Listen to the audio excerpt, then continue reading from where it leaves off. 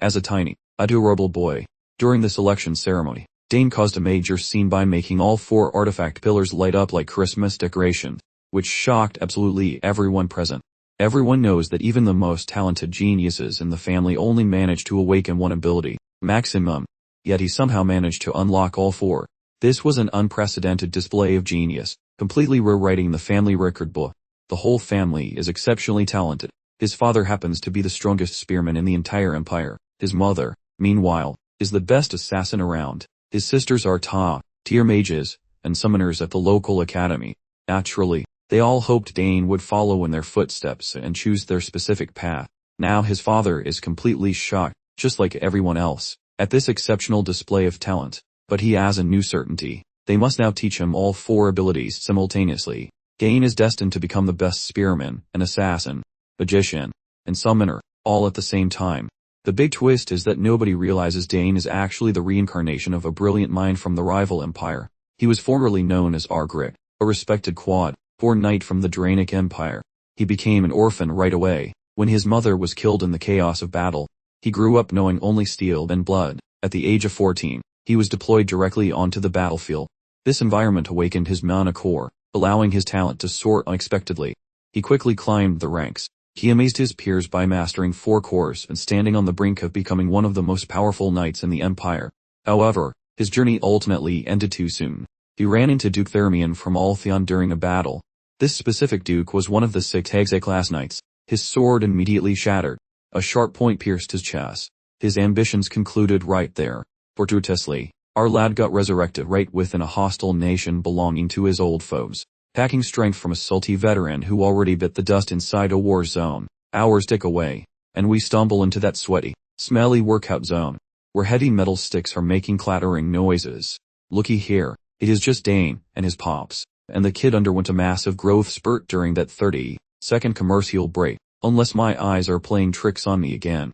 Arkan beams like a proud peacock because the youngster finally stopped tripping over his own feet and nailed that fancy combat move he was shown.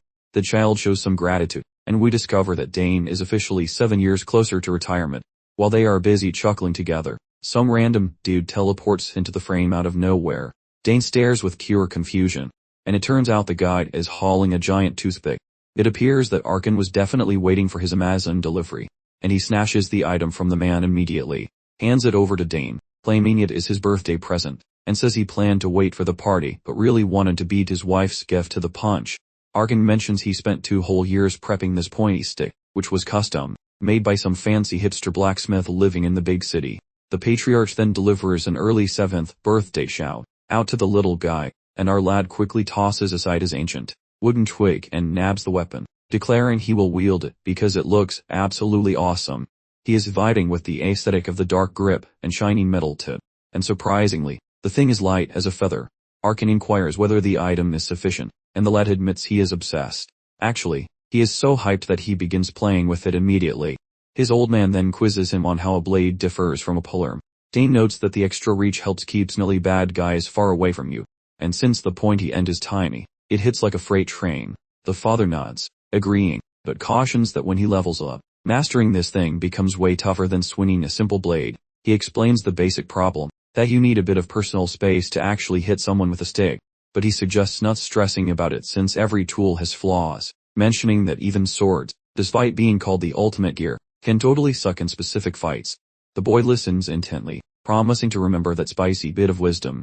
The dad begins twirling the weapon like a baton, and challenges his kid to a duel to demonstrate some tricks. Dane's noggin is practically short, circuiting at the sight of his pop's leaking pure concentrated awesome. Seeing his 6-layered toothpick master unleash such spicy energy for the first time has his eyeballs vibrating. With his inner batteries fully charged, the patriarch flings his pointy stick straight ahead, causing the air near the sharp tip to wobble like flavored gelatin.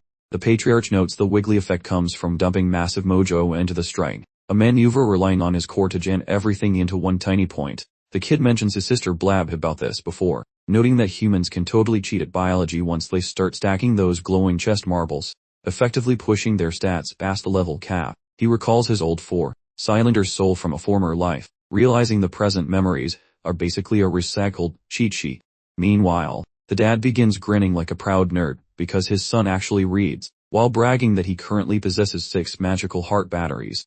Naturally, the youngster fakes a shocked dash, though privately he grumbles that he would have hit that level too if he hadn't inconveniently expired back then.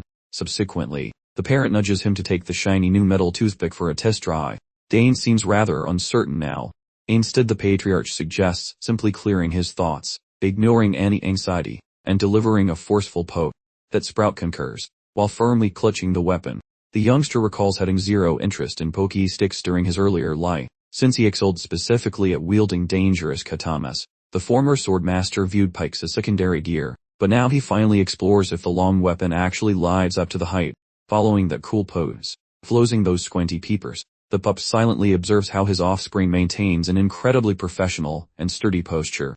The patriarch grins widely since perfecting the maneuver at 7 years, making him skeptical that a tiny child could successfully execute the strike. However, the moment Dane launches the sharp toothpick forward, everything breaks. This feat completely shatters the parent's logic, since the man never expected to see an impossible magical wonder from his offspring. The patriarch flips his lid while hollering, demanding to know where the kid learned all those high-level cheat codes. After the display concludes, the elder approaches with a chuckle, remarking that the boy performed with suspiciously high talent. The boy clarifies how during that strike, he compressed his energy into a tiny bead before jamming it into the metal tit, then instantly cut the flow.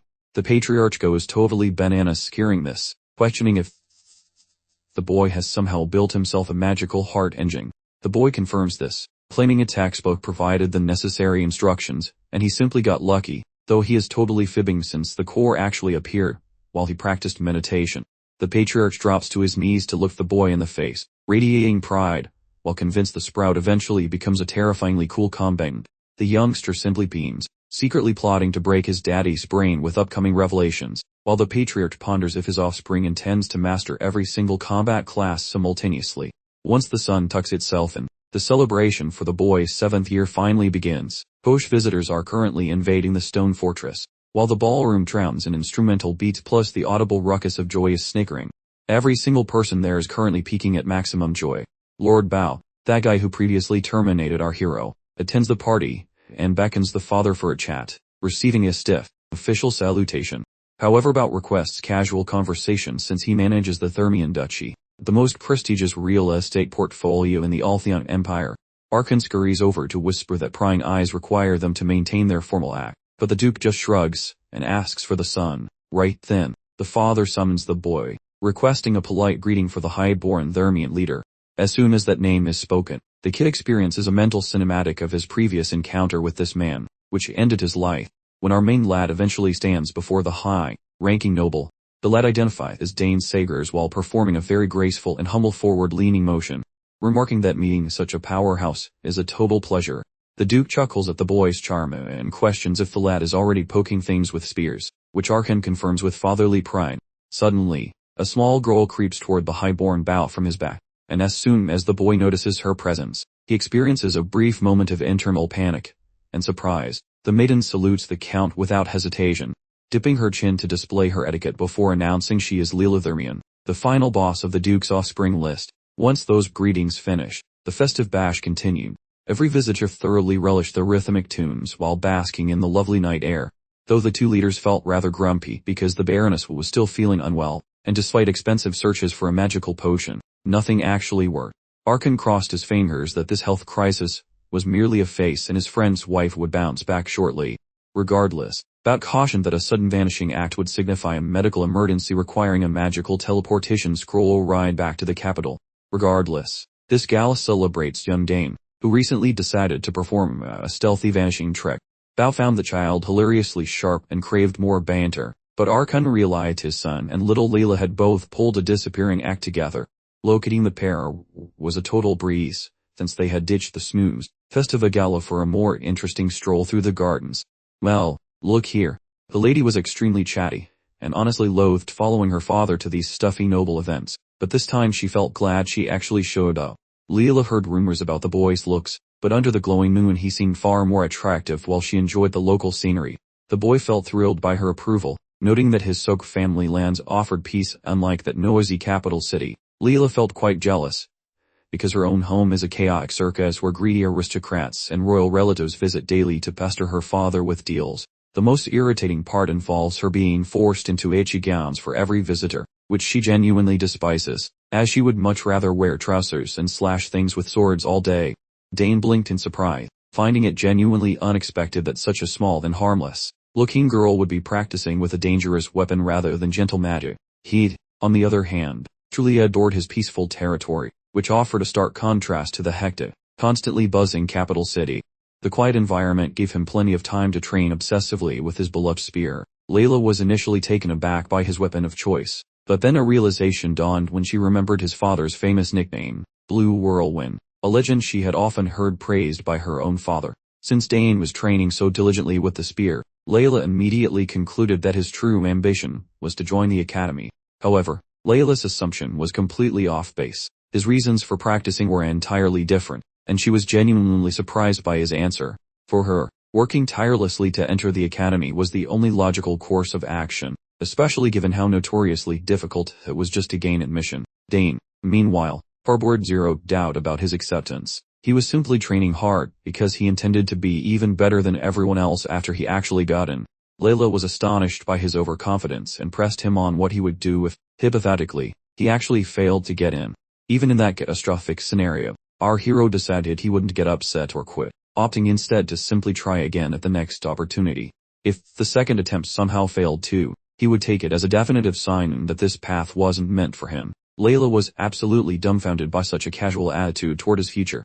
She asked if he worried about bringing shame to his family and home, but our protagonist remained unfazed, explaining that compared to the trials of his past life, this was practically nothing. Leela, whose household viewed failure as completely unacceptable, could only envy his lack of pressure. Although Dane had spent 7 years among the nobility, he still found it bizarre how concerned they were with such petty matters. As for Leela, he fully believed she would succeed without issue. When she heard his encouraging words, Leela instantly brightened and eagerly offered to demonstrate her impressive swordsmanship skills to him. Our hero was slightly taken aback by her sudden, passionate outburst. It quickly became apparent that once an opportunity to practice with a sword presented itself, Leela was impossible to stop. Leela instantly asked for directions to the training grounds, forcing Dane to accompany her, while hoping that her enthusiasm wouldn't cause any major issues. On the training ground, Leela immediately went all out. She executed move after move with the precision and grace of a seasoned swordsman. To a novice, her movements might have appeared perfect, but our protagonist was far more discerning than a simple beginner. Watching her closely, he conceded that her transitions between attack and defense were remarkably fluid, and her attack timings were exceptional. There was one significant issue, however. After a certain point, her movements began to lose their rhythm and seamless flow. After finishing her routine, a breathless but satisfied Leela asked for his feedback. Dane initially opted for a white lie, praising her performance as fantastic and enjoyable to watch. Leela was genuinely delighted by the initial compliments, but Dane decided to abandon pleasantries and be completely honest with her. He pointed out that she still had room for technical improvements, noting specifically that Leela consistently added an extra half step after completing the third form. This flaw repeated itself during subsequent forms, causing the overall sword routine to feel subtly out of balance. This technical criticism immediately rendered Leela speechless. She looked close to tears, and Dane started to panic, worrying that his criticism had been too harsh. He quickly began to apologize for upsetting her, suggesting he might be wrong since he hadn't seen proper sword work in ages. But his concern was unnecessary. Leela quickly composed herself and gripped the hilt tighter as she processed the realization of her error. She immediately began repeating the training sequence, and this time, her movements were flawless. Dane's advice turned out to be the exact missing piece she needed for perfection. Leela's joy and gratitude were boundless, and she quickly wrapped Dane in a tight, heartfelt hug. The protagonist attempted defiance, though his struggle proved completely futile. That girl stood completely starstruck by his martial expertise, while he immediately identified every single blunder her instructors ignored, leading her to vow his guidance would remain etched in her memory. Finally she released him from that crushing squeeze, only to nearly slice him into thin delay meat with her blade seconds later. That tiny noblewoman definitely needs a masterclass in organization. The lad was blindsided by the unexpected embrace, yet he certainly wasn't about to complain about the affection. Naturally, their quiet seclusion was shattered by the noisy hollering of employees hunting for them throughout the entire property. They were finished resting, and had no plans to hide, so they scurried back to the festivities. This ensured they wouldn't be caught on the practice field. Upon arriving, the boy became the main attraction, while his folks toasted his aging and his surprisingly well groomed fingernails. The couple presented him a fancy reward. This pin displayed the clan emblem, much like the jewelry his big sisters owned. The matriarch suggested guarding the trinket carefully, as this jewelry now functioned as undeniable evidence of his high rank. Following the elders, every attendee chimed in with cheers, since the boy had genuinely validated his clan identity, proving to everyone he might eventually match his dad's greatness. The progenitors were absolutely brimming with delight. The tiny fellow felt equally ecstatic, given that across two separate existences he had never encountered such massive adoration from a giant mob of people. The massive hall began trembling violently. The visitors erupted into a frantic panic, terrified they were experiencing a violent tremor, or perhaps a sudden military strike. Dane started to sweat, but his father quickly promised that the sky wasn't actually falling down today. The father understood the chaos perfectly, despite wishing for a peaceful afternoon, concluding his girl had ignored every single one of his instructions. The little man was totally oblivious. Sparks of electric energy crackled along the high roof. In a heartbeat, a glowing magic hole manifested right above the terrified banquet attendees. The eye in bafflement reached new heights when a miniature human came hurtling out of that swirling, interdimensional donut. This person clearly laughed in the face of physics, landing on the tiles without breaking a single bone. It turned out to be a Rebella, who firmly believed that arriving in a thunderclap meant she was perfectly on time.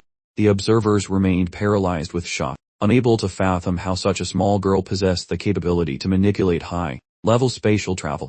Typically, tearing a tiny hole in reality requires a practitioner to possess a minimum of 5 magical bindings. The boy felt zero respect for her abilities, feeling primarily irritated by her obnoxious need for dramatic flair and volume. Once the crowd settled down, a massive flying beast appeared high up in the blue sky.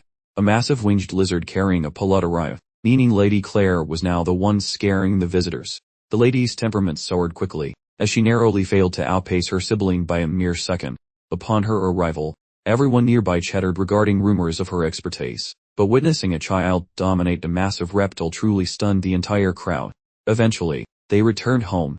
Both daughters stood beside elderly kin, preparing to shout joyful greetings for the special anniversary of their darling youngest male, Danny.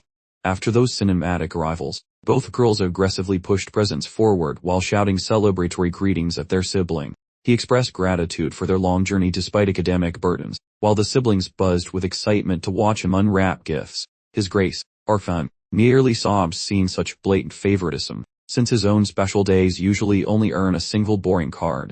The boy opened a small container from the eldest girl, revealing jewelry that functioned like a magical backpack. She built that unique gizmo. High-level spatial wizardry was added by a renowned academic. Since everyone understands that shotting extra dimensions into jewelry is quite a chore, she gently grabbed his palm to slide it on, having likely spent months ensuring the treasure wouldn't collapse from internal pressure. The creator also linked his specific biological signature to the jewelry. This ensured nobody else could access his stash, making the trinket a totally unique masterpiece for her beloved brother. Mother Lily inspected the band, and noticed shimmering energy ripples, proving that some very expensive minerals were used during construction. His sibling mentioned how a small amount of energy triggers the void, establishing a private vault for his various belongings. Such a tool beats using standard magical bags, making the jewelry a legendary treasure for any traveling warrior. The boy recalled that only the wealthiest generals or master wizards used such tools on the battlefield to carry their secret supplies. Because the jewelry scales with his age, the boy experimented, causing a glowing jade gateway to appear before the family. His father stood paralyzed with shock, watching the boy perform such a feat without any visible effort. Clarissa, the noble, and his friend Leela looked stunned, witnessing that brilliant energy light up the entire room. The kid managed to trigger the void faster than his genius sister ever could, indicating he might be a total freak of nature.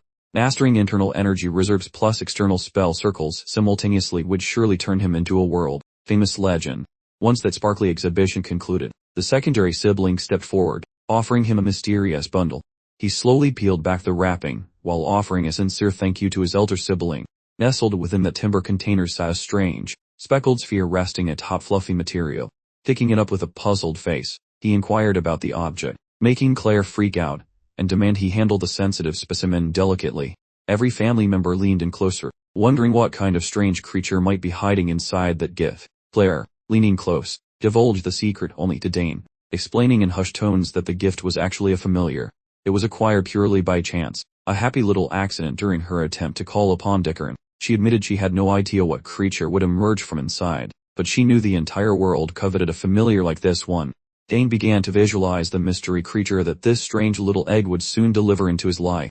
He was well acquainted with the concept of familiars. Unlike regular summons, they weren't just temporary visitors, they were permanent residents, like an unexpectedly loyal roommate you couldn't get rid of. Claire insisted Dane keep this potentially world-changing egg under wraps until it finally hatched, and he swore to maintain absolute secrecy. All the hush secrets being exchanged between the two siblings left Arabella feeling thoroughly annoyed and completely excluded from the conversation. Claire's specific care instructions required Dane to feed the egg with his manna every morning and evening, ensuring the familiar would recognize him as its new owner. A rather demanding breakfast and dinner schedule for a shell. Leela, beaming with maternal pride, was simply overjoyed that her little son was being showered with such extraordinary presents, seeing it as proof of the deep affection shared between her children. As the gift exchange concluded, Duke Arkan coughed pointedly and reminded everyone to at least acknowledge their parents. After all, they had shown up uninvited to their own party after claiming they might have scheduling conflicts. Upon realizing they hadn't uttered a single word to their parents since barging in, the girls offered a collective, extremely awkward greeting to their father. Duke Arkan was, unfortunately for his stern image, a complete pushover where his children were concerned, so he hardly minded the lack of manners. He was simply thrilled to lay eyes on his daughters once more, ever since they departed for their respective careers. Phone visits had become rarer than a unicorn sighting, so seeing them looking healthy was a genuine relief. Leela watched the Sograis family's boisterous and affectionate interactions unfold, observing how genuinely loud and joyful they all seemed together. The young girl couldn't prevent herself from starkly contrasting this lively scene with the subdued atmosphere of her own home life. Dane caught sight of her silently observing their chaotic group and turned his attention towards her. He registered the sudden change in her demeanor, watching as she quietly slipped away, looking significantly less cheerful. He pondered why someone would appear so utterly dejected and isolated while surrounded by such a vibrant and boisterous gathering of high-ranking aristocrats.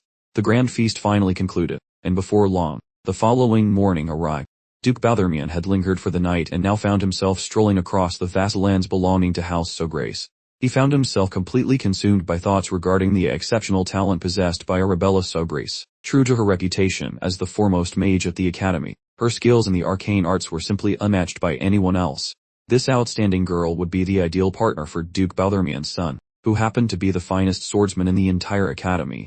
If House Sograis and House Balthermian merged their considerable power via a strategic marriage between their eldest children, it would produce a powerful faction capable of challenging even the mighty imperial family itself. Such an alliance would make both houses completely untouchable, ensuring the safety of their children for decades to come, leading Duke Balthermian to decide he must discuss the proposed engagement during his conversation with Arkan that very day. While heading towards his meeting with the other Duke, Balthermian detected the metallic clang of steel nearby, a sound originating from the training grounds, indicating that someone was practicing their technique at an ungodly hour of the morning. Unsurprisingly, the dedicated individual was Dane himself, meticulously sharpening his spear skills with intense concentration, having become quite lethal in combat. Thanks to countless hours of training alongside his father and his genuinely obsessive work ethic, Dane had already become a seasoned, battle-ready fighter ages ago. Dane's concentration was absolutely legendary, moving with the graceful precision and deadly accuracy of a veteran fighter, seemingly flying across the training ground as he unleashed a flurry of devastating strikes. He doubled down on his efforts, accelerating his movements, and pushing the entire training session to an even more intense level. Eventually, the sheer speed of his arms made them look like a fuzzy blur, executing innumerable spear thrusts with incredible rapidity. Noseness proved too potent for Duke Thermian, compelling him to lurk nearby and secretly observe the young man's martial arts practice. He found himself delightfully astonished that the junior shin of the Sograis family was utterly dominating his vigorous workout regimen. Utilizing his seasoned gaze, the Duke could immediately recognize Dane's absurdly perfected fighting style, noting that his focus and motions were definitely not typical for a mere 7-year-old kid. Seriously, even his basic thrusts possessed a frightening level of precision. Every move was so perfectly executed that grizzled veterans, those who practically lived fighting, would still benefit from watching. As Dane concluded his final set of exercises, he immediately started struggling for breath, sounding like a broken steam engine. Duke Thermian found himself completely astounded, every minute detail from beginning to end, convinced that what unfolded before him defied logic. He recalled hearing whispers that the little Sograis exhibited shocking aptitude, even while still in diapers, but he had dismissed those tales as ridiculously embellished gossip. Now, however, he realized those reports were accurate. Following a brief respite, Dane resumed the arduous task of honing his skills. This particular segment centered primarily upon perfecting his nimble steps and ground positioning. As a renowned sword expert in the kingdom, Duke Thermion couldn't help but notice the boy's fighting posture, and how his intricate footwork closely resembled that of a grandmaster. The nobleman began entertaining the notion that the young fellow may have already mastered advanced sword fighting techniques despite his extremely tender years. Abruptly, Dane detected the presence of an observer lurking in the entrance. He immediately aimed his spear, prepared for combat, and commanded the sneaky peeper to stop hiding and show themselves. Duke Thermion had let his enthusiasm get the better of him and was promptly spotted by a 7-year-old, definitely not a highlight in his illustrious military career. The more the Duke pondered Dane's complex motions, the stronger the uncanny sense of déjà vu became. He was absolutely sure he had previously encountered that identical stepping sequence. The embarrassed Duke was forced to step forward, offering profuse apologies to Dane for having secretly listened in on the highly personal practice routine. He swore he harbored no malicious intent whatsoever, but recognizing the sneaky observer as Duke Thermion, Dane suddenly felt quite mortified for having ordered him around. Despite the fact that his consciousness had occupied this youthful shell for nearly 7 rotations of the sun, this powerful noble was actually the individual responsible for his own miserable demise in his past existence. Recalling all his lessons on polite conduct, Dane Soberes performed a proper, respectful salute toward the nobleman.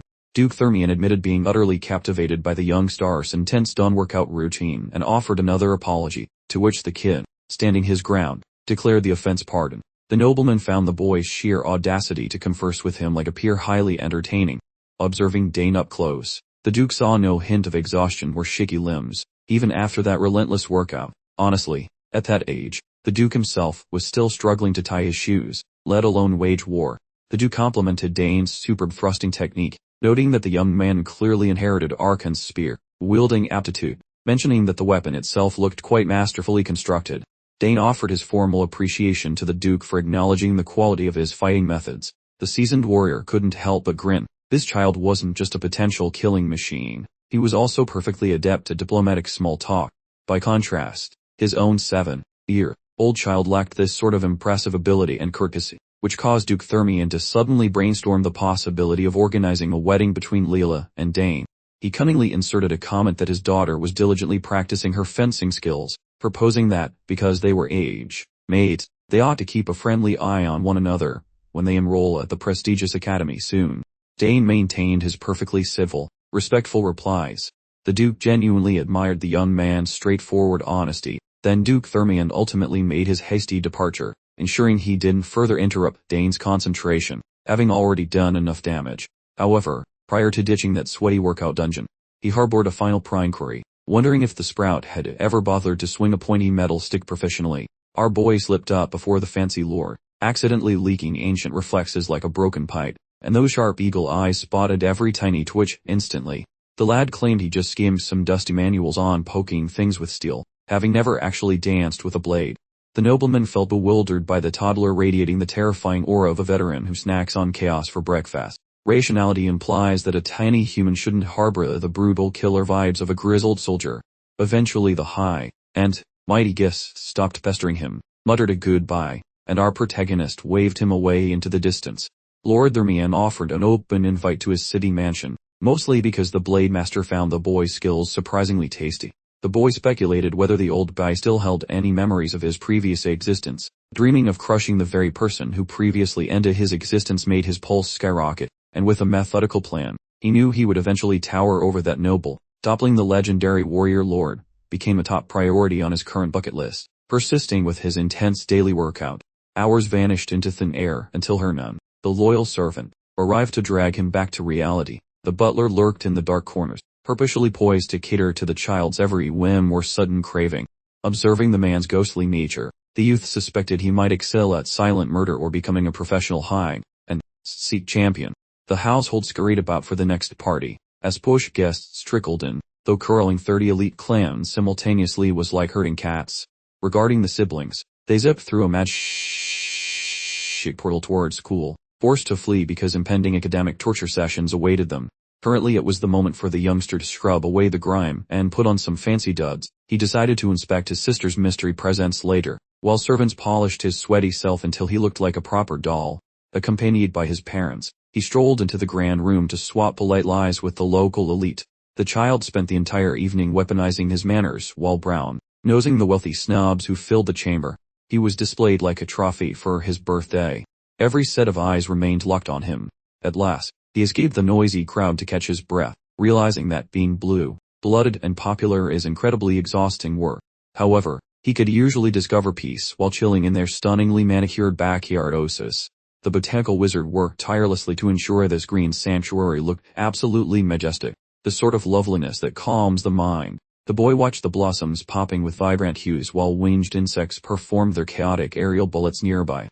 Recalling his eldest sisters nagging about how Flora holds the most magic, he figured he would kill time by poking at their internal mystical energy. Shutting his lids, he focused intensely on the invisible currents of sorcery swirling through the atmosphere. Keeping his eyelids shut, the boy absorbed the theories his sibling described while detecting the energy within the blossoms. Even though he had been juggling several disciplines simultaneously and observed zero progress regarding his wizardry or his beast-calling abilities, he experienced a moment. Having an abundance of gifts proved quite taxing, since the fellow was basically dying from being way too awesome.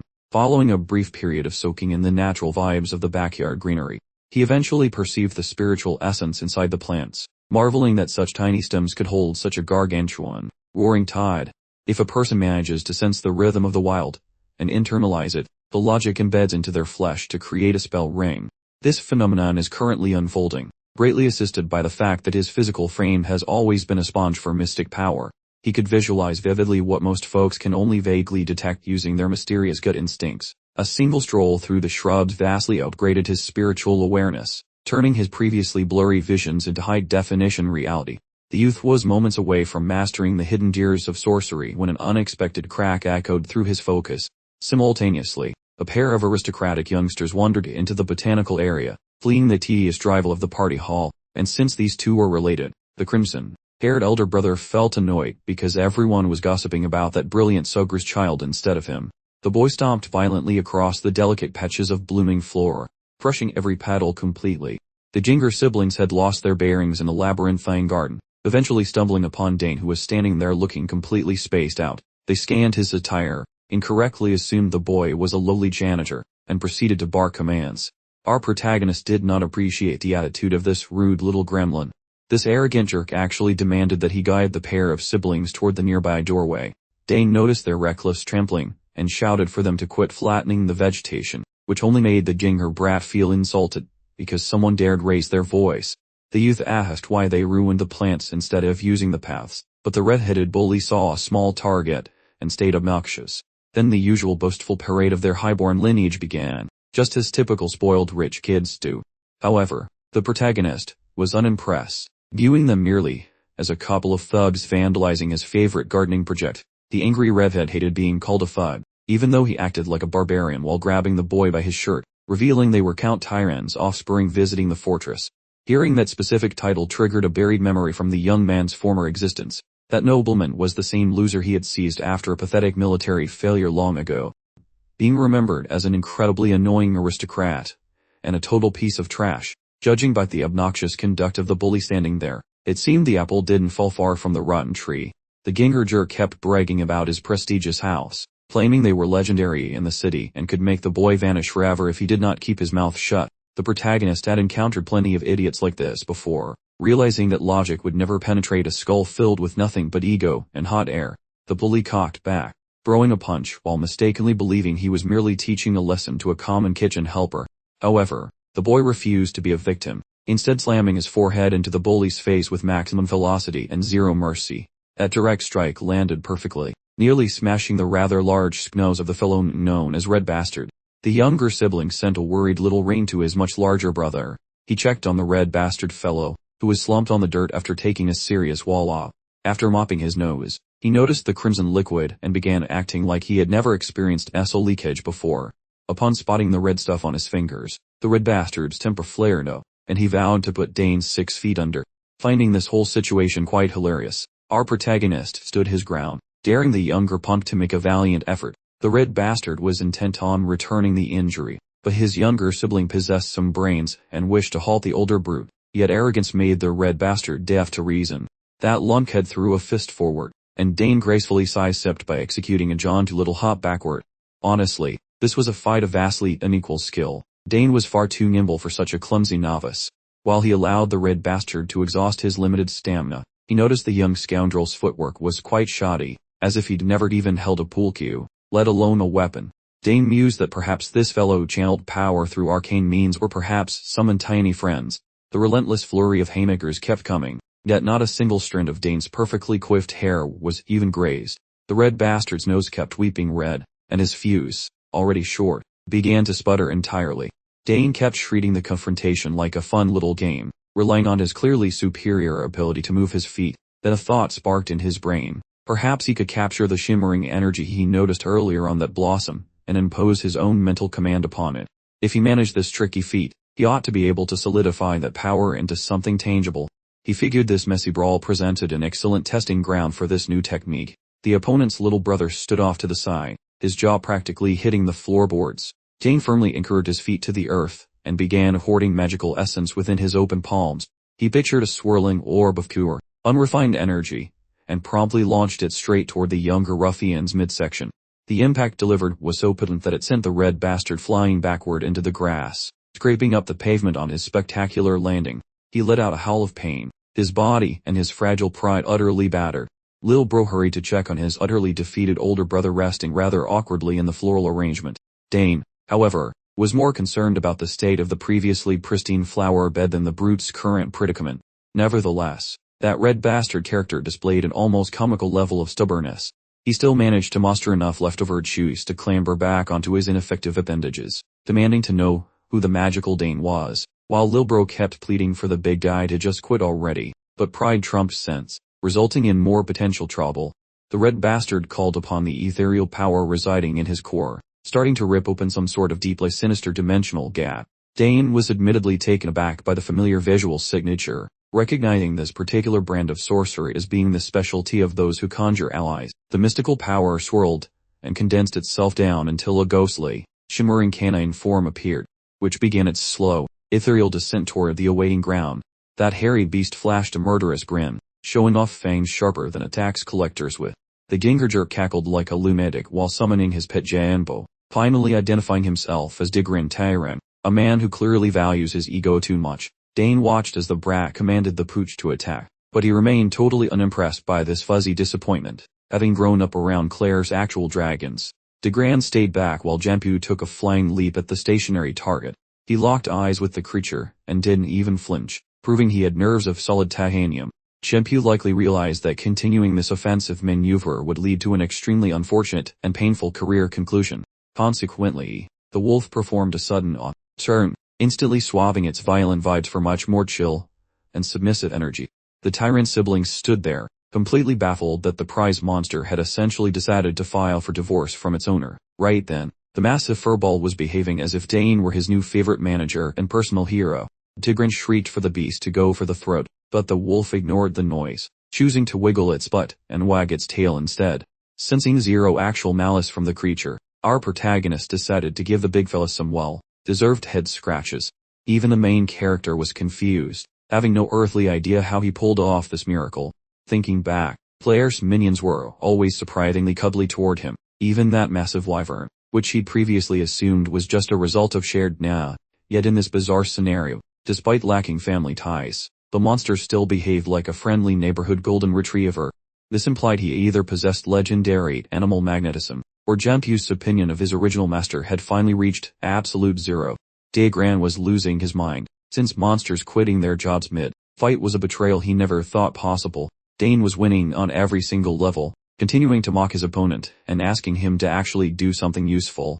The younger sibling begged his brother to stop making a scene and just accept the defeat, but the delusional jerk still wanted to fight. The younger boy truly needed this confrontation to conclude immediately. That poor child, caught in the middle of his brother's stupidity, had unfortunately wet his pants out of pure terror. As the kid cried, Digran screamed insults, while Dane helpfully pointed out that the castle basement has a lovely bathhouse for laundry emergencies. Digran used his brother's Saji's situation as a convenient excuse to escape the area. In a final act of desperation to seem important, he commanded Dane to remain in the courtyard like a disobedient gardener. Dane watched the pathetic loser depart with total disgust. noting the idiot didn't even bother to take his wolf home. That guy remained among the flowers, testing out his novel grasp of spiritual forces, while relaxing. He attempted a little magic trick Claire once explained, identifying the tiny, pathetic link still connecting the jerk Degran to the beast. Dane severed that spectral leash immediately. He meticulously rewired the bond using personal energy. Just like that, the wolf became his, as an amateur pulled off a masterclass move using nothing but his weirdly high animal charisma. Our hero finally earned his stripes as a legitimate monster tamer. Just as Dane savored his recent victory, a gratingly familiar voice began calling out for him. That little gremlin Degran Tyran actually sprinted to his father and whined about a garden scuffle, identifying our hero as the big bad bully. The coward plugged his leaky snout to prevent a mess, complaining about getting smacked and losing his magical pet connection to the superior boy. The massive Mogard Tyran stomped up and bragged about being a top-tier noble patriarch, wondering if the kid really rearranged his son's mud and hijacked their creature. Our hero refused to retreat from a walking slab of bacon, choosing instead to stand firm and take full responsibility for his spicy actions. It appeared that Mogard had gained several dress sizes since his days as a captive, proving that peacetime buffets were kinder than his pathetic war record. The round noble puffed out his chest and declared this insult intolerable, insisting that nobody messes with his offspring without facing his legendary wrath. After unleashing a storm of annoying interrogations, the human ham finally demanded that the youngster state his name and social rank immediately. The lad tilted his chin upward and declared his name to be Dane Sogras, the baby of the family sired by Arkan Sogras, who rules the southern lands as the supreme count. That epic introduction sounded like a fantasy novel, leaving the garbage tier duo completely frozen in pure shock. The idiots had accidentally insulted the guest of honor, unaware they were picking a fight with the South's most legendary prodigy. This pudgy Duke feels totally blindsided by this random meeting with the junior representative of the powerful Sogras bloodline. Regarding elite families, he remembers his humiliating capture by Argric and his zero impact during the war, making him the joke of the aristocracy. Currently, he views this crisis as a golden chance to manipulate events, hoping to tarnish the Sogras' reputation and use the scandal to extort valuable mining territory, until his arrogant peers finally start kissing his feet, thinking he is a genius. The white man asks if this kid is the birthday celebrant, and the boy just nods while confirming his identity. The oversized noble struggles to hide his annoyance, as he certainly did not show up to praise a random child's aging process. Gesturing toward his mediocre child, Dagron, he demands to know how the boy intends to fix the embarrassment he inflicted on his family. Besides hurting a guest, Dane allegedly committed grand theft summon, a claim that the pathetic son echoed with a very annoying whine of agreement, shouting that the boy's time's up, while the round man vows to corner Count Sogras and demand justice for these heinous playground crimes. The boy casually accepts the challenge but suggests that the mini-bully should say sorry for being a jerk before they go talk to dad. Naturally, the big guy starts steaming like a tea kettle and asking about the nonsense, while his bratty kid grinds his molars in fury. Dane explains that the punch was a survival tactic against a lethal threat, adding that he never stole the beast, because Genku simply upgraded owners. The loser's son chirps up instantly, arguing that his pet would never desert him, and claiming the birthday boy is a total liar. At that point, the father pauses to contemplate, remembering rumors that the Sogras sister is a magical prodigy who likely instructed her brother on how to violently sever the bond between a master and his pet. The round nobleman continues his verbal sparring match with the youngster, although the boy finds this entire conversation to be an absolute snooze fest. Finally, Mogard relaxes his aggression, because his massive jaw is actually starting to cramp up from all the excessive trash talking. He stops the lecture and suggests they head over to let Count Sogras decide how to handle this messy situation. Well, speak of the devil, look who just waltzed in. The Count himself arrives on the scene, alongside Duke Thermian. Of course, both the nasty son and his father are completely flabbergasted to see Count Sogras present, and if that wasn't enough to blow their minds, Duke Thermian's attendance completely stunned them. As night falls, we observe the red-haired boy giving his account to the Count, claiming he and his younger brother simply lost their way in the garden, which led him to ask Dane for guidance. He continues rambling on, fabricating an elaborate tale, while Dane stands behind him, utterly unbothered, thinking how his father is actually listening to this nonsense, although he realizes it isn't surprising.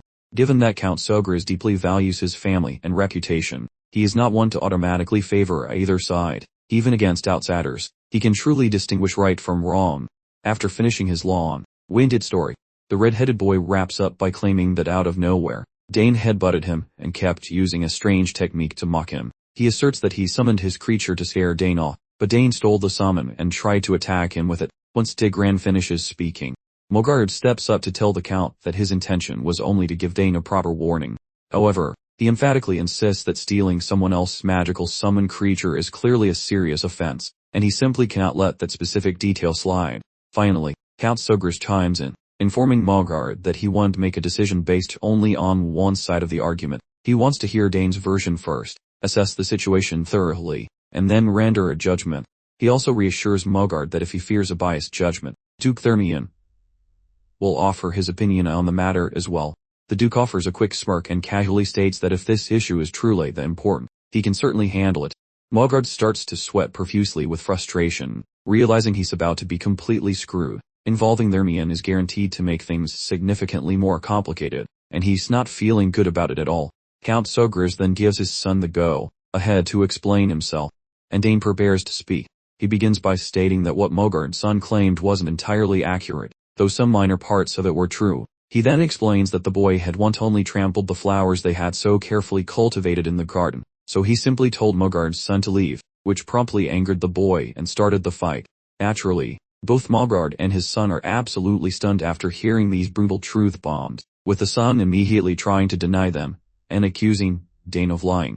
But the Count simply tells Dane to proceed, so our protagonist continues, explaining that when Mogard's son summoned Genpo, the command was to kill him. He also clarifies that he didn't actually steal the summon, rather, Genku came directly to him, sensing his good intentions. The Duke is completely bewildered by how eloquently the 7-year-old is speaking, with such poise and a remarkably precise choice of words. Dane, for his part, firmly reiterates that he never stole a summon from anyone. Mogard finally loses his composure, stumping his foot on the ground and calling it absolute nonsense. He argues that it's physically impossible for a summoned creature to submit to someone who isn't a summoner, insisting that Dane must have used some kind of shady trickery to pull off the feat. But, in a move that surprises no one, Dane informs Mogard that he actually possesses an innate affinity with summons, and a summoned creature that lacks a strong bond with its master could easily submit to someone like him. Mogard refuses to believe this for a second, while our young man simply confirms that this is actually true. Mogard's face twists in a pained expression, looking like he's going through some serious digestive issues, and he simply insists that this kid is fabricating everything. The Duke then interjects, suggesting they should simply demonstrate the claim using a summon to settle the matter once and for all. The elderly Count pivots toward his offspring, inquiring if verification is possible, and Dane gives a thumbs up. Simultaneously, Mogard fires a lethal scowl towards the kid because of dragging him into this steaming pile of garbage. Whereas the annoying kid senses a looming disaster from his old man, having zero plans for when he whiffs the beast call. When the rude boy attempts the ritual, he flops miserably, causing his dad to start screaming at him, exactly like the script suggested. Conversely, Dane wears a cheeky grin, knowing he sliced the magic link, meaning the loser stood zero chance of bringing the pet back. Our hero offers a live demonstration of his skills, mentioning he requires that shiny badge Mogard's brat is currently clutching to proceed. That spoiled runt throws a tantrum, wondering why this commoner dares touch his gear, and starts barking total gibberish like a chihuahua. However, Sogras shuts the kid up, noting that based on their logic, the artifact shouldn't even work for an outsider, so why not just let it happen? Mogard is perspiring heavily with no escape routes, so he begrudgingly orders his obnoxious hair, Dagon, to cough up the goods. That dinger kid is almost crying his eyes out, yet his dad simply barks to move faster. The moment Dane grips the emblem, he begins weaving his mystical voodoo, while explaining that because these tokens carry a specific user ID, they generally function like a locked phone for anyone else. Still, the beast was fueled by his own energy, making the badge just a mere taxi, and the creature is already his best friend. The instant he shouts for the monster, the creature manifests and begins giving him a very slobbery face wash. Both the Count and Duke are totally stunned, whereas Mogard and his mini, they are quaking in their boots after their fibs got nuked. The Duke is impressed, asking if the boy wasn't supposed to be practicing his pointy stick skills instead.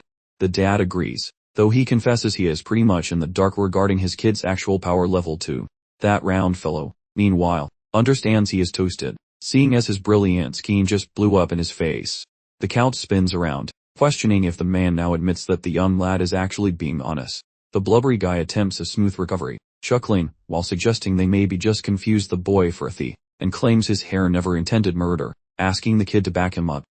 Then Dagon shivers while agreeing with his papa, stammering that he only wanted to give the guy a little fright. However, our hero is livid, seeing these creeps attempting to dodge their punishment so smoothly. Prior to the old-timers delivering their ultimate judgment on this ridiculous situation, a female enters the area, scaring every single soul, especially the boy stunned to see Leela's arrival. The moment she glides into the spotlight, she declares that the garbage coming out of Dagran's mouth is a total lie. Her father quickly demanded to know why she was present, and she simply explained that his voice had conveniently carried to her ears during her leisurely stroll. Before diving into the details, she made sure to offer polite greetings to both the large gentleman and Count Sogres.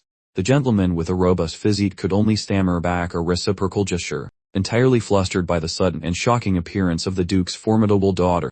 Count Sogres, ever efficient, immediately skipped the pleasantries, and inquired about her specific accusation that Dagran was being deceitful. With perfect poise, she confirmed her statement, explaining that their little chat had serendipitously reached her ears while she enjoyed her afternoon walk.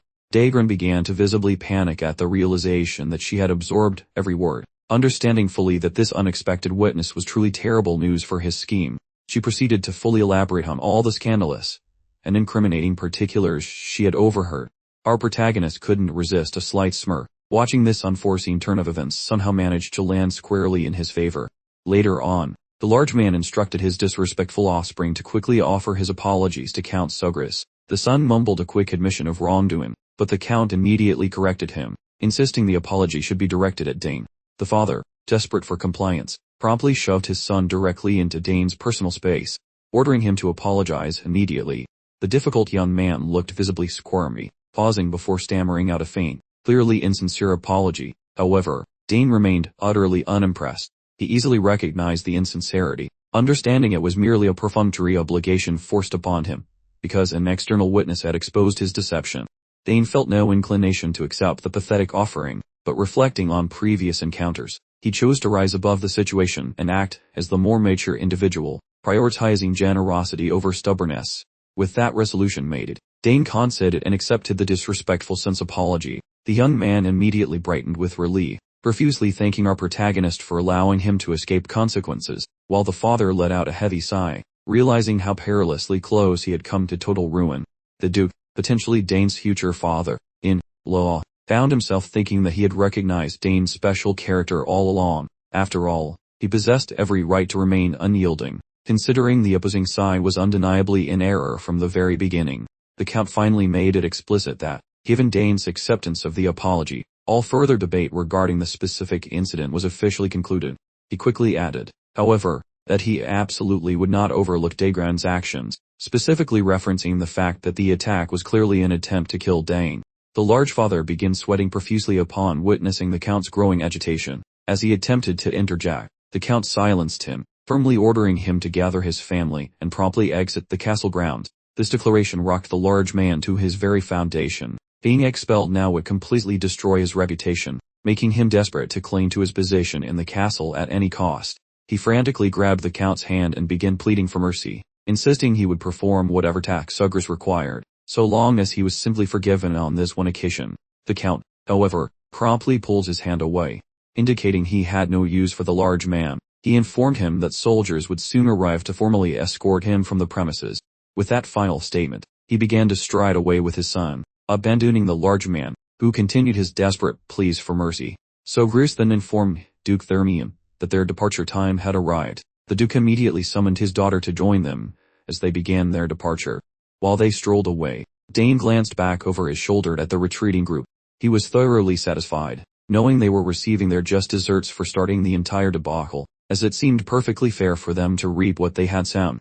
He did manage to learn one vital lesson today. His father possesses a truly terrifying aura when in full angry mode. Duke Thermian then curiously asked if it was true that Dane had defeated Mogard's difficult son using a mana bullet, a claim Dane promptly confirmed. The Duke couldn't stop raving about Dane's remarkable abilities, highlighting his mastery not only in spear fighting but also in summoning and magical arts. He declared it truly exceptional, stating that history had probably never seen such a combination of talents. The boy's proud father beamed, adding that he felt incredibly lucky to have such a brilliant son. Meanwhile, Dane just soaked up all the compliments, while Leela looked utterly flabbergasted, struggling to accept what she was hearing. Duke Thermian continued by pointing out that beyond raw talent, Dane possessed incredible composure. Unlike most children, who become agitated and stubbornly insist on being right during disagreements. Dane remained perfectly calm. The Duke was convinced this boy would mature into an outstanding individual. The father gently patted Dane on the head, quickly dismissing the high praise by saying it was far too soon to predict anything. They would simply have to wait for him to grow up to truly judge his character. He then skillfully steered the conversation toward Leela, noting that the incident had been resolved peacefully only thanks to her testimony, without which things might have ended disastrously. Upon hearing this acknowledgement, Duke Thermion was visibly surprised that Count Sogris held such a favorable view of Leela. The Duke, however, refused to waste this opportunity, quickly attempting to downplay Leela's contribution by suggesting that since the Count seemed so fond of her, perhaps they should begin discussing their children's marriage. This proposal startled Sogris, revealing just how desperate the Duke was to secure the match. To deftly evade that conversational trap, Sogris rapidly changed the subject, observing that the sun was already setting, and the banquet was about to begin. With that, he quickly made his exit, promising to meet them both in the grand hall. Thermion then instructed his daughter to take her time returning to the hall with Dane.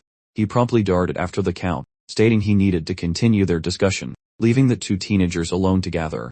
As they strolled, Leela turned to Dane and questioned why his summoned creature had completely ignored its true master to obey him instead. She claimed she had watched many famous summoner duels in the capital and never once witnessed such disrespect. Dane just shrugged, admitting he didn't really know. It had simply occurred spontaneously.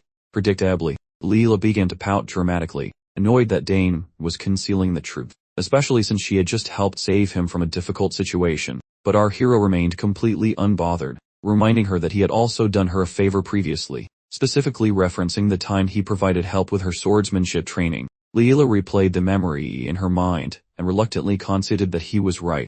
Finally, Dane decided that since they had already established a precedent for assisting each other, they could certainly continue to do so. He told her she was free to ask him for anything she wanted. The girl instantly perked up, bubbling with excitement as she declared she wanted to learn right away. Dane was taken aback by her sudden impatience and wondered what exactly was so urgent for her to master. He inquired what skill she wished to acquire, and she immediately asked him to teach her the technique for creating a mana bullet. Dane asked why she was so keen on learning the mana bullet skill, and Leela quickly responded that she desperately wanted to grow stronger, faster. She hoped to develop at least 2 full mana cores before enrolling in the academy. Dane questioned why she was in such a frantic rush at her young age. His curiosity was satisfied when she explained that she wanted to grow up quickly to make her mother happy. Her mother loved her very much, and Leela felt certain that becoming stronger would make her proud. Hearing her mention her mother, Dane recalled overhearing conversations among adults about Countess Thermion being confined to her bed. With that in mind, it seemed he had no choice but to offer his assistance. Leela burst into a joyful dance and declared she was ready to begin training tomorrow, though she wouldn't mind starting tonight, especially since she wasn't sure exactly how long she would be staying at the mansion.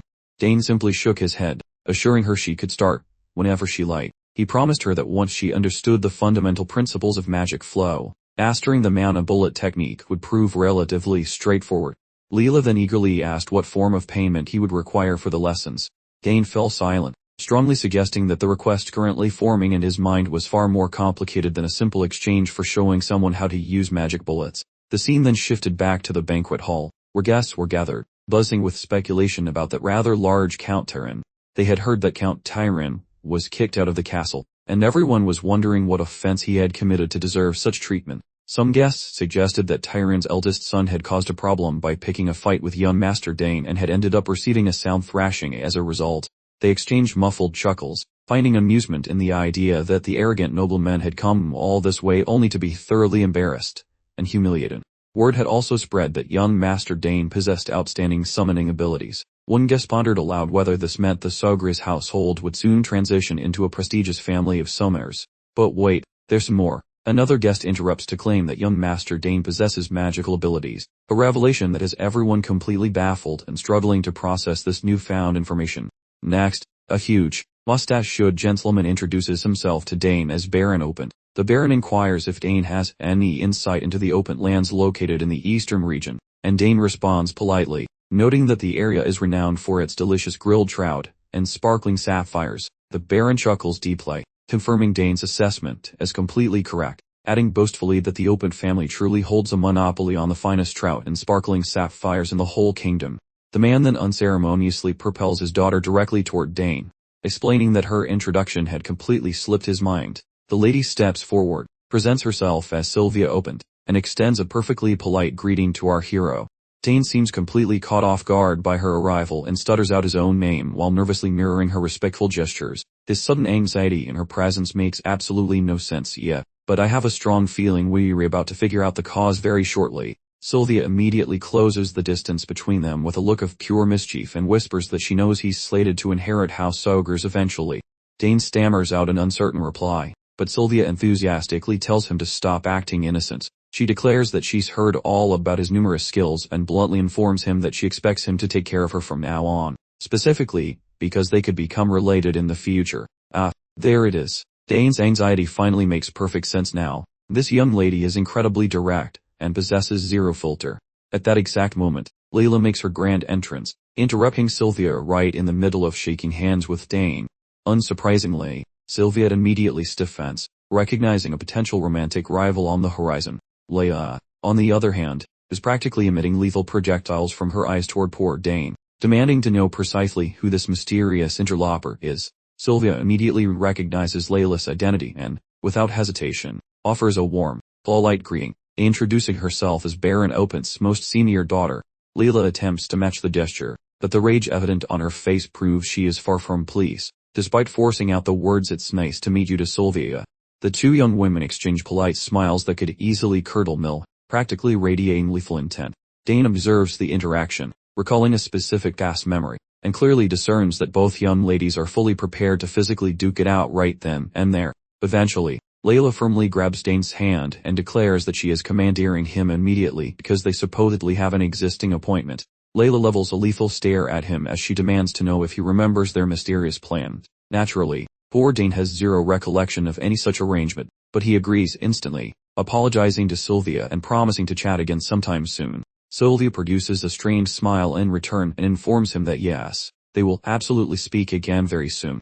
While Leela guides Dane away, Sylvia fumes internally, annoyed at how easily this other girl just snatched him directly from her grasp. Leela, for her part, hasn't cooled off one bit, absolutely enraged by the sheer nerve of that girl trying to claim Dane. Dane finds himself shrinking under Leila's sharp gaze, regretting that Leela is the beloved daughter of the Duke, who holds the second highest authority in the capital right after the Emperor himself.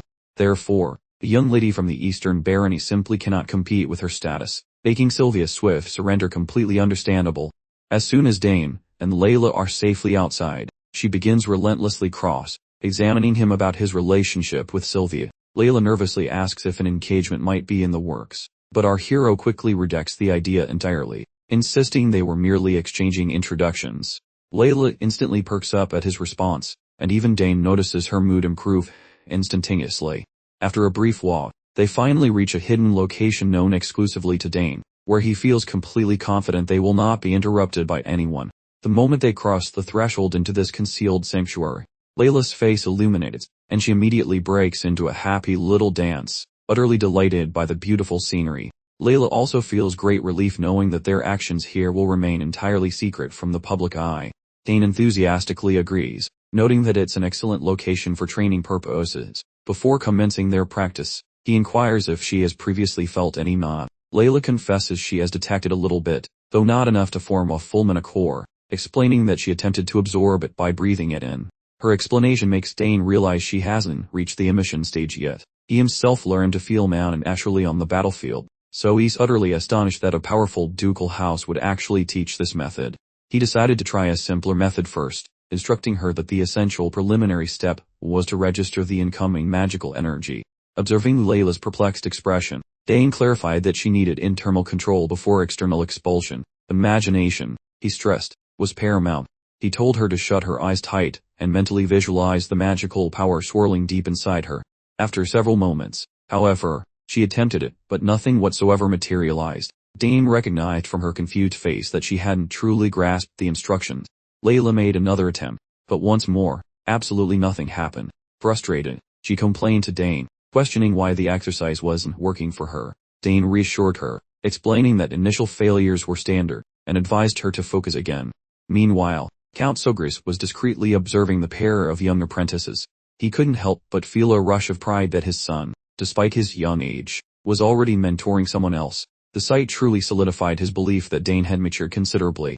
At that very moment, Duke Thermion crept up behind Sogris, demanding to know what he was doing here. The sudden inquiry caused Sogris' heart to nearly seize up with panic, but the Duke immediately told him there was no need to be so startled.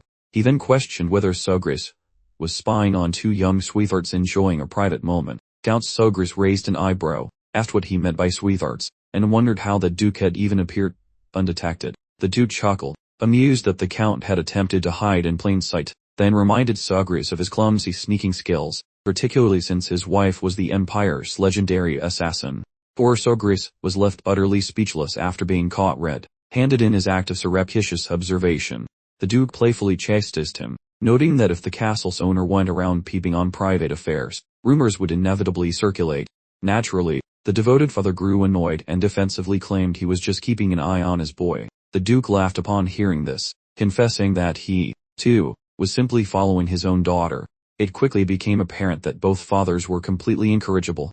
They stood there together, behaving exactly like a couple of teenagers trying to catch glimpses of their children's interactions, just as if they were gawking at ladies outside the school gate. Back with the children, Dane unzipped his dimensional pouch, and the girl was quite impressed that he already possessed such an item.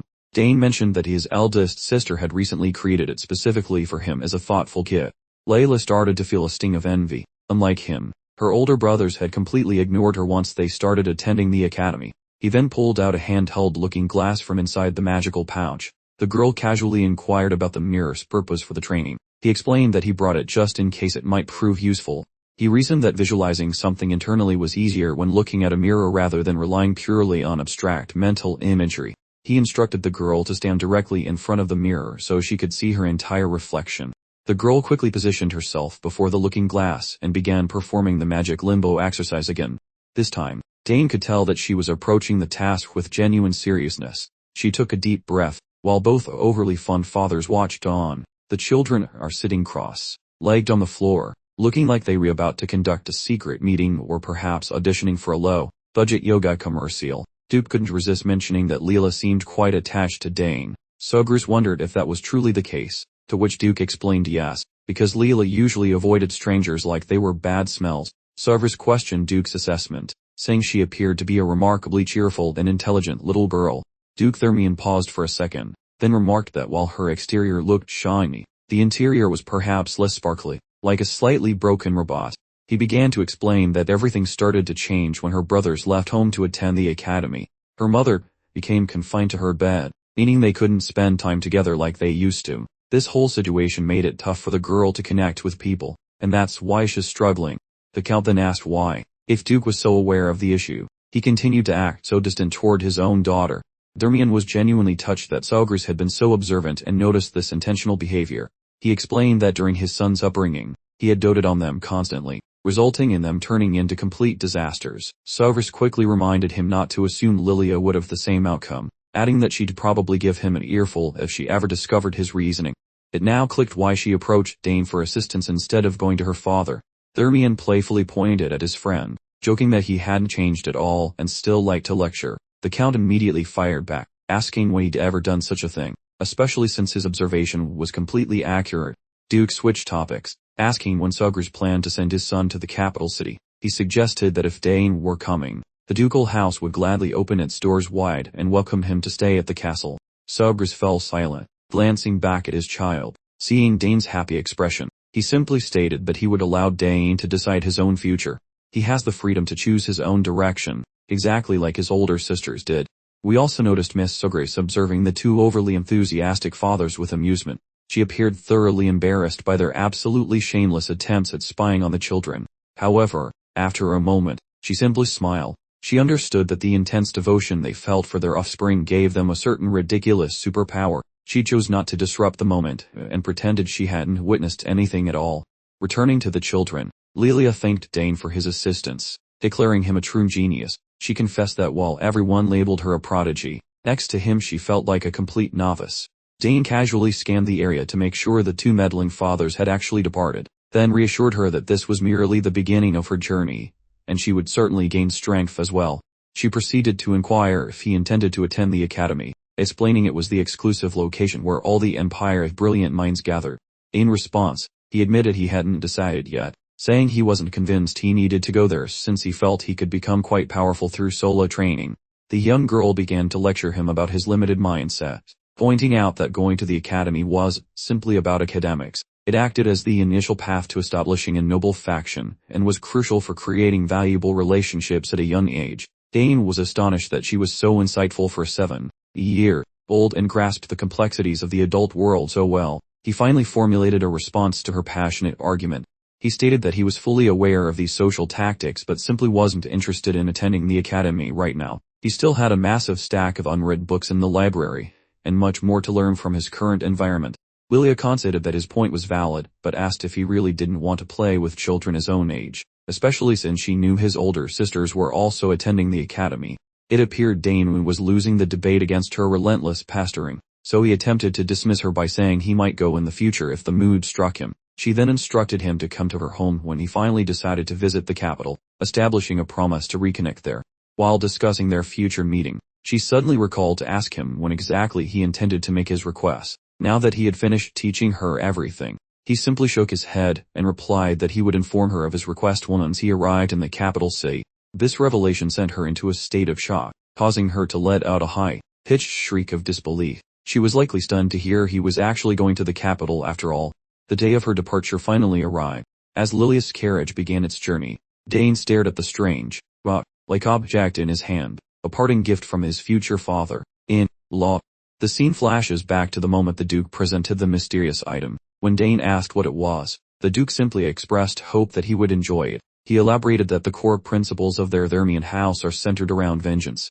The house symbols also include the sword and the blacksmith, a tribute to their family progenitor, who founded the house and established the finest forge in the empire, perhaps even the best on the entire continent.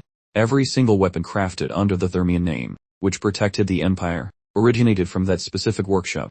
Naturally, our protagonist already possessed this knowledge, understanding from his past recollections that all the great armaments and artifacts were produced in the foremost forge on the continent. The Duke then explained that presenting the insignia at the forge would grant Dane a weapon of his choice. The rock wasn't just a rock, but a certified voucher for the holder's honor and skill. Count Sagrai was completely baffled upon witnessing the Duke give away such a valuable insignia, something even the imperial family coveted. The Duke merely patted his son-in-law on the head, advising him to grow up strong and help his father. His prospective wife gave him one last wave of farewell before they parted ways. In the present moment, his mother crouched beside him, noting his crestfallen expression, and asked if he was upset by their departure. He admitted he was, saying Lilia was practically his first friend. His mother reassured him by explaining that when he eventually travels to the capital, he will certainly see her again and will have become more handsome by then, which would surely impress her. He conceded his mother had a point. He couldn't stay here forever, and future opportunities to reunite would arise, so he silently wished her well until their next meeting. Meanwhile, within his moving carriage, the Duke's mind was still preoccupied with thoughts of Dane. He found it quite peculiar that whenever he observed the boy, he was invariably reminded of the legendary warrior, Argyric. Argyric had demonstrated the abilities of a triple-class warrior from a remarkably young age. He was convinced that if Argyric had not died prematurely, he would have easily become one of the Dranic Empire's Hexa-class knights. Consequently, he hoped to see Dane again when the boy had matured and become stronger.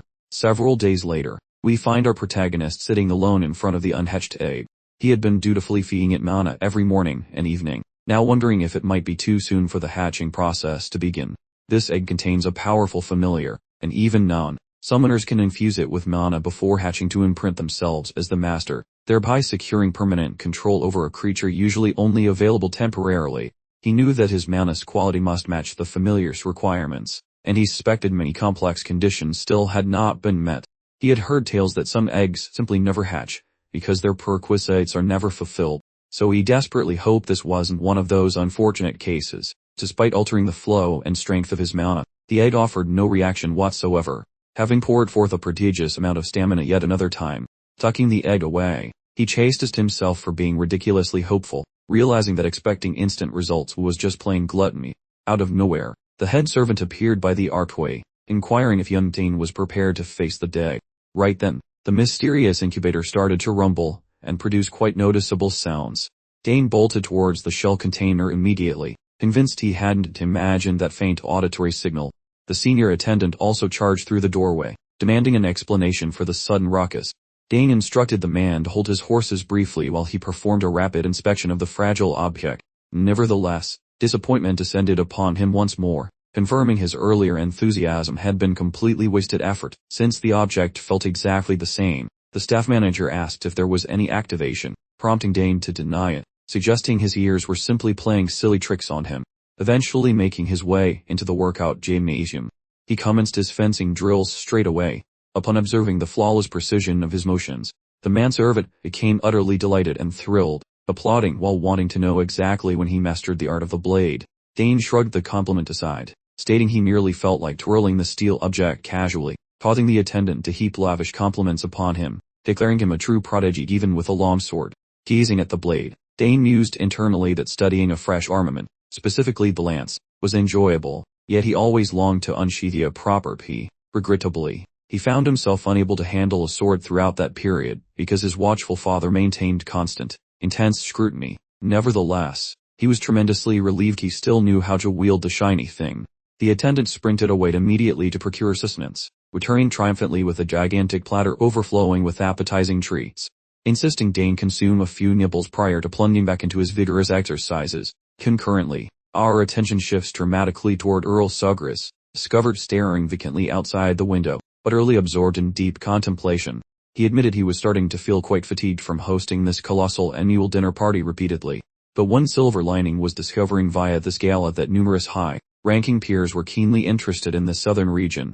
The majority seemed desperate to establish friendly relations with him, which provided a pleasant alteration to the status quo. Ever since hostilities concluded, the Southern Territory is vast in prosperity due to wonderful weather and irresistible opulent amenities desired by the aristocracy. Perhaps their burgeoning fascination should have been predictable from the beginning, but despite all this excitement, that amount of focus is truly dwarfed by the accolades young Dane is currently receiving. For context, the squabbles involving Count Tyrion's primary heir astonished Sugras, but Dane navigated the whole mess with impressive sophistication. He meticulously and reasonably presented his case before the older generation, an incredibly powerful display where he proudly demonstrated his raw potential. He often observes that his boy seems suspiciously over-developed for his chronological bracket, occasionally hoping Dane would behave slightly more foolishly like his contemporaries, maybe kicking back just once. Since the official exercise time was fast approaching, he understood he needed to march directly to the specialized fitness facility.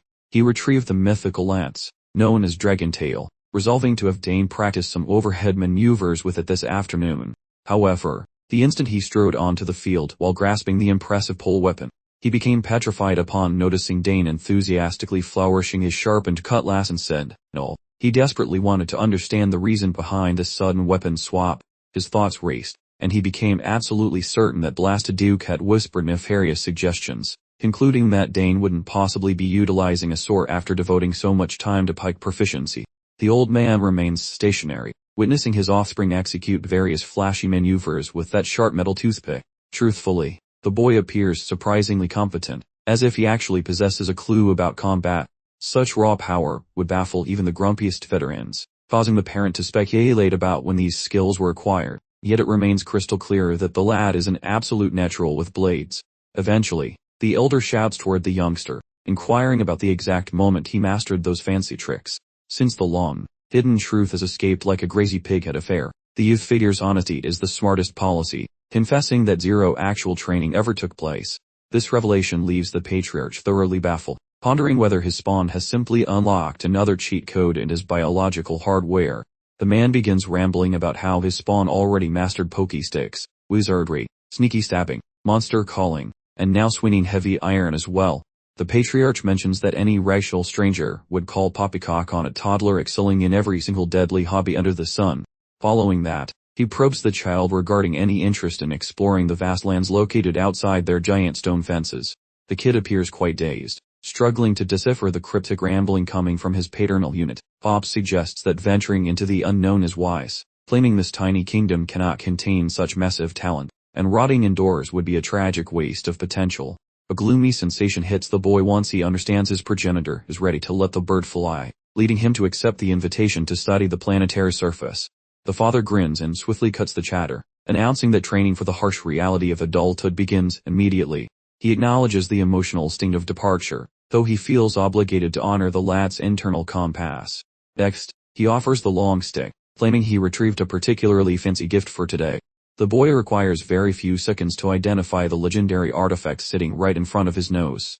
Plus the patriarch erases all uncertainty by clarifying that this weapon is the legendary tail of a giant fire lizard, the jagged tool that wobbled during his very first birthday celebration of surviving infancy. The father reaches out, nudging the youngster to grasp the majestic handle.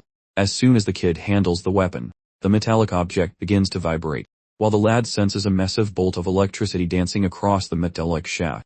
Pops giggles, noting the response is significantly more aggressive than during that diaper-wearing phase of his existence. Besides, no person alive would judge an inanimate object for such an enthusiastic behavior. The man declares with immense pride that the boy must become a polearm expert before departing, so he should prepare for a workout. A promise is made that the legendary lizard tail will eventually belong to him, provided he develops enough muscle to carry it without looking ridiculous. The youth gives his word to grind relentlessly and show respect for the old man's lethal curriculum. Afterward, tucked away in his sleeping quarters, the boy's brain is absolutely buzzing with visions of the world outside.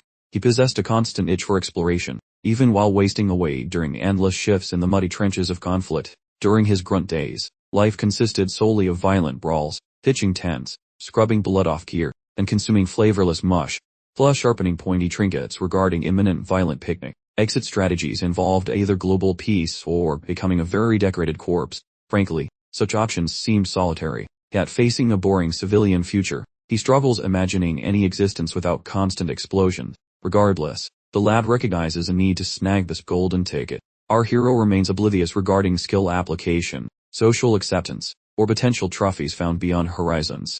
However, finally, opportunities arise for wandering, peeking under rocks, and mastering random whimsical hobbies.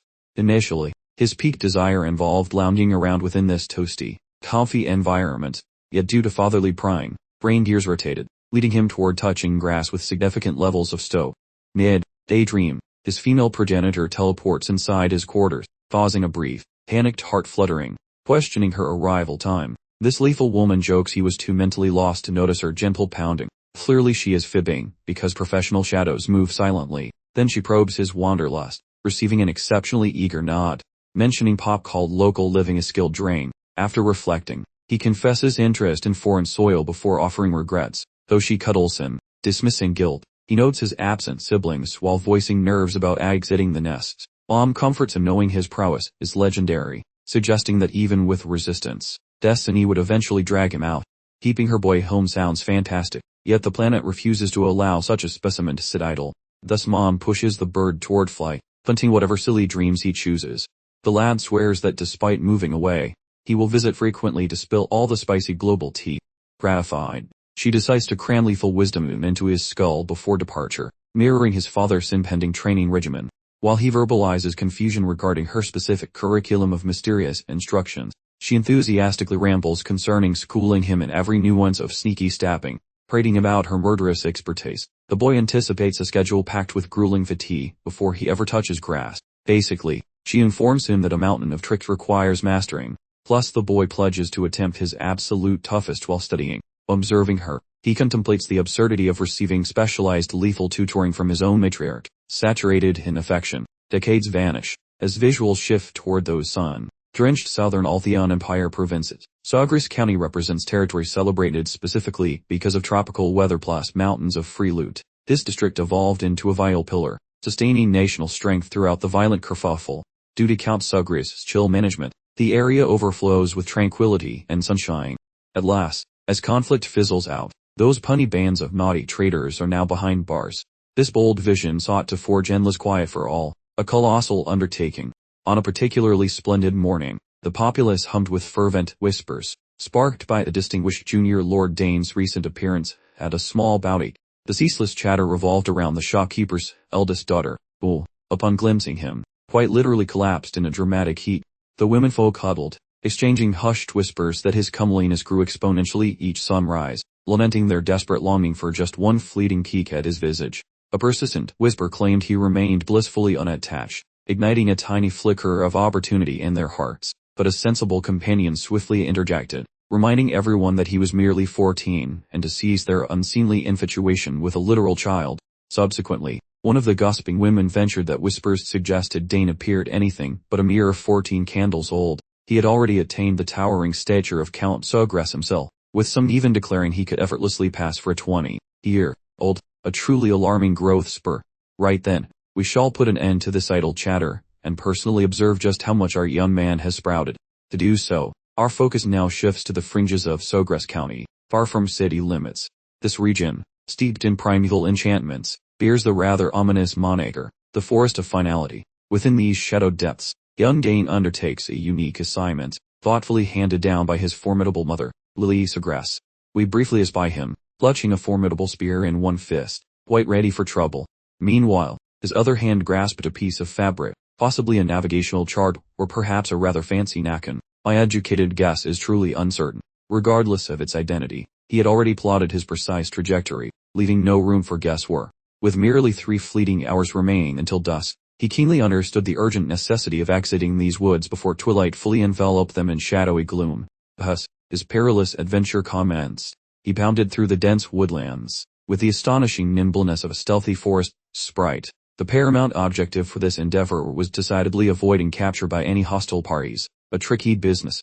Throughout this escape on it, Dane absolutely had to evade the numerous snares and hideouts thoughtfully prepared by his mother, and then somehow extricate himself from this woodland labyrinth teeming with a myriad of additional perils. Following a sustained period of athletic bounding, he then graciously returned to solid earth. Likely with a sigh of relief, he drew in a ponderous breath. He absorbed the very essence of the atmosphere and ambient vigor, retaining it briefly before expelling it in a most deliberate fashion. As soon as he truly embraced secrecy and blended seamlessly into his environment, concealed contraptions began unmasking their traitorous forms. At this precise juncture, his keen gaze discerned slender, almost invisible filaments woven intricately across the landscape. He was well aware that merely brushing against these nearly undetectable strands would trigger every single perilous device. While a remarkably simple contraption, its very straightforwardness contributed to its alarming lethality, a classic setup. However, to his immense relief, this particular obstacle appeared laughably straightforward to neutralize. Suddenly, grotesque, rodent-esque beasts scurried into the open clearing, and the instant their beady eyes fixated upon young Dane's lone figure, they squandered not a solitary second, immediately launching themselves forward in a frenzied, tooth and claw assault. A massive squad of furry monsters suddenly materialized, which utterly ruined his intentions for a peaceful afternoon walk.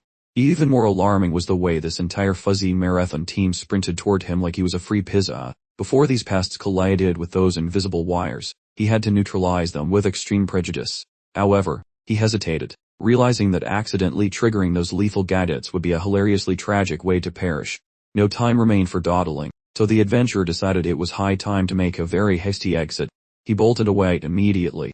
Seconds later, those pesky rodents tripped his brilliantly hidden mechanism. Sharp metallic surprises launched from every single angle, snagging the unfortunate vermin who failed their basic survival intelligence tests. Tricking these squeaky idiots into his web of doom had clearly been the master strategy from the beginning. He felt quite satisfied since nature and engineering performed the dirty work without requiring his personal intervention. Suddenly, he spotted one particularly stubborn survivor that refused to accept its obvious fate.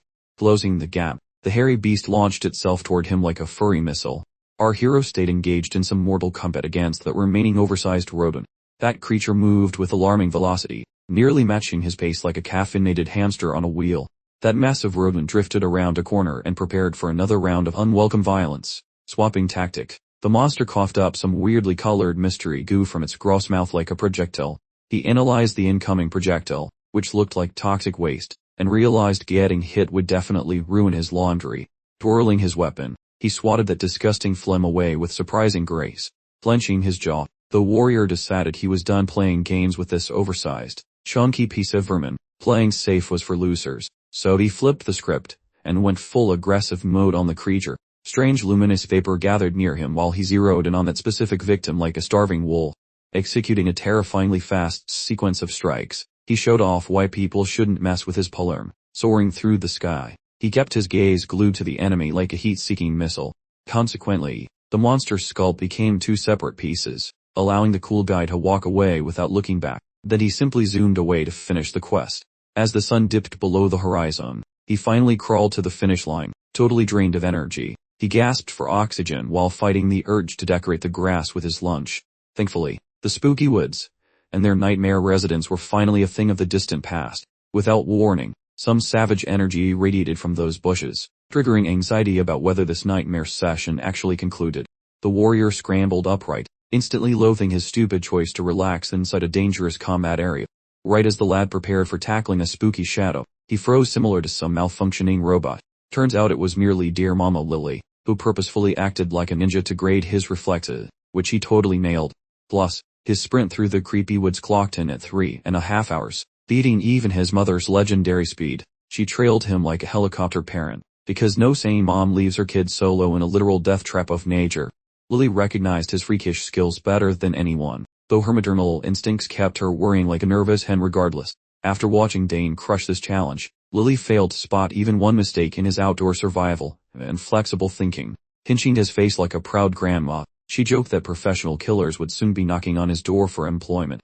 To celebrate his victory lap, Lily whipped out her favorite pointy toy from her top-tier murder days, figuring the blade suited her offspring much better these days. Henceforth, the knifethorn was officially Dane's new favorite sharp toy. Lily happily handed the mythical shank to her kid, since she was basically retired from the stabbing business at this point. This knifethorn thing was forged from spooky magic metal, a material capable of copying the properties of basically anything it touches. He could turn it into a pourable toxic smoothie bar, soaking up every venom imaginable to create his own deadly chemical cocktails. Dane offered deep gratitude for the fancy family heirloom, promising to keep his new sharp friend in prison, stabbing condition. This officially concluded his masterclass in professional vanishing taught by his dear mother. Exactly when they started packing up to return to their comfy beds, the family pair overheard a deep, horrific shriek echoing quite close. That nasty noise originated from the darkest bowels of the woods, so they naturally trotted off to see what was screaming. Skipping ahead several sunrises, our story relocates deep within the massive stone masonry of the Sawgrass County Annex Tower.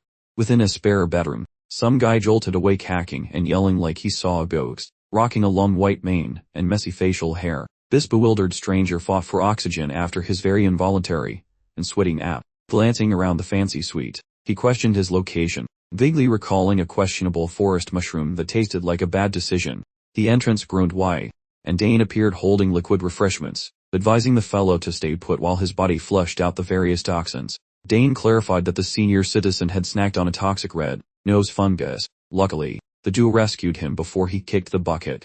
The geezer remembered those colorful fungi, never imagining that a tiny snack could actually be a one-way ticket to the afterlife. Had our heroes been sluggish, this ancient dude would be worm food, but instead, Dane offered him a refreshing glass of hydration.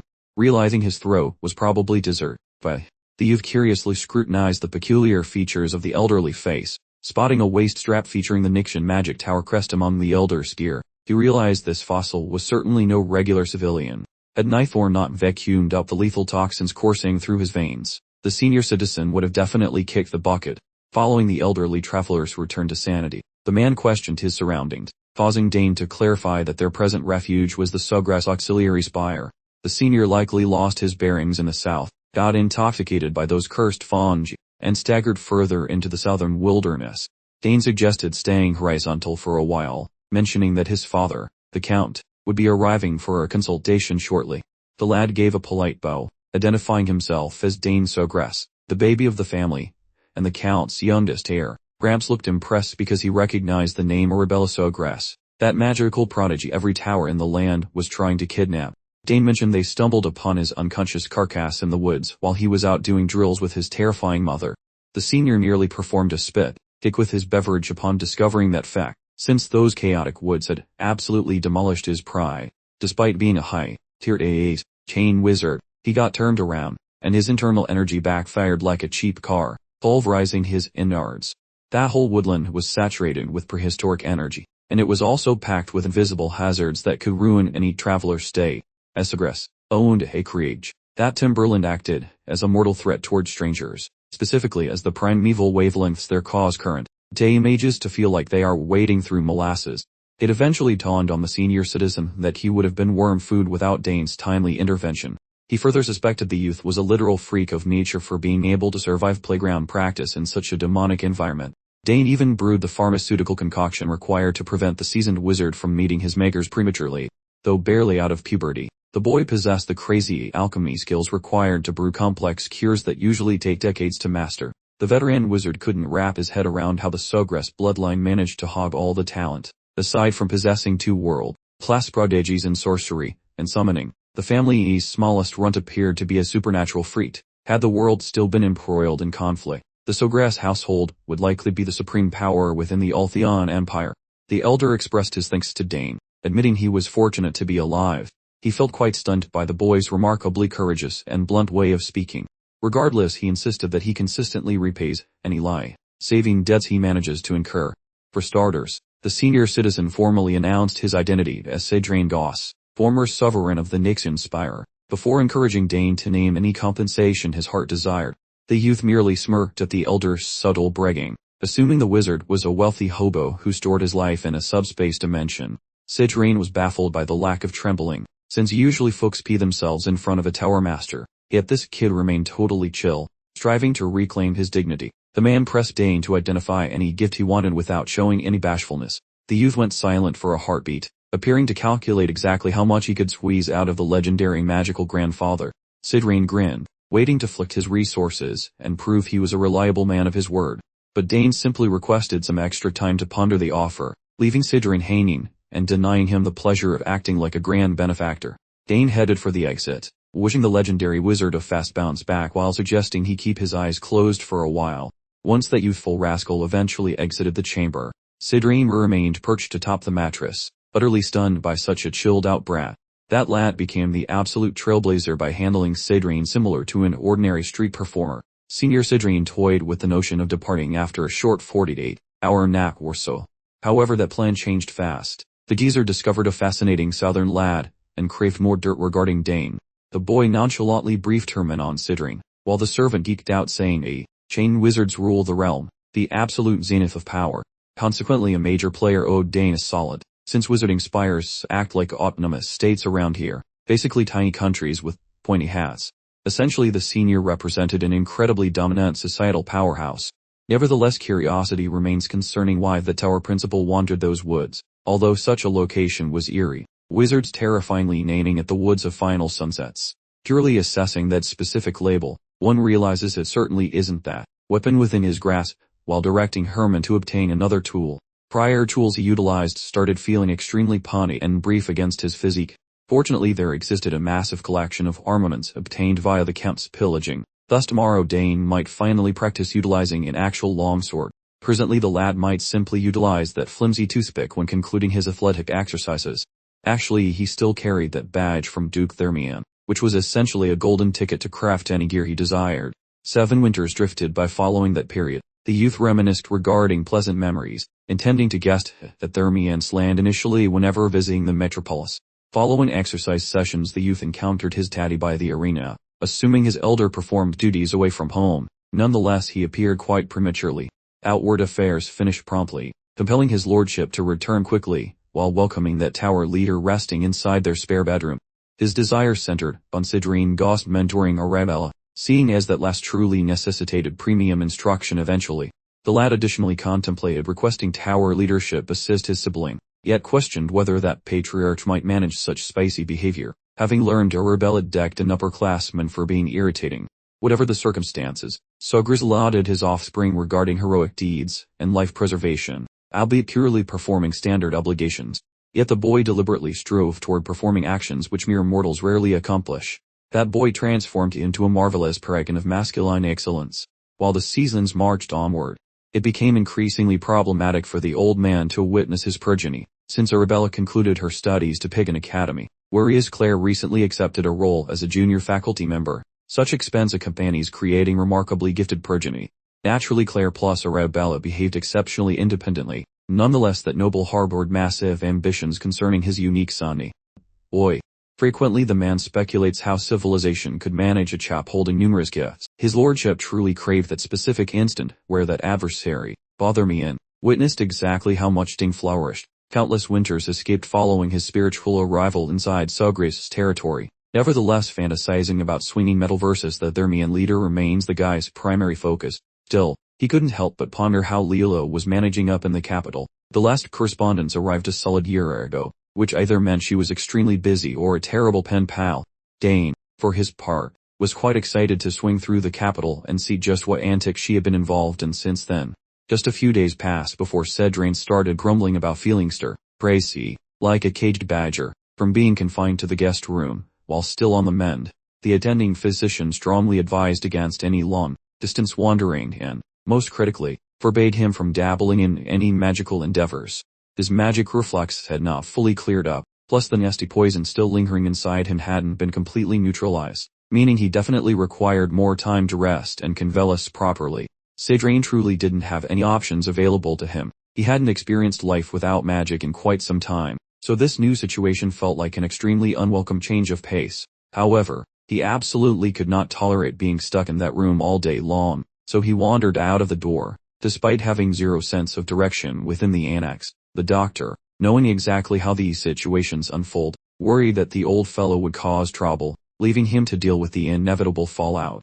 After Cedraine had been confined to the guest room for just a few days, the housekeepers started whispering rumors about the strange old man, agreeing that all mages are either brilliant prodigies or certified lunatics. A few maids had already witnessed Cedraine repeatedly pacing up and down every single floor of the annex, only to see him transition to staring intensely at the garden flowers for hours on end. The maids heard rumors of the old man being an immensely powerful mage, but all they actually saw was a crazy old eccentric, causing them to worry for their Lady Arabella. In reality, Cedraine was absolutely captivated by the estate's beautifully designed garden, which was more than just pretty flowers. He never would have suspected that the seemingly simple arrangement of plants actually possessed such an extraordinary level of underlying magic. Dane finally approached the old man, having searched nearly everywhere for him, only to discover Cedraine loitering in the garden. Cedraine really didn't enjoy being stuck in this foreign location until he had made a complete recovery. Of course, everyone around him simply wanted the best possible outcome for his health, regardless of his personal feelings. This particular area was indeed an excellent spot for rest and recuperation. He finally understood why so many wealthy nobles flocked south once vacation season rolled around. Dane adored this region and felt a pang of regret that he would have to depart soon. Curiosity piqued. Cedraine inquired of the young man where his ultimate destination would be. Dane nonchalantly informed him that he was headed to the capital soon, leading Cedraine to automatically conclude that the young man must be attending the academy. After all, both of Dane's sisters were incredibly prominent figures within that highly esteemed establishment. Although the Sugru's daughters were celebrated for their extraordinary talents, Cedraine found himself far more interested in Dane's personal aptitude. Therefore, he infused mana into his vision, deciding to discreetly size up the young man for himself.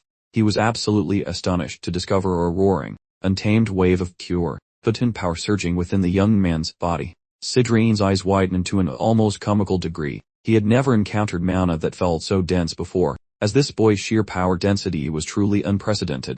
While other geniuses in his age bracket were merely small streams, Dane was a massive, raging rapid capable of clearing everything in its path. Typically, having such a massive quantity of magic in such a young vessel would render the individual dangerously unstable and constantly on the verge of exploding, but Dane defied this rule. Dane finally interrupted the old man, calling him out for assessing his magic without consent and bluntly labeling it as incredibly rude behavior. Cedraine stopped his magical prodding awkwardly, quickly praising the young man for noticing, offering an apology, and admitting he might have acted thoughtlessly. Internally, Cedraine was still struggling to comprehend how Dane managed to contain such wild power within himself, concluding that in all his years as an archmage, this young man was a completely unique phenomenon. Dane was completely baffled by the ancient man's bizarre reaction, wondering what exactly had just set off the old-timer's internal alarm bells. Cedraine's eyes were so fixated on the sheer, overwhelming power of Dane's mana that he completely missed the fact that the kid didn't possess a magic circle. With mana so potent, forming one should have been a walk in the park.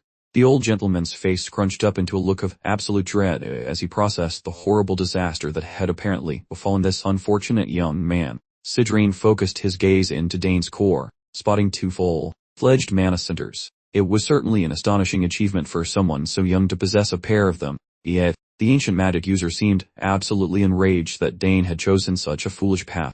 He calculated that taking such ridiculously concentrated power and dedicating it solely to poking things with a spear was a special brand of nonsense. Cedraine truly felt that Dane crafting cores instead of circles was an unforgivable sacrilege. The boy had essentially spit on the most extraordinary gift the archmage had witnessed in his entire life. Baffled by the grumpy old man's outburst, Dane politely inquired if combining both mana cores and magic circles at the same time might be an option. This perfectly reasonable suggestion, however, only managed to throw gasoline on the old wizard's fiery rage. He clutched his temple, overwhelmed by the sheer waste of ability. The wizard couldn't even begin to articulate the horrifying consequences of the deep cell the pit Dane had fallen into. Cidrain questioned whether the lad knew why magic swordsmen typically had such short life expectancies. The issue, he explained, arose from possessing both cores and circles at the same time, leading to constant internal conflict. This clash creates a massive headache, a kind of unwritten law. The core's compressed energy transfers to the circle, causing an overload that inevitably shatters the magic structure into a million pieces. Dane possessed a rough understanding of the issue, yet he hadn't fully grasped just how catastrophically bad it truly was. Cidrain's mood soured considerably upon seeing the planet's most promising talent being squandered on nothing more than spear training. Dane nervously inquired if pursuing magic was completely out of the question without a circle. Cidrain clarified that while not strictly forbidden, attempting to refine mana for advanced spells without that framework was theoretically borderline impossible. Furthermore, a countless number of people had attempted this theoretical route, but every single attempt Cidrain had personally observed ended in spectacular disaster. Despite all the discouraging warnings, Dane was absolutely determined to give this ridiculous path his best try. While he hadn't truly tested this theory yet, he simply possessed an internal certainty that he could conjure magic without the necessary refinement provided by a magic circle. Cidrain concluded the poor kid had completely lost his marbles. Without further delay, Dane set to work immediately, using his prior knowledge to reconfigure a magic sequence he knew by heart. Following the manipulation of runes and ambient mana, the entire process actually proceeded without a hitch. Utilizing the adjusted magical code, he successfully conjured a basic fire spell that produced a surprisingly potent explosion. All lingering uncertainties vanished the moment he succeeded. It was just a simple, single, link spell, but he had managed to cast magic without relying on a magic circle. Cidrain's jaw literally dropped to the floor in absolute disbelief. After all, basic common sense decreed that a person absolutely couldn't cast spells if they didn't possess a magic circle. Throughout his extensive tenure overseeing the Naxian Magic Tower, he had absolutely never encountered a phenomenon like this. Dane persisted with altering the magic sequence, successfully constructing a mana barrier to shield his entire body. He clarified that Arabella had previously noted his exceptionally high magical affinity, speculating that this might be why he could accomplish such unbelievable feats with mana. While Cidrain considered that was possible, what Dane was currently demonstrating went far beyond the boundaries of established magical theory. Cidrain Goss had reigned supreme at the zenith of magic for decades. This was the first time he truly understood the awe felt by common folk when faced with the elite's extraordinary abilities. He was watching genuine reality, bending innate genius. In the meantime, Dane simply found it entertaining that he had actually managed to successfully cast the spells. The ancient archmage's knees wobbled with a mixture of excitement and sheer shock. This boy possessed a mystical soul so concentrated it made every other wizard look like watery soup. Our young fellow represents the ultimate rarity, an absolute one-off phenomenon. Driven by desperation, the old master instantly implored the kid to join him as an elite student. That geriatric fellow worked incredibly hard attempting to persuade the boy into accepting his antique lessons, because letting a talent like that escape would honestly constitute an atrocity against the whole planet. Our hero felt truly fed up regarding the geezer's persistence until they discussed utilizing dual link incantations. Since the youngster lacked any experience with advanced codes, launching superior weaponry stayed physically impossible. The master laughed, claiming that with proper coaching, the youth could fire fold blasts, but his offer was rejected. The wizard's fuse was burning short. Out of nowhere, Sugris interrupted, jiggling over how intimate the ancient wizard and his boy had become. When queried regarding their chat, the lad frankly explained that the fossil kept demanding he become a pupil. The wizard finally displayed some decorum towards the landlord, praising the child's destiny as a legendary practitioner. The teacher emphasized that the boy's path looks incredibly bright, considering he performs sorcery without using any diagrams. A combat expert like the Lord knew that achieving such results was actually quite terrifying and miraculous. Currently, the dad felt totally unfazed by his child's monstrous acts, like performing sorcery without any formal training. The landlord complimented the former tower leader for noticing the lad's gift, yet claimed only the term genius suits such a hybrid fencer. That particular sentence caused Arkan to visualize his hair abandoning his pike to play with sharp metal sticks. His cheerful spirit died instantly, replaced by a thick cloud of palpable and intense parental fury. That specific job title for a blade user simply felt wrong. The boy shuddered since the wizard uttered a term which should strictly remain unsaid while around the parent. Blind to the tension, Cidrain persisted in promoting a blade wielding career, vowing to personally transform the teenager into our kingdom's mightiest warrior. Once the scholar actually perceived the Count's shift in temperament, the moment for damage control had long passed. The parent bellowed that his offspring would never touch a blade, while the sorcerer shouted back regarding how steel and mysticism perfectly accommodate such a gifted child. The Lord persisted in his tirade about his hair never wielding blades, insisting the lad was destined for spear-based divinity. That ancient man eventually discovered the true source of friction. The youth attempted to become invisible while his father took deep breaths to avoid a complete mental collapse. The elderly master had no previous experience dealing with a domestic unit this fundamentally strange and broken. Within the mystical community, entering a formal mentorship represents a heavy spiritual obligation. High-level sorcerers typically develop successors via a sacred transfer called inheritance, a dusty habit surviving since antiquity despite the widespread rise of public mystical colleges. Sidrine sought a primary heir for every discovery achieved by himself and every previous master. When an incredibly powerful wizard keeps begging you to join their club, you start feeling pretty good about your skills. A weird, new sensation began buzzing through his veins like he'd just found out where the snacks are hidden. Having mastered the rudimentary spells, he finally grasped the fundamentals of sorcery. He recalled a present from Arabella, a magical crystal ball, basically an ancient version of video chat, perfect for checking in with his sibling. Getting Arabella's take on things seemed smart, so Dane unearthed the crystal ball and powered it up with his magical energy. He sent a mental ping to Arabella, who was in the middle of a very exciting study session at the Academy's library. She recognized his mental voice, which completely threw her off guard, immediately dropping her studies and grinning, because her little brother was actually calling. Predictably, Arabella was absolutely flabbergasted when she heard Dane could cast a wand. Chain spell completely bypasses the need for a magic circle. While she knew his mana affinity was ridiculously strong, she hadn't anticipated this kind of over-the-top-breaking rules talent. Magic circles primarily exists to cleanse and channel energy, suggesting Dane's raw mana might already be clean enough for direct use. To prove her theory, Arabella decided to ship a mana stone via the transmission device in Dane's room for a proper purity inspection. It certainly helped having Arabella around for this kind of arcane troubleshooting. She's a well-known chain mage and provides excellent emotional support. Arabella calculated that since Dane was now capable of performing chain-level sorcery, he'd become an instant celebrity, which was exactly the opposite of what he ever wanted. It was unavoidable, however, since talent always attracts a crowd, but Arabella promised her little brother she would absolutely obliterate anyone who dared mess with him. Switching topics to bullies, Dane mentioned the rumor about Arabella breaking the nose of a senior from the Duelduchy, which immediately got Arabella worked up about the nasty creep. Remembering she was having this conversation in a very public place, she made a conscious effort to dial back her fury. Regardless, she speculated that Dane's mana purity might improve even further given time, an intriguing possibility to explore together. Sadly, their chat was abruptly terminated when one of the professors summoned Arabella away from her work.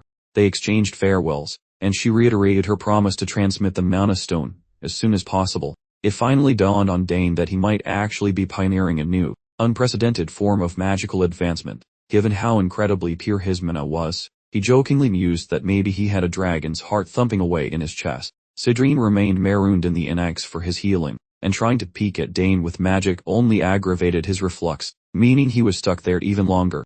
If only that boy would take his deal, Sidrine would cement his reputation as the greatest teacher in magical history. He pondered what trick he could use to persuade the young man, especially since Dane clearly wasn't impressed by chain magic. Perhaps he ought to tempt him with a ridiculously valuable artifact or hand over a lineage's worth of refined magical knowledge. But if he put his valuables on the table immediately, he risked being swindled, leaving him completely destitute. Just as he was brainstorming for solutions, a sharp knock echoed from the door. Sidrine hoped the boy was there to offer an apology, or perhaps to finally accept the incredibly generous proposition. Dane had sought out the grumpy old wizard because he needed to get something off his chest. Sidrine immediately assumed that the young man had finally come to his senses and wanted to become a disciple, but Dane quickly shot down that ridiculous assumption. It wasn't that he disliked magic entirely. In fact, Sidrine asked if he already had a master, perhaps, which explained his persistent refusals. That, too, was incorrect. Feeling like he was being completely played, Sidrine demanded to know what on earth the young man actually wanted to talk about. The answer, surprisingly, was simple. Dane lacked knowledge of the rearrangement code for chain magic, and trying to learn from his far-away sister was too difficult. The most logical solution was to learn directly under Sidrine, who happened to be an actual archmage. The cantankerous old geezer still owed him for the rescue, making refusal impossible. Dane confessed to the elder that he didn't intend to pursue solely the path of a mage. He wouldn't just become a magic spearman either. He wanted to become a magic spearman assassin, summoner. As far as Sidrine knew, such an outlandish combination of skills simply did not exist anywhere. Heck, Dane even mentioned adding swordsman to that already ridiculous title. The utter absurdity of the youngster's aspirations thoroughly exasperated Sidrine. To pursue that twister of a title, Dane absolutely had to avoid becoming the old magic tower head's disciple. Sidrine recognized the young man's determined nature, seeing he was completely set in his ways. Then, a cunning idea sparked in his mind. The elderly mage rose from his seat and asked if Dane would be interested in receiving the letter of recommendation instead. Since Dane planned to apply to the academy, a glowing recommendation from the former head of Nixian Magic Tower would be an enormous boost to his reputation. Dane considered the proposal for a moment, and concluded that it certainly wasn't a bad deal under the circumstances. So he accepted the recommendation letter, and since they were in the middle of negotiating, he added a second request. Sidrine chuckled to himself, convinced that the youngster was finally giving in. He thought he could start tightening his grasp on an unparalleled genius. Capitalizing on the old man's apparent generosity, Dane asked if he could also learn the rearrangement code for 2 chain magic, which should be trivial for Sidrine. The old wizard did, after all, possess the knowledge of every rearrangement code for 2 chain magic in existence. Dane was still just a novice, so handing over a recommendation for the academy and a few magic codes seemed like a small concession. Even if Sidrine wasn't currently in top 4, Sidrine decided they could begin their studies immediately. Dane let out a sly little smirk, knowing he had successfully hooked a truly massive fish.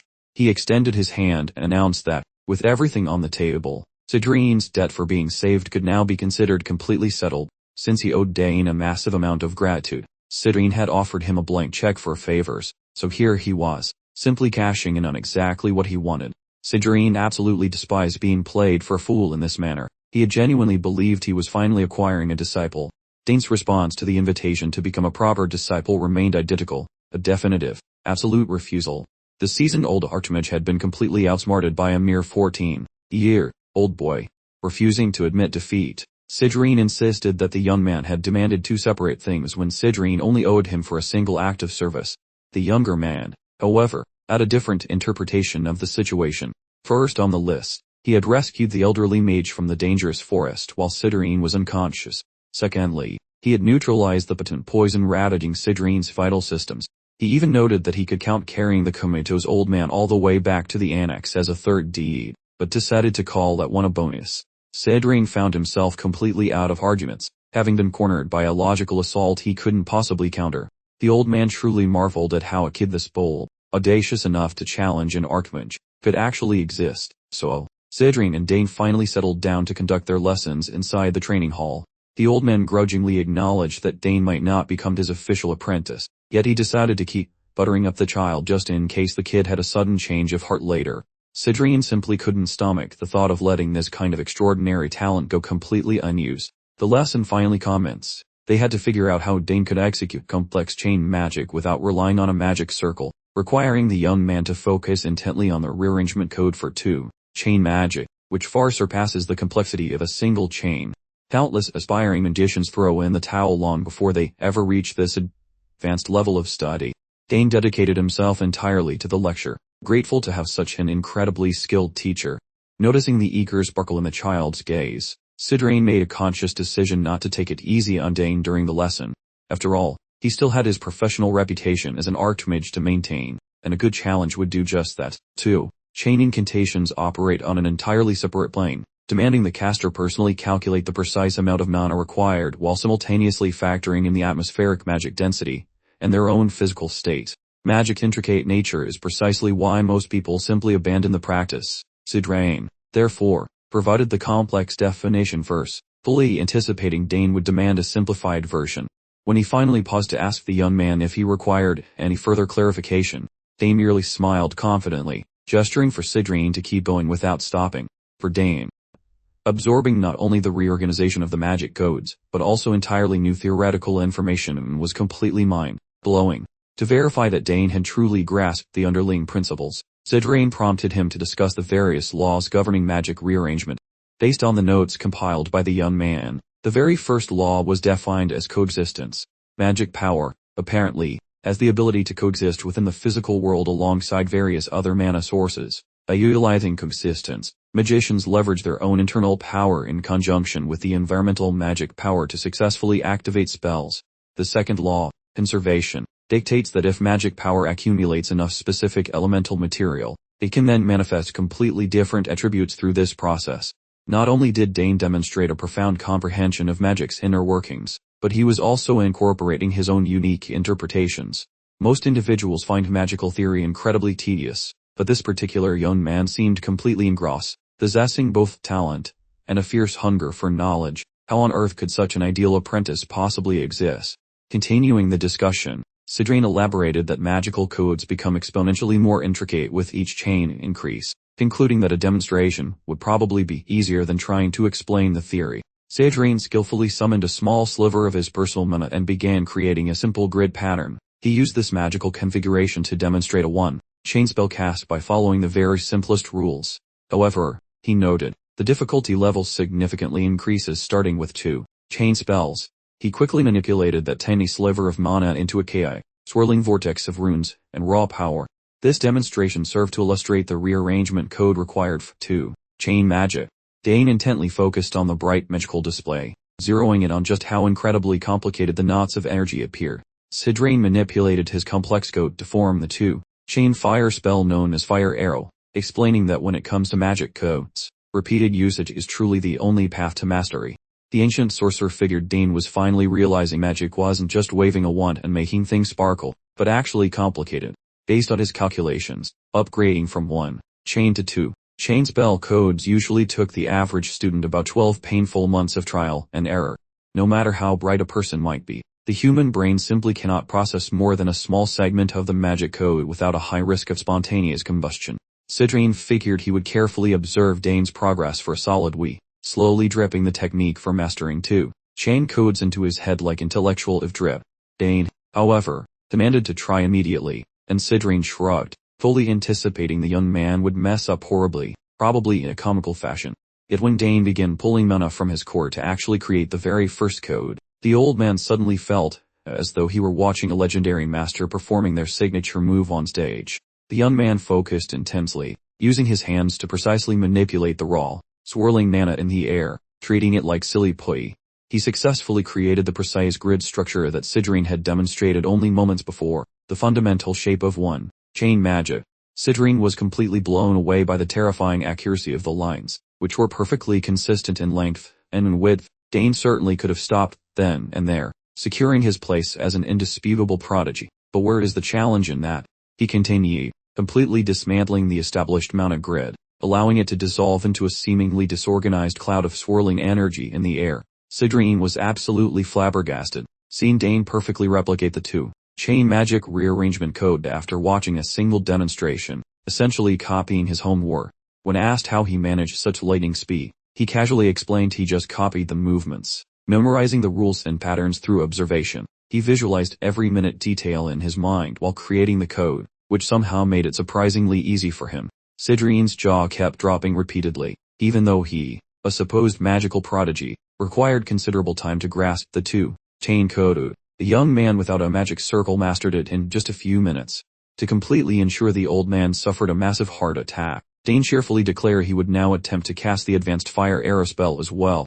He forced the mana and associated runes to flow around his body at truly unbelievable, high-speed velocities. After completing the code rearrangement flawlessly, he successfully manifested a volley of multiple fire arrows, all pointing outwards. Sidrain observed the flawlessly constructed fire arrows, still completely refusing to accept the reality of what his eyes were showing him.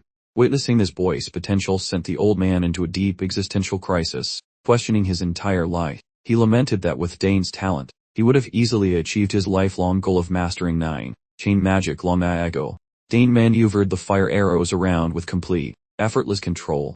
The fiery projectiles zipped all over the training hall as the ancient archmage attempted to regain his composure. Even Dane seemed surprised that it all just came naturally to him without much effort. One thing remained absolutely certain. The entire world would completely lose its collective mind if they ever discovered a mage without a magic circle performing such fantastical feats. Sidrine knew that Dane's talent needed to be concealed immediately before opportunistic individuals with impure intentions descended upon him like vultures. He also stubbornly refused to give up on making this prodigious kid his personal disciple, since Dane had picked up the first code so easily. Sidrine proposed they just keep going and learn even more codes. The old man figured he might have to carefully edit Dane's letter of recommendation to the academy, perhaps omitting some details. At the close of the day, Dane lay resting in his bed, reflecting on the whirlwind magic lesson. He made a serious resolution to properly dedicate himself to both the theory and practical application of magic.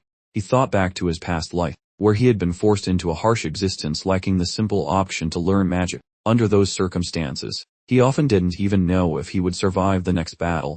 Attempting to find time for magic study was a frivolous luxury completely out of reach. He was too busy dealing with swinging a large sword and focusing on surviving each fight.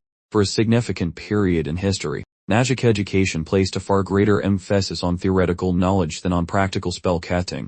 In his new life, he finally possessed the time, the abundant resources, and the incredible innate talent required to eagerly look forward to learning a multitude of new things. Dane could effectively combine the academic theory he learned from Arabella with the remarkable innate talent he possessed from birth. No, he just needed simple guidance to achieve absolutely explosive growth, like a magical plant fertilizer. Given that a former tower master was his personal tutor, he was practically vibrating with excitement over the magical secrets he would uncover in the coming days. Just a fortnight down the road, Dane approached his dad with a rather complicated request. He needed to fabricate something called a magic region. The territory lacked the necessary components, so a trip outside was inevitable. His father nearly spit out his tea at the mention of the region, but Sidrine jumped in, promising Count Sogris that Dane was completely prepared, having already nailed 4 rearrangement codes. A typical genius would spend a month just to master a single code, which really put Dane's speed in perspective. The Count also knew that magic regions were rarer than good advice from a politician. Dane only discovered these items while flipping through ancient texts in the dusty old family magic library, a place usually avoided by normal teenagers. Sidrine had already accepted that this kid operated on a totally different wavelength than everyone else. He was honestly thrilled that Dane found something as mind-numbingly dull as magic regions interesting. The Count eventually signed off on the journey, figuring it would be a crucial character-building experience for his heir. Besides, Dane really needed to see more than just the inside of a library. He offered a grateful smile to his father, thanking him for putting faith in his ability to survive outside the castle walls. Dane packed his bags and began a quick expedition to explore the far-flung boundaries of the Sogris lands. He was joined by Sidrine and Herman, his official hype men. Even out in the boondocks, the locals in Sogris County still whispered about him with almost religious reverence. Dane graciously returned their warm greetings, offering a polite smile and a wave of royal kindness. Observing the residents on this trip, Sidrine concluded that Count Sogris must be a genuinely good leader, given how surprisingly cheerful everyone seemed. The southern region really had a lot going for it, especially when it came to their truly delicious local snacks. The amazing weather and genuinely pleasant population made for a refreshing change of pace, something you almost never experienced in the capital city. This combination of factors was precisely why Dane found the territory so endearing. The small group had been wandering the peripheral roads for a considerable time, searching for the elusive magic supply shop. Since Dane had never actually stepped foot in this particular store, he relied on Herman's local expertise to guide them there. The trio put a little extra pep in their step, reaching their goal in no time flat. The shopkeeper nearly fainted when the renowned young Master Dane walked into her tiny establishment, immediately gushing over his silver hair and magnificent emerald eyes. Dane thanked her politely. She lamented that locals rarely purchased magic supplies anymore, but happily added that international tourists had kept her afloat. The shopkeeper also spotted Sidrine, recognizing him as the once famous Lord of the Magic Tower. She couldn't contain her appreciation for his visit, and the old man was absolutely beaming now that someone finally remembered who he was. She warmly encouraged the pair to explore her inventory, saying to ask if they needed assistance. Since this was Dane's inaugural visit to a magic shop, Sidrine encouraged him to wander at his leisure while he caught up with the owner. A quick scan of the room revealed an abundance of genuinely fascinating items, including potions, glowing gems, protective charms, and all kinds of weird magical paraphernalia. He couldn't shake the slightly odd feeling that he had seen all of this before, a weird case of magical déjà vu. Furthermore, he realized that when he touched the merchandise, he could observe the corresponding magical reactions, like having ray vision for enchantments. He simply attributed this peculiar skill to his overwhelming magical talent, and kept moving through the aisles. Suddenly, a subtle ringing noise filled his hearing. as if an item were aggressively trying to get his attention from across the room. He pinpointed a particularly powerful magical signal coming from a specific corner of the store. Just as he zeroed in on the area, the owner casually informed him that everything on that particular shelf was just for show, purely decorative. Sidrain called Dane over for a quick peek at the potion ingredients. The old cook, already busy shopping, had gathered several raw materials, specifically mentioning moonroot, a classic ingredient useful for at least 50 different magical brews. The shopkeeper enthusiastically guaranteed that her ingredients were all personally handled and processed to meet the absolute highest quality standards. In the middle of this, Dane found himself completely mesmerized by a peculiar, high-pitched ringing noise. Moving further into the mess of decorative objects, he sensed an almost physical tug, as if a peculiar force was actively beckoning him closer.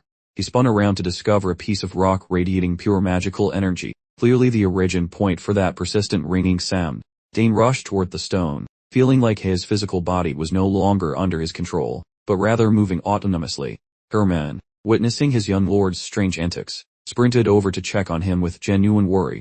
From Herman's perspective, his master was simply gawking intently at a very ordinary piece of stone embedded in the wall purely for aesthetic purposes. Dane couldn't quite put his finger on exactly what was going on, yet he knew beyond a shadow of a doubt that the stone was beckoning specifically to him. He plucked it from the wall and cradled it in his palms, just as he suspected. Infusing the stone with additional magic intensified the powerful reaction even further. It occurred to him that this particular object might have a unique sensitivity to his specific magical signature. Meanwhile, the elderly Sidrain continued his vigorous shopping spree, haphazardly gathering raw ingredients without pause. Dane walked over to the shop owner and inquired about the history of the stone he had just pried from the wall. The owner simply repeated her previous claim that it was nothing more than decoration. This decoration, however, possessed a magical reaction far more potent than any other item available in the entire store. Sidrain queried if perhaps the owner had been swindled regarding the rock, and she confessed that years prior, a traveling peddler had used a large package containing the rock as payment. When she tore open the package in eager anticipation, all she discovered inside was this disappointingly ordinary piece of stone. Still clinging to a sliver of hope, she paid a mage to assess the stone, but they confirmed it was entirely mundane, just a common rock. However, based on Dane's recent interaction with the object, it was overwhelmingly obvious that this was no average rock at all. The owner strongly encouraged the young master to give up on the useless rock and direct his attention to her other goods, specifically the truly magical artifacts she had in stock. She attempted to impress him with a vast array of high-value artifacts covering all categories and purposes. Nevertheless, Dane remained completely captivated by the peculiar stone clutched in his hand, convinced it was the only item truly worth acquiring. She presented a name scroll card that could automatically read and catalog all types of information. Ultimately, Dane purchased both the scroll card and the supposedly useless stone. He felt absolutely certain that this was not a possession he could simply abandon in the shop. Even Sidrain found himself utterly baffled, completely unable to understand the thought process behind the young man's peculiar choices. During the ride back, the old bat sarcastically inquired whether Dane suddenly developed a deep interest in decorative art or genuinely thought the stone possessed some hidden power. After he revealed that the slab was reacting specifically to his magic, Sidrain decided to suspend judgment and consider the possibilities. While he still couldn't detect anything unique about it, his interest was certainly piqued, though they couldn't investigate further due to the heavy street traffic. Therefore, the small caravan quickly returned to the safety of the castle grounds. Sidrain quickly organized a priceless experimentation tool to help Dane determine exactly what kind of object this stone truly was. He felt completely confident in his own abilities to accurately appraise the mysterious stone. Even though some other wizard had looked at the thing and declared it perfectly boring, Sidrain simply scoffed. He declared with arrogant certainty that his fancy new contraption was a far better judge than any old flesh and blood spellcaster. This state-of-the-art gadget had completely drained his bank account, so Sidrain was betting everything on its performance. He fully believed this magnificent machine could dissect and analyze whatever mystical item he threw at it. Both the old wizard and the young apprentice held their breath, quite keen to discover exactly what secrets were lurking inside this decidedly uninteresting-looking block of stone. With a flourish, Sidrain positioned the slab squarely on the analysis plate. He then ordered Dane to infuse his arcane energy into the object, hoping to stimulate some kind of magical feedback loop.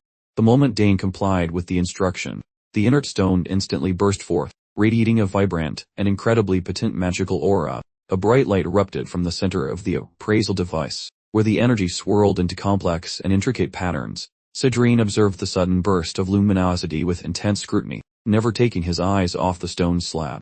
Witnessing his contraption reveal the stone's hidden secrets, Sidrine felt a smug sense of validation. He could finally lift his chin high again, having been thoroughly humbled by the kid in previous encounters. This was a sweet victory for his tech.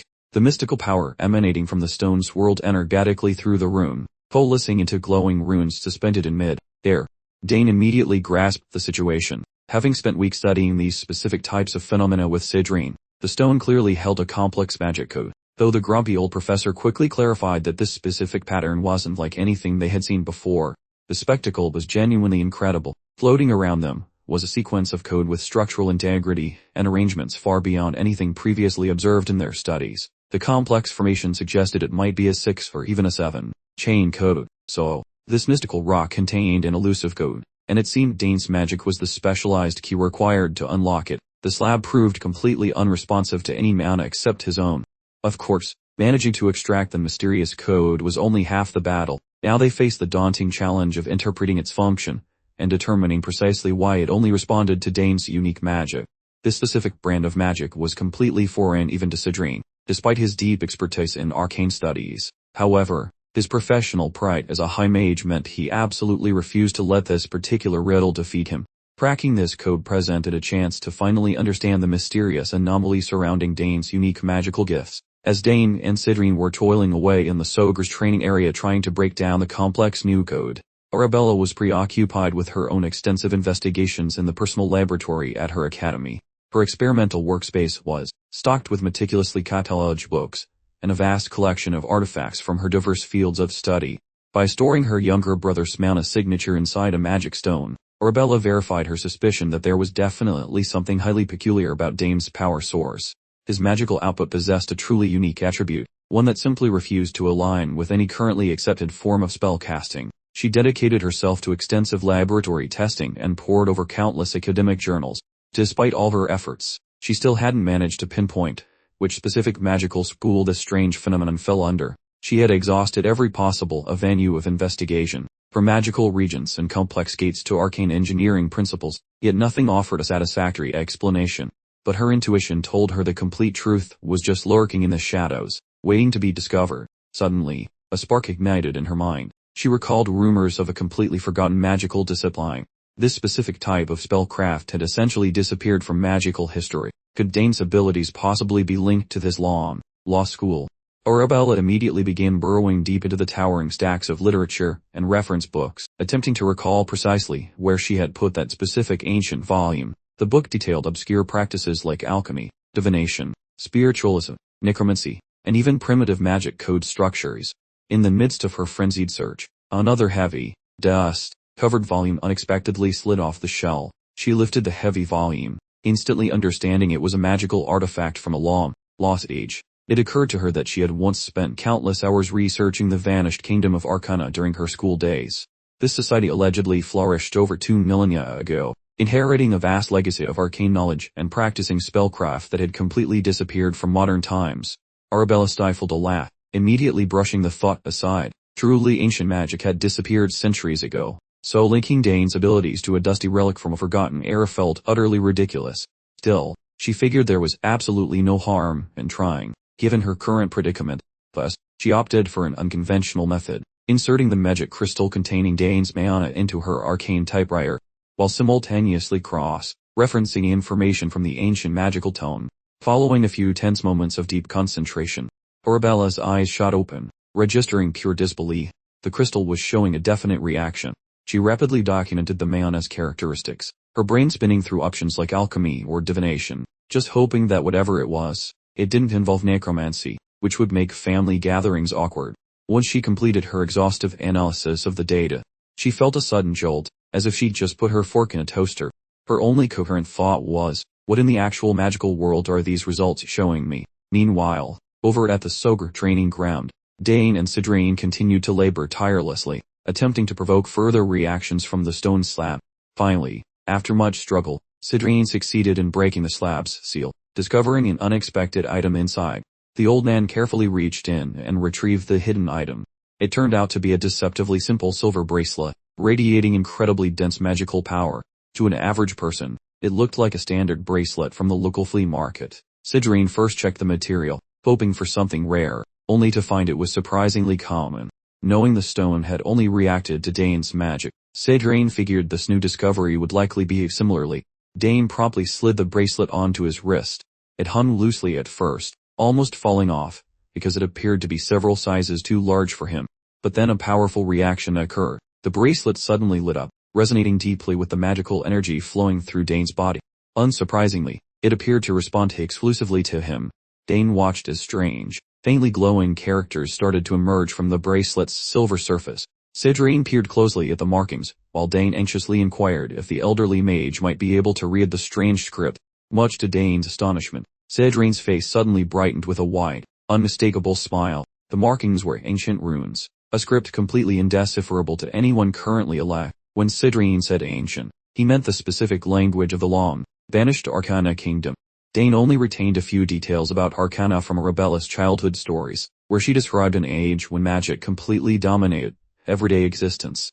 But then, faster than a spell backfiring, the mysterious era of magical prosperity just vanished into thin air. All that was left were dusty legends and relics, until this strange bit of code, sealed in a stone, appeared to complicate the ancient mystery even further. Sidrine always suspected Dane's magic was a big deal, but linking it to the ancient Arcana kingdom really blew his mind. This discovery only intensified his desire to take Dane under his wing, especially since even Sidrine himself had been defeated by the Forest of the Last Days, rumored to be saturated with Arcana's chaotic magic. Dane's mysterious power suddenly made perfect sense in light of this ancient connection. Sadly, their only lead at that time consisted of a small handful of completely baffling and indecipherable runes. Sidrine encouraged Dane to slowly investigate the mystery further, but strictly cautioned him to keep this discovery under wraps for the moment. Just as they settled down to work, a terrifying shriek echoed throughout Sogris territory, shattering the silence. Both pairs of eyes widened in alarm as they realized something terrifying was quickly approaching. The familiar blare of the alarm caught them by surprise, and the old man quickly deduced that it signaled an incoming monster attack. This instantly invigorated the old man. With his injuries almost completely mended, he was practically itching to flex his muscles and get his blood boiling again. Besides, it was a fantastic opportunity to repay the Sugris family for their kindness. The enthusiastic old timer immediately snapped at Dane to stop dawdling and find a weapon, but Dane simply stood there, completely expressionless. Instead, he quietly reached inside his jacket and produced a strange-looking pendant. Sidrine raised a questioning eyebrow, asking what that thing was and why the monster alarm was coming from it. Dane then broke the news to the excited old coot that the alarm had absolutely nothing to do with monsters.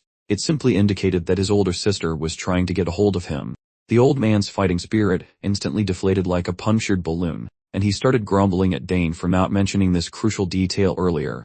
Dane could only give an awkward chuckle, reminding the old man that monsters really shouldn't be present in this protected area to begin with. With the misunderstanding resolved, Dane answered his sister's call as the old man stood nearby, looking completely crestfallen. As soon as Dane connected, his sister immediately wanted to know what took him so long to pick up. He apologized quickly and asked why she had called, prompting her to start spilling important details about his magic code. She abruptly stopped talking, suddenly asking if there was another person in the room with him. The moment she mentioned magic code, Dane understood she had figured out his powers were ancient magic. The old man, eavesdropping nearby, let out a screech of disbelief, demanding to know how she possibly managed to figure that out. During the conversation, Dane added his part of the story, explaining how he and Sidrine had also discovered the ancient magic connection while studying some stones. They figured it out because the stones reacted exclusively to Dane's magic, which was a dead giveaway. The old man, in contrast, was grinding his teeth in pure frustration. He thought it was ridiculous that she figured it all out simply from analyzing his magic, proving her genius was far greater than he had ever imagined. Arabella then asked her brother if anyone else knew his secret, to which Dane immediately replied no. She let out a relieved breath and warned both Dane and Sidrine to guard this secret carefully, as Dane wouldn't be able to handle the repercussions if it got out. She then apologized to Sidrine for jumping into the conversation without a formal introduction. The old man chuckled and dismissed it, saying he already knew plenty about her thanks to Dane. He then gave his word that he wouldn't breathe a single syllable of Dane's magic secret to anyone. If the secret were to leak, it wouldn't just be bad news for Dane, it would drag the entire House Sogris into the huge ensuing fallout. Arabella praised Sidrine for instantly understanding the seriousness of the situation, noting that such wisdom was, naturally, expected of him. The old man then asked if this private conversation was being recorded, and she quickly answered in the negative. She assured him that the data would be immediately erased once the conversation concluded. This was a great relief, meaning they wouldn't have to fret about leaks. The old man then stated he planned to return to the magic tower himself to investigate the matter further. Arabella expressed her gratitude for his offer, but he tried to play it down, insisting that he was merely fulfilling his duty as a mage and that she didn't need to feel indebted to him at all. Speaking of the magic tower, the old man let slip that he heard she was searching for a new guild, asking if she had finally decided where she wanted to go.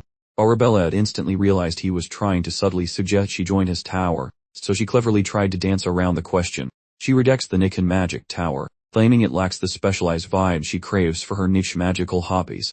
Naturally, the geezer gets grumpy again, realizing that Dane probably caught his terminal case of being too smart from his equally sassy sister. Swallowing his pride with a fake chuckle, he admits their club is optional, while Dane worries the old man might actually implode from his siblings' brutal honesty. Anyway, regardless, she ends the chat by suggesting they discuss the boring nitty-gritty stuff at a much later date. Following some quick pleasantries, she abruptly hangs up the magical call. Sidrine notes the girl's transformation into a total powerhouse, and Dane nods, revealing she crafted that flashy crystal ball, which every trendy young wizard is currently flaunting these days. Grinning through the pain, the elder rejects the gadget, arguing that 8th chain masters are far too busy for the frivolous social chatter that regular mortals enjoy, since mages value their silence above all.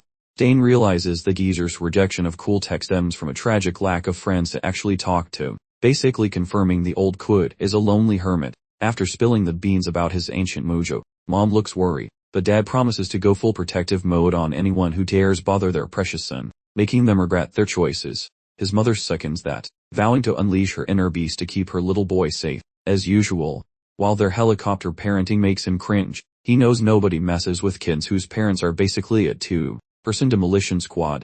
Sogris wonders if Dane's revelation implies their family bloodline is hiding some secret, dormant ancient juice they never knew about. His spouse agrees, and starts digging into the family tree, hoping to find some magical grandpas on her side of the lineage. It is a juicy mystery, making Dane speculate about what weird secrets might crawl out if both families start shaking their genetic bushes. Even if he doesn't care much, his curiosity is definitely tickled. Regardless, Mom notes he is a big fish in a small pond now, suggesting he should pack his bags for the capital soon, lest his talent stagnates in this boring place.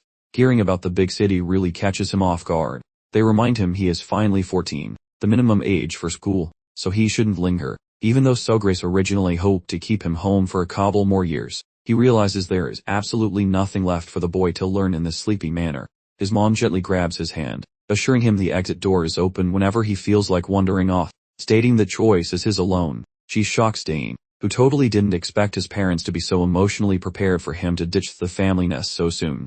Dad is sure his boy will be a superstar, urging him to go wild with his magic and make the family famous. Bringing Dane catches their drift and vows to start packing his wizarding robes for the big academy entrance exam. The trio shares a happy moment once the big plan is settled. By this point, Dane is super pumped to finally start his next big adventure and level up his boring existence. Afterward, Dane tells Sidrine he is bouncing from the mansion, and while the old man asks if he is truly sure, Dane admits the departure is happening way faster than he had originally planned in his head. The geezer supports the move, noting that keeping such raw power in this boring dump is practically criminal, but warns him to hide his crazy power levels because jealous haters at the academy will definitely try to sabotage a rising star like him, so keep things on the down low. Dane already knows the drill since Arabella spilled the tea on all the crazy, dramatic nonsense she dealt with back in her day. He adds that average losers usually fail in that Shark Tank of a school, but promises that House Thermian members are built differently, and will definitely have his back.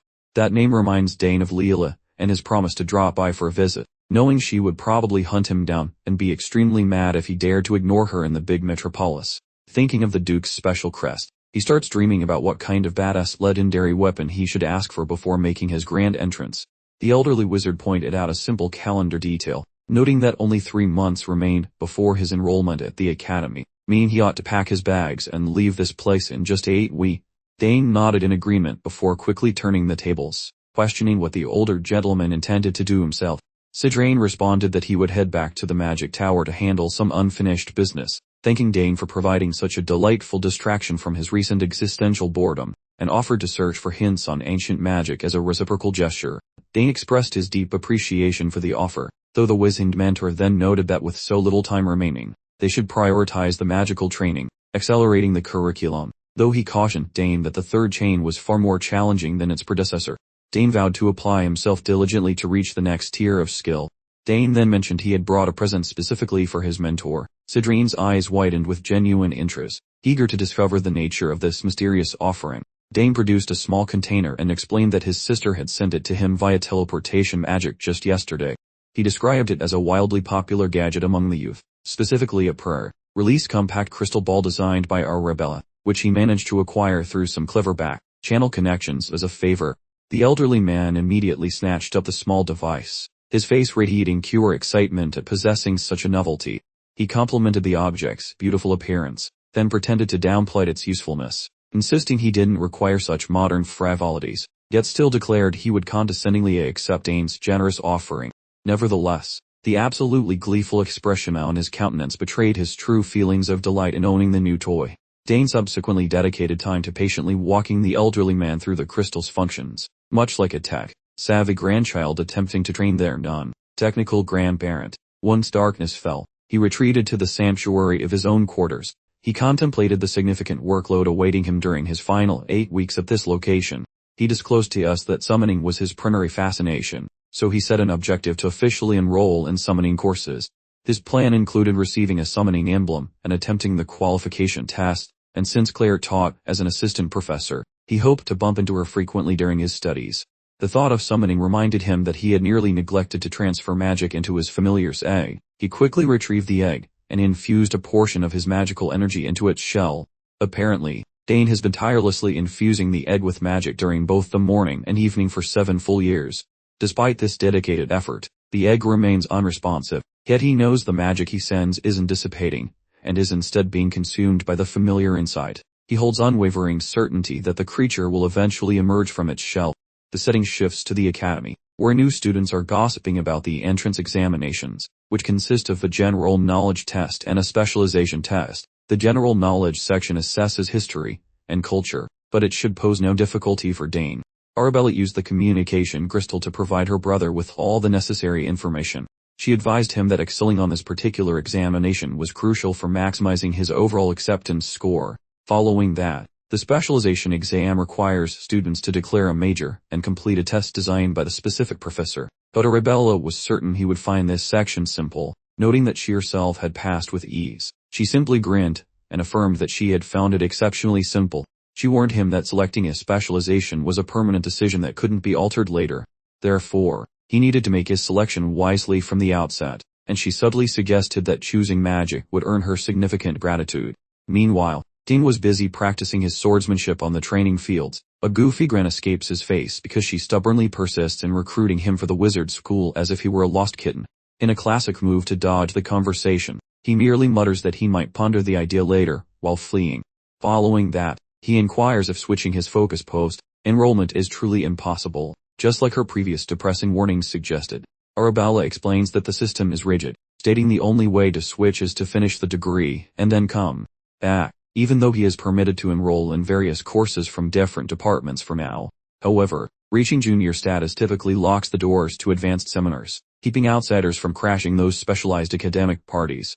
Basically, he has a single chance to choose, but she notes that geniuses like him can exploit a self-governed study program. This revelation piques the boy's curiosity, prompting him to ask how this special path differs from the mundane courses normal mortals take.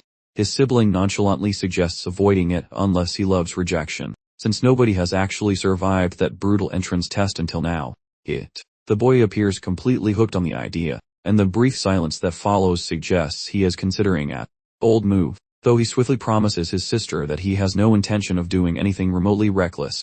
Closing the chat, he vows to reach out eventually, and once the magical connection terminates, Arabella frets about being an annoying nag regarding the sorcery track, yet she remains convinced it is his only decent future. Suddenly, a random pupil wanders over to inform her that the grumpy teacher is currently hunting her down.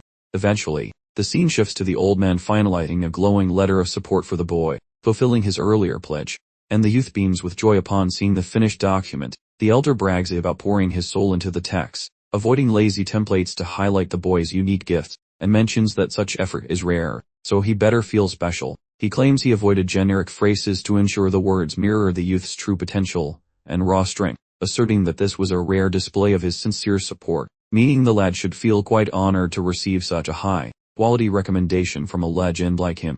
The student flashes a quick grin and swears to the old geezer that he will definitely exceed all the lofty hopes placed on him. Nevertheless, the Kaiser huffs that life would be sweeter if the boy officially became his apprentice, lamenting that while they share that bond, the kid might never view him as a real mentor. He grumbles about their current status being a technicality, worrying that the title of master will remain a dream, while the boy continues to be stubborn about their formal arrangement. Honestly, the ancient fellow is on to something, because the painful smirk the youth displays reveals he has zero desire to label him as a teacher. Regardless, the senior citizen checks if the packing is done, and the boy replies that he is traveling light since the school housing provides all the essentials. The master concedes the campus is fancy, though he warns that elitists snob toward the best spots, expressing total confidence that his pupil will crush those stuck-up aristocrats. The boy lets out a nervous chuckle, having heard rumors that the prestigious institution has basically turned into a clubhouse for blue-blooded bullies. The elder cautions him to remember that the school is full of bratty wolves who will bite if they suspect he is pitying them. He mulls over the warning and concludes it mirrors the brutal survival rules of war, a topic he knows better than his own name. He promises the geezer to stay alert, and the mentor grants him leave to ping his magical pager whenever trouble starts brewing. Since he now possesses that tiny shiny rock, he should definitely utilize it for more than just a fancy paperweight. Upon hearing those words, the boy deduces that his teacher is about to ditch him, which the old man admits while being shocked by the kid's sharp intuition. He notes that staying put is tricky because the king offered him a wizard gate, but he will ignore that until he is bored, trusting the boy to get why the tower demands his attention. The elder mentions that hovering around here would be problematic since his parent wants him as a royal advisor, yet he prefers focusing on his own magical duties before taking on such a tedious job. It takes only a heartbeat for the boy to figure out the old man is obsessed with digging up dusty, forgotten spells again. The elder expresses gratitude, and our protagonist reciprocates by thanking the ancient fossil for wasting so much energy on a youngster like himself. The two shared a warm smile, excited about meeting again someday, and the old coot genuinely couldn't wait to see how much taller Dane would get. With that, the elder started walking away, insisting Dane stay put rather than making a fuss by seeing him off, claiming it would just be weird. Dane wished him a safe journey, but couldn't shake a feeling of unexpected sadness, having truly grown close to the old man. The next day, Dane's father casually checked in, wondering aloud if his son was finally packing up now that Cidraine was safely departed. Dane confirmed he was ready to go, prompting his father to sigh dramatically about the impending silence in the castle. His mother, however, quickly cut off the pity party, stating she felt nothing but relief that Dane was actually leaving. Her main concern was ensuring her son avoided any mishaps on his long journey to the academy, but her husband quickly pointed out that a rebellious fancy teleport gate meant everything should go smoothly. The excessively doting mother finally smiled, conceding that perhaps she was just making a big deal out of nothing. Regardless, she boasted that she was incredibly proud of how well they had raised their children, especially when compared to those other noble families, where the siblings were busy trying to stab each other for control. Her husband noted that Soger House would eventually face the same succession issue, but he felt confident that any of their offspring would be perfectly capable of running things when the time came. As a fun cue, Dane entered the room just then, and his parents offered him a cheerful greeting. His father inquired about his readiness, while his mother immediately pounced on him, asking if he remembered to bring Nightthorn and that special mark she had given him. Dane returned their beaming expressions, assuring them that both items were safely tucked away. His mother specifically reminded him to visit the location she mentioned, showing the mark whenever he needed assistance escaping a sticky situation. Dane nodded, though he secretly wondered if these potential saviors were old coworkers or just casual drinking buddies. His mother confirmed they were indeed her closest professional associates, mentioning it had been ages since they last caught up, but she guaranteed they'd still drop everything to help. The moment Count Sogers heard this exchange, his face immediately tightened, contorting as if he were trying to pass a particularly stubborn kidney stone. He panicked, realizing his wife's help might just turn his son into a hardened killer. He quickly jumped into the conversation, ordering his son to seek out Duke Thermion immediately upon reaching the capital, claiming the Duke would provide proper assistance until he started school. At this point, Dane's overly doting mother began to dramatically weep, overwhelmed by the realization that her little boy was all grown up and flying the quap. Her husband gently nudged her, reminding her there was no need for a tearful farewell, suggesting she simply offer smiles and well wishes. Meanwhile, Dane took a deep breath, steeling himself for the inevitable departure. Although he had made plans, a part of him had always felt a little hesitant to actually go. Now, however, the moment had finally arrived to set out on his adventure. Herman, the butler, then accompanied him to the magical teleportation gateway. His father watched from a window above, while a shadowy individual operating under Count Sugris's direct command prepared to move out. The Count instructed his operative, Jalad, to shadow Dane meticulously and confirm his safe passage through the teleportation gate. Jalad confirmed the command and immediately went into action. Elsewhere in the castle, Dane's overly anxious mother had also summoned her own familiar, a shadowy figure known simply as Shao. Predictably, she gave Shadow the exact same instructions as Sugris gave his man. Make absolutely sure Dane teleports without a hitch. Shadow accepted the directive and vanished instantly to begin his task. As soon as Dane finally arrived at the teleportation portal site, Herman stared in genuine shock at the gargantuan contraption. It was truly enormous and beyond belief. Dane himself admitted just how incredibly magnificent the structure looked in person. The butler remarked that Lady Arabella must be quite remarkable, and Dane wholeheartedly agreed, saying he understood why it took her an entire year to build this beast. With eyes whiter than dinner plates, the servant wonders if just planting a boot on this rock triggers the cosmic zoom.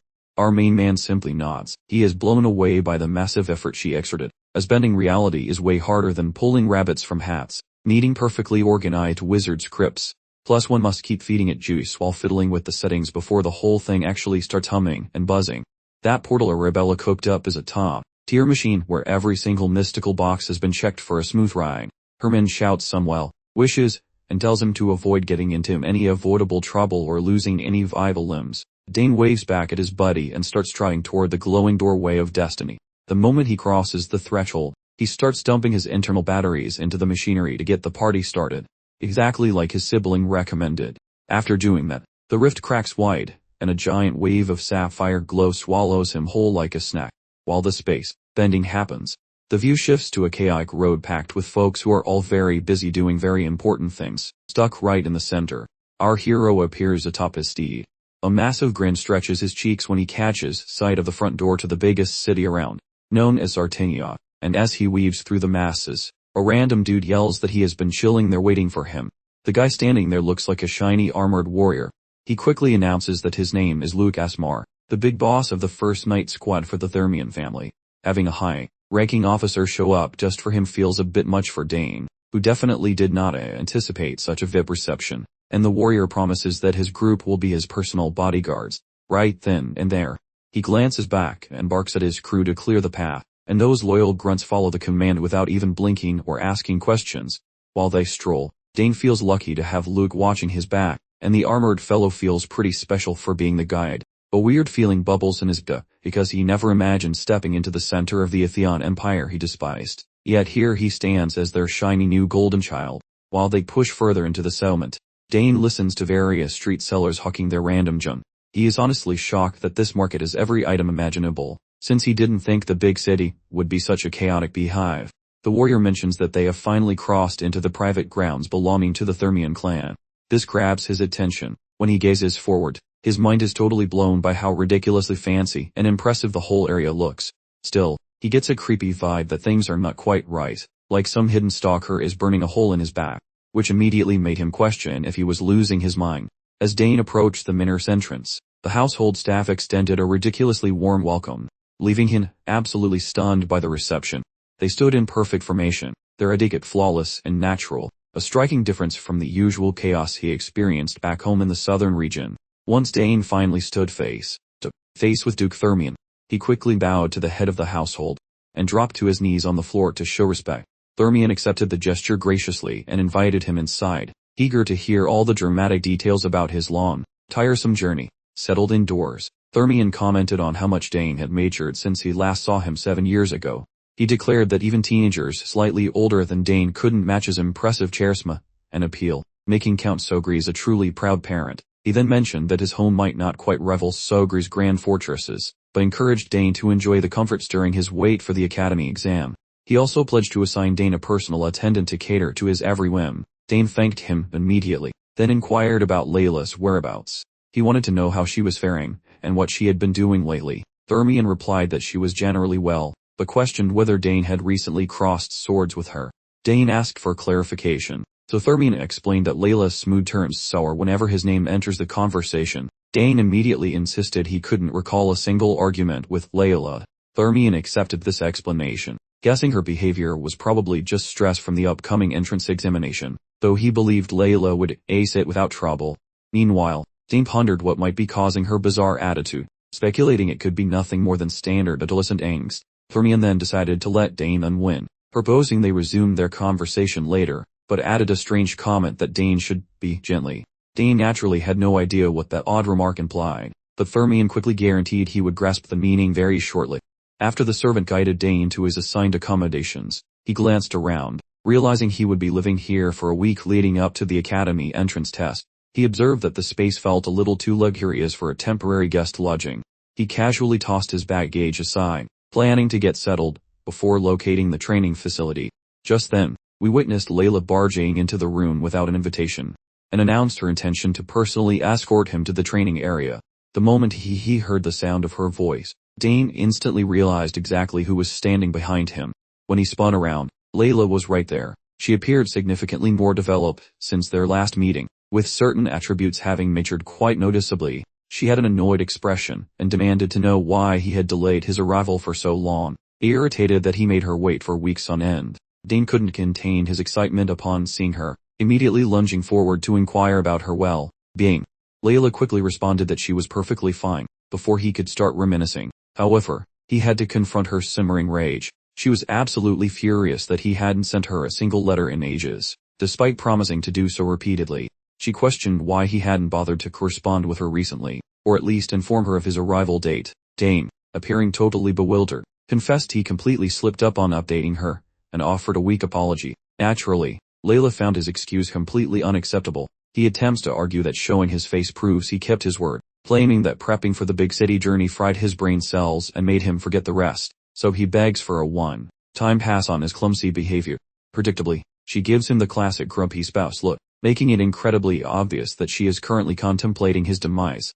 He inquires about potential peace offerings, saying sorry for the millionth time, and vowing to obey her every whim just to settle the debt. Leela lifts a skeptical brow, wondering if he is actually being serious. Dane offers a clumsy grin, choosing to surrender to her demands purely to keep his head attached to his neck. At last, the guy inquires about the specific price for obtaining her gracious pardon. After a brief pause, she proposes a friendly beating, which catches Dane completely off guard, as that particular curveball was nowhere on his radar. Nonetheless, he simply rolls with her crazy requests. At the same time, Leela giggles, looking quite pleased with herself. Her upcoming opponent is warned against future remorse, as she no longer resembles the weeping infant who once required help with basic energy output. Her arrogant posture stuns Dane, who realizes she underwent a massive transformation during their 7-year separation to become this gutsy.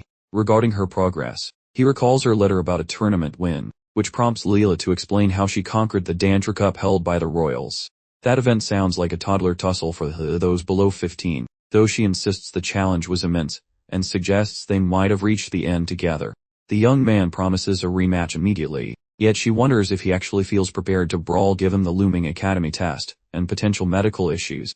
Dismissing her fretfulness, the boy insists there is no danger, while privately trying to figure out why she anticipates bloodshed during light training. Since the sun is already bailing on them, she schedules their little showdown for the following morning. Once the sun rises again, the pair stands in the courtyard prepared for combat. She checks if he has proper gear, hoping he stopped trying to fight people with a dull stick or something equally ridiculous. Advocating for a harmless skirmish using safety equipment, this boy notes that perfection is impossible even for warriors, then inquires about her strategy regarding unexpected wounds. The girl claims there is zero risk, bragging that the finest doctor in the land basically lies in their guest room. Dane offers a scary thought, asking about the consequences if a disaster strikes before the physician can even reach them. The girl struggles to respond before her companion suggests that brandishing lethal edges requires a strong enough mind to face the bloody aftermath of battle. She complains about his overthinking, given that they are just planning a quick little game of tag with swords. She finally gives in and settles for the toy versions, barking orders at a servant to fetch the wooden gear. As they wait for the delivery, Dane watches her, feeling legitimately impressed by her massive ego and self-belief. The gossip is right. She is clearly on the fast track to matching her knightly brothers in terms of raw power. The Thermian estate might actually crown its very first lady boss in the extremely near future. Dane questions if his early mana lessons were the spark that lit her fire, and the evidence points to a definite yes. Peeking inside her brain, Leela is genuinely appreciative of his support, since his mentorship let her outpace everyone else while creating a pair of manhwas. This specific date has been a long time coming, but she worries if Dane would feel sad about losing to her. That household grunt eventually brings over the required tools. After Dane grabs a fake pointy stick, the man twirls the wood, ensuring those stiff limbs actually still function. Following his stretching, that fellow assumes a fighting posture, wondering if the girl feels prepared for a walloping. Leela gives a thumbs up, clutching her plastic blade while assuming a position that looks somewhat professional. The girl thinks about that tournament loser who used a pole, remembering how easily she smacked him around. Long sticks become pretty useless garbage the moment you get close enough to see their pores. Recalling that tip, she dashes at him like a hungry dog chasing a steak. However, her plastic blade fails to actually graze his clothing. That man vanishes, causing total mental chaos. While she tries finding his location, the girl realizes Dane already poked her ribs using a glorified walking stick, concluding this practice duel so quickly that nobody realized it began. Whirling around, the lady demands to know how the master managed to teleport behind her. The blonde fellow quips about her luck with wooden toys, since actual steel blades would have transformed her into human kebabs. The student flatly denies getting totally owned by her opponent, since she felt certain her blade was destined to hit its mark. The man suggests a Rita while mentioning that sprinting like a goat never works twice, meaning she ought to act cautiously. That girl attempts to focus, thinking the failure happened because his sudden appearance made her brain short-circuit. Now she promises to stop holding back and actually put some effort in. At that moment, Leela sees the old man hovering on the high porch, viewing the entire disaster. Dane eventually spots that grumpy noble. Feeling shocked, the man is actually spying on his kids, both in person. That warrior understands such overprotective fatherly instincts, especially since the girl worked tirelessly for a trophy. Though he knows this sparring session should prove her skills and soothe the father's mind, having a parent nearby makes the girl more hyper than a toddler on a sugar rush. Plus the girl feels desperate to show off by dumping every ounce of energy into this final bout. Dane gives a tiny nod, inviting the student to unleash every secret technique hiding within her sleeve. When the swinging starts, the flurry of movement becomes faster than a group of frantic mosquitoes. Leela decided to finally go for broke, throwing everything she had into this skirmish. Yet, her maximum effort was about to fall short. Dane, ever the supportive opponent, suggested she still needed to increase her output, urging her to find another gear. The Duke couldn't contain a chuckle, bursting with pride at his daughter's performance. He was delighted they appeared balanced at this stage, though he secretly wondered who would take home the win. However, the atmosphere quickly changed, as if someone had switched the background music from cheerful to foreboding. The Duke observed Dane's confident grin disappear, replaced by a grim expression suggesting he was about to unleash his inner gladiator. This shift, for some reason, triggered an almost traumatic sense of familiarity in the old man. The sparring session progressed. Leela poured every ounce of her remaining strength into overwhelming Dane. However, it became glaringly obvious she was completely outclassed in this exchange. Her subsequent attack was so clumsy it essentially left her completely defenseless. Dane quickly executed a trip, sending her tumbling. He gently ensured her inevitable fall wouldn't cause any serious injury. Duke Thermian wasn't exactly ecstatic watching his daughter continue her unfortunate losing streak.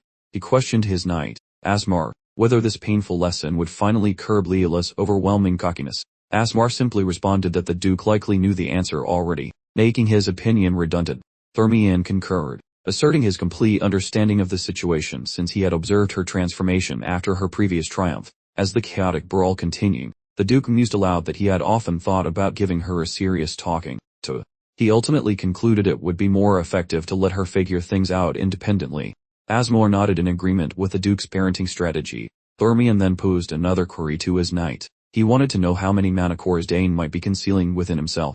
Asmar, evaluating Dane's talent, estimated a minimum of 3, but Thermian quickly countered, suggesting 2 cores was more likely, with a remote possibility of 3.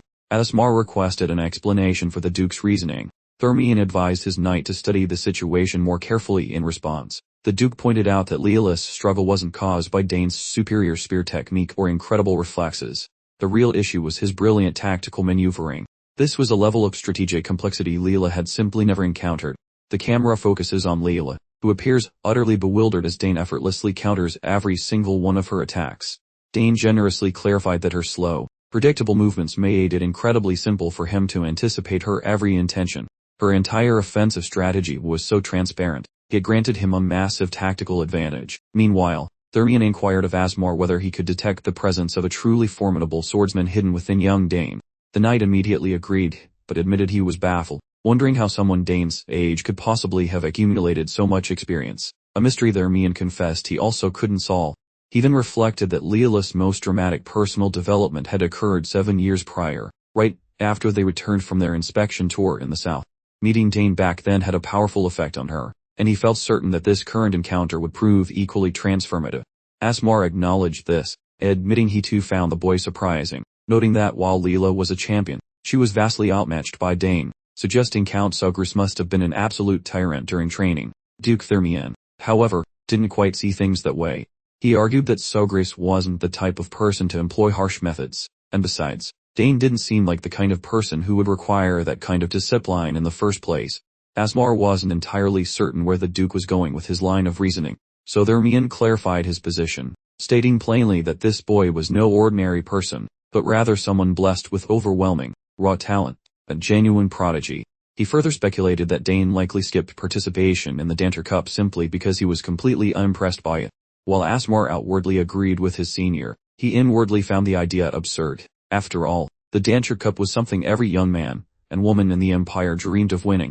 Thermion pressed on, asking why Dane would even bother when no one else his age possessed skills remotely close to his own level. Just as the Duke said this, his daughter buckled and slumped to her knees in complete exhaustion. Watching her, Thermion mused that these brutal matches might be exactly what she needed to curb her overconfidence. He hoped Leela would recognize her own deficiencies after this intense round of sparring. If she could finally shed her arrogance and simply concentrate on improving her swordplay, she would be able to thoroughly outpace her brothers. Now shifting to Leela's point of view, she found herself enduring one mortifying defeat after another. She was finally forced to admit that Dane wasn't just a tough opponent, he was operating on a completely different plane of existence. She knew their talents were different, but discovering the chasm between them was this immense left her absolutely stunned. Recognizing her total exhaustion, Dane mercifully decided to end the match. It seemed Dane had precisely fulfilled Duke Thermion's objective, acting as a walking reality check to finally humble Leela. As they walk away, she fumed with visible annoyance, lashing out to demand an explanation for how on earth he had trained to become so skilled. In response, Dane casually replied that he just practiced diligently. What a savage. His nonchalant answer completely unraveled Leela, making her intensely frustrated, as she felt he was completely diminishing all her hard work by suggesting she hadn't worked just as hard. Dane, ever the ruthless one, merely repeated his point, suggesting Leela simply try practicing even harder. With that, he chose to depart. But Leela wasn't ready to concede just yet. She vowed very clearly that the next round would end with a different outcome. Dane, already anticipating their future battles, offered no further comment and left her alone to stew over their contrasting dynamic. Regarding folks her age, Dane stands as the unique soul Leela really respects, yet, she simultaneously harbors a desperate urge to totally smoke him in a contest. She aims to show she is no mere student, but he stays annoyingly out of reach regardless of her frantic efforts. Nevertheless, she mutters to wait, because, during the upcoming round, victory will be hers alone. Several suns set before we realize that the school admission gauntlet is far from a standard quiz. It becomes a massive carnival where gifted people from every corner drag their families into the capital. Consequently, thousands of humans swamp the city streets at the exact same moment. Currently, about 6,000 hopeful candidates have registered for this specific academic survival game. You simply needed to pay a small entry fee, making it open to any random person. Nonetheless, the rivalry was cutthroat, seeing most candidates fail the initial trial, and currently the first cull has concluded. 2,000 lucky survivors remain, preparing for the upcoming specialization torture session. Within those walls, the bosses huddle to gossip about the crowd, noting that with 2,000 kids left, work will be hell, while one lady smugly predicts only 200 will survive. Every single one of them places bets on which specific flavor of genius will actually win. The fellow heading the discussion is Professor Dnav, who oversees the entire department of wizardry. The lady talking is Ingrid, the leader of the with Spears department. Dnav inquires about the grading schedule, confessing he is dying to see which student took the top spot. Someone mentions the top sword swinger is likely the Thermion girl, since she won the Danter trophy, and her father is a legendary parent. The conversation shifts to the head of the summoning wing, a lady named Delphine. and astute. As the assembly suggests various candidates for the crown, Denavo simply remains silent and enigmatic. Suddenly he interrupts the noise, scolding the entire group regarding their baseless and silly guesses. A unique envelope appears in his hand, seizing general attention, and upon being questioned regarding the contents, Denavo clarifies it is a glowing referral from Cedrine, incorporating a mana-infused emblem from the Nicton Magic Tower. Jaws hit the floor, because Cedrine finally picked a favorite, and while the air is heavy with shock, some still doubt he can beat the sword champion. Denavo is not finished, reminding the group that the legendary hermit Cedrine, who famously avoids teaching, actually sent this endorsement. Furthermore, this kid is only 14 but is already casting spells as a 3-chain mage, which is totally unfair. Listeners feel desperate to identify it as genius, so following a dramatic wait, Denavo identifies the youth as Dane Sugras of the Sogras family. Everyone there becomes totally speechless. This sudden news becomes even more mind-blowing, because currently there exist Sogras House already birthed 2 brainiacs for the school, so a third arrival suggests they aim to hog the spotlight and pop everyone's eyeballs out. Astronade remembers that family specializes in pointy sticks, so finding a wizard's recommendation feels like those spear experts are suddenly pivoting to magic fame. Ingrid agrees, and figured he would stick to the family spear style, making this sudden shift quite a shock for her, and Denavo, on the contrary, is pumped to witness him entering the magic wing, specifically because having Arabella there makes him a legendary recruit. Naturally, this prestigious imperial school is most famous for its crazy magic. A frantic lady bursts through the doors suddenly, announcing the test results have finally landed like a sack of heavy bricks. A digital window displaying the latest rankings manifests in the air. The tally shows sword swingers claimed 1,300 spots, while the wand wavers took 200, leaving the summoners with a measly handful. The sheer quantity of aspiring blade masters is absolutely bonkers, especially when looking at those other tiny, pathetic departments, leaving the entire audience completely dumbfounded. Esternid acts like a proud peacock, convinced his favorite little monster is definitely among the mountain of sweaty sword recruits he just accepted. All the instructors rapidly eyeball the list of successful applicants, desperate to spot where Dane landed, but their smiles vanish when the kid is nowhere to be found in any standard department list. A dusty old geezer asks if any students were skipped, and the messenger girl notes that exactly one person applied for the weird autonomous major. Hearing the phrase autonomous major makes everyone freeze, looking like they accidentally chewed on a pile of gravel and sour lemons. Then that messenger drops a massive truth bomb.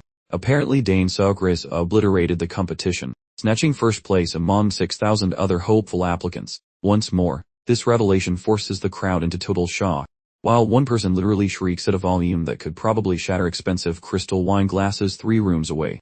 We eventually catch up with Dane a month into his stay, where time has moved so fast that his duel with Leela feels like it happened hours ago.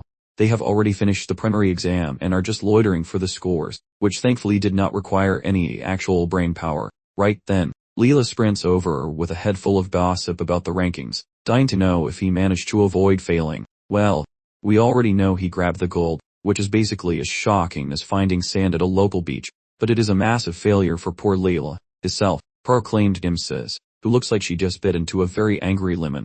Dane is absolutely loving the view of her defeat, eager to take the win out of this spicy kitten who thinks she owns the place.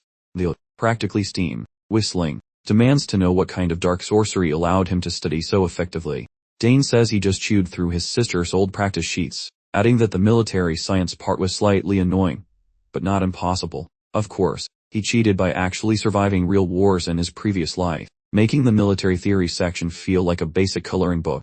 Leela cannot grasp why toddlers are being grilled on global politics, but Dane just twists the knife by saying the whole ordeal was fun. Leela completely loses her cool, and puts on a show, glaring at him as if he just grew a second head. She mocks him, asking if a horse kicked him or something. She figures any sane 14-year-old would be clueless about military strategy, art history, classical music, or the Dranic Empire's past. Dane, staying true to his blunt self, immediately returns fire, reminding her this is exactly where he excels. He explains that living on the front lines forces you to learn a thing or two. Changing tactics, asks what he chose for the next exam. He casually drops the bomb that he picked 3 subjects. Daring 3 completely blindsides her because selecting 3 subjects automatically places you in the autonomous major program. Each new piece of information about Dane adds fuel to Leela's growing irritation. She insists on knowing what other special abilities he keeps hidden beyond just spear fighting and summoning spells. Dane simply grins, sidestepping the interrogation, promising to spill the beans later. Deeply frustrated, she demands he tell her instantly, questioning why on earth he would pick that major. She argues that his decision defies all logic. Dane calmly responds that he simply desires to study every subject available. Leela quickly points out to him that getting through the autonomous major is nearly impossible for a good reason. Dane seems completely undisturbed by the warning, explaining that he heard students in that program get free rein over their schedules until graduation. Furthermore, they avoid having to declare a single major and even get to do research alongside professors across every single department. Leela squints at him, wondering if he genuinely believes people are failing simply because they are unaware of the perks. She then suggests his only choosing this major to avoid being in the same classes as her. Dane denies this, which predictably only causes her to erupt further. She insists he reveal his plan for passing and insists on knowing every ability he possesses beyond just spear fighting and summoning. Given how restless and incredibly persistent she is, Dane briefly considers spilling more secrets. Honestly, she's really starting to grate on my nerves. I wish he'd just stop talking so much. The camera quickly cuts away to the hallowed halls of the academy, where we find professors gossiping about Dane in hushed tones. It seems all the faculty members were forced to meet up, because passing the autonomous major requires succeeding in 3 separate departmental tests. They are completely flabbergasted that Dane is seriously considering the autonomous major. Spearmanship, magic, and summoning are fundamentally opposed, making passing all 3 virtually impossible. Professor Delphine points out that while few people manage to pass 2 tests, most applicants don't even pass a single one. Dongmevo concurs, suggesting specialization is better, like sticking to spears if you were good at spearmanship or focusing solely on magic. Applying for a single major is just the easier and more sensible route. The autonomous major program has existed for 200 years, and almost nobody has ever managed to successfully clear every single hurdle. When the program first kicked off, its requirements weren't nearly as strict as they are now. Centuries ago, when constant warfare was the norm, the academy simply needed every capable body it could recruit. If someone displayed any sort of potential, regardless of the area, they were immediately trained and deployed. However, things have drastically changed, and the entry requirements have only gotten stricter as time passes. Modern applicants prefer to master one single skill rather than be moderately skilled in multiple areas. A professor then wonders why this major still exists since nobody applies for it and nobody passes it. De Novo reminds everyone that it serves as a symbol, an emblem of prestige specifically reserved for the Empire's absolute top talents. Delphine counters that it doesn't really matter anymore, having dwindled to the point where it's essentially just a historical footnote. De Novo adds that he checked the archives and found that only 2 people have passed in the last 10 years. One dropped out immediately, and the other became the last emperor. Upon hearing this, Professor Ingrid comments that only a true genius could possibly pass the autonomous major, making it impossible for everyone else. Delphine reminds everyone that Dane happens to be the youngest son of the famous war hero, Arkansas. He definitely isn't from some average family. She admits she's genuinely curious to see what he brings to the table. The professors also discuss the possibility that Dane might just be an arrogant kid who got lucky. If they take it easy on him, there's a small chance he could fluke his way through. However, given their high positions, they definitely can't afford to take a lax approach. Regardless, De Novo finds himself quite fascinated. If Dane truly is just an overconfident punk audacious enough to try challenging a fundamental symbol of the academy, De Novo wants to personally witness the spectacle. The moment has arrived, finding us at the second exam location. As Dane stands facing the professors, he calmly introduces himself and announces that he applied for the Imperial Academy's autonomous major program. De Novo, looking like he just stepped off a runway, interrogated him about whether he truly comprehended the gravity of applying to this highly exclusive institution. Naturally, Dane had studied so hard his brain was starting to smell faintly of old textbooks, asserting with full bravado that he was absolutely ready for the 3 major exams he foolishly selected. Professor Ingrid, perhaps thinking of her own impending retirement, gently reminded him that a graceful exit was still possible, largely because she truly revered Count Sogras, that legendary spear-wielding hero of the realm. The last thing she needed was to witness the magnificent Count's progeny utterly bomb this test, and slink back to his manor wrapped in a cloak of shame and disappointment. Dane gave a polite nod, thanking her for the worry, which was about as useful as a screen door on a submarine, but stressed emphatically that he was absolutely here to give 110 until his brain turned into pudding. Honestly, the academics figured this much. They would have been deeply disappointed if this kid folded quicker than a cheap lawn chair after a small dose of pessimistic commentary. He clearly wouldn't be attempting this madness to begin with. Neville, getting down to the bureaucratic details, informed him the entrance gauntlet was composed of 3 highly specialized assessments tailored to Dane's chosen fields, clarifying that flunking even a single segment meant immediate, spectacular expulsion. With the terrifying regulations now meticulously catalogued, Neville waved his hand dramatically at Professor Delphine, the formidable boss lady of the entire summoning division, indicating she should kick off the festivities. Moments later, she positioned herself directly opposite Dane, creating an uncomfortable degree of face-to-face proximity. Dane mentally reviewed Delphine's impressive resume, having learned that she was essentially the celebrity quarterback among Altheon Empire summoners, notoriously holding the unbelievable record for juggling 3 scary creatures above the second rank all at once. The powerful Dane finally opened her mouth, declaring the summoning assessment was child's play, stating that Dane merely had to impress her with his magical beast, calling skills in whatever creative manner he could manage. Upon hearing the casual rules, Dane felt a surge of pure excitement, because he had fully anticipated a rigorous, rigid examination, not a free-for-all where he could skip the standard, flashy rabbit, hat routine. He totally blindsided her by requesting she summon something instead. This unexpected request threw her completely off her game, causing her to instantly snap back, wanting to know precisely what sort of ridiculous nonsense he was spouting. The entire academic panel looked utterly bamboozled. It was simply unthinkable that a mere candidate would dare request the professor put on a magical demonstration. This bizarre move definitely piqued their collective interest regarding Dane's strategy, especially since Neville, remembering the boy lacked the proper markings, originally figured Dane would just drone on about summoning theory, but now suspected the kid was fishing for a free, live demonstration. Even though Delphine had zero patience for this audacious little upstart attempting to command her, she nevertheless decided to grant his strangely impolite wish. However, she issued a stern warning that this was not a performance typically witnessed outside of a high-security battle zone, advising him to ensure his eyeballs were fully functional and glued to the show. Following her dramatic pronouncement, the powerful woman launched into her elaborate summoning spellcraft. The colossal enchantment began coalescing into a ridiculously enormous magical construct. The sheer, overwhelming gravitational pull of the magic forced all loose items to immediately evacuate the immediate vicinity. Even the seasoned academics looked thoroughly flabbergasted, gasping silently when the terrifying creature she had called forth finally materialized. This monster was officially identified as the legendary maniacal brute, Eater R. A single, genuinely spying, chilling bellow from the beast was sufficient to make every person present seriously reconsider why they hadn't chosen a safer career, like accounting. As Dane would later confirm, this beast was the undisputed champion of cruelty among the third-rank summons, holding a well-earned reputation for savagely attacking literally everyone in sight, excluding, of course, the one who called it forth. Dane admitted he certainly hadn't budgeted for seeing something this utterly bonkers, especially since this was merely a ridiculous entrance exam. Well, it appears our little spectacle is about to take a genuinely fascinating turn. With her part of the bargain fulfilled, Delphine playfully challenged Dane to reveal the grand demonstration he had in store.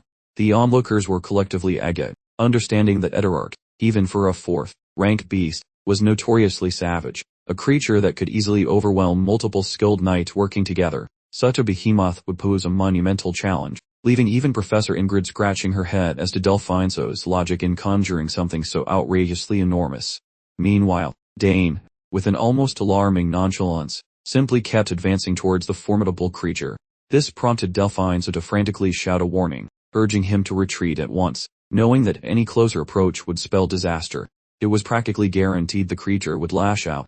Dane, however, completely brushed off her urgent plea, and after practically hugging the monster, calmly declared he was merely demonstrating his skills as a summoner. Delphine conceded his point, yet Riley noted she hadn't suggested he spontaneously combust in a fiery pit just to make a point. Unfazed, Dane merely held out his hand, confidently assuring her there was absolutely no cause for alarm regarding such trivial matters.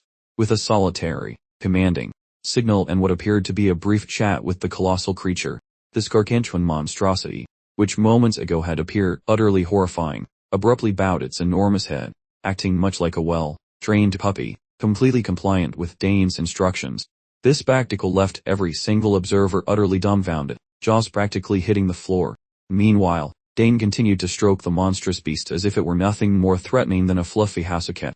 Even Delphine, supposedly the creature's master, registered the same bewildered expression as the rest of the crowd. After all, One simply doesn't stroll up and domesticate the famously savage Eterarch with such effortless grace. Then, her gaze abruptly caught sight of the faint mana thread, extending directly to Eterarch itself. Despite its somewhat faint hue, indicating an incomplete mastery, this thread entirely neutralized every ounce of Eterarch's aggression. They were observing this incredible feat unfold, live and inglorious, unbelievable color. Yet their minds stubbornly refused to fully process the reality. Delphine so pondered, if Dane, in this split second he approached Eterarch, had instantly dissected the creature's mana thread, he must have then conjured a mirrored mana connection to bind it to himself, a brilliant strategy for a summoner lacking a traditional more. It suddenly dawned on her. This boy possessed a truly phenomenal gift. This talent, she recognized, far eclipsed any commendation she had ever earned from her esteemed instructors back in her own student day. Contemplating such an extraordinary aptitude, she couldn't help but marvel at the immense potential his future now held. Finally, she advanced, kindly informing Dane that his impressive demonstration had more than adequately showcased his exceptional abilities. She then praised his remarkably fearless courage. His foundational skills were meticulously scrutinized with an icy, unyielding judgment before they grudgingly granted him official passage. Such an extraordinary display had the other two professors literally picking their jaws up off the floor, a spectacle as rare as a politician telling the absolute truth. That evening, upon Dane's return to Duke Thermian's opulent palace, he regaled Leela with tales of his exam, leaving her utterly flabbergasted that it had all wrapped up in a mere 20 minutes, though it felt like swallowing a whole porcupine. Leela begrudgingly conceded Dane was now the Academy's top dog thanks to his latest feat, but Dane, quick as a wink, pointed out her own first place finish in swordsmanship, making her a top student too. Naturally, Leela, for reasons clearer than a bell, fiercely rejected the label, leaving her to simply pout in magnificent frustration. Dane valiantly attempted to lift her spirits, playfully mentioning her father had even thrown a bash to celebrate her own success, but Leela remained utterly fixated on the chasm of talent, a gulf as wide as the ocean, separating her from Dane. For Leela, Dane felt less like a mere rival, and more like an unstoppable, utterly charming natural disaster. Following that, she simply made her exit without another word. Soon after, Dane found himself conversing with Duke Thermian, who sagely suggested giving Leela her desired breathing room. But Dane, ever the worrywart, felt prolonged pouting wasn't exactly character building. The Duke, however, merely chuckled, assuring him there was no cause for alarm, as Leela would inevitably bounce back. Eventually, shifting gears, the Duke then inquired if Dane had already spilled the beans to his father about his exam triumph, certain that Count Sugrius would burst with pride upon hearing such glorious tidings. Our plucky hero confirmed with a nod, divulging that back home, the celebratory mood had been nothing short of jubilant. The Duke beamed, cheerfully reminding Dane that gaining entry to the autonomous department was no mere walk in the park. Even the most jaded academy staff had been utterly taken aback by his remarkable accomplishment. Now, with exams done and dusted, the Duke urged him to kick back, relax, and get ready for official enrollment. Dane expressed his heartfelt gratitude for the Duke's benevolent care and wise counsel. Thermian then shifted gears, inquiring if Dane had pondered what grand item he intended to forge. Our young man admitted he was leaning towards crafting a formidable sword, but confessed to still weighing his options, prompting the Duke to press for the reason behind his hesitation. Dane sheepishly explained that his body, much like a fine wine, hadn't quite finished maturing just yet. Furthermore, he hadn't yet pinpointed the precise type of blade his heart desired, so he intended to painstakingly deliberate, ensuring he wouldn't squander such an incredibly rare and pivotal opportunity with a rash choice. Thermian, finding this particular dilemma rather endearing, was quite amused. Suddenly, like a well-oiled phantom, the butler materialized, discreetly informing the Duke that the madam, with unspoken authority, desired his immediate presence. Following that, he simply made his exit. Dane was left to sadly reflect on the Duchess' stubbornness, which remained frustratingly unchanged. This heartbreakingly persistent condition had lingered, frustratingly, for many years. Right at that moment, Leela made an unexpected appearance, offering a bittersweet update that her mother, thankfully, hadn't declined further, but hadn't shown any glimmer of improvement either. This stagnant situation had persisted for several years, and Dane, who had never witnessed a family member endure such a protracted illness, felt a profound wave of pity for Leela. Wisely, he refrained from uttering the cliché that he understood Leela's profound emotional ordeal. 2 days hence, the bustling scene reconvened at the Academy's impressive front gates. A distinguished host warmly welcomed every wide-eyed freshman of the magnificent Imperial Academy, proudly introducing himself as the esteemed headmaster. Arkwold honed himself. He lauded the newly admitted scholars who, having navigated a gauntlet of fierce competition, had claimed their rightful, prestigious spots, declaring with booming certainty that the Empire's future shone gloriously bright, as every single individual present represented a cornerstone of its immense talent. This year's freshman class, it appeared, was positively teeming with exceptionally outstanding intellects, yet even amongst those luminaries, one student shone with truly extraordinary brilliance, having miraculously conquered the infamous autonomous major exam. Astonishingly, with this newly minted genius counted, only 2 individuals had successfully cleared that formidable hurdle in the entire past century. This particular wonderkind had not merely passed, but had achieved the unthinkable, securing unanimous, resounding approval from the 3 formidable deans presiding over the magic, spearmanship, and summoning departments. The entire assembly erupted in an utterly unhinged frenzy, their minds collectively blown at the mere concept of someone actually passing the autonomous major test, a feat they had previously deemed mythological. The headmaster, savoring the moment, then dramatically summoned the undisputed top student, Dane Sagres, to majestically present himself. Dane, exuding charisma and an undeniable swagger, confidently strode towards the stage as the crowd erupted in a frenzy.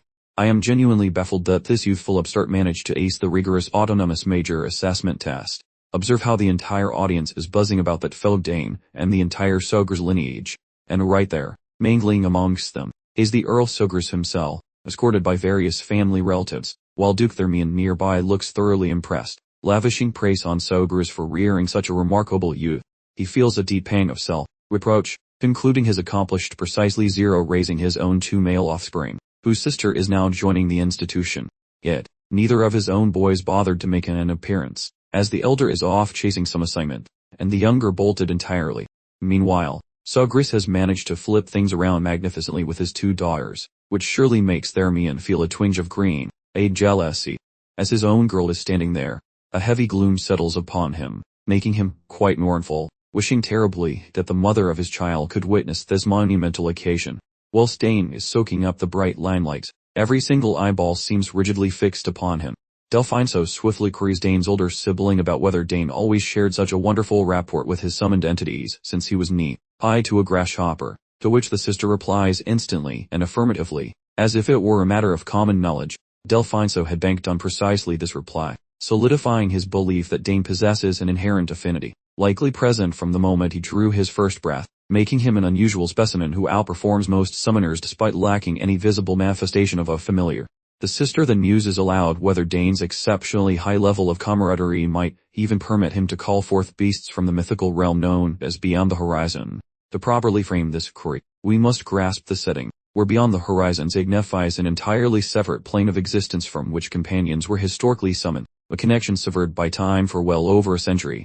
Delphine so finally settles on the affirmative, speculating that summons originating from that distant world maintain the privilege of selecting their human partners, potentially making such an incredible feat highly attainable. At that precise moment, the Academy's headmaster glides over toward Dane, finally having the opportunity to meet the celebrated newcomer face to face. He hands our star pupil a crisp document, conveying enormous expectations that this prodigy will unleash the full spectrum of his prodigious abilities while enrolled at the Academy.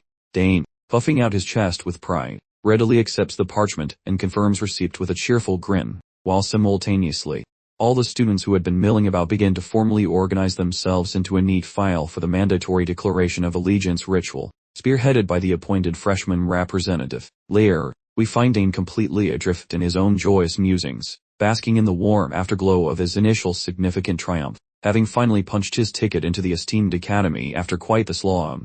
Nevertheless, he is fiercely resolved not to squander this glorious second opportunity that life has handed him. This is merely the overture, and he fully intends to rack up considerably more accomplishments. The subsequent shift in scenery transports us directly into the principal gathering hall of the academic institution. A few appointed delegates conclude their formal introductory speeches outlining the academy's virtues, granting the assembled students a brief intermission before the next program segment commences. They are heartily encouraged to partake in the refreshments laid out at the rear and take a comfortable moment to recharge their batteries. During this interim period, Abe, adopting the persona of a slightly nagging guardian angel, commences schooling Dane, warning him that now, with his recent success, a legion of observers will be scrutinizing his every move, some harboring good intentions, others decidedly not. She strongly urges him to exercise caution regarding any unsolicited proposals, and to meticulously weigh all his options before committing. As she continues her earnest monologue, Dane lightly dismisses her concerns, assuring her he possesses adequate self-awareness, but Leela presses on, bringing up the vital topic of student organizations, yet Dane adamantly states his complete disinterest in joining any such groups. By this juncture, the upperclassmen have already begun actively canvassing the talented newcomers, hoping keenly to entice them into enlisting for their respective clubs and various extracurricular pursuits. Now that the thought has crossed his mind, Dane recalled his older sister mentioning how the academy was absolutely brimming with exciting and engaging clubs. Suddenly, a particularly zealous senior bellowed Dane's name, hoping to nab him for their specific organization. In mere seconds, a massive crowd formed, swarming toward Dane like sharks in a feeding frenzy, while shouting over one another in a desperate attempt to recruit him for their clubs, causing instant chaos. But Leela, acting quickly, grabbed Dane's hand and tore off running. She practically dragged him along with her as she sprinted to escape the absolute madness. Unfortunately, their escape route was completely cut off by a group of equally desperate morons trying to recruit Dane for their own club. The entire area immediately devolved into a scene of complete mayhem. Students were screaming loudly, pitching their clubs with frantic and wild enthusiasm, while Leela was running as if her life depended on it, pulling Dane along in her wake. Despite her impressive speed, the crowd proved relentless and began chasing them immediately. As he ran, Dane couldn't help but feel that this whole ordeal seemed oddly familiar, though he was used to being pursued by enemy soldiers. Being chased like this purely for being the top student was an entirely new and unique experience. The scene transitions to another section of the academy, where we are introduced to Kelthus Refiel, who is strolling along quietly, simply minding his own business. In the background, a cluster of senior students whispers among themselves, glancing toward Kelthus, making it clear he has quite a reputation, though exactly what kind remains to be seen. Apparently, Kelthus had recently returned from serving as commander of the Imperial Knights, and immediately took up a new position as a professor. He's revered as one of the very best and most amazing professors at the academy, despite Kelthus having absolutely zero desire to be a role model educator, and from this point onward, his anxiety is going to rapidly increase, because his tranquil existence is about to come to an end. All because there is a new student in the autonomous department for the first time in several decades, shattering Kelthus' previously easy life where he could simply write some papers and call it good, but now he actually needs to start preparing proper classes. The perspective changes completely, focusing now on Kelthus himself, who quietly thinks to himself that the freshman orientation should probably wrap up soon. It seems he is clearly not thrilled about having someone join the autonomous department, and what truly irritates him the most is that someone chose to join the department while he was acting as its head. Soon he notices Dane standing just outside his office. Kelthus calls out to him, surprised by how early Dane has actually arrived. Our protagonist, being very proper, makes sure to greet his professor respectfully. Once they both settle down inside the office, we get a glimpse of Kelthus' inner thoughts, confirming he is thoroughly irritated. He reflects on how hard he worked to attain this position specifically to enjoy some peace and quiet, noting that instructing students was never part of the plan, and that if he truly wanted to teach anyone, he would have remained with the Night Order, having already endured more than enough of that. Since there's no going back, Kelthus turns to Dane and asks why he specifically chose to apply to the autonomous department, to which our young man simply responds that he does not want to be confined to one particular field, prompting Kelthus to follow up by asking if he intends to pick a specific field eventually. Dane responds in the affirmative, agreeing that he will eventually make a selection, but for the time being, he doesn't want to pass up the incredible opportunity to study in the autonomous department. Kelthus looks noticeably peeved, realizing that if this trend continues, he will be permanently stuck instructing Dane. But then, a brilliant idea for sabotage sparked in his mind when he suddenly remembered Dane had completely skipped the swordsmanship test. The fact that this particular student didn't even attempt the evaluation clearly suggested a lack of confidence in that specific area. Kelthus saw his opening, and ambushed our protagonist with a query about his sword-wielding knowledge. The question obviously caught Dane entirely off guard, leaving him confused and puzzled. Kelthus quickly tried to justify himself, clarifying that he meant no disrespect, but insisted that as the professor in charge of the autonomous department, he felt Dane should at least have some familiarity with the skill. It was a strange line of questioning, and Dane could easily sense that his instructor wasn't exactly thrilled to see him, so Dane kept his response blunt and to the point, stating he simply wasn't interested in practicing swordsmanship at all. This was precisely the moment Kelthus had been waiting for. He quickly capitalized on the opportunity, declaring that he intended to test Dane's abilities right away. Kelthus certainly had the power to evaluate Dane, and if our boy's swordsmanship was truly as pathetic as the professor secretly suspected, This awful instructor could use the poor results as a convenient excuse to force him out of the department. Gilthus decided they should head over to the training grounds immediately to assess Dane's talent in swordsmanship. Upon arrival, the professor gestured grandly toward the impressive collection of swords adorning the walls, instructing Dane to take his pick. Our protagonist began surveying the astounding array of blades on display. As he examined the wide variety of weaponry, he couldn't help but wonder why such a comprehensive training room existed in a school focused on academics. Most confusing of all, why was there so much equipment when no autonomous department students had passed through here in decades? After a moment, Dane simply shrugged and grabbed a sword entirely at random. Gilthus expressed some doubt about Dane's selection, but our boy confidently affirmed his choice, showing absolutely no signs of second thoughts. With the weapon chosen, Gilthus outlined the rules of engagement. They were quite simple. If Dane managed to land just one strike, he would pass the test. To make things easier for his student, Gilthus applied a severe handicap to himself, restricting his movement to no more than 2 steps during the entirety of the fight. Dane accepted the terms instantly, without any hesitation whatsoever. The two opponents took their positions, facing one another to begin the duel. Gilthus felt a mix of relief and growing concern, relieved that Dane had agreed to the condition so readily. But the ready acceptance was also unsettling. Dane hadn't hesitated at all, acting as if he was entirely certain he would succeed. As soon as the match started, Dane charged straight toward Gilthus with surprising speed. He swung the blade wildly in an attempt to make contact with his instructor, but Gilthus easily shuffled to the side and dodged the attack. Even though he evaded the strike with minimal effort, the professor couldn't help but notice something important. Dane was fast, much faster than he had expected from a non-specialist. For a fleeting moment, he started to consider that maybe this young man genuinely was qualified to be an autonomous student, but there was no time to think about it further. Dane continued his attack with relentless swings, each one displaying better precision than the last. At one point, Gilthus suddenly found himself just inches away from getting tagged, and the realization sent a cold wave of fear down his back. When Dane launched another strike, Gilthus was forced to quickly draw his own sword to block the incoming attack. Had he reacted even a fraction of a second slower, the entire match would have ended right then and there, and definitely not in his favor. What truly amazed him was Dane's swordsmanship. It was highly unconventional, almost chaotic, but undeniably effective in practice. Gilthus was now completely convinced that this student really did know how to handle a weapon. It was clear this wasn't just beginner's luck. Dane was truly unpredictable, and that made him dangerous. After the rapid exchange, Dane stepped back, breathing heavily. Gilthus watched him closely, and something about our protagonist's stance left him bewildered. It triggered a sudden memory of a remarkable swordsman he had once seen on a battlefield. Gilthus was completely baffled by Dane's technique, which looked less like a noble swordsman's polished stance and more like a chaotic, street-level brawler's moves. It was pure experience over formal instruction, but there was certainly no time for him to stop and process this oddity. Dane didn't pause for breath, charging forward to initiate another high-speed, metallic collision between their blades. The rapidity of their clashing blows would have made professional fencers green with envy. The two combatants moved so fast they turned into ghostly blurs, producing a chaotic symphony of ringing steel that echoed through the area. Gilthus honestly couldn't believe his eyes right now. Nothing about this entire scenario added up in a logical way. It was so completely unexpected that it defied his every previous assumption.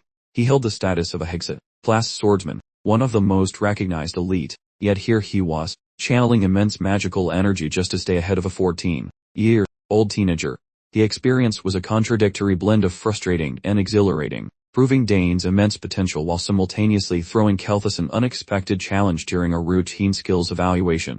He felt himself flinching back on his heels, a clear breach of the two-step restriction he had promised himself, as every single swing from Dane seemed to gain substantial power. The way our hero moved and fought began to pull insistently at a long, dormant recollection buried in Gilthus' mind. The feeling was eerily familiar. Gilthus' memory suddenly replayed a scene from the battlefield. He once encountered a lone knight who possessed the same wild, stubborn energy in battle. Gilthus clearly recalled his astonishment at encountering such a remarkably courageous warrior on the field. This person fought with a furious, reckless abandon, displaying no loyalty through specific coats of arms or banners. That madman rampaged through the fight, acting as a chaotic force that everyone struggled desperately to contain. Just as the vivid memory began to fade into obscurity, Gilthus forcefully pulled his mind back to the immediate present. He returned to reality exactly in time to feel the cold, unmistakable touch of Dane's sword making contact with his body. He was successfully tagged. Dane allowed himself a small, triumphant smile in response to the victory, but he wisely refrained from bursting into laughter. He certainly didn't want to insult his professor, so he instead maintained an air of innocence and remarked, "I think my sword might have just touched you." While Kelthus absolutely hated to concede the point, he recognized that an oath made was an oath that must be kept. He begrudgingly awarded Dane a passing mark. Meanwhile, Dane finally allowed himself to relax completely. Keeping up with Kelthus was no simple task. He knew for certain that if the professor hadn't placed restrictions on himself, Dane wouldn't have had a chance in the world. Kelthus, on the other hand, felt completely overwhelmed. He couldn't deny the frankly absurd amount of talent hidden within this young man, even given the professor's self-imposed limitations. Dane should never have been able to stand his ground against a hexaplast specialist like Kelthus. Kelthus finally understood the true reason why Dane hadn't shown any sign of nervousness about the swordsmanship evaluation. With such natural skill, it was absolutely no mystery. Kelthus faced Dane and inquired why he hadn't applied for the swordsmanship department. Dane responded simply, stating he thought his family would be sad, a remark which Kelthus found very confusing and illogical. Upon a deeper level of reflection and consideration, Dane's father was a recognized genius with a spear, and his sisters were highly skilled in magic and summoning arts. It suddenly became perfectly clear why Dane had applied to all three departments. He was trying to meet the high standards of his family. Kelthus finally learned the difficult truth, realizing that Dane wasn't lacking confidence in swordsmanship at all. The underlying issue was far simpler. He just fundamentally didn't want to practice it. After surviving the interrogation, our protagonist receives his walking papers, so he gives a polite nod and thanks the grumpy old man, then departs silently. While the teacher glares at his backside, a depressing truth hits him that his scheme to kick the kid out and rot in peace has completely crashed. He is stuck with this mess. Once the wood clicks shut, the old wizard shuts his lids. His brain time travels to a distant era, remembering a chat he shared with a former colleague. He once queried his pal regarding the shiny tin can standing nearby, plus that comrade mentioned his identity was actually Argray. Afterwards, the lad bumps into his middle sister, who looks like she saw a ghost upon hearing he actually succeeded. She suspected the teacher was a total hard-ass who hates passing folks, considering the hermit has only graced a single staff assembly, which happened only because the big boss dragged him there, since he detests human interaction more than bad coffee. Essentially, the man acts exactly as he pleases, which explains her frantic anxiety for her sibling, though her relief that he is still in one piece makes the boy pause. Typically, the middle girl would be popping champagne, but she just seems glad her brother survived the ordeal with his limbs attached. He appreciates her for that, as her concern for his health is actually sincere and not just about status. Eventually, the big sibling comes sprinting towards the group. While the three relatives chat, the peanut gallery starts buzzing, as witnessing the entire Sugries clan together is like spotting three unicorns, proving that little Dane is just as legendary as his famous sisters, Arabella and Claire. Soon, a high-ranking student called Max Har greets our hero, explaining his role as the grand janitor and manager of the three residential sectors, where kids are sorted by their report cards, with the elite living in Danter Hall, named after some ancient royal dude. Because our protagonist crushed his exams, Max confirms his luxury suite in Danter, bragging about the fancy gyms, food courts, book rooms, and mysterious hidden rooms that sound slightly suspicious. The youngster lacks any clue regarding those shady extras, but the kid holds his tongue while the senior mentions that failing grades result in a one-way ticket out of the elite dorms, highlighting that Arabella and Claire never slipped up during their stay, which naturally bolsters the family reputation and proves why the Sogra lineage is so feared by everyone else. After the lecture, the senior tosses him the door opener and notes a backup exists. Should the boy misplace his entry card, he can return for a fresh copy. The veteran also warns about the local weirdos who are harmless, but totally bizarre, suggesting the kid should investigate the situation himself and use the magic orb if he needs any help surviving those oddballs. Following the briefing, our hero wanders toward his new quarters. Walking through the halls, he realizes the building is unnecessarily fancy. However, a certain creepiness lingers in the air. Not a single soul registers on his radar, making it seem like the whole crowd just vanished into the ether. Feeling a bit jumpy, he decides to expand his sensory range across the area. Almost instantly, a faint scent of machine oil begins to drift toward his nose, along with the incredibly quiet groaning of rotating metallic cogs. From those few details, it becomes quite clear that he has walked into a trap. Instead of flipping out, our hero just smiles at such a pathetic assassination attempt. The goons responsible are watching through a window, confused about why he stopped and wondering if he knows he fell for their scheme.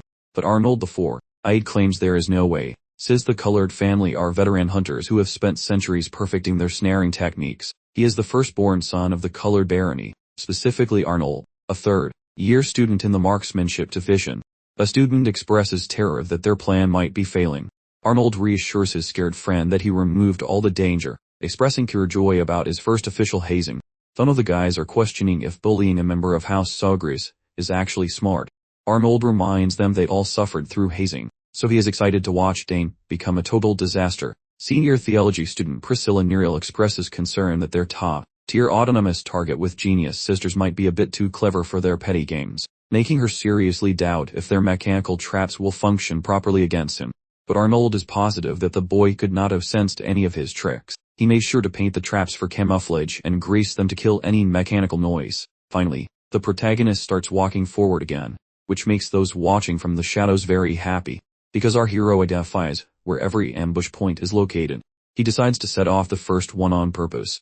A water balloon falls, but he was already waiting for the splash, vaporizing it with a magical shot. Soon the second prank begins to trigger, a pungent device with a revolting sting, causing Arnold to descend into madness.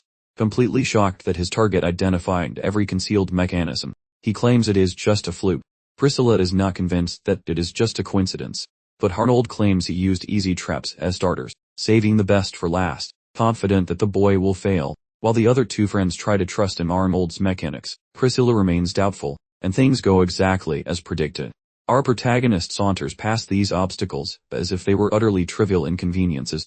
Fully prepared, he awaited the next comical challenge. Having mentally mapped out every sneaky contraption littering the corridor, Dane Sugries simply grinned, squared his shoulders, and galloped right into the fray. The initial contraption sprang, unleashing a flurry of spring-loaded boxing gloves from every conceivable direction, but his practiced footwork made this particular ambush utterly laughable. Next, a delightfully cartoonish pitfall appeared, which Dane neatly dodged as an eruption of feathers burst theatrically everywhere. Immediately escaping the plummeting pit, gleaming bronze spikes burst from the floor, presumably hoping to impale him in a spectacularly humiliating fashion, yet they too found themselves completely ineffective. The upperclassmen, witnessing their meticulously planned snares utterly fizzle, gaped openly in astonishment, though this effortless evasion was merely standard procedure for the esteemed young master of House Sugries, whose older sisters, bless their hearts, had tumbled spectacularly into similar booby traps during their own freshman initiation just a few years prior. Arnold Colored was practically on the verge of a full-blown meltdown. They had poured so much sweat and cunning into concealing these contraptions, yet the young Sugries merely waltzed past them all, appearing to possess some uncanny premonition of every spring and every pitfall's precise activation. Swelling with the unyielding pride of a seasoned big-game hunter, Arnold flat out refused to concede defeat, placing all his hopes squarely on the final, spectacular trap designed to properly initiate this unnervingly adept newcomer.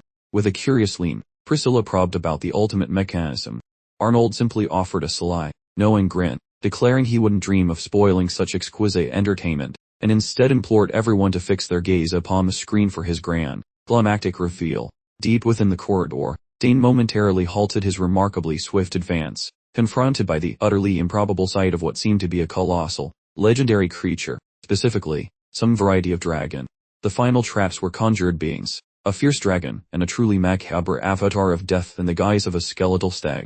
These formidable apparitions loomed menacingly over Dane, then lunged forward with truly malevolent aggression. Yet the young Sugries kept his cool, calmly evaluating the predicament, albeit with a flicker of genuine astonishment that anyone would deploy such formidable conjurations as a mere prank, until, that is, a tiny detail seemed remarkably amiss. Though the monstrous figure's upper torsos and heads appeared convincingly solid and vibrantly alive, their lower extremities, strangely, told a completely different, far less believable story. Should one truly scrutinize the display, it became glaringly apparent that these supposed summoned horrors were, in fact, visibly glitching, their forms oddly distorting, and seemingly warping around the very edges of the corridor.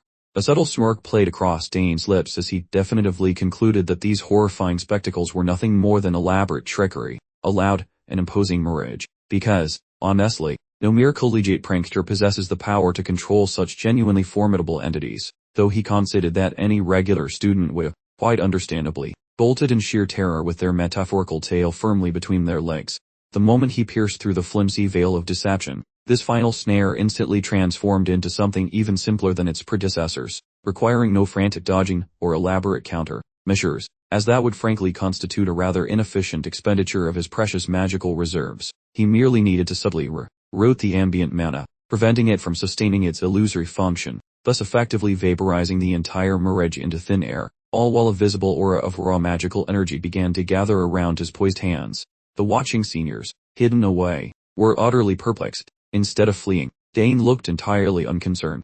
Witnessing this inexplicable composure, Arnold felt a distinct shiver of dreadful foreboding, utterly dumbfounded that a mere freshman had managed to unravel such an intricate illusion with such astonishing speed, a feat he considered utterly preposterous, given that even seasoned senior students typically grappled with such complex enchantments for much longer. Priscilla audibly winced, realizing all their elaborate schemes had utterly crumbled, and thus, their posterior regions were unequivocally doomed. Having accumulated ample mana, Dane then launched a potent, swirling surge of unadulterated magical power forward. The energy then cleanly bisected the dragon's illusion, showing neither mercy nor the slightest pause. Once the vital points were struck, the image commenced malfunctioning spectacularly, allowing thick smoke to billow into the hallway. Given his incredibly refined mastery over arcane energies, executing such intricate magical maneuvers was, for this astonishing young prodigy, genuinely as simple and effortless as drawing a breath. Frankly, he considered this particular, rather hostile, welcoming committee to be somewhat underwhelming, failing to truly pique his advanced interests. Once all remnants finished, it was clearly time to hunt down the trick's mastermind. The very moment he precisely located the pranksters hiding in a nearby chamber, terrified shrieks erupted down the hallway as the upperclassmen scrambled desperately for their very lives, hotly pursued by the furious Eaterarch, and naturally, being their resident booby-trap aficionado, the terrified group instinctively swiveled towards Arnold, frantically demanding a viable escape strategy.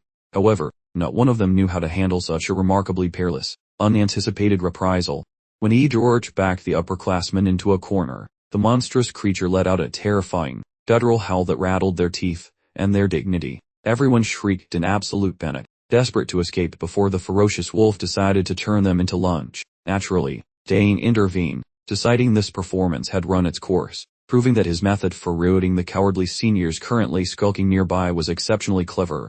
Hearing his remarkably unconcerned voice, the panicked seniors instantly looked toward Dane with profound surprise. They instantly started pleading for his assistance, recognizing that this terrifying spectacle was probably one of his little side projects. They swore they would issue a heartfelt apology for their embarrassingly juvenile hazing attempts, just for the sweet relief of escaping that huge, menacing furball. Dane casually performed a small gesture, causing strange, arcane symbols to instantly materialize around them, while mystical energy obeyed his absolute command. Immediately, an enormous swirling gateway materialized directly behind Eaterarch, immobilizing the creature as it began the tedious process of slowly vacuuming up the beast. Another nonchalant flick of Dane's wrist sealed the gaping void shut, and just like that, the dreaded Eaterarch vanished entirely, as though it were just a bad internet connection.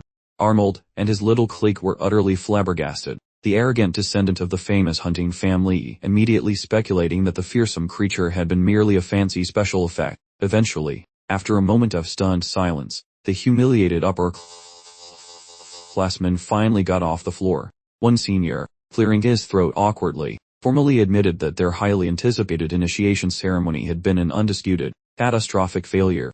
The bespectacled senior approached Dane, formally introducing himself as Trojan Valentine, a fifth-year scholar of advanced potion making. He smoothly slipped in the important detail that he was the sole, legitimate heir of Marquis Valentine before extending his hand for a firm shake. Trojan layered on the flattery thick, praising Dane's incredibly attractive face and his obviously gem-owned physique. This was hardly a surprise, of course, given that Dane's siblings were already legendary for their looks and exceptional skills. Slightly puzzled by the barrage of compliments this fellow was spewing, Dane decided to maintain proper etiquette, accepting the offered handshake and politely responding to the formal introduction. The man in spectacles continued to gush, extolling Dane's enchanting talent for spotting and avoiding hidden mechanisms with impossible precision. Since they knew the freshman was the only student accepted into the secretive autonomous division for the last 40 years, the seniors confessed they probably should have predicted this humiliating defeat.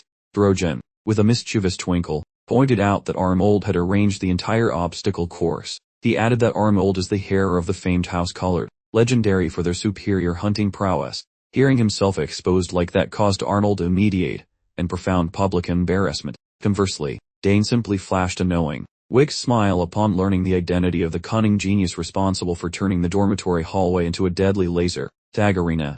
Hoping to somehow salvage the disastrous atmosphere, Trojan immediately summoned the others to present themselves in a proper, polite manner. The striking woman with flowing blonde hair was Priscilla, currently a fourth-year student in the Department of Theology.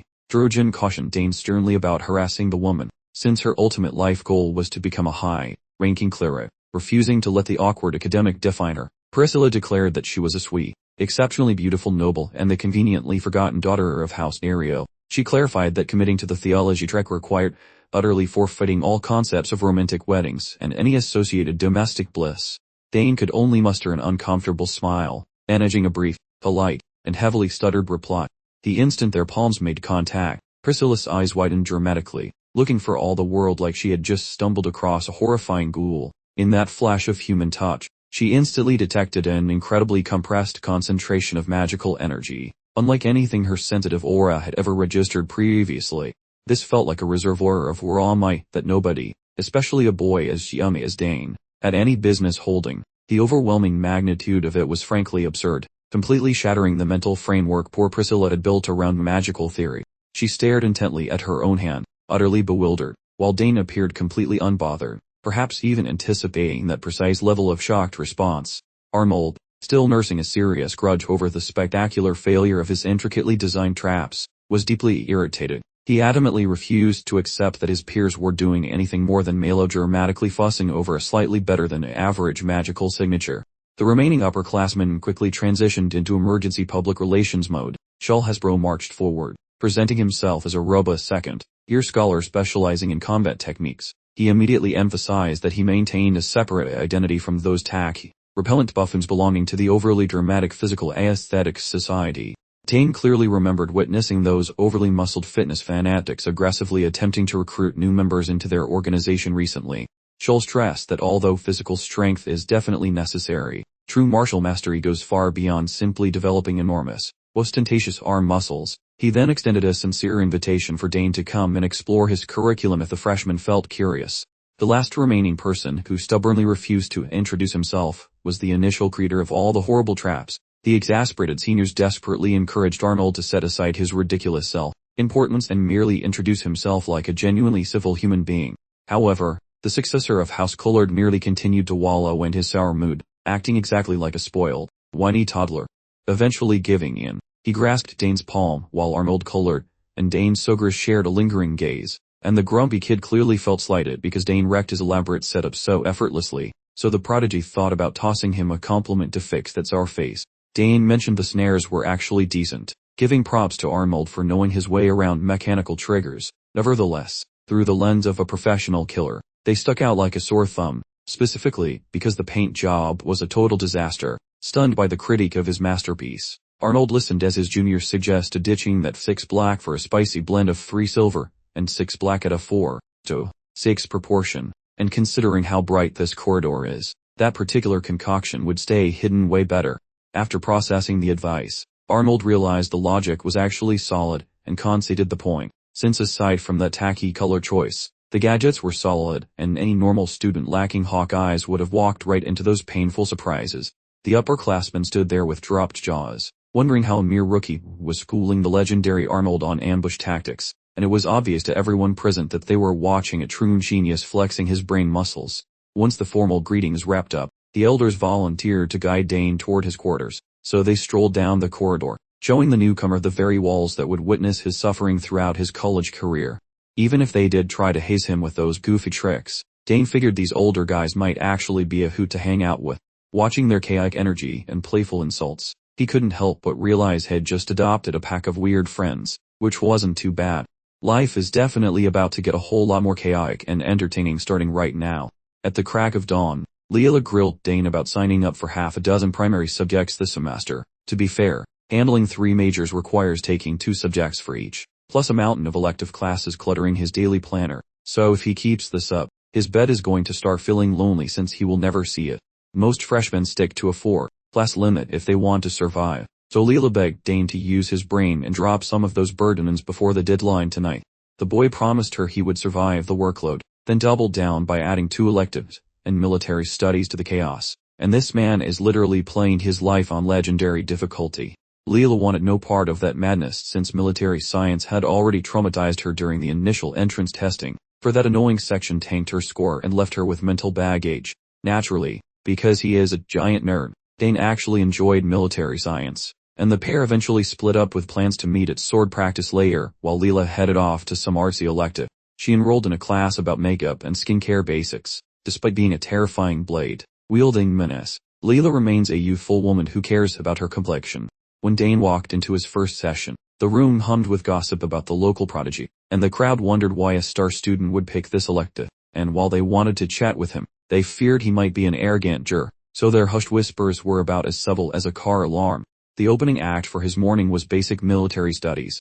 Based on his late-night reading, some concepts felt familiar while others seemed totally detached from the bloody reality of actual combat. For books and battlefields rarely agree, otherwise, every nation would be undefeated and war would be boringly predictable.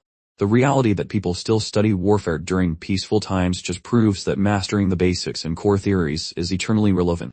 As soon as the teacher marched toward the podium, the whole class snapped to attention, but the BFI instructor hated the formality and told them to sit their butts down immediately.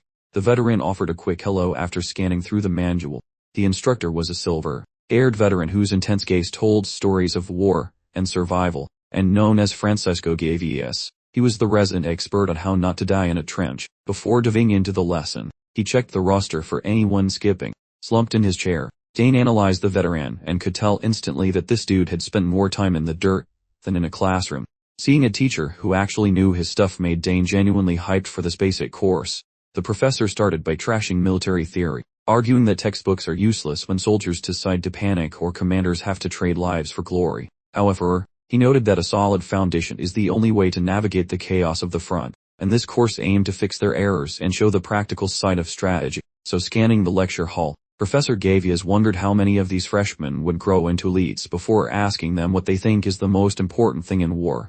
Out of the entire sea of nervous faces, exactly one guy had the guts to stick his hand in the air. The old man shot that courageous pupil a silent nod of genuine respect. Naturally, that famous character happened to be our main lad, Dane Sogris. With total poise, the lad claimed that maintaining logistical routes remains the vital soul of every conflict. That old teacher felt a tickle of joy finding such a brilliant response from a newbie. He mentioned that winning and getting home for snacks depends entirely on keeping those delivery routes safe. This battle-hardened geezer thought it was quite a hoot that the very first kid nailed it. Wanting to grill him more, Gavies spoke the lad to name 3 big pillars of logistical magic. Dane blurted out a full essay immediately. Initially, strict martial oversight is vital. Since delivery routes from the capital to the muddy trenches are long and messy, things get weird. If one greedy guy in the chain slips up, the whole stash gets stolen. Thievery always equals empty bellies. From his days in the mud, most gear vanished because men had sticky fingers. Well, packed boxes often lose their contents to shady thieves before reaching the troops. Nodding at that solid start, the instructor beckoned the boy to keep his verbal motor running. Next is ensuring uniformity of gear. When every sword and sandwich shares the same dimensions, making them in bulk gets easy. Being consistent helps speed things up. It prevents soldiers from getting confused about which bolt fits where, keeping the killing machine oiled. As Dane spat out deep truths that weren't in their cheap schoolbooks, his peers began whispering like worried squirrels. Truthfully, even the instructor was rattled by how much wisdom this young squirt possessed. Regarding the final pillar of logistical health, Dane suggested just grabbing resources from the local neighborhood. Basically, when fights last forever and those first rules get broken, the quality of your gear rots away. Sourcing resources locally allows the grunts to maintain basic independence. They might plant some veggies or trade with people in the neighborhood. The amount and condition of gathered loot might be trashy, but it works when the tummy rumbles. Dane spoke from actual scars and dirt, not some dusty paper he found in a library. Following those sharp remarks, the entire room looked like they had been slapped by a wet fish. Gavies was vibrating with joy over this masterclass and checked the boy's grade level. Finding out he was a mere rookie left the man stunned. The old man failed to comprehend how a brand new rookie mastered the gruesome specifics of battling. The teacher barked the lad's points back at the other students to make sure they listened. These advanced ideas sounded like they came from a scarred colonel who lived in the mud, not a kid. Since Dane was young, he shouldn't have seen blood, making his vast knowledge a total mystery. To hide his secret past, Dane lied and said his old man told him bedtime stories about war. In treat, The professor pried for the father's identity, only to learn the boy was Arkansas' spawn. The old veteran's jaw hit the floor, realizing this kid belonged to the legendary Blue Whirlwind. Everything finally started to make sense in the mind of Gaidius. Being Asugra's offspring, he must be that rumored pupil who crushed the big independent major test. It makes total sense why he is towering over the other regular first-year losers. Resuming the lead, Gaidius explained that their upcoming lessons would mirror the boy's smart talk. They would use textbooks for a general flavor, but focus mainly on the practical stuff that keeps you alive in a ditch. That is the whole point of studying war, unless you enjoy dying for no reason. The instructor felt absolutely delighted that a high-quality sprout had finally planted itself in his classroom. As soon as that initial class finished, those youngsters departed from the auditoriums and crowded the corridors, sprinting through the hallways like a track star. Dane felt completely drained after narrowly dodging a post-grad recruitment trap during his opening freshman morning. Once the bell rang, that teacher actually tried recruiting him for advanced war tactics, which is basically academic insanity for our brand new student. Good thing his middle sibling Claire shared some vital wisdom, telling him to flee at top speed if any official tried dragging him toward the Imperial Master's program immediately for study. Judging by such persistent energy, the educator seems like the type who ignores every single rejection. Discarding such complications temporarily, our protagonist produced some navigational parchment to identify precise coordinates of an upcoming classroom. Being a total rookie means he has zero sense of direction, especially since this campus is large enough to have its own weather system. Our hero pledged to rend his vest with Leela near the primary fountain, situated several miles away from his present location. Reviewing the massy parchment navigation guide, he eventually identified the target destination. Apparently, cutting directly through the foggy botanical section represents an efficient path for any student needing to reach their goal quickly. After a short walk, the lad reached the entrance of the legendary place called the Hazy Woods. Rumor has it that even a tiny cloud in the sky causes this entire park to get buried under a massive blanket of steam. Such low visibility makes getting lost child's play, which is why most smart kids treat this place like a plate and stay far away. Plus, the local legend suggests that several terrifying spirits haunt the shadows of these overgrown bushes and creepy trees. Scanning his surroundings, Dane felt relieved because the scenery appeared much friendlier than his big sister claimed, so he figured a quick shortcut during the sunny weather would be safe. Just as he was whistling a tune through the bushes, a deafening shriek for assistance echoed through the air and shattered the peace. Glancing toward the source of such desperate begging, our hero took a moment to weigh various options while contemplating a potential rescue. Locating the precise spot of those frantic shouts, he realized the noise was definitely emerging from somewhere behind those thick shrubs over there. The frantic youth bolted instantly. His mom always preached about assisting strangers in trouble, which is a bit funny considering the woman actually kills people for a living. As his current agenda provided a generous window prior to the following presentation, the lad decided to perform a quick rescue. Utilizing his freakish athletic ability and sharp senses, our sprinter tracked down the stranded pupil. Our protagonist discovered a fellow lugging a massive rucksack who expressed deep gratitude for the rescue, having feared a permanent stay while remaining uninjured. This lad was completely drained from walking in circles, eventually identifying himself as a rookie explorer who goes by Ernest Dillon. Our protagonist noticed the irony of seeing a navigator stranded on school grounds, where he as the traveler confessed that eagerness caused total physical collapse. From what he remembered, the Dillon family was a Western noble lineage whose official crest displayed a fancy ship and a salty mariner. The traveler felt impressed by such familial knowledge, explaining how ancestors spent centuries navigating massive oceans and charting previously unknown territories throughout the world. Observing the kid, he definitely didn't look built for epic quests, especially with those toothpick arms and that generally fragile appearance of his. Because the Prodigy recognized that specific lineage, Ernest felt immensely honored and requested a name, eventually realizing he stood before a unique scholar, the autonomous department's first pupil in 50 years. That wary traveler nearly collapsed from pure astonishment, his gaze sparkling, while gushing about the incredible luck of encountering a total superstar. Dane's nervous chuckle died instantly once he spotted a strange trinket dangling from the explorer's collar. That tiny fellow adamantly swore that he was totally fine and dandy, yet various marks and blemishes decorated his skin, specifically showing some nasty purple blotches and old scrapes around his throat and palms. Dane noticed immediately that these scuffs were definitely not the typical scratches one gets from hiking through bushes. He decided to steer clear of prying further, since asking about scars is a great way to ruin lunch. Devoting back to adventuring, Ernest started yapping about his massive obsession with discovering every secret nook and cranny, saying he is a total glutton for punishment when it comes to scouting out weird folks, odd trinkets, or dusty ruins. Ripping open his oversized bag, the boy proudly displayed a jumbled mess of gadgets that looked like a scrapyard. Currently, his primary mission involves mapping out every single inch of this massive school campus. On his inaugural day, he scurried over to the foggy forest, betting his lunch money that some secret treasure lurks there, because the local myth about clouds causing instant blindness sounds like a total load of baloney to him.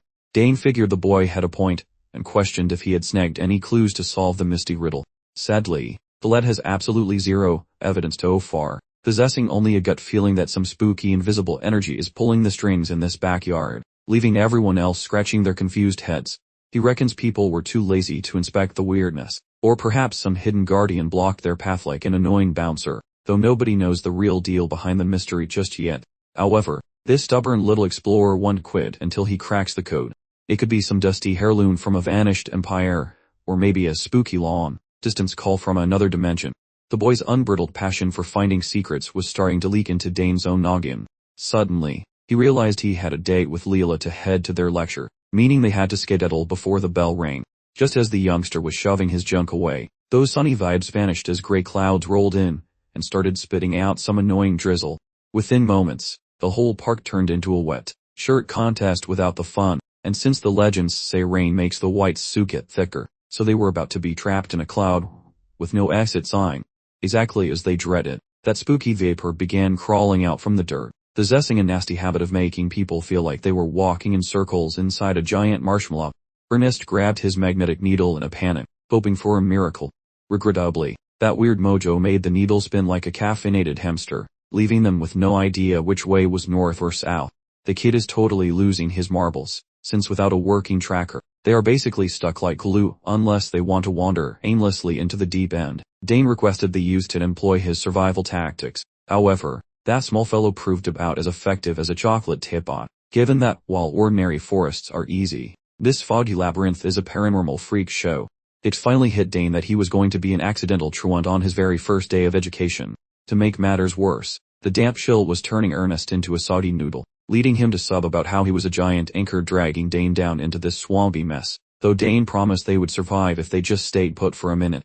When that milky haze consumed his frame, Dane experienced a recognizable prickling under his skin. In contrast to the boy's sudden exhaustion, he felt like he just chugged 3 cans of energy drink. While Dane was busy vibing with the atmosphere, the little guy was weeping like a broken faucet over his supposed crimes against his classmate. The crying stopped instantly when a flashlight-worthy glow and some serious power started leaking out of the teenager. Dane's internal battery surged and started a mosh pit, becoming totally visible as it kicked the fog out of his personal space. The magical power was oscillating quite violently, which nearly flattened Ernest onto that rear end. Witnessing the hazy myth evaporate near Dane, the inner adventurer inside Ernest felt enchanted. What strange supernatural nonsense is currently occurring here? Carrying a gaze of pure grit, Dane promised his comrade he discovered the exit. Despite the lack of planning, the hero likely stumbled upon some very lucky accident. A legitimate possibility exists that he will crack the mysteries of this park before sunset. The bear trekked through the area as if the vapor were totally fate, led by Captain Dane. That spirit scored the trail, while Ernest trailed along like a shadow. Countless wizards failed to crack the fog code. Yet Dane walks in without struggling. Wherever he goes, the thick clouds basically run away from him screaming. Ernest felt positive he stood next to a legend who surpassed all normal logic. Following a brief period of strolling about, the duo finally hit their target location. Ernest assumed both were free, though the pair were actually far from the front gate. Instead of finding the boring road back to the dorms on the main campus, the duo trekked inward and reached the very heart of that botanical area, discovering a fancy, over-designed monument sitting in a large puddle. Ernest never expected to see the magical bird bath, even though every wandering student enters this place just to find this specific landmark. People gather here for an old tale Dane never heard, so Ernest shared every spacey detail about the local myth. Folks claim reaching the spot is a cheesy romance novel wrapped in a fantasy myth. However, Dane sensed a fishy vibe regarding the plumbing, wondering in what way this device keeps running through centuries lacking a dedicated repair crew or obvious power source. Hearing those smart questions about the infrastructure, Ernest had no way to argue back. Since nobody is constantly refueling this thing, a massive battery must be hidden somewhere nearby to keep the magical juice flowing forever. Assuming that theory is valid, perhaps this entire botanical park is just a giant machine made of trees. Given the obnoxious and overly complicated floor plan, Ernest might actually have a legitimate point there, supposing the area functions like clockwork. Consequently, this overpriced burr bath is likely some dusty heritage piece. With so many confusing variables, it is safe to guess that the heady steam is also part of the gimmick. Dane walked over to the stone structure and slapped a hand against the surface. Touching the cold texture made him realize his own internal power was reacting as if it were greeting an ancient pal. There is zero uncertainty that this sweat monument is leaking very old sorcery vibes, shoving his own essence into the frame. Mysterious glowing doodles and letters appeared. Ernest nearly fell over in surprise when he first saw the markings, instantly recognizing them as a long-lost sacred script. At first glance, they were too blurry to make out, but when Dane touched the structure, the symbols suddenly became crystal clear, revealing the language of the Lost's sacred kingdom. For a member of the Dillon family, deciphering ancient languages like this was considered a mandatory part of becoming a proper explorer. After all, what's more frustrating than traveling great distances to finally reach an ancient ruin, only to find yourself completely stuck because you can read the instructions? To be fair, Ernest hadn't exactly memorized every single language ever invented by mankind, but he did clearly recall practicing the sacred dialect with his father during his childhood. Pulling out his notebook and pen, Ernest stepped up to the challenge, eager to decode the archaic symbols inscribed on the fountain's surface. Dane took a step back, deciding it was best to let the young man's explorer instincts take the lead. Ernest's first successful translation was the word qualification, prompting him to carefully cross-reference his notes to ensure he didn't miss any nuances. Following a truly painstaking session of deciphering, he managed to uncover a substantial portion of the inscription. Piecing together the translated words, he formed a coherent passage that essentially declared, "Those who meet the criteria will be required to demonstrate their power." The combination of qualification and proof heavily implied some sort of test or trial was involved. Dane wondered if this qualification test involved ancient magic. Moving closer to the fountain, where the familiar feeling continued to intensify, Ernest reasoned that if the qualification required ancient power, nobody in this era could possibly fulfill the requirement. But Dane seemed to disagree completely.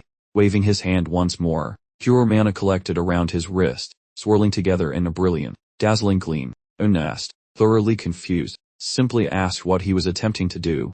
Dane, focused on controlling the surrounding mana, knew that runes held power just in their very shape alone. He theorized that if he activated the bracelet that he, an old man Sidrain, had previously discovered, the archaic magical fountain might finally be provoked into action. Just as he anticipated, the runes on the bracelet started resonating with the symbols etched into the structure. The strange glyphs appearing on the bracelet's surface remained completely indecipherable to Ernest, but simply seeing a reaction was enough to bring a smile of hopeful anticipation to Dane's face. With almost foolhardy confidence, he inched closer to the fountain and extended his hand to touch the sacred symbols directly. To his utter astonishment, the entire structure suddenly seemed to beam with life. The sacred runes and symbols began to dance as if they were optical illusions, moving along with the ebb and flow of water. Finally, the ancient glyphs on the fountain flashed brightly in perfect synchronization with Dane's bracelets. The rather mismatched pair held their breath, waiting for whatever was about to happen next. Ernest started to panic immediately upon feeling the ground tremble violently around the fountain's epicenter. The intricate, like structure at the very center shook fiercely. Ernest, utterly flummoxed, questioned Dane on exactly what magical shenanigans caused the entire water feature to perform an impromptu disappearing act right into the earth. That clever whippersnapper simply beamed, his daring gamble having gloriously succeeded as he decracked the impossibly enigmatic challenge guarding the elusive misty garden. In a flash, magical energies pulsed intensely at their exact spot, practically turning the rather slender aspiring adventurer into an impromptu human kite. Since first encountering the fog, and witnessing this ancient artifact spring to life, his poor mind had endured a relentless barrage of astounding and utterly unexpected surprises. It certainly defied all expectations that the sole candidate capable of conquering such a truly venerable and intricate challenge was, in fact, Dane.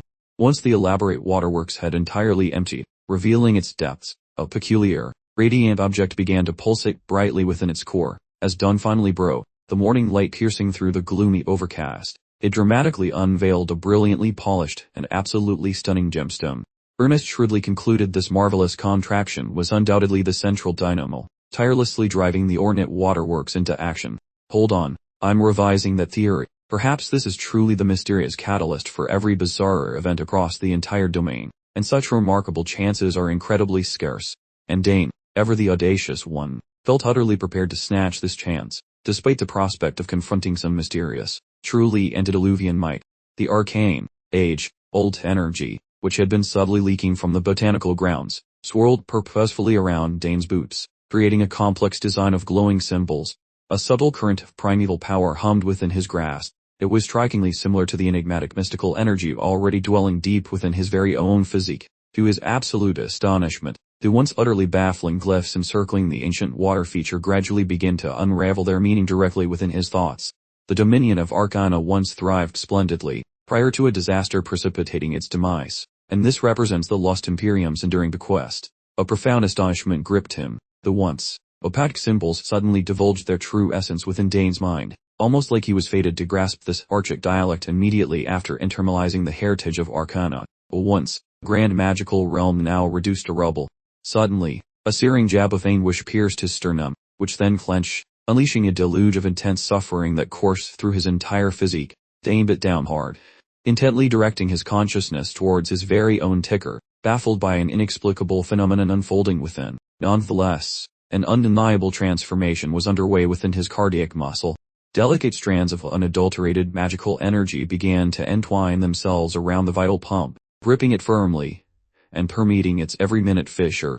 In a climactic rush, the archmagical essence fully embedded itself within his essence, radiating a brilliant luminescence. As the intense discomfort at last began to wane, Dane perceived he had just forged a mystical diagram. It's crucial to grasp that a magical nucleus and a spell formation are utterly incompatible, utterly unable to peacefully share space within any magic wielder's form. Their inherent functions are utterly antithetical, forever fated for direct confrontation, so finding an individual who wields both remains an extraordinarily rare sight. This combination operates with abysmal efficacy and inflicts immediate, detrimental effects upon the individual's physical form. Consequently, while enchanted blade wielders present an imposing presence, they purposely grapple with cardiac ailments, which regrettably truncate their vital existence. This very consideration stood as Dane's prime deterrent against crafting any purely arcane glyph, possessing existing core formations. It firmly rejected the peril of nurturing a spell diagram, yet now, the venerable Imperium's entire heritage found itself violently lodged within his chest cavity. Observing Dane's troubled visage, Ernest promptly questioned his well-being. The former's face had gone ghostly white, reflecting a profound inner struggle. Dane plastered on a rather unconvincing smile, casually informing his fresh acquaintance he was perfectly peachy, just burdened with a gargantuan mental to-do list, that's all. The youthful adventurer pressed further, wondering aloud if Dane had truly assimilated that overwhelming surge of energy from moments before, effect even discernible to Ernest's largely untutored gaze. Despite his limited expertise, he discerned that the swirling fog and the enigmatic glyphs appeared to share an undeniable, perplexing affinity for Dane. Ernest, having witnessed the whole spectacle, was naturally bursting with inquiries, but for the moment, keeping the curious lad delightfully clueless seemed like the best policy. Dane, quickly concocting a believable tale, credited his supernaturally talented sister with teaching him all the proper methods for managing such wonderfully weird situations. Following today's bizarre escape at Ernest's inner trailblazer roared to life, practically demanding new discoveries. He cheerfully suggested they hunt for more Academy enigmas soon, promising to keep in touch to swap notes on any oddities or secret spots, an idea Dane heartily endorsed, especially since magic hordes, much like that fountain, could be lurking anywhere. With the peculiar haze finally dissipated and the pandemonium subsiding, Ernest, ever the responsible one, gently nudged Dane with a reminder about his impending lecture. Receiving a fantastical, centuries-old inheritance had completely obliterated Dane's memory of his prior commitment to rendezvous with Leela ahead of class. He gave Ernest a quick, apologetic high five, explaining his urgent dash to their rendezvous, lest the formidable young Leela unleash her legendary disciplinary lecture upon his tardy self. Dane offered a hasty goodbye to his fresh acquaintance, then bolted with impressive speed towards his imminent academic engagement. The burgeoning adventurer watched Dane's rapidly vanishing form, an anticipatory grin spreading across his features. He had undeniably stumbled upon a truly captivating companion that day, sensing deep down that continued escapades with Dane promised even grander, more wonderfully bewildering events. Once satisfied he was well beyond Ernest's observant gaze, a subtle shift occurred. Dane began to test the absolute boundaries of his velocity, finding it utterly peculiar how every single motion now felt remarkably effortless, as potent mana ripples swirled around him, further enhancing his already blazingly swift nimbleness. Distinctly, he perceived the intricate circle and powerful cores resonating within his very being. Defying all conventional wisdom of this realm, they appeared to harmoniously coexist, completely free from any internal strife, whereas typically, the circle would disrupt a course power, diminishing its effectiveness. Yet, inexplicably, this was simply not occurring. Irrespective of the prodigious magical energy he manifested around his form, not a single hint of adverse reaction or peculiar side effect presented itself. To his utter glee, the situation was, in fact, precisely reversed. His mystical energy perpetually surged and gracefully flowed throughout the entire circular formation. Then it would elegantly return, consolidating within his core, a cycle that endlessly repeated, refining his core's essence to an even greater purity. Given this remarkably fortunate turn of events, Dane's immediate impulse was to reach out to his eldest sister post-haste. One moment he was envisioning medical emergencies, the very next he was radiating with the sheer infinite potential now at his fingertips. Empowered by his newly acquired, blistering velocity, Dane swiftly arrived at the sun-drenched, sandy expanses of the renowned Hangston district in record time. He made it precisely on schedule to join Leela for a delightful stroll through the celebrated locale, and after a pleasant, unhurried amble, their eyes finally caught sight of the district's grand gateway. That particular entryway certainly boasted a rather unconventional architectural design, Leela clarified, informing him they were on the verge of stepping into the infamous magical ward. She further elaborated that this decidedly odd construct was the brainchild of Saul Hangston, a legendary wizard from the academy, functioning as an annual magical screen specifically for magic, adept first-year students. As an eager student steps inside, a luminous glow materializes, its specific hue then dictating their magical aptitude and ultimate sorcery rank. Initially, this ingenious contraption served to detect and deter nefarious dark wizards attempting to infiltrate the academy, but with the regrettable, or perhaps convenient, extinction of their kind, the magic barrier found a new career path in student categorization. Intrigued, Dane inquired as to which specific chromatic display denoted each respective magical classification. Leela, ever the fond of arcane knowledge, cheerfully clarified that for those devoid of magical inclination, no color shift would manifest, while a respectable yellow glow indicated decent inherent ability. Possessors of truly remarkable abilities would elicit brilliant blue beacons, and those with simply astonishing talent would blaze a fiery crimson. Leela, being incredibly meticulous, had thoroughly researched the academy, even prior to their enrollment, determined to master every last detail about the grand stage where her exciting new life chapter would unfold. Furthermore, both of Dane's formidable sisters, Arabella and Claire, had proudly illuminated the barrier with fiery red, a perfectly unsurprising feat considering their utterly monstrous aptitude for their chosen magical disciplines. Leela couldn't hold still for another second, bolting toward the magic barrier in a frenzy to discover which magical hue she'd conjure. The moment her foot crossed the threshold into the district, a blindingly brilliant red light erupted, practically painting everything crimson. Considering her exceptional talents, this fiery display was as predictable as the sunrise. Dane grinned broadly, clearly satisfied with the outcome, as the red glow danced in his tiny, beady eyes, overflowing with pride for his childhood friend. He immediately offered Leela his congratulations. Now thoroughly pumped to try the barrier himself, he fixed his gaze intently on the magical structure. With confident, measured strides, he calmly entered the district's threshold. He fully expected to ignite the same standard red glow as everyone else. He was confident his absorption of ancient magic meant he would surpass a standard red light prodigy, probably by a mile. But when he finally turned around to check his results, he was utterly bewildered by a brilliant emerald flash instead. This was definitely not supposed to happen, as green wasn't even a recognized color classification. Even Leela, a meticulous student of academy protocols, looked completely dumbfounded. She stared pointedly at Dane, questioning why this guy simply couldn't manage to be a normal genius for just one time in his life. Dane had absolutely no clue what was going on either, so he simply offered a sheepish, wry smile as his only response. Once inside the district, Leela and Dane immediately headed for the lecture hall, which was surprisingly packed with students from various departments. Magic department lectures were notoriously popular, even though most visitors usually only stuck around for the first day of orientation before disappearing. Among the unusual attendees today was a senior named Arthur, who, based on the reactions of everyone present, appeared to be quite the important personage. Arthur Daumit, the magic department's fifth-year representative, had specifically come to meet a single person, Dane Sugras, the academy's only interdisciplinary student, which basically made him a unicorn.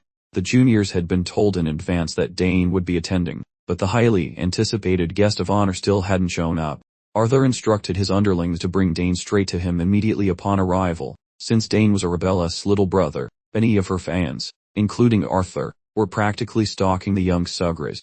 A sudden buzz erupted as two students walked in, causing a commotion. Many students who had never seen Dane before clamored to glimpse the boy, captivated by his handsome face and striking emerald eyes. Standing beside him was the infamous Leela. Dane clearly wasn't accustomed to such intense scrutiny. When he visibly froze under the spotlight, Leela seized the chance to tease him relentlessly about his newfound popularity. Arthur Dammit turned, a subtle smirk spreading across his face as he spotted his senior's little brother.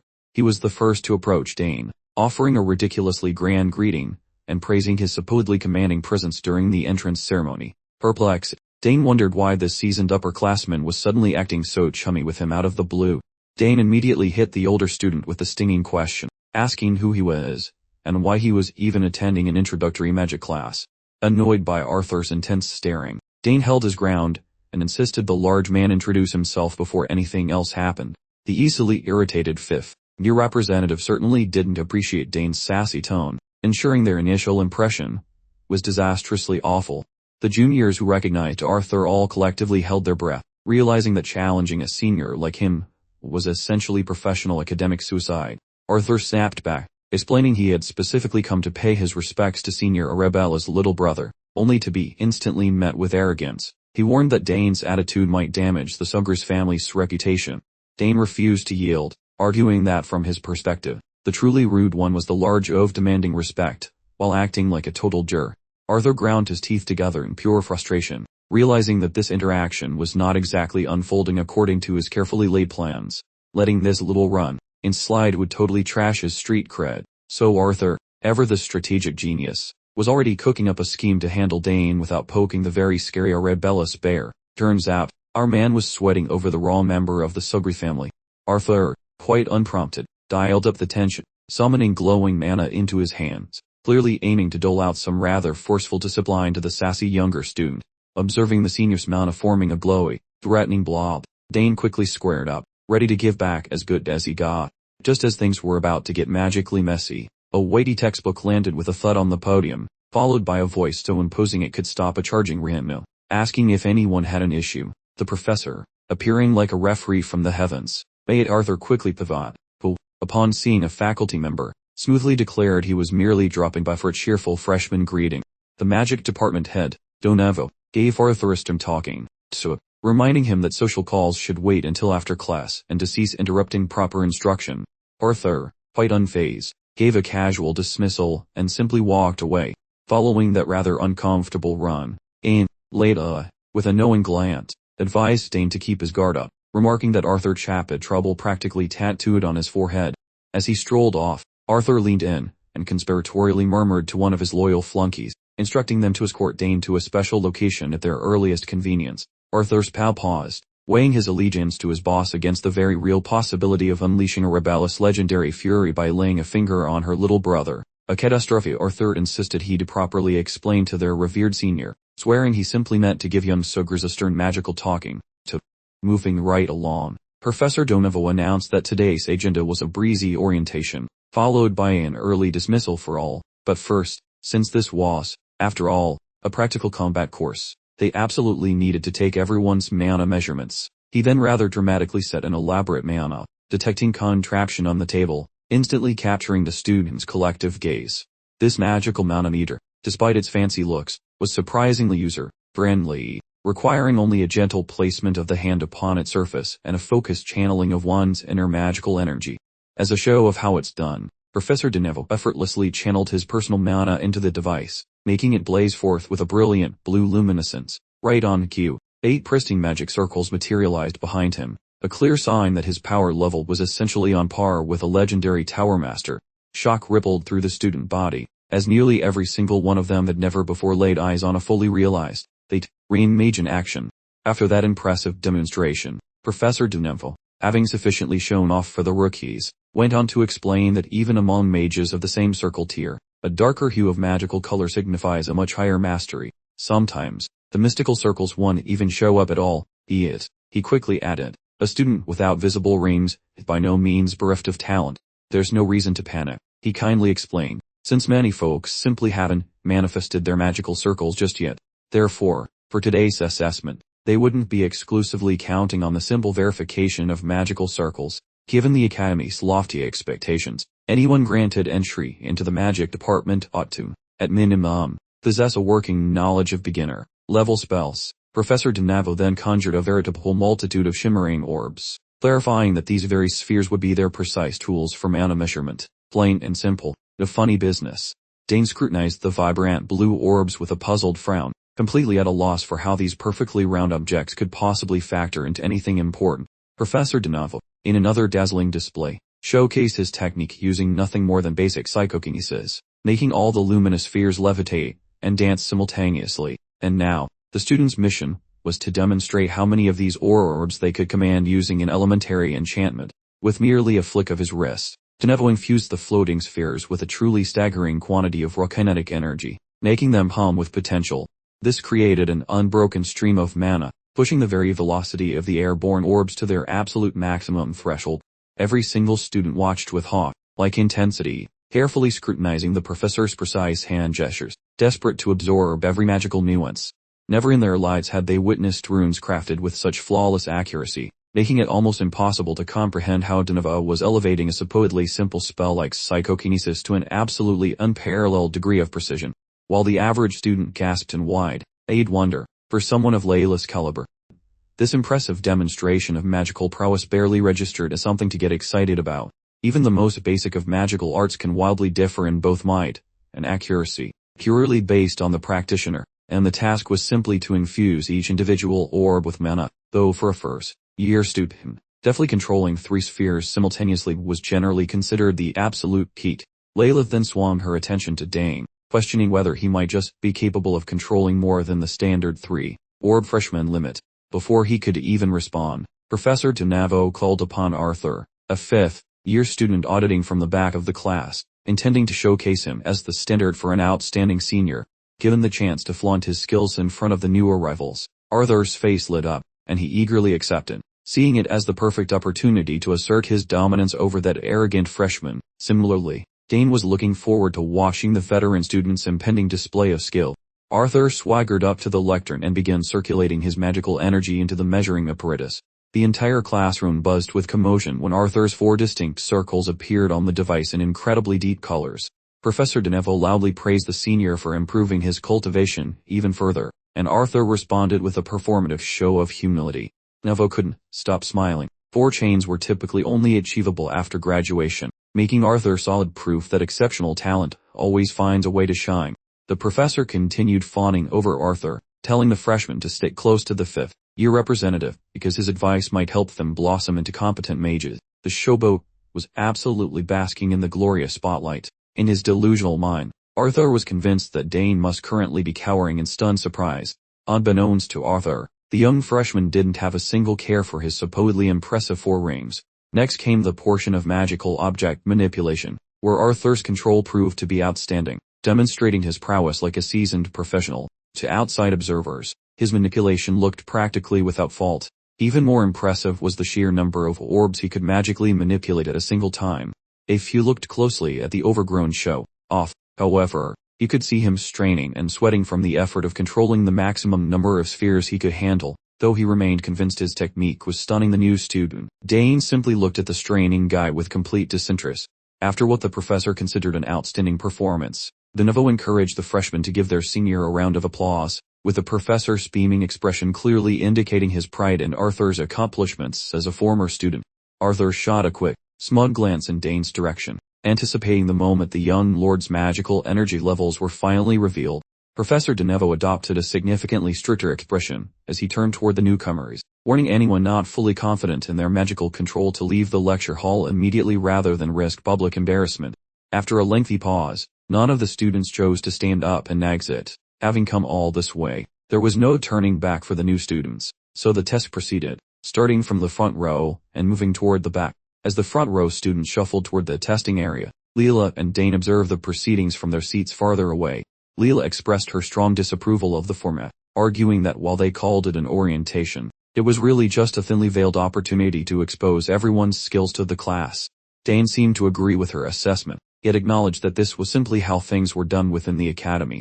One after another, the students stepped up to the front for their evaluations. Several freshmen beamed with genuine happiness when they saw even a single circle materialize before their eyes. Naturally, There were also those who completely lacked the magical energy required to form even one ring. The same pattern continued during the ball manipulation segment. In fact, this portion of the task proved even more demanding, highlighting the true difficulty of executing psychokinesis with precision.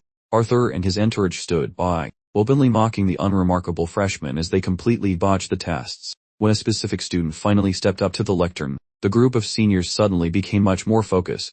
Dane Sogers casually extended his hand, placed it on the measuring apparatus, and slowly began circulating his energy into the device. Arthur keeps hoping the brat will eventually cry when he realizes he is outmatched, though watching an actual adult start a petty rivalry with a literal teenager is just embarrassing. Following that chaotic little mishap within the foggy botanical area, our main man wondered about his mystical energy levels, since devouring the dusty old magic probably remodeled his internal plumbing in some weird way. Brightness flooded the area when his palm started leaking thick, high-quality magical juice directly into the testing device. Old man DeNavo started squinting a lot harder at Dane. The youngster absolutely crushed every single question during that independent study evaluation, because the boy is basically a walking textbook. The professor really wanted to see how many shiny magic rings would actually pop up. Moments dragged on like a bad date while every pair of eyeballs in the room stayed glued to the campus superstar. A heartbeat later, a glow so blinding it made previous attempts look like broken flashlights suddenly manifested from nothingness. The boy sensed his grip slipping while that greedy gadget began sucking power directly from the ring lodged in his chest. Just as the radiance peaked at its most eye-searing intensity, it spit out a weird notification saying the kid was unmeasurable, which was wild, because this thing handles 8 rings easily, and now everyone is just standing there looking stupid. He stared at the blinking crimson text like it was written in a dead language, having absolutely no clue why the machine just quit on him. Leela, that salty Arthur guy, and the entire class stopped breathing. The teacher watched with a gaze full of very messy, complex emotions. The waiting crowd whined about their missed turns and accused the Sogris of sabotaging the gear, convinced that the error message was just a fancy way of saying he had zero talent. In the meantime, the protagonist wondered if that prehistoric mojo camping in his soul had successfully pranked the sensors. The teacher has performed this ritual for ages, and trusts the hardware implicitly, knowing it usually sniffs out any little liars trying to mask their actual power. That specific failure notice was a first for him, and he figured none of his academic buddies had ever witnessed such a bizarre glitch in their lives. Attempting to stop the brewing riot, he blamed a random power surge and decided to jump straight into the levitating ball trial just to keep the schedule moving. That immature clown interpreted the machine failure as definitive proof that the young prodigy was actually a complete magical fraud. The boy felt bummed about the technical disaster, but at least he could play with the spheres now, even if he was worried his weird energy might fail him again. He shut his lids tight and visualized that telekinetic spell perfectly. The little noble lifted his arm, and a countless number of angry energy threads blasted forward like a magical spider web. Mimicking the teacher's previous dance moves, he made every sphere fly out of the box and hover, tied together by chaotic strands of very old magical juice. Mouths hung open across the auditorium while a heady silence fell. Young Sugris tossed those orbs around with zero effort, making everyone remember that just lifting 5 of them used to be considered a legendary achievement. Arthur turned into a statue, which was funny considering how much he had been preening and showing off like a peacock just a few minutes ago. Naturally, his ego exploded into tiny pieces once an actual talent showed up, leaving his smooth brain unable to process reality anymore. Leela snapped out of her daze first, since she was accustomed to his weirdness, and she had basically decided to just stop questioning the boy's constant logic, breaking antics. At the same time, Dane was losing his marbles, as he never anticipated every orb would levitate. It seemed swallowing primordial mojo turned him into a wizarding powerhouse. The boy instantly snapped out of his trance after seeing those personal muscles flex and shifted his paws everywhere. Given that all eyeballs were glued to him, he figured he should probably attempt a flashy stunt. He tickled those floating marbles with old, schooled shoes, pranking their velocity until they looked like shimmering strobes at a rave. Right now, he is pulling off stunts that would make Professor DeNavo doubt his own degree and sanity. Because the teacher possessed a nose for mana, he immediately grasped that the boy was shuffling the spheres to illustrate something specific. Eventually, the energy dancing around the globes morphed into different blobs, locking together to paint a majestic sky portrait. It showed a detailed scene of a kitty and a noodle. Every soul present recognized that these two creatures represented the fancy logo of the high-ranking Sugris household. Dane grinned, loving his artistic flair, while Professor DeNavo looked like he needed an adult and a fresh diaper. Not even a rebel, the legendary brainiac sorceress, could match this level of flex. Leela felt salty about Dane being a showboat, because her turn followed. She knew her act would look like a wet firecracker. Once the marbles clattered back home, the educator showered Dane with compliments. It was clear why Tower Master Sutterin, that crusty hermit who hates apprentices, actually liked this brat. Dane bowed modestly and expressed his gratitude toward the teacher. Eavesdropping on them, the rookies nearly flatlined when they realized a legendary master tutor Dane. The reputation of the shy protagonist began a steady upward climb. A lackey belonging to Arthur questioned the oversized huddler leader about whether their scheme was still viable after that magic display. Arthur squeezed his hand tight, cursing the Sugras clan for being overachievers and breeding nothing but freakish prodigies. Seeing as Dane was operating at a godly tier, their original strategy needed a serious overhaul. Though it tasted like vinegar, Arthur confessed that picking a brawl might end in a skill-based defeat. Such a public ego bruising would be impossible to recover from. His dome finally leaked a solitary viable thought, suggesting that if physical dominance over the child failed, they ought to just recruit him. Arthur felt backed into a corner, deciding to draft Dane into the student government. As a high-ranking official, he could potentially keep the tiny genius on a short leash. However, the boy was just a little newbie. Even for the oldest students, snagging a seat on the council was a total nightmare. No little first year had ever sniffed that boardroom before, so they would have to smash the rulebook into pieces. Arthur felt certain he could act like a parasite on Dane's skills to boost the status of the spell-casting division. Naturally, Arthur's personal standing and career would skyrocket as a result. Professor De Novo dragged Dane to a corner to drown him in more flattery. Had he known the boy was a wizard god, he would have wrestled other staff members to claim him. That sneaky teacher pointed at Dane to make the other pupils feel lazy and motivated by the boy's freakish gifts. Prior to releasing him back to his chair, De Novo begged the new celebrity to visit him whenever he felt like it. Dane was never the type to reject a chance to soak up more knowledge. When the bell rang, Leela and Dane exited the auditorium together. Typical of her, she nagged him for stealing the entire show. He shot back a cheeky smirk, poking fun at the grumpy girl. Had it not been for his utterly bizarre display, Leela's impressive five-sphere juggling feat would have unquestionably stolen the show. Considering her legendary competitive streak, Leela rather dramatically flounced away from Dane, likely muttering about stolen glory. Just then, Arthur and his usual squad of sycophants sauntered in, and his previous demeanor performed a complete backflip, suddenly gushing about Dane's unparalleled aptitude. He innocently declared he'd merely popped in for a quick, casual chat with the esteemed young master. Honest. Observing this fellow's swift and dramatic personality overhaul, Dane immediately registered suspicious activity, because, well, obviously. Arthur then proceeded to expound upon the prestigious Imperial Academy Student Council.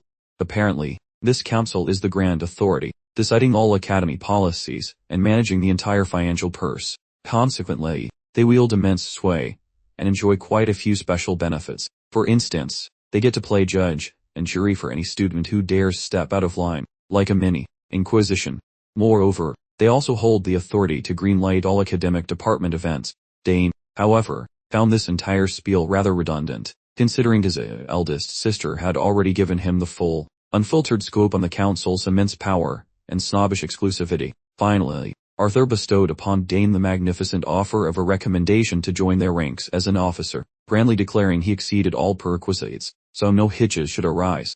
Beyond just the usual array of benefits, snagging an officer position also guaranteed automatic entry into the prestigious Danter Hall, like a VIP pass. Perhaps Arthur's memory needed a tune, but, as he seemed to overlook that this year's top-ranked student already dwelled in Danter Hall, as the endlessly droning senior kept spouting off about the council's supposed fantastic benefits, Dane pondered if these folks believed themselves minor deities, judging by their astounding list of privileges.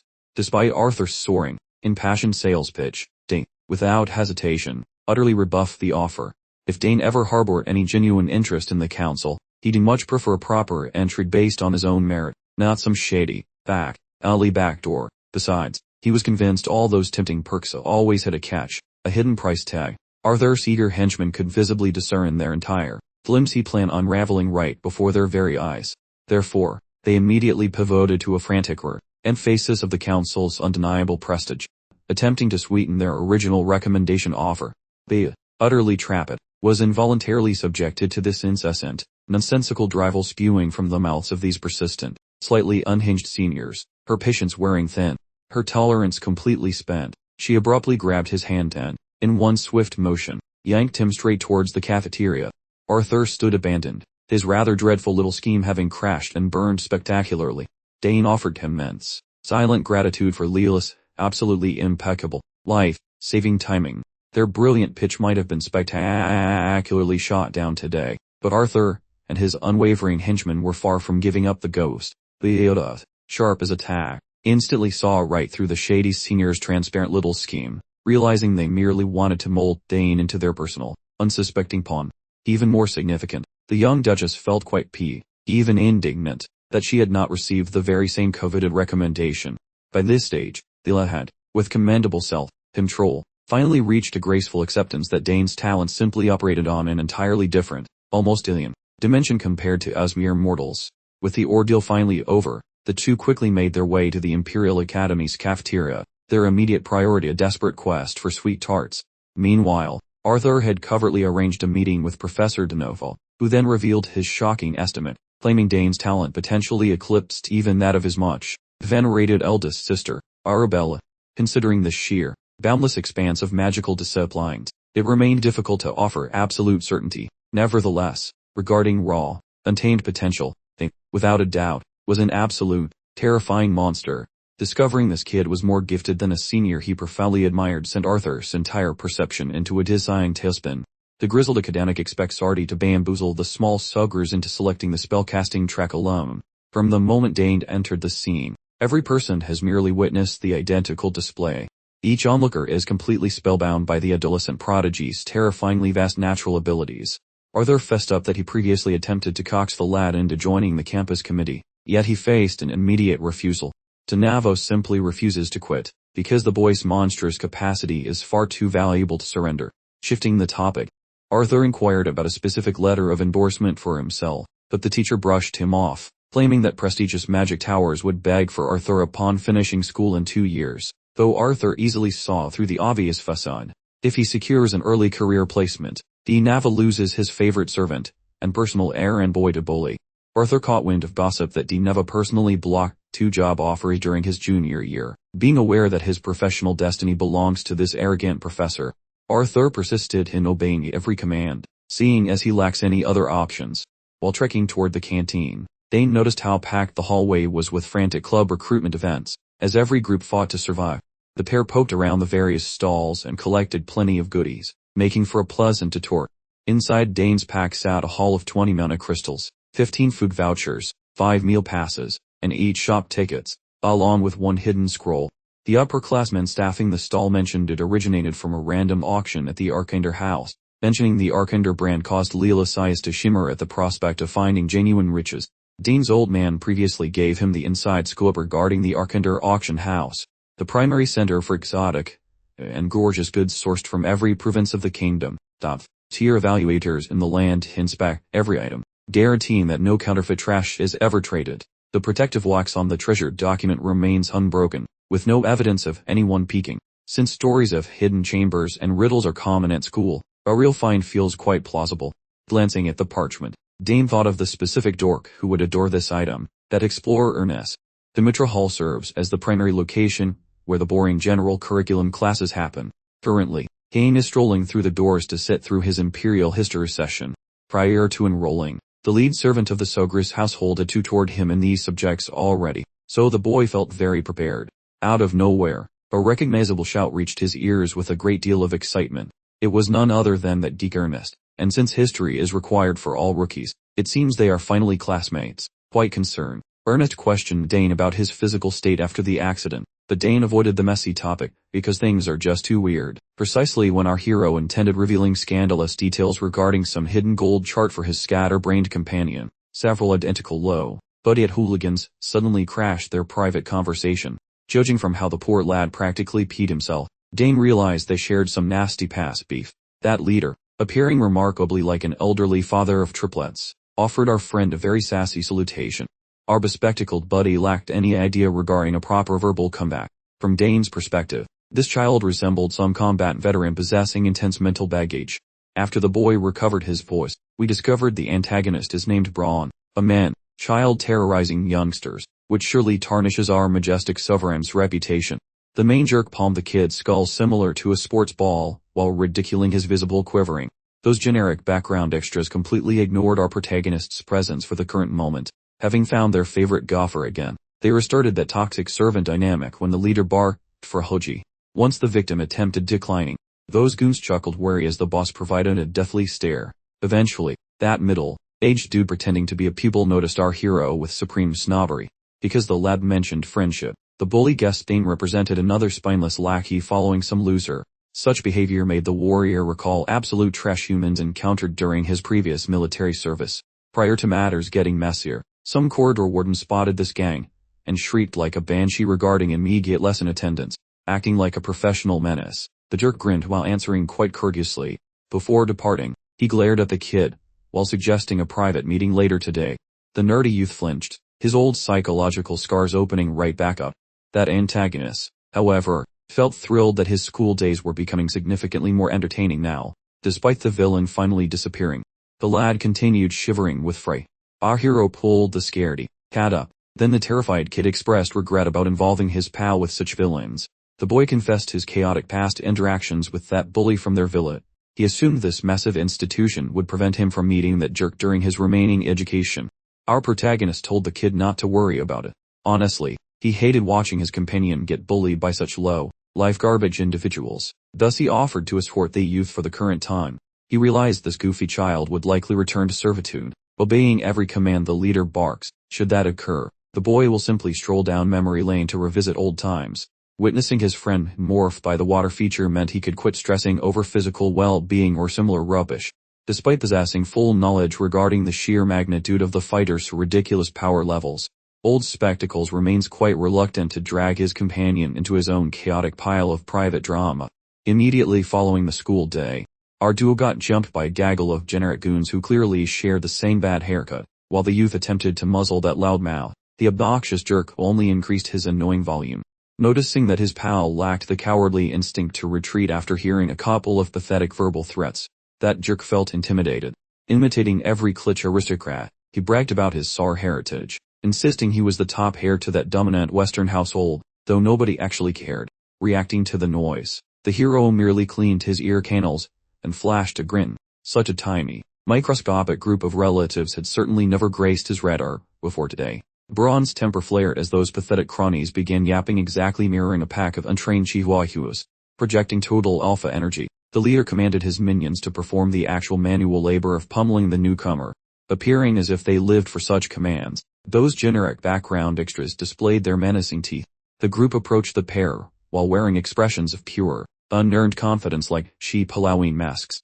The nervous student attempted to fix the mess, suggesting they simply use their legs to flee very quickly. He cautioned his friend that the antagonist had been labeled some kind of blade, swinging prodigy from their diaper days. That information only piqued the hero's curiosity regarding how fun it would be to humble the arrogant jerk. Pivoting toward his jittery companion, the boy suggested knocking out one loser, noting a solid jab to the mouth ensures instant slumber. Ernest simply cannot spend his existence trembling, so he really needs to throw some hands now. While that initial goon rushed forward, the protagonist showed very little actual interest. Detecting every obvious motion, the fighter absorbed the strike without blocking, merely rotating his cranium to flow with the hit. That chrome-domed ruffian appeared exceptionally proud of his limited physical achievements. Braun similarly experienced a rush of joy seeing his lackeys excel at their only talent, being jerks. The hair-challenged henchman tried another strike. However, for this round, the defender actually utilized defensive tactics. Honestly, he ate that opening blow solely to set the stage for his upcoming witty monologue. Regardless of any brutality, this mess counts as legal self-protection.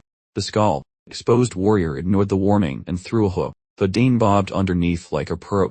Our hero countered using a swift gut punch, delivering a spicy sensation of pure regret throughout the jerk's entire physical existence. To ensure peak embarrassment, the boy deleted the loser's balance via a sneaky floor-level kick.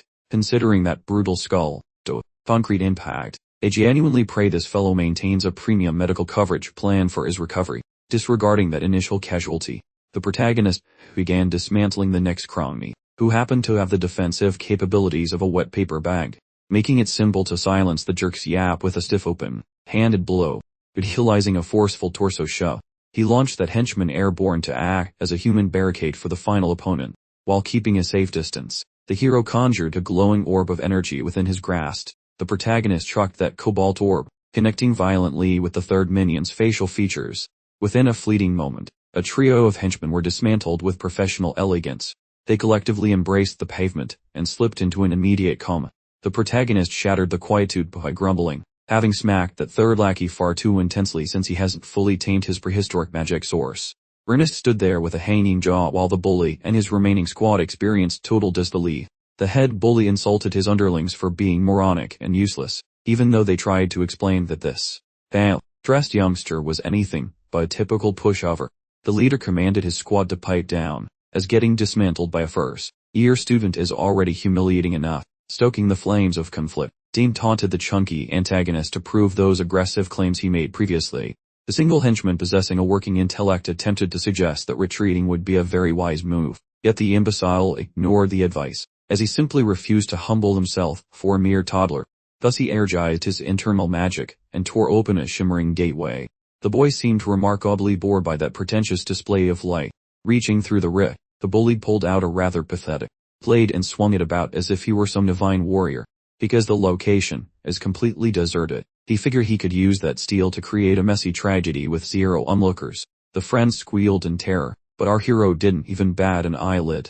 They stood in a location where the mist becomes incredibly thick, potentially hiding a lifeless corpse from the local police, which motivated the one intelligent henchman to plead for mercy. The leader hollered for him to cease his chatter and just pummel Ernest. Consequently, the situation devolved into a classic 2-on-2 brawl. Dane confidently assured Ernest that if he were to face a particularly subpar ruffian in a fight, victory was entirely within his grasp. Consider the evidence. This youngster is absolutely obsessed with exploration, which means his lower body strength must be extraordinarily potent. His simple objective was to properly time the impact and effectively launch the opponent into the air. Ernest didn't believe he possessed that necessary fighting spirit, though Dane felt absolutely certain it was hiding inside him. Finally, the confrontation began, and Dane initiated the action with a well-timed leap. This quick maneuver was designed to separate Brun from Ernest completely. Brun was accustomed to magic-focused weaklings who always tried to keep a significant distance from swordsmen. Dane simply smiled at Brun's inaccurate assumptions and continued leading the large, simple-minded brute on a chase. Meanwhile, Ernest began internalizing Dane's words, realizing he couldn't spend his entire life existing as a perpetual victim. The thug slowly walked out, wearing a mocking grin, absolutely certain the kid wouldn't actually swing. Despite Ernest's clenched fists, the ruffian continued to tease Ernest, cracking his knuckles and suggesting the bespectacled boy simply lie down and let himself get pummeled a few times. Overcoming years of deeply rooted trauma is exceptionally difficult to achieve in just a couple of brief moments. Ernest found himself pondering how Dane would approach the current situation. His thoughts returned to the evasive dodge his friend had used earlier, committing the movement to his permanent memory. Just as the thug launched his initial punch, Ernest attempted to replicate Dane's specific movements. He was slightly too slow, and got hit directly on the head, but he simultaneously delivered his first counter punch ever, scoring his shoulders. He quickly locked, loaded, and fired another precise strike straight toward the goon's face. The timid version of Ernest had completely vanished. The once terrified child was now a determined man. Completely caught off balance, the thug was instantly knocked unconscious, and collapsed onto the ground like a particularly clumsy earthworm. Observing the damage he inflicted, it seemed Ernest truly did possess that inner fighting resolve. As the initial rush of adrenaline began to subside, his knee started to buckle. He felt a profound, cathartic sense of relief, having finally managed to fight back for himself. In the meantime, Dane and Braun had retreated a short distance away, and after sensing Ernest had finished his fight, Dane finally stopped running. Braun looked over his shoulder, and cursed his henchman for being completely inept. Dane's gaze darted around, immediately spotting several broomsticks, laying discarded nearby. Dane concluded they would be quite enjoyable to use. He retrieved one of the sticks, and, with a quick snap, detached the sweeping end from the handle. Braun was thoroughly insulted that this youth intended to challenge a proper sword with a mere piece of wood. To Dane, however, this improvised weapon would be more than sufficient. After all, what better tool for dealing with trash than a broom? Braun has completely overextended himself. With no one left to assist him, he charged in, fueled by bad intentions, yet still arrogant enough to claim he'd only stop just short of murdering Dane. His goal was merely to leave a minor scratch on that pretty face using his blade. He imagined the scar would perpetually remind Dane of the terror Braun instilled every time he checked his reflection, a delusion that made Braun look ridiculous, truly embarrassing himself. Once within sword range, Braun launched a flurry of confident slashes and thrusts, A smirk plastered across his face. As every single attack was batted aside by a mere stick, he slowly realized that Dane was merely playing around. Meanwhile, our protagonist was genuinely having fun casually deflecting Braun's completely predictable attacks. The big guy, however, absolutely hates it when people disrespect his fighting skills, so he upped his aggression, reasoning that only someone on the level of Duke Thermion could criticize his technique. Although Dane was infusing mana into the stick, it wasn't designed to last long against proper steel. Braun remained totally convinced that he held the advantage in this exchange. Just as Braun prepared to unleash his most powerful strike, Dane calmly focused mana on the very tip of his stick. Then, in one breathtakingly smooth and continuous motion, he stabbed Braun directly in the body with the pointed end. A shockwave of completely unfamiliar pain surged through the big guy. The sheer force transmitted through an ordinary wooden stick should have been physically impossible. Ernest watched the entire sequence unfold with a growing sense of panic. He already knew Dane was strong, but he never imagined this level of overwhelming power. While Braun hacked up his guts on the floor, Dane sarcastically challenged him to get back up.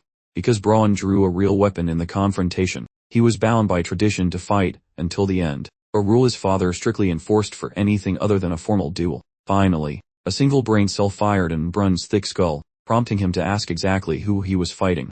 Dane Sogers simply introduced himself as the only son of Count Sogers, currently a first-year autonomous student. The information finally registered in Braun's dense mind. This was the legendary golden boy everyone had been talking about. The youngest and most brilliant genius on the entire continent, a genuine prodigy. Braun still couldn't fathom why someone like Dane would bother associating with an obvious dunce like Ernest. Dane remained severe. Since Braun initiated the fight with a blade and lost, Dane would be within honorable bounds to terminate his life right then and there. From the perspective of a true duelist, he had every right to deliver the finishing blow. Looking directly into the kid's eyes filled Braun with terror, as that cold, unflinching indifference made him truly believe Dane was about to kill him. He quickly swallowed his pride, got up from the floor, and dropped to his knees to offer a desperate, heartfelt apology. As Braun rattled off a cascade of humble words, Dane simply stared at him with complete disgust, concluding the guy was truly beyond redemption. Even after Dane rearranged his face with a few punches, Braun's single working brain cell still couldn't process the fact that he was the one who needed to say sorry.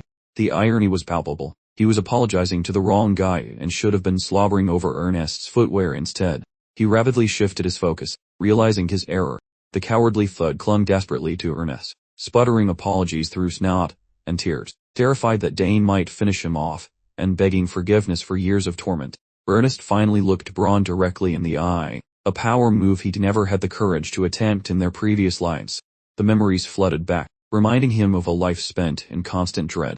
All the trauma and pain Braun had inflicted resurfaced. Braun was once the boogeyman of Ernest's existence. Now, that former menace was groveling on the floor, complete with snot running down his chin and begging for mercy.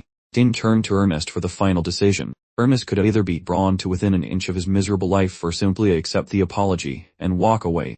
Desperate to survive the ordeal, Braun actually implored his former victim to continue the assault until they could call themselves even. Ernest truly longed to take Braun up on the offer and unleash years of suppressed rage. However, given the present situation, a lopsided beating felt hollow. He preferred to face Braun on equal terms in the future, promising forgiveness only after a fair fight. Dane felt a surge of pride in his friend's choice. It required true character to make such a measured decision. The pair turned and walked away. Ernest expressed his gratitude to Dane for completely altering the course of his life. On their return to campus, they ran into a very concerned Leela waiting for them. The moment she noticed the fresh cut on Dane's cheek, Leela instantly realized he had been brawling again. She then turned her gaze to the pathetic thugs who had just lost the fight. A flicker of recognition crossed her face as she looked at them. Braun recognized Leela as well, which promptly reignited his fear. They were both in the swordsmanship department, so they'd likely crossed paths before, but Braun was so forgettable that Leela couldn't recall his name. Ignoring the pathetic figures on the ground, she asked Dane, "Who's this guy with the spectacles?" Dane formally introduced Ernest Dillon from the exploration department. Aware that Leela was a duke's daughter, he continued referring to her respectfully as Miss Leela.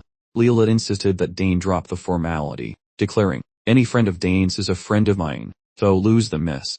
Dane immediately began to boast about Ernest's family, famous for their exploration of hidden ruins and secret plains. Hearing this, Leela excitedly mentioned the map they had just recently acquired. Dane clarified that they had snatched a treasure map during one of the recent club activities. Ernest had heard rumors that a student had won exactly such a thing, but never imagined his friend would be that lucky person. The second the words treasure map were uttered, Ernest's timid personality vanished, replaced by a glint of absolute mania. Seeking a secluded spot to avoid prying eyes, the three companions unrolled the enigmatic map for careful examination. Even with Ernest's sharp intellect, the document initially made no sense, though he did recognize that it pointed to a specific location inside the academy grounds. The parchment was also littered with strange, indecipherable markings, which strongly suggested some form of encoded language. Their best course of action was to figure out the original creator of the map, as analyzing the person's style might offer clues for cracking the cipher. The only definite clue they had was that the map depicted a place within the academy, proven by the unique architectural forms exclusive to the campus. The complication, however, lay in the architectural style being encoded in esoteric magic that only Saul Hankston was known to use. Saul Hankston, in case anyone forgot, was the legendary mage who had founded the entire academy. This meant they were dealing with ancient magic that hadn't been seen in eons, primarily because Saul had refused to pass his techniques on to anyone. While Leela knew that actually using the map would be challenging, she hadn't anticipated this level of difficulty. Their only remaining option was to perform extensive research into the creator's background, hoping to eventually start deciphering the complex code. Once they successfully decoded the ancient script, they could finally work together to locate the legendary prize. Ernest was always up for an adventure, and Leela had spent her entire life under the strict supervision of her family.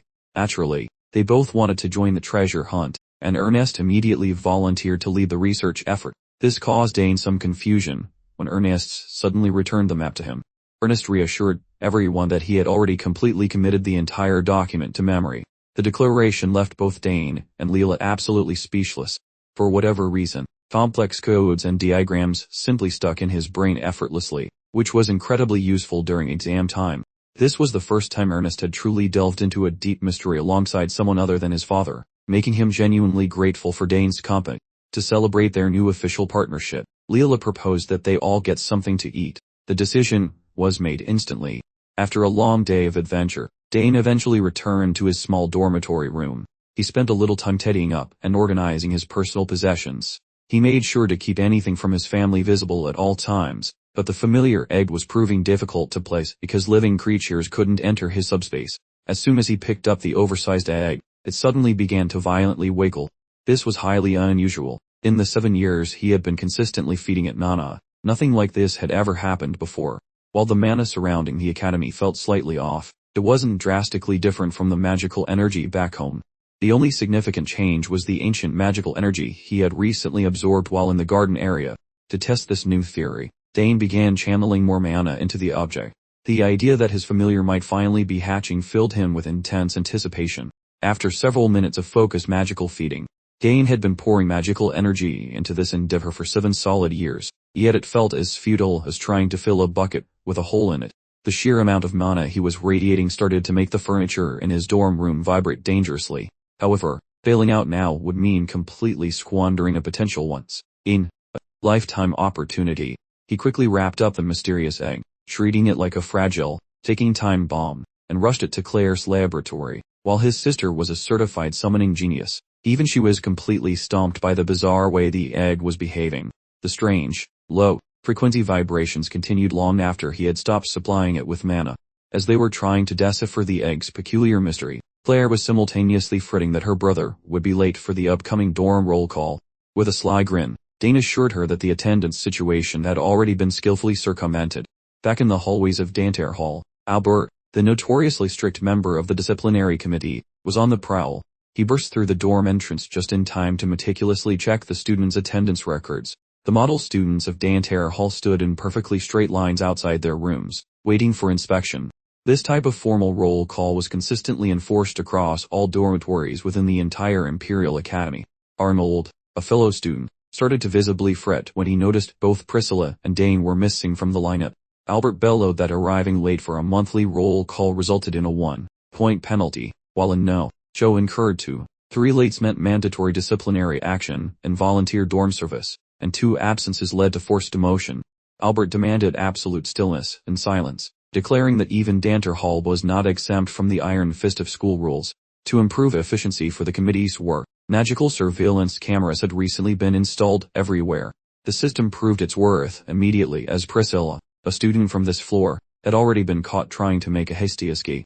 It was confirmed that she had slipped out of the dormitory grounds precisely 5 minutes earlier. While bedroom checks were once rare for the committee, a zealot like Albert now insisted they become standard operating procedure.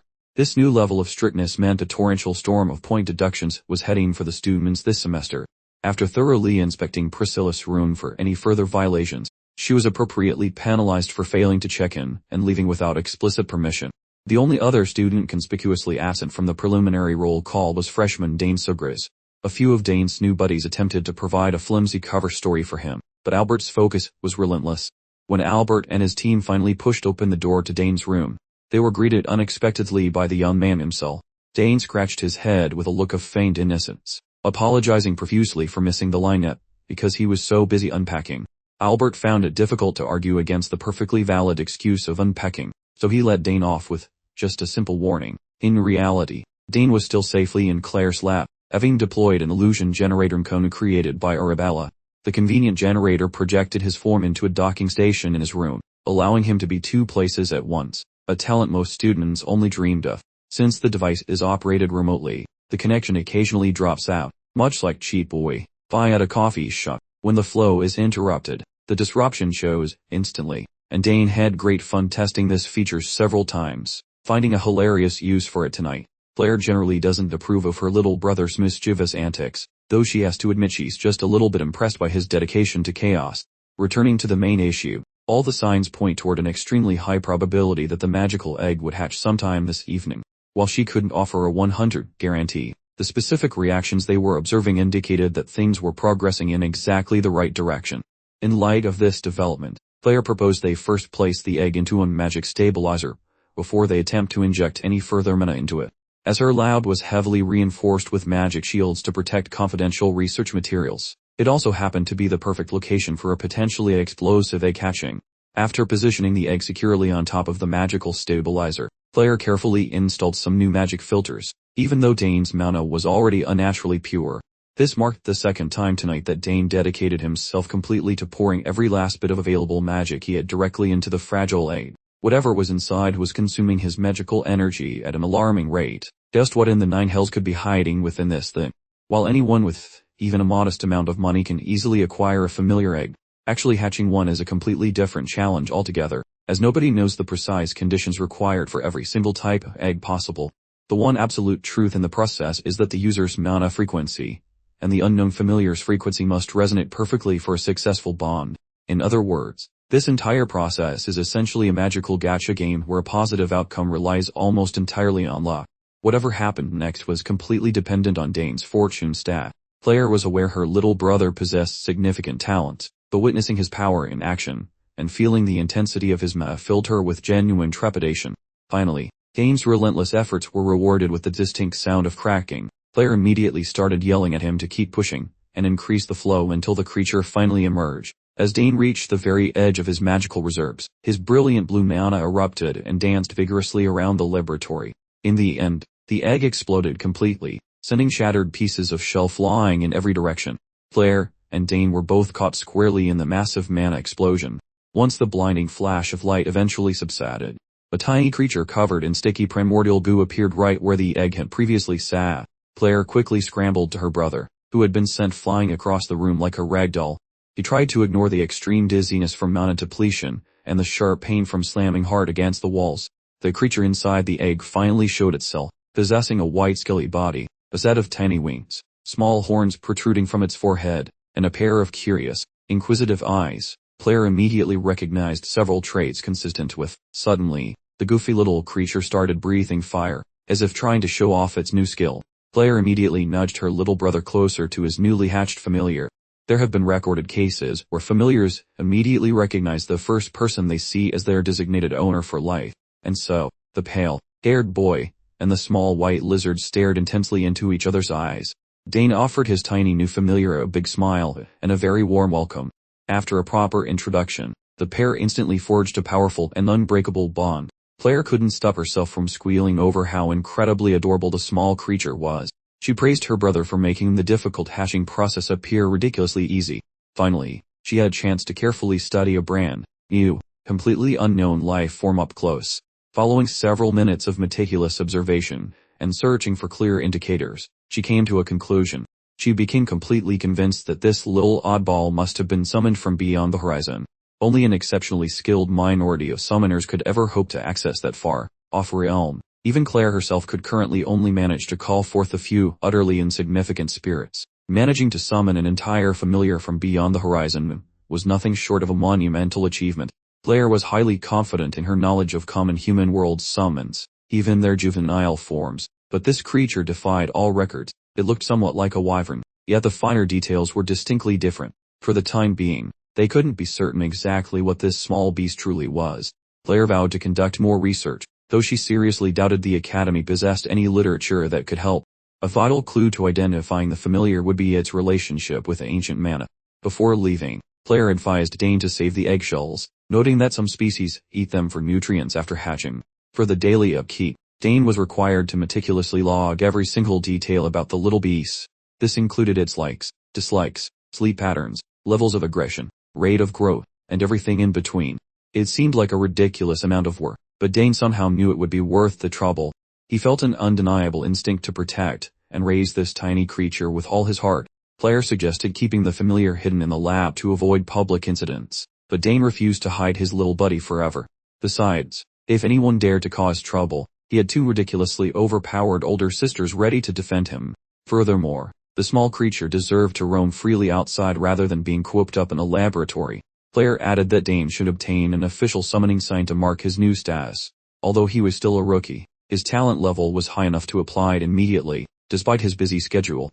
The orientation for Professor Tamarik's span of summoning classes was tomorrow, and Claire promised Dane that if he demonstrated his talent, special recruitment would be automatic. There would be a faculty meeting, but Claire was absolutely certain he would receive special qualifications easily. Before finally leaving the lab, he began to ponder what name he should give the tiny oddball. When he returned to Danter Hall, one of his new buddies immediately scolded him for nearly missing roll call. According to Purple Four Eyes, his sisters were apparently infamous for pulling off the exact kind of high-risk shenanigans that he had just performed. Regardless, at least he managed to avoid facing punishment for the moment. The instant he managed to slip back into his private quarters, Dane's weary body promptly collapsed onto his waiting bed. Looking skyward, he observed the miniature dragon zipping around in ecstatic circles, clearly having a severe case of what one might call aerial zoomies. As it zoomed around the dorm, the little beast even coughed up sporadic bursts of fire, adding a certain fiery flair to the decor. Merely minutes earlier, Dane had attempted a surreptitious entry into his dorm, utilizing a secret passageway his sisters, those purveyors of dubious information, had shared. Sadly for him, the disciplinary committee, a notoriously joy-killing bunch, had gone to the extreme of enveloping the entire dormitory in a formidable magic barrier. To bypass this inconvenient magical impediment, Dane began meticulously analyzing the mana flow of the barrier, hoping to pinpoint a susceptible weakness. Logic dictated that a magical barricade of such immense proportions must surely harbor a few overlooked exploits. Prior to him completing his detailed observation, the impatient, silly little fellow decided to take matters into his own claws, launching a fiery projectile at the magic barrier. To Dane's absolute astonishment, the formidable barrier's integrity crumbled with surprising ease, ultimately tearing wide open. From a strictly logical perspective, such an outcome was utterly impossible for a mere, mundane fire. The sole plausible explanation he could concoct suggested that his familiar's unique flames somehow possessed the remarkable ability to disable mana itself. Based on that single, astonishing revelation, he immediately understood that he had unequivocally struck the magical jackpot. The following day, Dane excitedly rent his oust with Ernest to share every detail about his remarkable new companion. He had dubbed the little fellow Happy, a choice which left Ernest decidedly unhappy due to its perceived feebleness. Seeing as Four Eyes was so thoroughly displeased, Dane provocatively challenged him to conjure up a demonstrably superior appellation. Ernest, now deep in serious contemplation, began meticulously racking his formidable brain. The diminutive creature was undeniably adorable, but a name, he firmly believed, required substantial weight and profound meaning. Ultimately, Ernest suddenly blurted out a single, impactful word, Carnus. Dane rather enjoyed the powerful resonance of Carnus. It felt both mysterious and oddly perfect for the tiny, fire-breathing marvel. With immense satisfaction, he promptly jettisoned the moniker Happy. From this moment forward, this small companion would unequivocally be known as Carnus. Dane's next journey led him to the renowned Bermudians Hall, an impressive structure bearing the name of the celebrated scholar Bermudians. This esteemed location was, Quite logically, where all classes pertaining to the intricate art of summoning took place, as students began to dutifully funnel into the lecture hall. There, amidst the bustling throngs, we catch sight of a rather familiar, albeit regrettable, visage, de Gruntyran, the very same arrogant youth Dane had thoroughly thrashed years prior on his own birthday. De Grun, with a sickening lurch of dread, realized Dane was present in his identical academic session. He would never, for a single moment, forget the impudent youth who had audaciously stolen his summons. Due to that supremely mortifying incident, House Tyrant's social standing within noble society suffered a severe blow, leaving them barely clinging to their esteemed capital noble title. De Grun, to add insult to injury, wasn't even meant to be enrolled in this particular course. He had famously failed at the prior academic year, thus obligating a forced retake. Providentially, this particular brat seemed to have finally acquired a modicum of intelligence, recognizing the absolute necessity of avoiding Dane at all costs. As he privately agonized over his grim academic destiny, an elder student gently approached him. The senior in question calmly affirmed that there existed no inherent shame in the act of retaking a class. He readily confessed this was his second class retake. At last, the educator entered the lecture hall, prompting every student to quickly find a place to sit. The conjuring expert Timeric Spiano explained that mastering theoretical summoning is the essential first step for every serious magical practitioner. Most pupils already knew the instructor was a joyless tyrant who treated smiles like crimes. Additionally, he mentioned a prestigious examination open to any brave souls who actually possess the required brain power and magical permits. He activated a glowing display to explain, essentially using a wizardly version of a slideshow. Earning a spot requires manifesting a high-tier entity without using any cheat codes or written contracts, which is quite a feat. Next, a hopeful must anchor that spirit for over 30 minutes without letting links dissolve. Groans erupted, because keeping a basic spirit stable is already a nightmare, so these elite standards felt like a cruel prank. The torment continued as the mentor noted that one must also survive his personal, incredibly biased visual inspection. Failing any single part leads to instant rejection, because apparently, being elite requires jumping through hoops, while on fire. Though those initial hurdles are brutal, persuading some grumpy judge using purely vague criteria is definitely a final boss fight. Dane found the bureaucratic nonsense quite annoying, especially since the grader holds all the cards like a tyrannical casino owner. Adding salt to the wound, the man mentioned that candidates need 2 glowing reviews from high-ranking wizards who actually like them. Secretly, he felt a spark of joy watching those pupils squirm. Crushing the spirits of overconfident rookies was his favorite afternoon hobby. His gaze swept the area before locking onto Dane Sogris, the legendary overachiever who somehow conquered the independence study entrance test. Reports about the boy's antics during the trials had reached him via a very chatty colleague named Delphine, so it seemed impossible that a mere rookie had managed to tether a 4-tier Edirec without blowing up the entire testing facility. He intended to verify this prodigy personally, suspecting the lad just used his fancy Sogris family name to bribe his way inside. Regardless, average pupils should just be happy with a standard pass, as the written portion is usually manageable for non-idiots. The man essentially labeled repeaters like Digran as total airheads. The boy figured this course would be uniquely painful, given that their previous tests had already grilled them on facts and vibes. The academic inquired if any beginner could actually do some magic, or if he was teaching a room full of useless potatoes. A heavy stare bore into him, making it obvious that the professor had decided to make him the target of the day. Accepting the unspoken invitation, the youth rose from his seat to participate in this little game of magical chicken. The man demanded identification despite knowing exactly who the kid was, just for the sake of being a dramatic nuisance. Nonetheless, the boy formally announced himself as a member of that specialized independent branch. The teacher offered a compliment so dripping with mockery that it felt more like a verbal slap to the face. The instructor was caught off guard when the student remained calm, cleverly shifting the credit to the powerful officials who graded him. With no more delays, the lad was summoned to the front to demonstrate the skills that had supposedly impressed the big bosses. Oh, text, end. Our protagonist dislikes being scrutinized so openly, though this youth remains polite while hiding his annoyance. He added a cheeky condition, requesting Timeric pen a glowing endorsement for elite trials should his magical worth be proven. That crusty educator nearly swallowed his tongue after hearing such an audacious and gutsy request. Every other scholar in that stuffy room shared the exact same sense of utter disbelief and shock. This task is simple, just demonstrate that those skills are more legendary than a unicorn eating tacos. The lad confessed with total confidence that failing to succeed had never bothered his optimistic brain cells. Timeric felt his blood boil since even Claire never displayed such a massive amount of unbridled smartness. Accepting the gauntlet thrown down by the youngster, the teacher gestured for him to begin the attempt. That mentor agreed to the paperwork deal, while noting his standards were higher than a mountain peak. Up for ensued as classmates debated if he was a top rookie, or simply the sibling of legendary Claire. Coincidentally, the grunty mentor possessed a fresh, empty parchment prepared for this specific kind of trial. Strolling forward to snatch the paper, Dane realized this detour could yield a bigger reward than originally planned. He poured magical energy inside the empty scrap. He murmured toward the enchanted sheet, pleading for it to follow instructions. An enormous cannon manifested through the mist as raw energy danced around like a disco ball. The creature touched down and glared at the audience as if they were tasty snacks on a platter. Smart kids recognized the high-tier predator, knowing it was harder to summon than a holiday plumber. Dagrantaran stared in horror, identifying his companion Janku, while wondering how his dog got stolen. Dane looked toward the stunned teacher, silently asking for a grade on his magic trick.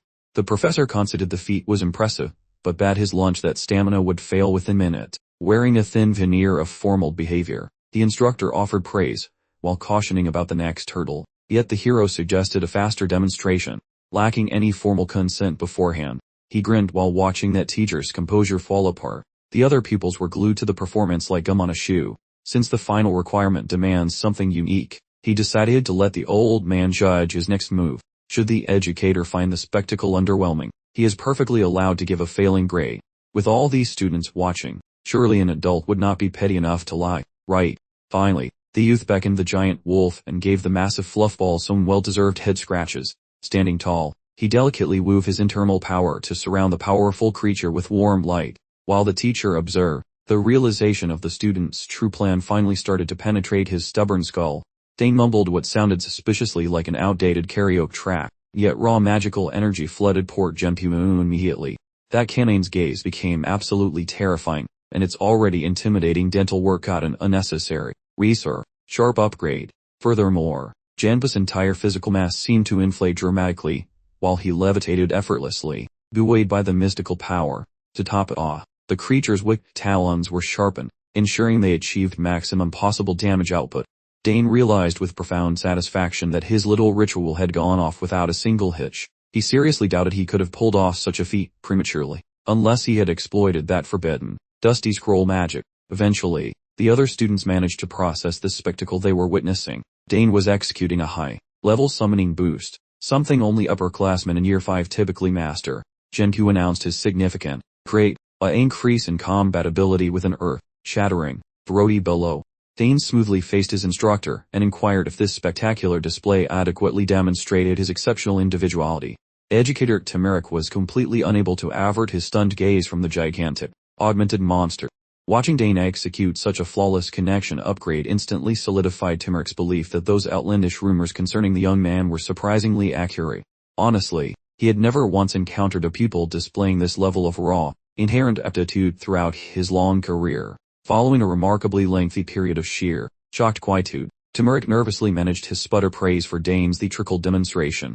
The professor assured the student they would formally address the issue of the academic endorsement paperwork shortly thereafter. Dane felt thoroughly pleased by the instructor's objective and highly positive evaluation. Conversely, Tigrantaran felt like a startled Worcester, absolutely bewildered by the Sogre boy's utterly massive physical and magical development. He instantly recognized the magnitude of his own uninformed arrogance from all those distant years past. After the general pandemonium quieted down, the instructional session began again, proving Professor Turmeric was actually a surprisingly capable teacher. Dane sensed the teacher's scrutiny constantly fixated upon him during the entire lesson, deciding it was beneath him to acknowledge it. Turmeric could lecture on this subject matter while asleep, yet the morning's trauma left him slightly disoriented, and Dane relished seeing the mature adult squirming anxiously behind the podium.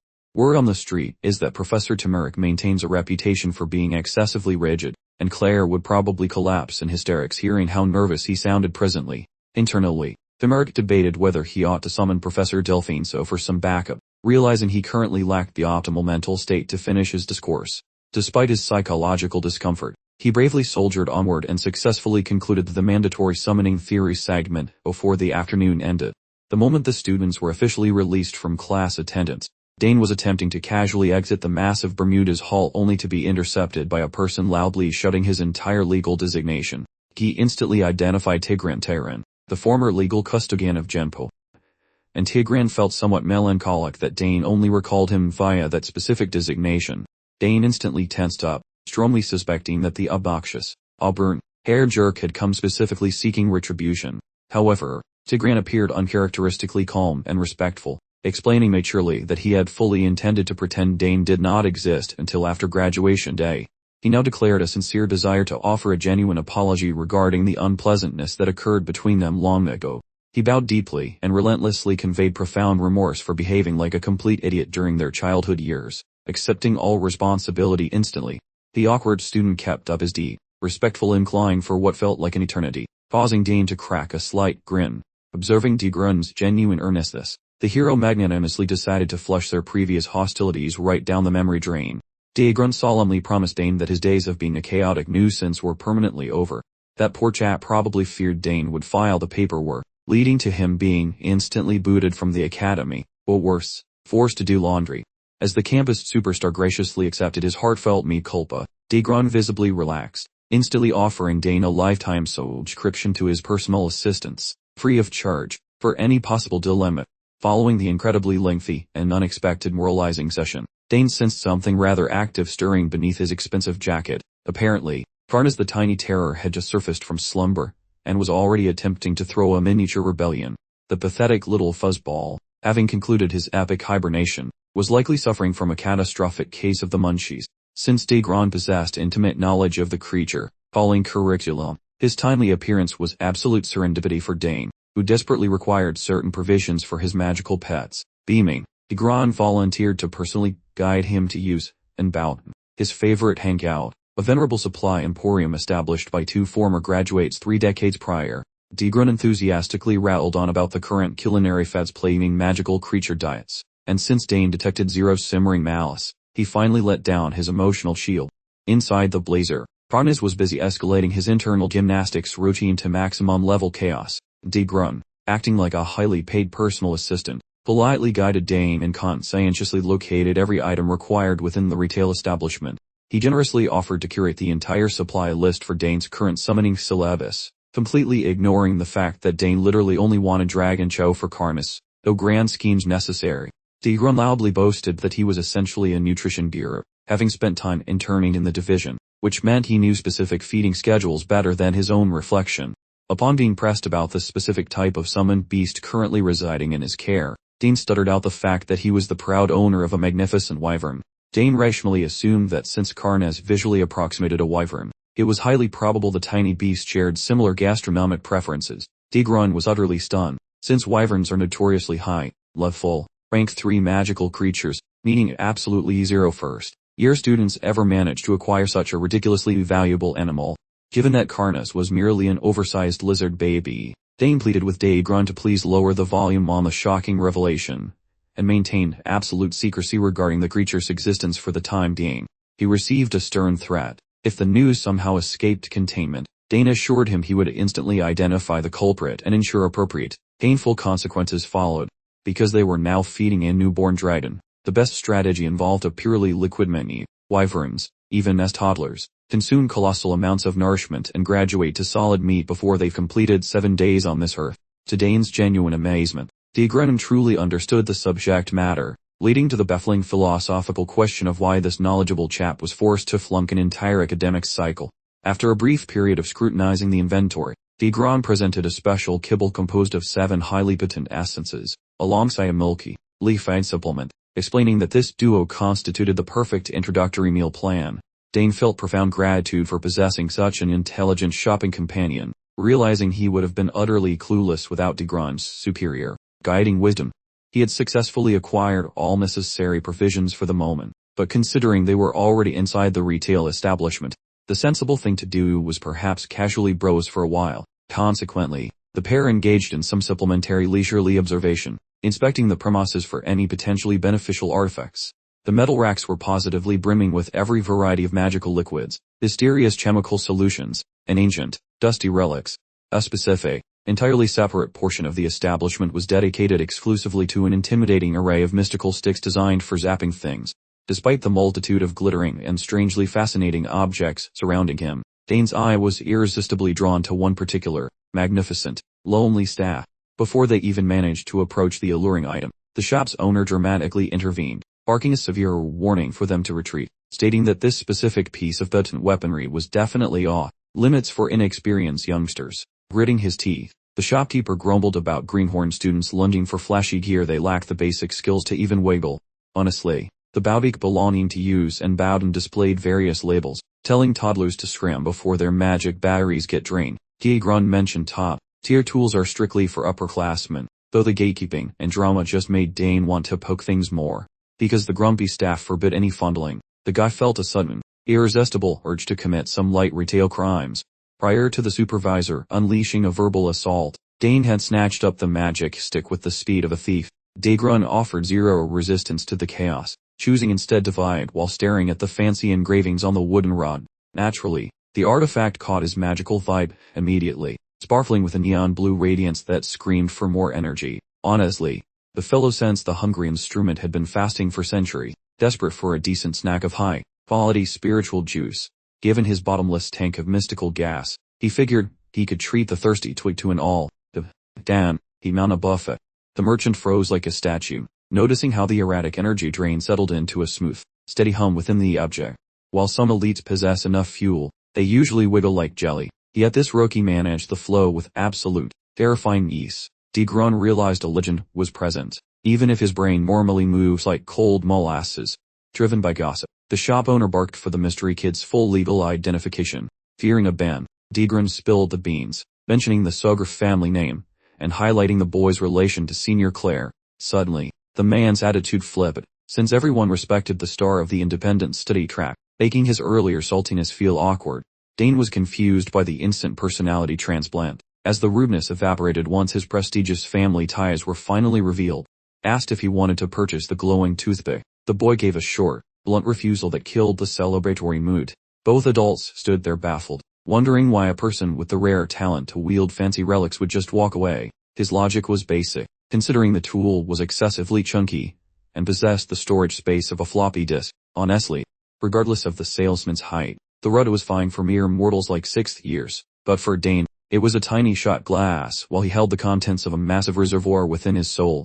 The store owner pouted because the kid only purchased sacks, remembering how the boy shared the same stubborn vibes as Claire.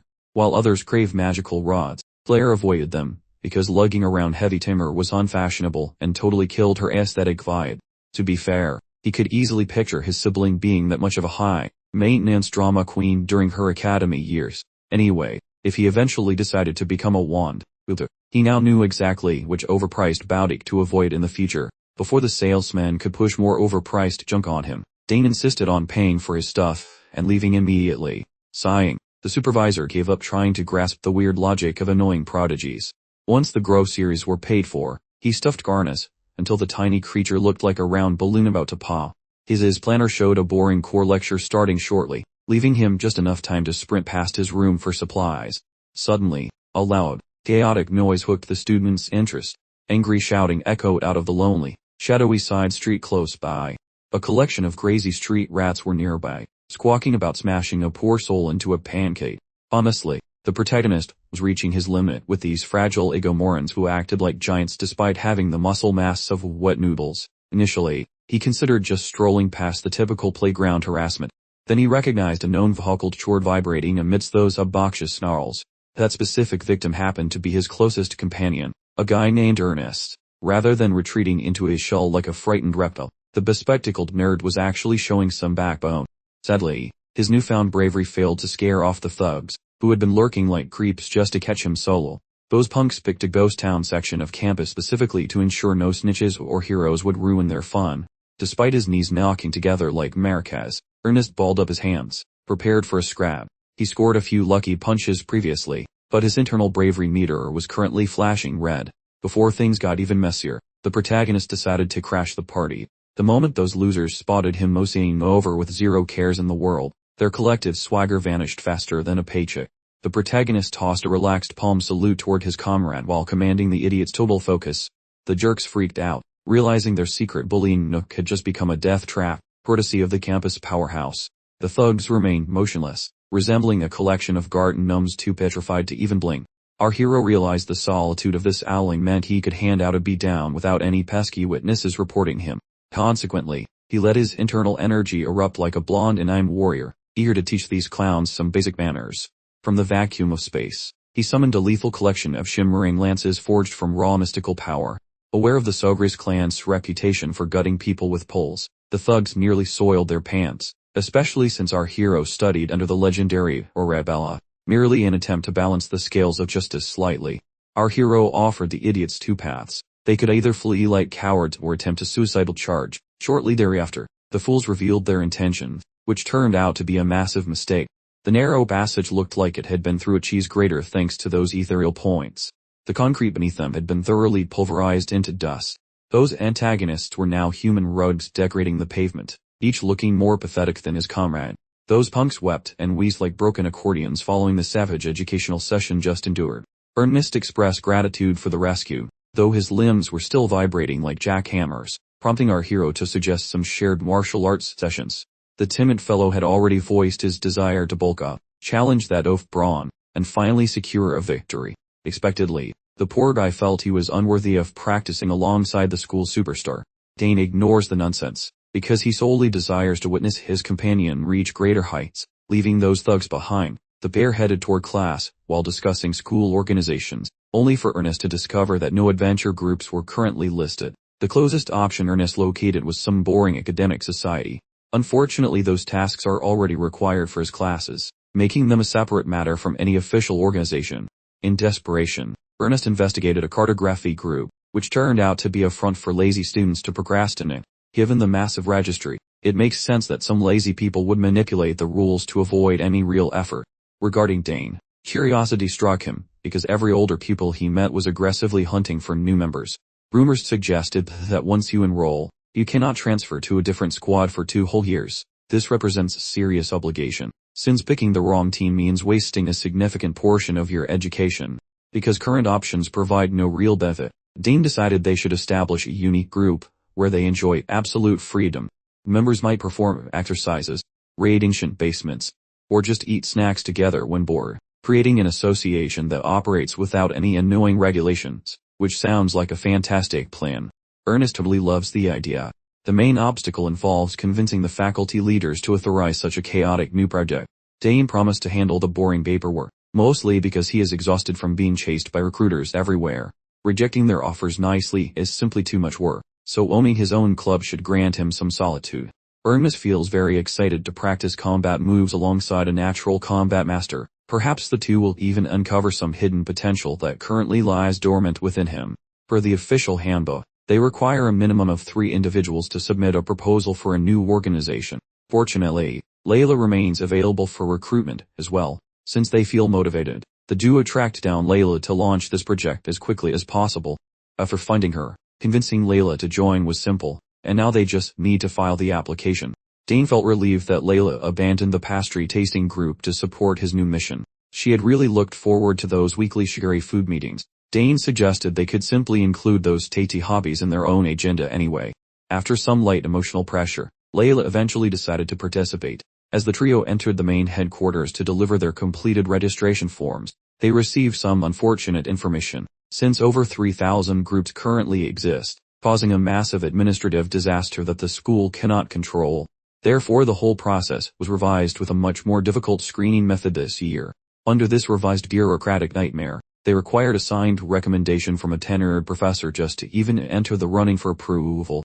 Dane assumed this venture would be a quick and easy process, yet things became immediately messy before they even started. The 3 students assembled near the office entrance, speculating about which professor in their right mind would sign a recommendation letter for a group of brand new, unproven freshmen. They certainly couldn't just casually approach a complete stranger on the faculty and immediately spring their elaborate proposal upon them. Fortunately, Dane had already identified the perfect target, someone who could potentially assist them in this ridiculous quest. His 2 companions expressed concern that Dane's usual lack of tact might seriously offend a tenured member of the faculty. He quickly reassured them that success was absolutely guaranteed, leaving no room for doubt. Just a short time later, he was having coffee with Professor Keltis, the department's notoriously self-sufficient academic advisor, sitting face to face with the man known for actively avoiding all interaction with students. Dane couldn't figure out how to subtly introduce his plea. As long as he was already here, he figured he might as well just get straight to the point and mention the formation of his new club. To Dane's astonishment, Keltas, known for his laid-back approach, was actually quite enthusiastic about student clubs.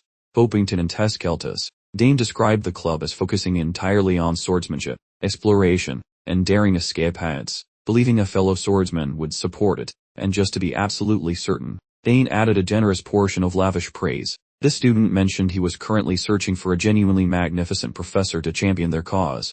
Professor Keltas, desperate to claim the lavish compliments, was now practically cornered and essentially locked into the role of official club backer. Dane tried to feign a little modesty, but now it was Professor Keltas who was enthusiastically demanding to give him the recommendation. Knowing the proud swordsman had completely fallen for the flattery, Dane quickly pulled out the prepared recommendation letter for Keltas to sign. Professor Keltas happily put his name on the line using his personal quill, delighted that his favorite and only student was initiating a club.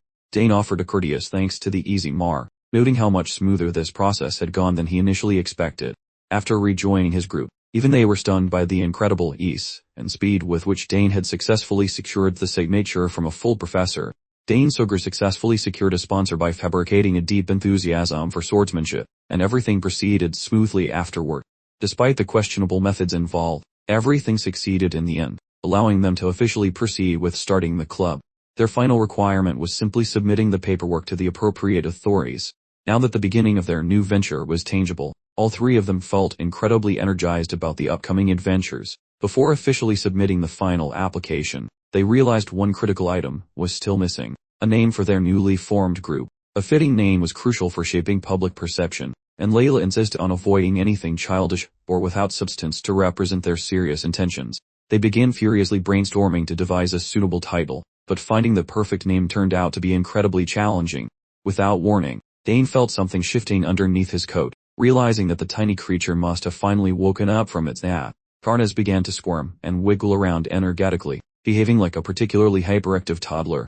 Layla's concentration was instantly broken when she noticed the unusual wriggling motion, pulling her abruptly out of deep thought. Simultaneously frightened and intrigued, she questioned Dane about the growing lump on his midsection, speculating that he might be concealing a dangerous weapon. Revealing his hidden secret to Layla wasn't today's goal, yet fate abruptly decided to ruin those stealthy intentions entirely. Gripped by intense wonder, Layla and Ernest stared even more aggressively at the suspicious protrusion stretching Dane's fabric. Eventually, that inner beast refused to stay caged, shattering the jacket's limits to show off a truly majestic, tiny monster. Relax, this isn't some spacey adult comic, since it is only young Karnas popping out to enjoy a bit of fresh oxygen. Now Dane is stuck inventing a plausible excuse for this chaotic development. Predictably, Leela scolded him for smuggling magical beasts inside his clothing, correctly deducing the creature emerged from the gift egg provided by Claire. Stammering through the details, Dane narrated the previous events, and formally introduced the little guy to a shocked Leela. That miniature winged reptile appeared quite enamored with her presence right away. Too distracted to appreciate the dragon's charm, Leela fumed because Ernest knew the truth before she was ever told. Voting the conversation, Dane steered the group toward brainstorming a creative title and finishing the formal club registration. Upon finally reaching the registration desk, the secretary stared with absolute and utter bewilderment at the preposterous title they chose, which was the Magic Summon Exploration Spear Sword Club. While Leila and Ernest were drowning in shame, Dane beamed with pride regarding his allegedly brilliant and descriptive name choice. Once the paperwork received its final seal, Leila promised that this delusional youngster would lose all future naming rights forever. Dane was genuinely confused by her anger, considering he felt he had done a spectacular job with the branding. Hopefully, they can eventually update the club's name to something slightly more prestigious when the time is right. In a different wing of the school, a high-level meeting between a teacher and the department boss was commencing. Director Delfinezzo mentioned the recent surge of talented applicants, though her true interest remained fixed on one remarkably peculiar individual. Professor Tamarich quickly identified which student she was hinting at during their talk. Naturally, Delfinezzo discussed the classroom chaos, claiming she would not meddle despite her obvious, overwhelming thirst for more gossip. Tamarich shared details about the student's progress, which arguably seems even more fascinating than Claire's own achievements. This level of brilliance was anticipated from Dane Sugras, especially since Delfinezzo herself personally authorized his initial enrollment. She also learned about Tamarich's plan to write a recommendation, so she happily decided to provide the second required letter. Since Dane fits every possible requirement, she simply cannot stand by without taking a more active role. Despite her sugary tone, Timirich realized this cunning serpent was maneuvering to hijack all the glory for the boy's success.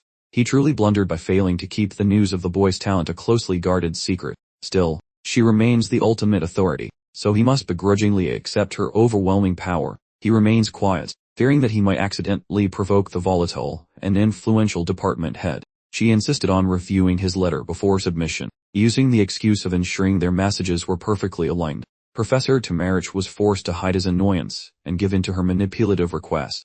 After the division chief, Delfinezzo, finally departed, that fellow simmered with intense resentment, suspecting a scam took place, though he certainly had no plans to remain passive.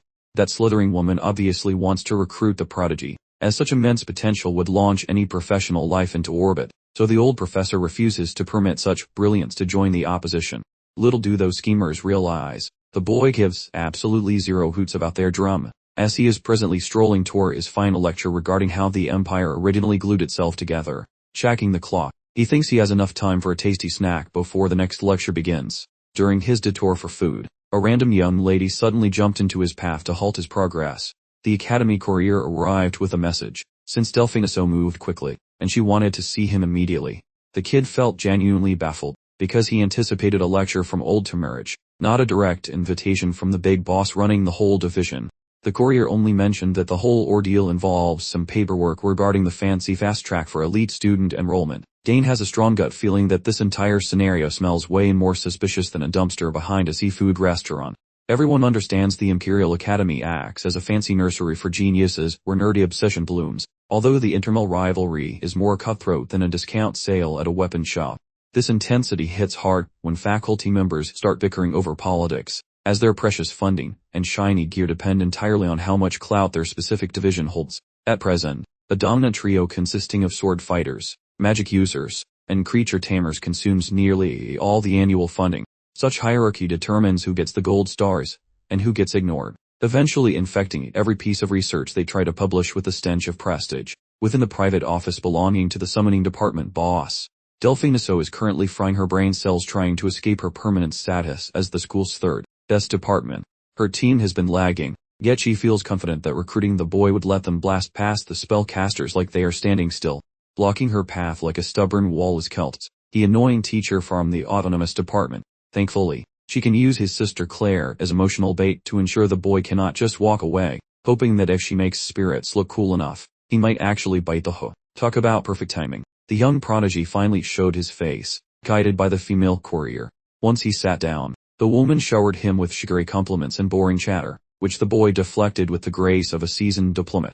The lady actually commended his humble vibe, basically simping for his talent, before asking if certain academic topics happened to pique his interest. The student shrugged, and said picking a favorite was difficult, which is logical since kids his age usually want to be the best at every single thing. However, the woman had a different plan, because after the chaos in Timirich's lecture, she felt she simply had to intervene as the boss of her division. Considering his immense ability, the boy is essentially locked for the premium entrance pathway, leading her to mention her goal of drafting a formal endorsement. Consequently, the young man offered his standard polite appreciation without any drama. The director made sure to emphasize that she rarely breaks her rule of only writing such powerful letters for students from other departments. After finishing the fluff, the lady finally shared the true reason for his presence. She wondered if he might enjoy dabbling in the art of calling beasts, and though he is already a pro, she suggested a private tutoring gig that smelled strongly of a desperate plea for attention. Next, she tried to steer the conversation toward extracurricular groups, but the boy immediately crushed that dream before she could finish the sentence. It turns out he already founded his own private organization, because despite the school making registration a nightmare, he somehow navigated the bureaucracy like a boss. The boy mentioned that Professor Celts, his sleepy mentor, actually threw some weight behind the new hobby group. Delphin thinks Celts is just a lazy bum dodging every staff meeting, but somehow that loafer charmed the Prodigy way quicker than she managed. Her annoyance levels are spiking because every scheme she cooks up gets blocked constantly, though she keeps her cool regardless. Masking her irritation, she offered warm wishes for his group and told him to drop by her research facility whenever he felt like it. She claimed she had mountains of fascinating gizmos and experiments just waiting for his curious eyes to reel him in. She bragged about a rare, unhatched creature egg currently sitting in her personal workshop, She boasted that this specific shiny rock was allegedly valued at a higher price than a royal fortress. Unknown to Delphine, Dane is busy raising his own tiny pet dragon. After spilling her pitch, she insisted that he should bug her specifically for any details regarding the upcoming testing procedures. Considering those terms, the pair proceeded to munch on the tasty baked treats that the boy had carried along. Delphine is daydreaming about using the kid's crazy skills to absolutely embarrass the incoming judges. By the following morning, Claire dropped into gossip with her sibling about that bossy department head, Delphine. Word is she used some serious leverage to force the Big Shot Association to send testers right away, and her desperation to win him over was becoming hilariously obvious to the boy. Even his sister felt shock seeing that incredibly fussy director acting like a total sycophant for a mere undergraduate. Since the big trial was looming, Claire described how she survived her own ordeal by manifesting a trio of beasts simultaneously while keeping their magical connection stable under pressure. Despite the boy's massive progress in magical calls, trying to juggle 3 entities at once seemed like a recipe for a massive headache. Still, nobody knows what those crazy proctors have planned, since they love keeping secrets, but having the director's endorsement is a solid way to shut up the doubters. However, she has a nasty habit of annoying the guild bosses, and because she always says no to them, anyone she likes usually ends up with a much tougher exam than anyone else. It is essentially a sure thing that those bitter officials will try to tilt the scales against him. Claire isn't exactly sweating bullets regarding her siblings' chances. She just hates that her brother is trapped in some petty grown-up feud, and she will definitely break those losers if they cause him any pain. The lad promised his sister that he would be fine, since he wasn't the kind of guy to get fooled by such cheap gimmicks anyway.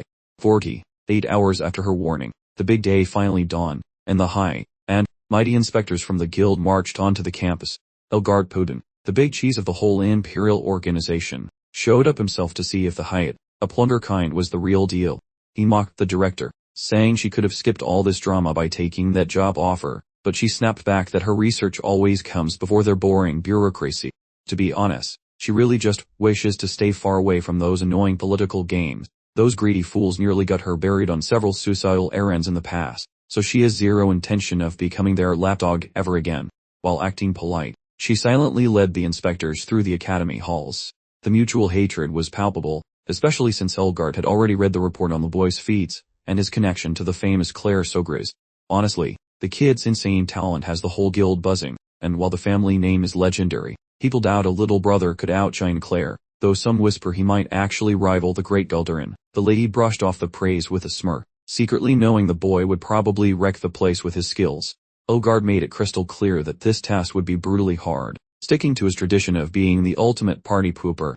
While the squad shuffled toward the creepy department for talking to ghosts, a few kids lost their marbles. Those fancy pajamas signaled the Summoner Club's arrival, sparking gossip about Dane's trial that spread faster than a bad cold. A rookie getting this much hype was totally unheard of.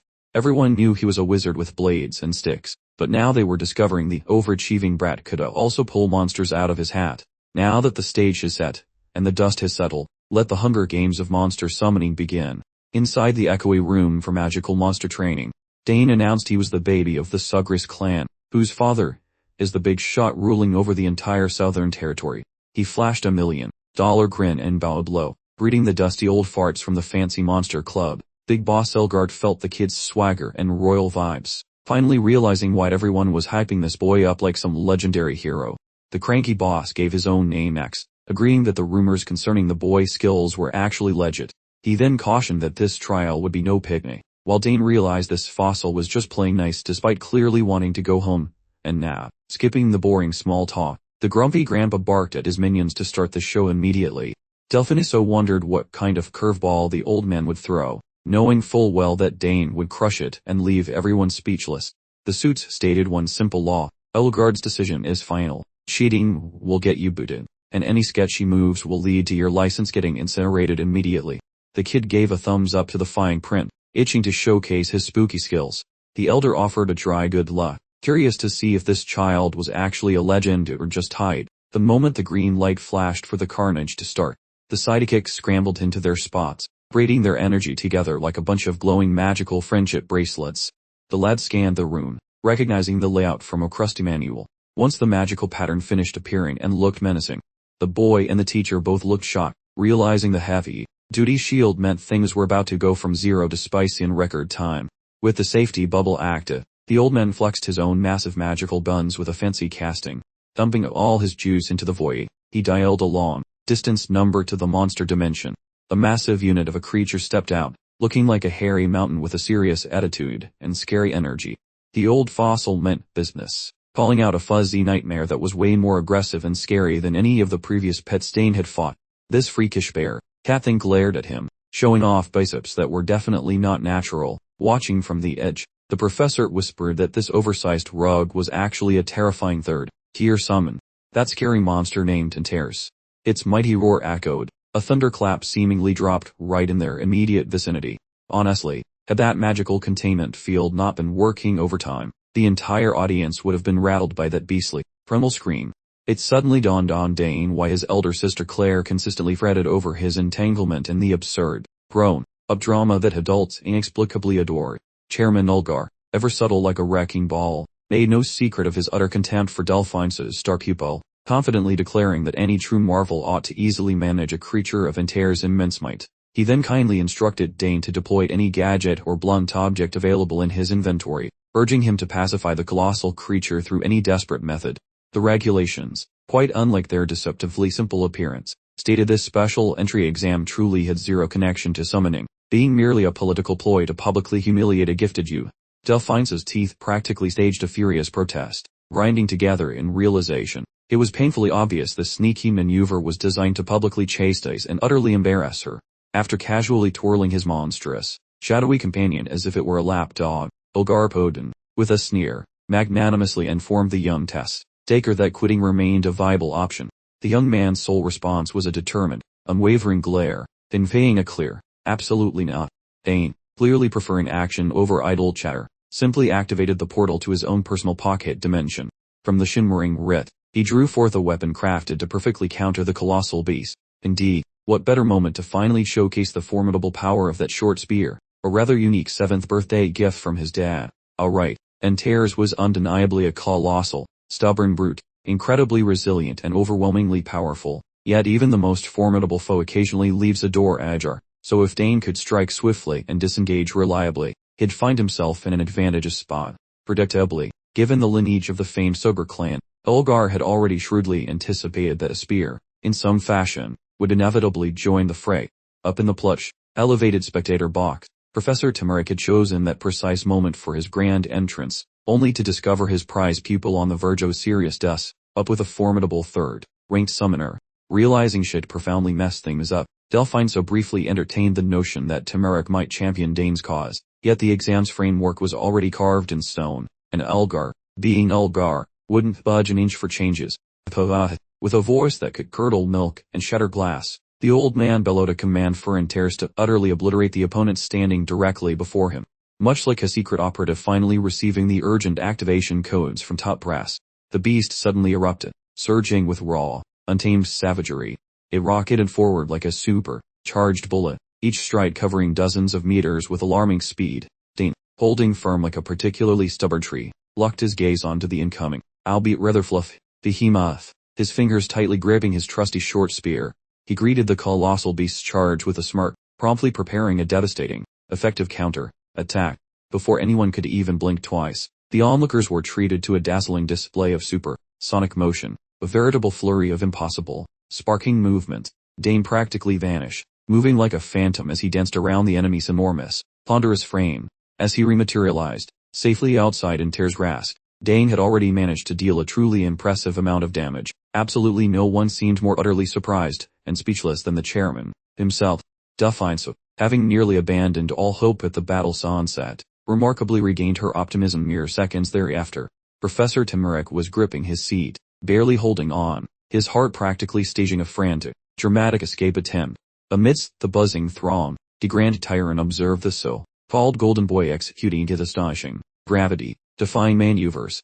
Since nearly every person in attendance was a magically focused geek from the summoning program, nobody comprehended exactly what Dane had just done. Understanding that the battle was nowhere near finish, he quickly readjusted his stance to maintain perfect observation of his target.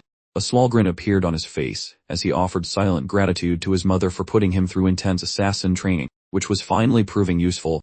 Antares had definitely suffered some scrapes, yet it was nowhere near enough damage to put it down. let alone declare the match over.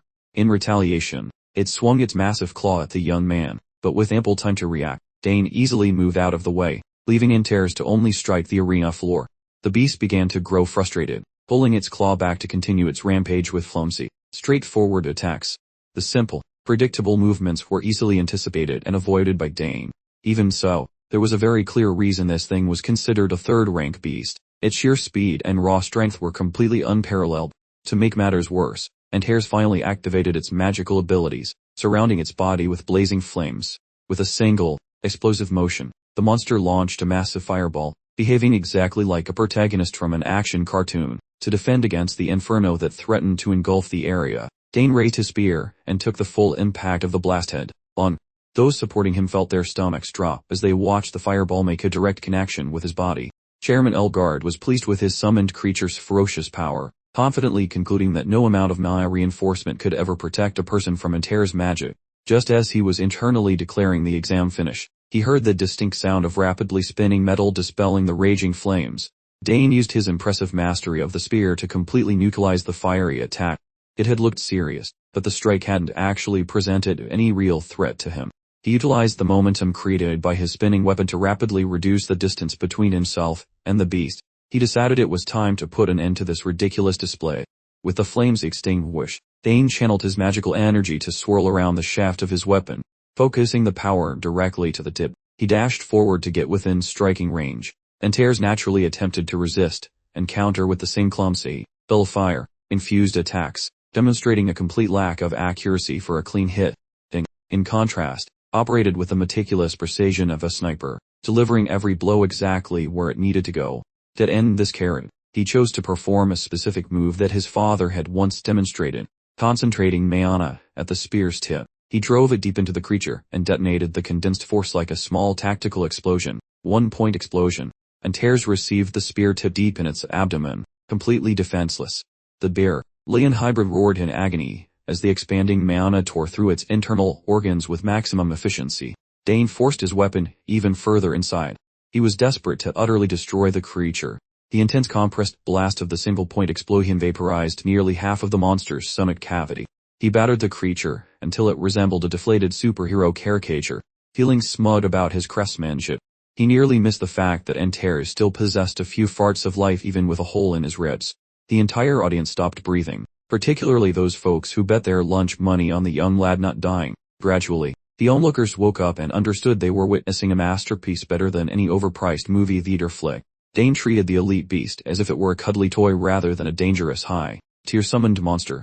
Intrusion appeared to be a crusty old sock puppet sporting a massive, oozing gap in his furry torso. Yet the creature stubbornly declined to just roll over and die.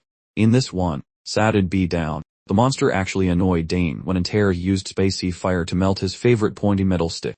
Beyond the arena, Keltis sprinted like a madman, since nobody bothered to tell the pitiful elderly fellow about this event. Adding insult to injury, those genius summoners chose a testing location so remote it required a map and a prayer. Upon swinging those heavy doors wide open, he faced the glowing magical dome that kept the carnage from leaking into the hallway. Judging by the weird spicy air, he knew for sure a truly nasty demon had been invited to the party. As his eyes landed on the fuzzy chimera screaming its lungs out upon the platform, Keltis nearly soiled his trousers, wondering who would throw a rookie into a blender with a top-tier predator.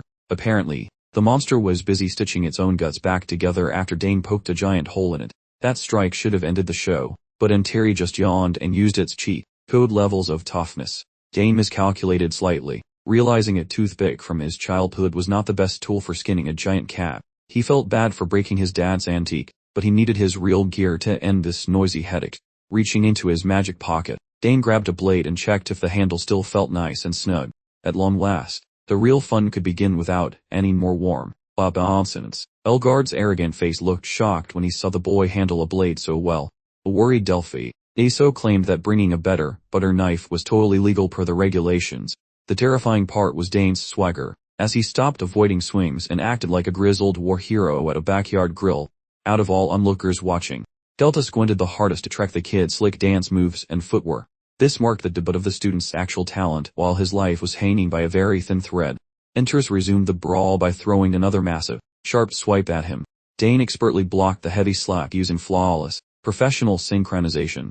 He acted like a human crystal ball, predicting the next move before the opponent knew it, effortlessly parrying every single blow with flawless timing. Keltis only needed a moment to confirm that this student wasn't just good, he was genuinely outstanding, a once-in-a-generation talent. The kid's a sword prodigy, smoothly shifting between sheer power and blinding speed. However, the beast, Entroys, wasn't dumb, and started figuring out Dane's tricks. Then, the monster finally spotted its chance, seizing a perfectly timed opportunity to strike.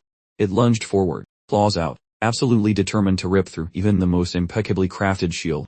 Dane had to readjust his footing and grip repeatedly just to survive the sheer impact of the blows. Our golden boy was definitely struggling, and it wasn't pretty. The beast's arms ignited in brilliant, infernal flames, making it much harder for Dane's sword aura to slice through the defenses. As a result, he reluctantly abandoned any thoughts of counterattacking, dedicating his energy entirely to blocking and holding his ground. He could honestly vaporize this oversized furball with a single, ancient spell, but unfortunately, the audience was entirely too large right now. He absolutely couldn't risk revealing his secret weapon in public view, so he had no choice but to rely on his sheer talent with a blade. Watching Dane get backed into a corner like he was about to fall off a cliff, Department Head Delphine finally voiced her concerns for the student's well-being, knowing that if a star pupil like Dane got injured, everyone running the exam would be held liable. She realized the chairman wouldn't lift a finger to help, regardless of her pleas, so Delphine started casting a forced reverse summoning spell on her own. Just as she began, Professor Keltis interrupted the agitated department head, advising her to settle down, relax, and enjoy the show. Keltis completely understood her worry, recognizing she was simply trying to protect herself from a potentially massive negligence scandal. Regardless, he could clearly sense that Dane had already devised a winning game plan, and was simply waiting for the perfect moment to execute it. Just as Keltis predicted, Dane's ogres instantly switched tactics and began quickly zipping around the arena the moment a gap appeared in the monster's defenses. Gripping his sword tightly, he pushed his focus to its absolute limit, drawing his mana inward. He channeled the energy directly into his retinas, effectively unlocking a completely new layer of sight in the process. The world shifted into slow motion, as he carefully examined the tiny, almost invisible gaps in the creature's armor. While his super-powered vision was busy analyzing, his body moved with perfect, calculated efficiency to exploit the weaknesses. Every single footstep, every jump, every swing of his blade was calculated, utterly precise, and perfectly executed. When he finally finished unleashing his breathtaking combo, the beast in tears was left frozen in place, like a very confused lawn ornament. In the blink of an eye, various deep gashes appeared across the monster's lower body, completely throwing off its balance. Dane had intentionally focused all his attacks on a single leg, specifically to disable the creature and neutralize its annoying speed advantage. The conclusion to the fight could only be accurately described as a public dismantling. The chairman was absolutely flummoxed, having never imagined a first-year student could combine magic and swordplay so flawlessly during combat. Keltis, meanwhile, smugly suggested the old man should have summoned a stronger opponent. Belbard had been entirely convinced that a low-level, third-rank summon would be more than sufficient to take out the Academy's rising star. He completely failed to consider that Dane Sugris was exactly the kind of person who makes shattering expectations his personal hobby. As a final, desperate move for one last shot at glory, Antares focused every ounce of energy into a single enormous fireball. You really have to admire the nerve of this particular bear, Leon hybrid. He was determined to fight until the very last drop. Dane, for his part, appreciated the beast for forcing him to take the situation seriously. So, the young man gathered his mana to prepare for a truly appropriate, climactic ending. With a satisfied smirk, he activated the rank 2 chain spell he had been meticulously perfecting, the Spear of Mana. It was high time to close the curtains on this oversized, flame retardant furball. A raging blast of hellfire and several concentrated spears of magic crashed into each other with violent abandon. Antares tried to drag the young man down to hell with him, but the beast's fire flickered out before making contact. The magical spears were simply too quick and too resilient for the monstrous creature to withstand. The monster was instantly riddled with a multitude of gaping holes, thanks to the overwhelming barrage of magical blades. They tore through its fur, flesh, and bone. As the last shreds of life exited its body, the beast felt the pain of being completely disintegrated. A lightning, fast series of precise blows turned the supposedly insurmountable challenge into something resembling Swiss cheese. Antares was flung backward, as if it were nothing more than a sheet of flimsy paper. Dane remained exactly where he stood, having used only a tiny amount of mana to successfully conclude the performance and pass the test. Since the trial had now been completely wrapped up, Professor Delphiniso regained his nerve and turned to face the chairman, challenging the old man about the exam's blatant and excessive difficulty. Regardless of the outcome or Dane Sogres' incredible aptitude, any rational person would agree that asking a freshman to subdue a beast like Inters was fundamentally unreasonable. The old man, knowing he was in deep trouble for his vindictive and impulsive actions, tried to quickly sweep the entire incident under the rug. Since the examinee hadn't actually been harmed, Dane didn't merely succeed, he utterly dominated an impossible tact, guaranteeing that this performance would become legendary throughout the history of the Empire. No freshman in history could possibly claim they defeated Inters by simultaneously employing spear techniques, swordsmanship, and magic. The combination of skills only amplified the scope of this monumental achievement. The kid tossed away his sword, and slowly approached the now weakened piece.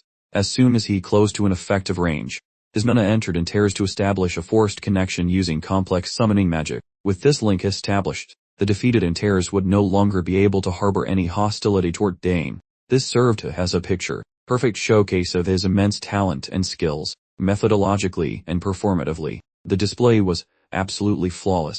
Once word inevitably spread about today's events, there would undoubtedly be talk of an unreasonable exam designed specifically for failure. Chairman Elgard argued that he had actually arranged plenty of safety measures beforehand.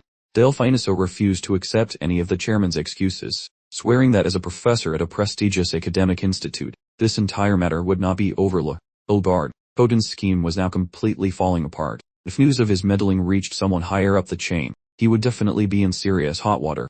Completely ignoring all the commotion surrounding this summoning drama, Professor Keltis was simply staring in awe at his student. He had always known Dane was a genius, but to achieve this level of ability at such a young age was simply unprecedented. Furthermore, watching the young man fight felt exactly like observing a seasoned, hardened knight in the middle of a war zone. With those thoughts in mind, Keltis became completely fired up to take the young man on as his personal disciple. After the field had been thoroughly cleaned up, the official awards ceremony finally commenced. Despite nearly facing a firing squad, Old Man Elgard did his duty by promoting Dane Sogri to an official magic user while handing over a unique badge. That grumpy elder spat out a generic celebratory speech for our fresh recruit before delivering a shiny yellow token.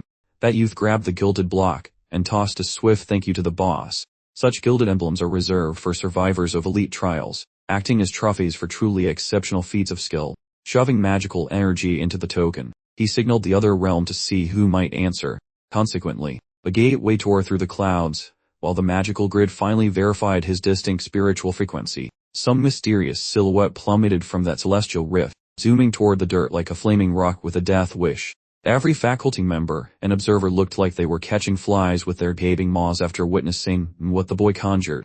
The creature boasted fuzzy snowy antennas standing straight up, paired with legs designed specifically for bouncing around like a pogo stick, plus a face so sweet it begged for cuddles. Dane performed like a legend and earned himself a fluffy harbinger of doom. Altamart is a level 4 support creature capable of boosting its master's athletic prowess to superhuman heights. Ignoring those judgmental glares, the boy simply fixated on how incredibly precious his long-eared new companion looked. That boy welcomed the tiny fur, all using all the sincere affection such a majestic creature earned. Surveying the stadium, every single spectator remained completely paralyzed by total bewilderment. The crowd clearly anticipated a terrifying behemoth or dragon to represent the boy's skills rather than a tiny long-eared herbivore. Without a doubt, the gossip mill at the school is going to be working overtime discussing this hilarious incident for a long time. Predictably, walking through the academy became a chore since every student knew the Sugris lad was a terrifying prodigy destined to eclipse his brilliant siblings. That young lad typically loiters around with his buddies, Ernest and Leela. While Ernest still gets twitchy from the constant whispering and staring, Leela has accepted that her friend is just an irritatingly talented legend. That boy Ernest shared massive updates concerning a cryptic chart, allowing the Magic Summon Exploration Spear Sword Club to initiate their inaugural quest. Leela was vibrating with energy, and Ernest felt proud to finally be helpful. The lad remained fascinated by that rumored loot ever since he first grabbed the secret chart. After a brief stroll with his buddies, he had to ditch them, because Professor Keltis decided it was time for a mandatory secret meeting. Once they met, Keltis thought back to his clash with Inters, recalling an enemy commander whose entire battalion got slaughtered by only 2 monsters. Dane kept his mouth shut, but he had been right there during that bloodbath. Realizing he and his teacher were actually old war buddies, after getting celebrated for annihilating a powerful opponent, the youth blamed fortune, though the professor cautioned that excessive modesty acts like venom. According to the teacher's sharp perspective, the kid's previous blade maneuver was the actual reason the enemy fell. Only a real pro would have noticed that tiny detail, proving that Keltis isn't just some lazy teacher sleeping in the staff lounge. Again, Keltis pointed out that the kid's guts and talent revealed a mastery of the blade that most adults would kill to possess. Thinking about that potential, the old man asked if Dane wanted to stop playing around and actually learn some real sword tricks from him. Dane mulled over the request, sensing this strange drifter possessed secrets far beyond his ragged clothes and questionable smell. After the recent disasters, Dane rode home to be a good son. While summer heat matched his busy school life, he accepted Professor Keltis' fencing invitation and recently finished the long training without losing any vital body parts. All the theory finally made sense, proving that enrolling in this expensive school wasn't a total waste of time. He can now swing a sharp blade quite skillfully without accidentally stabbing his own toes. It was high time to trade his shiny coupon for a real weapon at the campus metal working shop. Meanwhile, Ernest finally cracked the code on that map they found through sheer luck and some heavy tripping. It was verified that the architect of this mess was that puzzle-loving weirdo, Saul Hankston. Far east of the campus, beneath the ruined hall, something amazing waited inside the holy, bone-filled basement. Dane was so pumped to message his folks that he nearly leaked enough secrets to cause a scandal. Thankfully, he regained his senses and scrubbed the dangerous parts, keeping his head firmly attached to his neck. They were, essentially, planning to trespass into a highly restricted and very spooky basement. Facing a massive swarm of cranky skeletons was the main hurdle, making his teammates wonder if some old jewelry was worth being eaten. Though he thought about quitting, the risks were outweighed by the chance of finding gold. Fortunately, he found a way to stay alive by finding a much smarter person to help. He recruited Priscilla, a top holy student, who was understandably annoyed about his insane plan to break into a prohibited cemetery. She gave them pointers on murdering the undead, explaining that you basically just have to smash their glowing hearts. Before they left, she even gave the trio a holy bath to ensure they didn't get eaten immediately. Priscilla eventually joined the raid, bossing the monsters around, while nuking any skeleton that dared to look at her funny. Her holy magic shredded those bone piles, and her blessings turned the team into a bunch of walking bug zappers for ghosts. Dane noticed Leela's sword skills were peaking, proving that hitting dry ribs is great for one's combat technique. Navigating the forbidden ruins was exhausting, requiring constant hacking and teamwork while Dane kept his cool. To be honest, a few dancing bone piles weren't going to ruin his mood or his hair. Having survived a gauntlet of endless, cranky skeletons, the team finally reached the entrance. They entered the vault without any major injuries, discovering the legendary loot hidden in the dark. This 300-year-old pile of loot was exactly what the former emperor wanted but couldn't open, likely due to a lack of funds. This first official mission for their tiny group proved to be a surprisingly massive success. Inside that smelly, dusty hole, the crew cheered for surviving their latest attempt at heroics. Their reward for the dangerous trek was a glowing red rock that looked incredibly expensive and magical. The group decided the star member should get first dibs, acknowledging his leadership, while they eyed the rest of the treasure. Their inaugural victory felt sweeter than a stolen cupcake, sparking pure unadulterated triumph. That minor tangent glued the quartet together, leaving the whole squad fighting hard. Insomnia hit them like bricks, due to Sogriz and his roadie crew finding a bizarre relic. Every student and teacher went totally bananas. He figured becoming a social ghost for a bit was smarter than riding that wave of madness. Resuming mundane chores triggered a surprise once Sogriz realized that Crystal functioned as prehistoric spa treatment. So after consuming every drop of mystical smoothie energy, his rank increased using a fresh extra ring, proving greed pays off.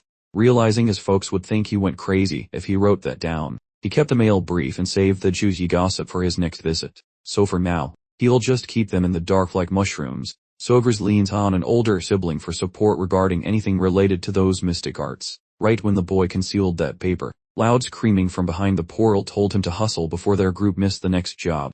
The boy snatched his gear and sprinted toward the noise, noting how Priscilla finally signed up following their initial journey. Their roster currently boasts 4 brave souls, while his powers and friend list expanded. Every other member unanimously agreed Sogriz's talent regarding picking titles was purely garbage. They rebranded as the Romantic Club for coolness, despite the official documents listing a ridiculous mouthful of weapons and spells. So the vibe shifted from terribly boring to suspiciously charming in record time. Weeks vanished instantly until the dreaded trial period appeared to feast upon academic souls. The magic faculty hosts a legendary trial that borders on a war crime, lasting a literal solar cycle where naps or snacks are banned. So students must endure the academic suffering. Fortunately, Every type of reference manual is permitted as long as no humans are hidden inside, yet the exam still maintains its status as a total nightmare for everyone involved. This caused a certain teacher to get the chills once reports surfaced about the boy crushing the challenge without even sweating. Sobers decoded every hidden motive, proving he doesn't merely resolve riddles, but masters surrounding contexts. Since his environmental intuition seems downright spooky for such young talent, that mean instructor truly pitied those remaining gifted peers forced to rival such a piece, since previously, the man never felt this starving to poach someone from different academic circles. The man previously tasked a separate pupil with poaching Sogers, so he now expects a detailed status update. Trembling before the person possessing total power over his career, that blonde noble felt too scared to talk. Looking miserable, he explained that Sogers repeatedly spat on invitations for student leadership, and despite promising a high-ranking post plus authority to rewrite school laws like a mini-dictator, the youngster stayed completely unimpressed by their pathetic bribes. The professor assumed using a veteran student as bait for a rookie would work, yet he failed miserably. That kid is a total enigma, possessing insane skills across the board without the usual ego-making teenagers insufferable, meaning every clever trap failed miserably against such humility. But once the old man locks his gaze toward any victim, the man refuses to quit. Quitting wasn't an option for the professor, so he started brewing a fresh pot of manipulation to snag the school's brightest celebrity into his weave. But while creepy elders plotted to hijack his future, the protagonist was simply lounging inside Arabella's workspace while complaining about a certain council lackey, Arthur, who kept pestering him like some persistent mosquito. His sister saw red, remembering how that specific teacher had played these games since her own school days. Those villains attempted purchasing Arabella with a prestigious role governing the nerd community, yet she bypassed that snare, having understood his pattern regarding manipulating gifted offspring into performing manual labor, specifically targeting infants with tall individuals from less influential families, or those whose career paths are still rather murky, tend to fall for these ploys easily, which explained why Arthur was constantly hovering around Professor De Novo like a fly circling spoiled food. Dane had been completely justified in trusting his instincts and repeatedly turning down the professor's invitations, even if the temptation lingered. Arabella had explicitly warned him about the perils of trusting such a shifty academic. De Novo might be a formidable mage, but he was also a master at roping people into his schemes, meaning Dane could easily end up as a puppet on a string for a manipulative boss. She strongly advised her little brother to keep refusing, no matter how shiny the offers became. Just as their discussion was abruptly interrupted, the laboratory door slammed wide open. Dane's clubmates burst in, eager to show their captain something truly incredible. Leela explained that Ernest had once again snuck into the off-limits section of the academy, and returned with an interesting discovery. Arabella was absolutely appalled to learn that these mischievous little troublemakers had dared to infiltrate the forbidden area, as if it were nothing more than a casual stroll. When questioned about their risky behavior, Ernest and Priscilla could only manage awkward smiles, having seemingly forgotten in the excitement that Arabella was actually employed by the academy. Dane could only stare helplessly at Paul. He had specifically told these boneheaded friends to stay quiet for a while, but his clubmates apparently lacked the brainpower to follow simple instructions. He felt genuine alarm. He immediately confronted Ernest about undertaking such a dangerous and reckless venture, especially since security had been tightened and guards increased ever since their visit to Amar's house. For Ernest, however, a true explorer, this was just another exciting challenge. Dane acknowledged that this level of hazard was exactly his friend's area of expertise, but he remained deeply concerned about his safety. The inherent urge for discovery pumping through Ernest's veins simply couldn't be ignored, making it impossible for him to sit still whenever he sensed an upcoming adventure. Following their first successful expedition, Dane had noticed that the once timid Ernest had become significantly more outgoing and courageous. This transformation made perfect sense. Any explorer would get excited about digging up artifacts left by Saul Hankston, the only person said to have reached the legendary Nine Circles after the Arcana Magic Kingdom's collapse. A location designed by such a genius would make any adventurer's heart pound. Arabella attempted to lecture the unruly youngsters, but inevitably found herself dragged into the investigation anyway. Examining the artifact closely, he inquired whether the mysterious object had been placed inside a mana wave scanner or any similar device. Ernest revealed that he had stumbled upon the artifact last night. He couldn't sleep, so he went for a walk through the restricted grounds. He was perhaps too eager to find Saul Hankston's fabled laboratory, rumored to be hidden somewhere within that very place. As he explored, he began hearing odd noises from inside the old structure. It sounded like machine gears running and spinning, as if a factory were fully operational in the middle of the quiet night. Mixed in with the mechanical sounds were faint, distinguish human voices. According to Dane, hearing people conversing near the restricted area shouldn't be strange given the increase in security measures, suggesting Ernest probably just heard some patrolling guards, but Ernest insisted that the voices he heard absolutely did not belong to regular security personnel. Furthermore, his Manhwa wave detector indicated an unusually high concentration of magical energy. After Saul Hankston's demise, every item in his lab had been transferred to the Memorial Hall, meaning there was nothing left in that building capable of emitting Manhwa waves. This strongly suggested that something unknown was taking place inside that supposedly abandoned research facility, and it involved ancient magical energy signatures.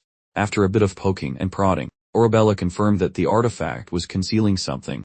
Inside, whatever it was far from ordinary. She diligently analyzed the data and ran all necessary tests. The final results were so astonishing that even someone with just a basic understanding of magic would be completely dumbfounded.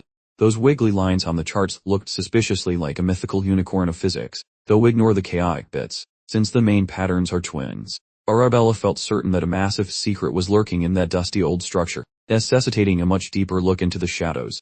Having a wizarding expert admit things were getting weird sent a massive electric shock of excitement straight through the entire group. Arabella figured those vibes usually scream big shiny battery energy, though poor Ernest only managed to scrape up a tiny crumb. Thus some magical tinfoil hat is likely stopping the signals from escaping, keeping the whole mystery completely under wraps. Naturally, wondering if Saul Hankston or some other sneaky ghost is playing hide and seek with the data remains a mystery. Regardless of the truth, something buried in those crumbling remains is clearly worth all this effort to hush the magic. Currently, the guards are too chicken to enter Saul's lair even with extra backup, yet even tiny Ernest sneaked through, and Arabella spent her bored weekends there too. It is quite a shocker to learn that the department's golden girl was actually a little troublemaker back in her school years. This confirms that no wizard suffering through their rebellious face can turn down the juicy temptation of old Saul's mysterious heritage. If that secret stash has any link to the legendary wizard, it will be monumental, potentially holding his leftover magic or something even more bankable. This raises the puzzle of why such treasure sits in a vacant room, and we only know because Ernest has the nose of a bloodhound for loot. Dane felt a bit bummed, because this treasure probably isn't a tasty magical engine he can just swallow like a refreshing energy drink.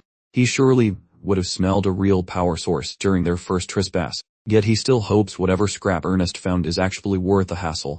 Leela admitted playing it cool was the logical choice, but this juicy new discovery is definitely worth investigating, and honestly, Ernest will just solo raid the place like a gremlin regardless of their help. Dane figured dodging the sleepy guards would be easy peasy, though they have zero clue what kind of monsters might jump out from that basement. With way too many random risks, he wondered where his pals found such unearned bravado. Though staring at those three idiots, Dane knew he was trapped. Remarkably, even that legendary veteran named Priscilla was completely game for this wacky heist. Because these brats ignored her warnings, Arabella handed over some special gear that might actually keep them from exploding during their little hike. She tossed 3 magical papers onto the wood, asking if they even knew which end was up, as these papers were their only hope. If things go sideways, they should rip those sheets apart to warp back to her room, which will feel like a hangover, but beats being dead. The girls felt super thankful for the expensive handouts, fully aware that these magical safety nets cost a small fortune in wizard money.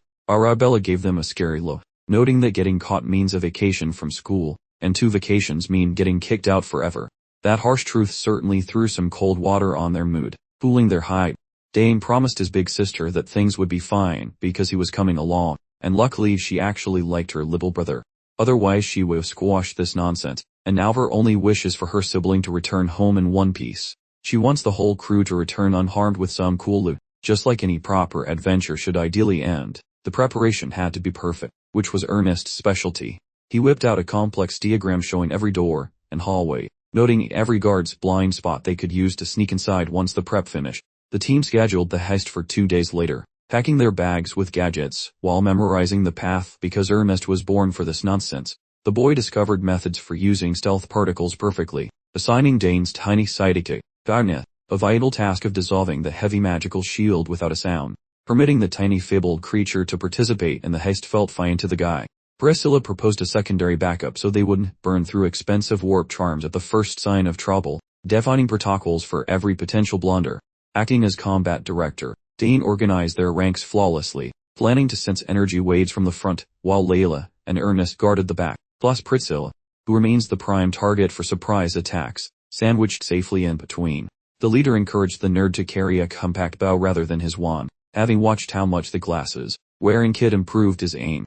The kid actually functions quite well as an archer, dedicating himself to protecting the others. Remaining unseen is the main objective, because they are clueless about the local inhabitants, though Leela fears nothing except perhaps wandering spirits, ready to stir up a massive ruckus. The group of adventurers departed during the dark of night. The sentries guarding the Forbidden Zone were grumbling about their increased workload after the recent security breach. While the team hid within the thick bushes, the two friends finally witnessed the chaos caused by their previous prank, spotting an excessive number of rent-ops. The boy is counting on the staff being drowsy, identifying the least protected path to sneak through just as the shift rotation began.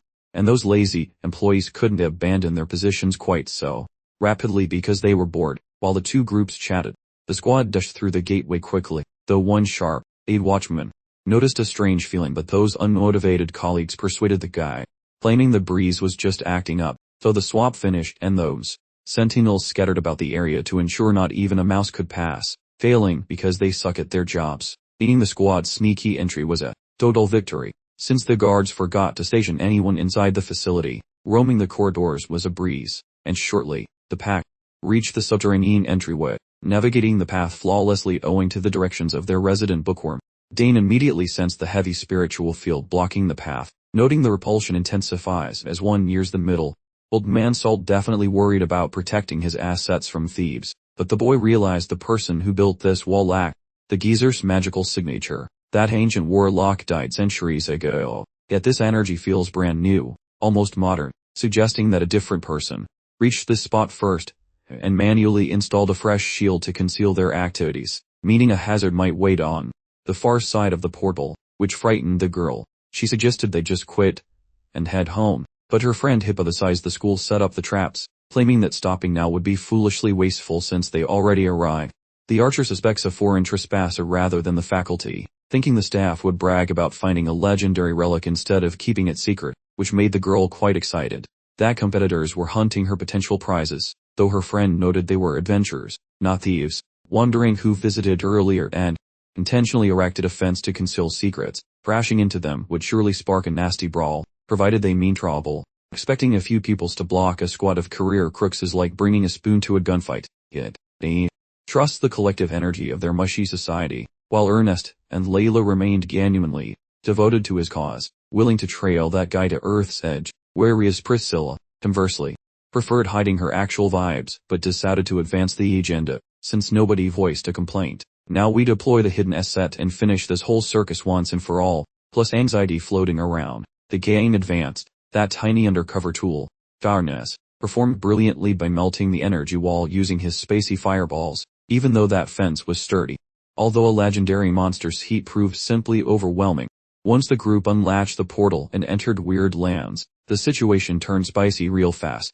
A hallway packed with hazards went on forever, requiring teamwork to skip crumbling tiles, as Dane spearheaded the trek ensuring no limbs were lost, though that anime reference is posts, beating many pranks. The squad eventually hit a massive basement chamber lacking any snares. Taking a peek, they noticed a mountain of snacks, and evidence of existence, clear proof some human lived in this spot. Judging by the condition of the gargantuan space, folks definitely spent some serious quality time in this hole.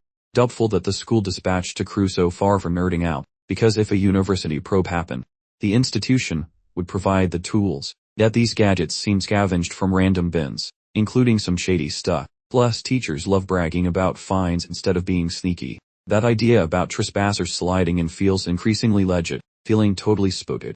Ernest swallowed hard, because nobody knows when the squatters of this tin might pop back. It's smarter to move quickly and scan the area, given the huge floor plan. Hence they dispersed to collect every scrap of data, while Leela poked through boxes, and Priscilla analyzed the bricks for hidden levers, while Dane examined the ground seeking footprints or potential hints. The moment his hand hit the tiles, he suddenly sensed a huge surge of magic rising from below. Meanwhile, Ernest discovered some concealed steps tucked behind the masonry, twisting into the depths. Linked straight to that power source, Dane fell through the dirt, and the path down was quite lengthy. Each footfall increases the anxiety and shivering vibes. Below the stairwell sat a cramped area holding a colossal energy rod, far larger than any they had witnessed, shackled in the center of a pedestal. Dane realized this total unit was leaking Saul Hankston's signature, pumping out crazy levels of power. Those glowing glyphs painted on the floor were unreadable, leaving everyone more confused than a cat in a dog park. Notions wobbled inside the protagonist's cranium, speculating about the initial explorers of this bit and their schemes while the rest sniffed glue. Peering at the boulder, the boy alerted the group that uninvited guests were shuffling toward their current location. Those proximity sensors scattered around began chirping, signaling that some sweaty strangers were loitering near the ancient structure. A collection of laundry-wearing weirdos huddled. Somehow, the group bypassed that ring of brainless sentries protecting the zone, guided via a leader with no fashion sense. They seemed desperate to invade the antique laboratory, obeying orders to extract magical fluids from Saul's spirit cage found inside, seizing that fame eventually, moving forward using some cautious excitement. This crew sprinted through every cellar passage to reach that hidden vault, trailing behind a sleepy boss. Every person gawked toward that gargantuan glowing pebble with amazement, relieved about entering without the accidental explosion.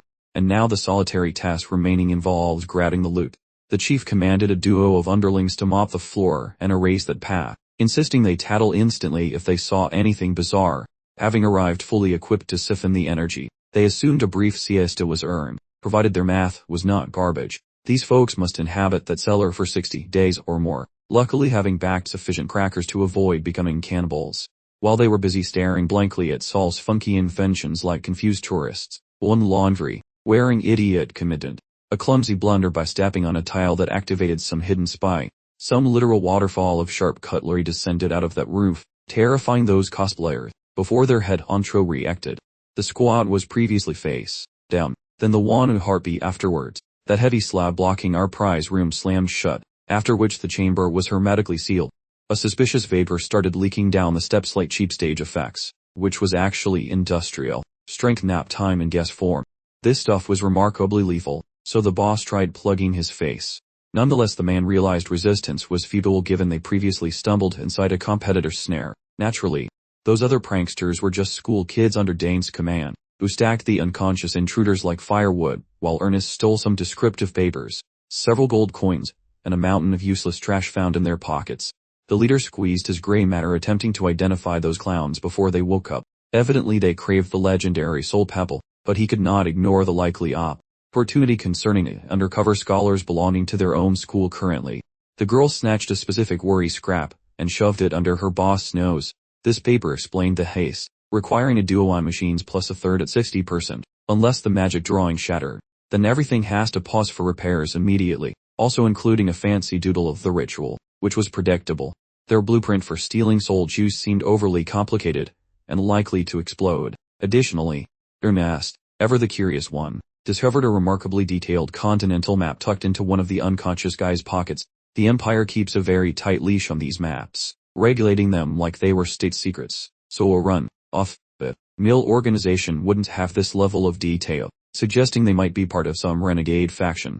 Dane attempted to assemble the puzzle pieces in his mind, but honestly, there were just too many weird details to make a coherent picture. Additionally, Dane noticed something odd tucked away inside the mouth of the captain leading the shady group. The Mana-stone's glow caught its surface, causing the object to glitter suspiciously from deep within the man's jaw. With surgical precision, he carefully extracted the glimmering item from the snoring individual's unsuspecting mouth. As he suspected, this glittering object turned out to be a classic take-a-pill, take-a-dive cyanide capsule. Dane had learned about this specific spycraft from his mother, a childhood lesson that now seems strangely practical. This brutal tactic, favored by assassin guilds and shadowy organizations, involved brainwashing recruits to self-terminate rather than risk leaking sensitive information if captured. It's truly next-level dedication, prompting everyone present to wonder what sort of group would implement such an extreme measure. As Priscilla skimmed further, she found a list of peculiar guidelines detailed on the page below. The document began with a somewhat grand declaration for a new world. This was followed by the shady group's sacred rules. First, security must be strict, demanding members place mission integrity above their own survival if capture is imminent. Second, members must prioritize altering the world before all other considerations. Next, Rule 3 forbade any member from digging into a comrade's identity, stating everyone was a collective unit, but still unique individuals. This increasingly unhinged list of rules just kept going, each item more nonsensical than the one before it. From the truly nonsensical directive, Priscilla extracted the one detail that struck her as particularly shady. she discovered a cryptic sequence of numbers that looked suspiciously like geographical coordinates pointing toward a spot close to the academy. The coordinates themselves were simply identified as 3,458. Ernest, who considered himself the club's master code breaker, worked to decipher the page's hidden meaning. If his calculations were accurate, the coordinates led straight to the supply passage located near the academy's back gate. He surmised that this was how the intruders managed to enter campus without setting off a single alarm. This level of infiltration strongly suggested they had an internal accomplice at the academy. In conclusion, a secretive group was clearly attempting to harvest the essence of the glowing mana stone. The reason they wanted to do this, however, was still a huge question mark. The romantic club, feeling quite overwhelmed, decided unanimously to beat a hasty retreat from the scene. Before making their getaway, they quickly bagged all the shady group's possessions, stashing them in a dimensional storage space for a thorough examination later, especially collecting all those dangerous suicide pills. After a quick vote, the group decided to anonymously alert the academy officials and security staff about the situation, but they couldn't help but feel that leaving without a souvenir would be a real pity. The remainder of the crew had finished packing their things and were waiting to leave.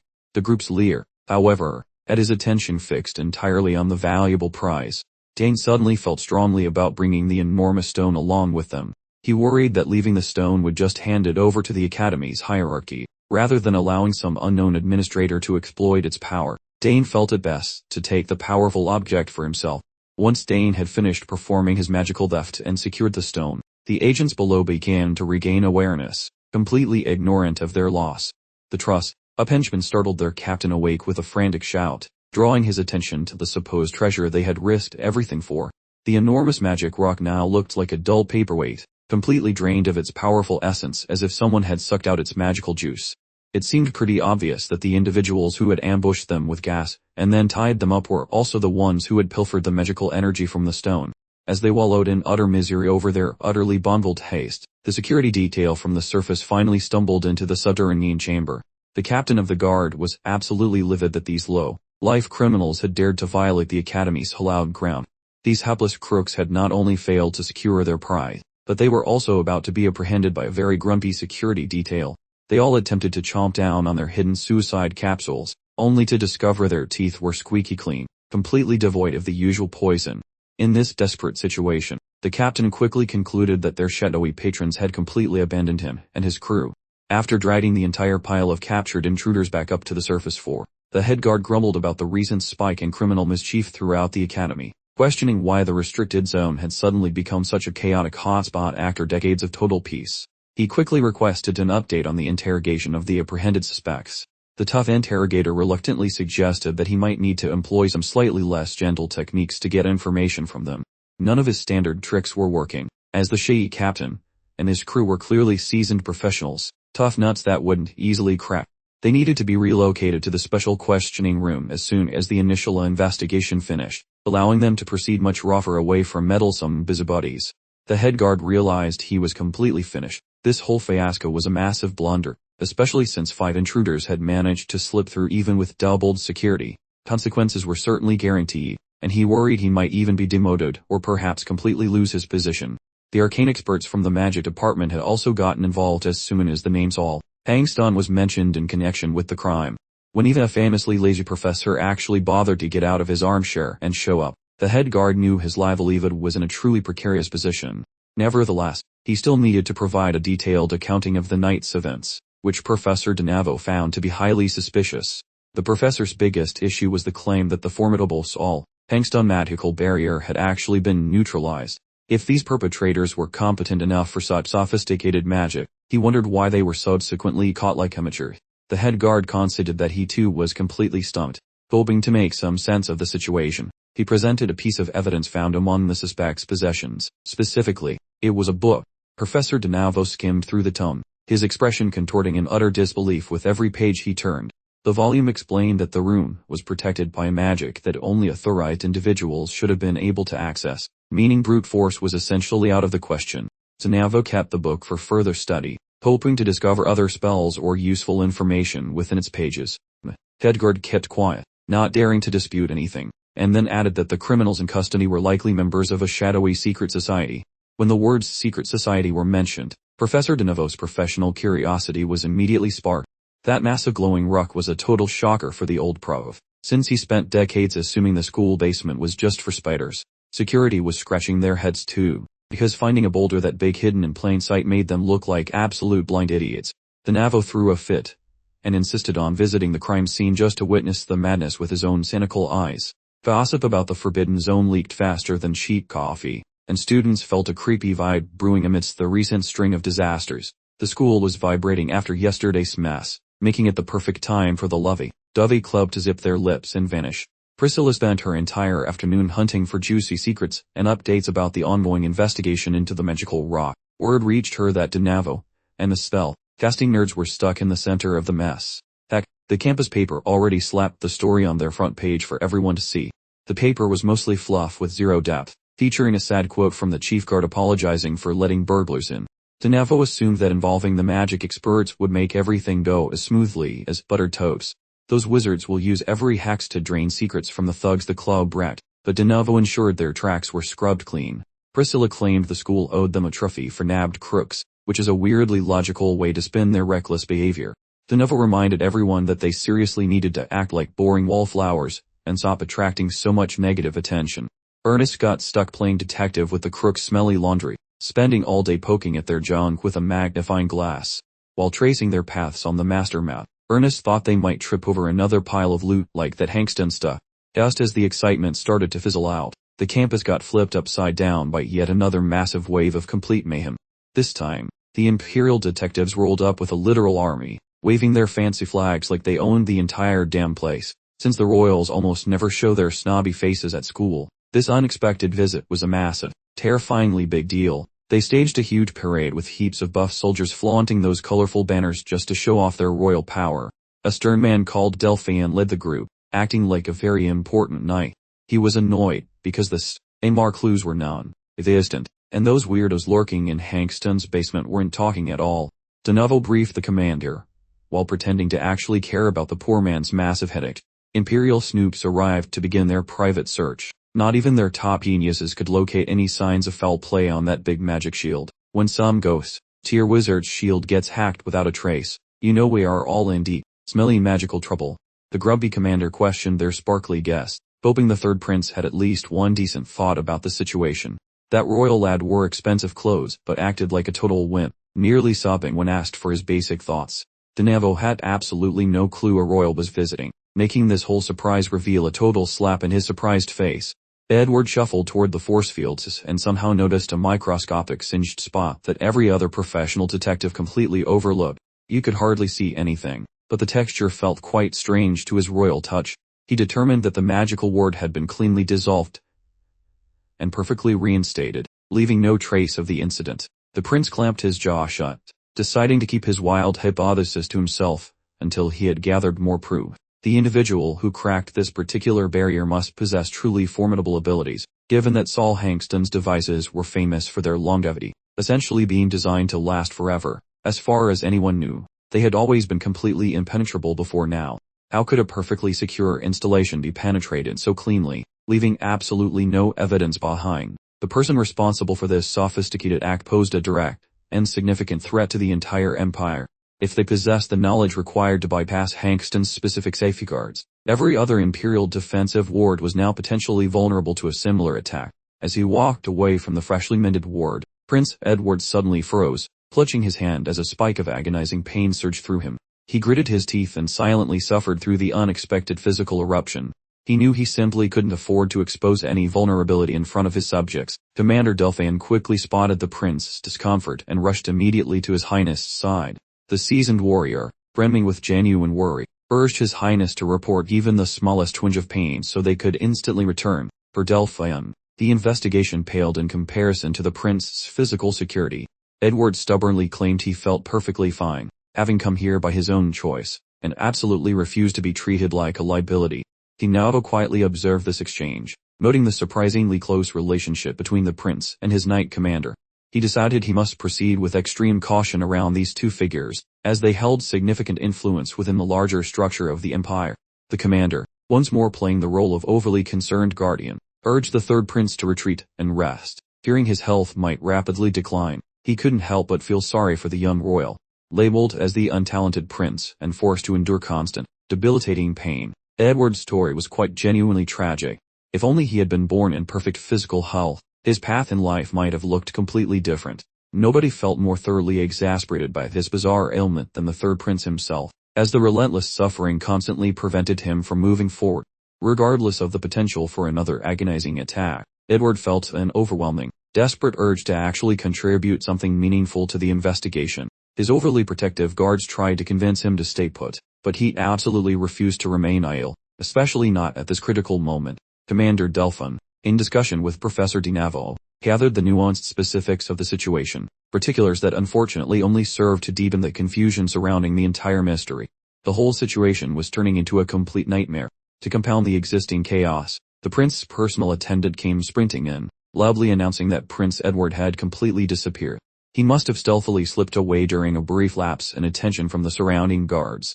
The Knight Commander let loose a string of curses at every supposedly capable soldier present, furious at their failure to perform their duties. He ordered that all ongoing operations cease immediately, suspending the investigation entirely, and commanded every available soldier to focus on finding the third prince at once.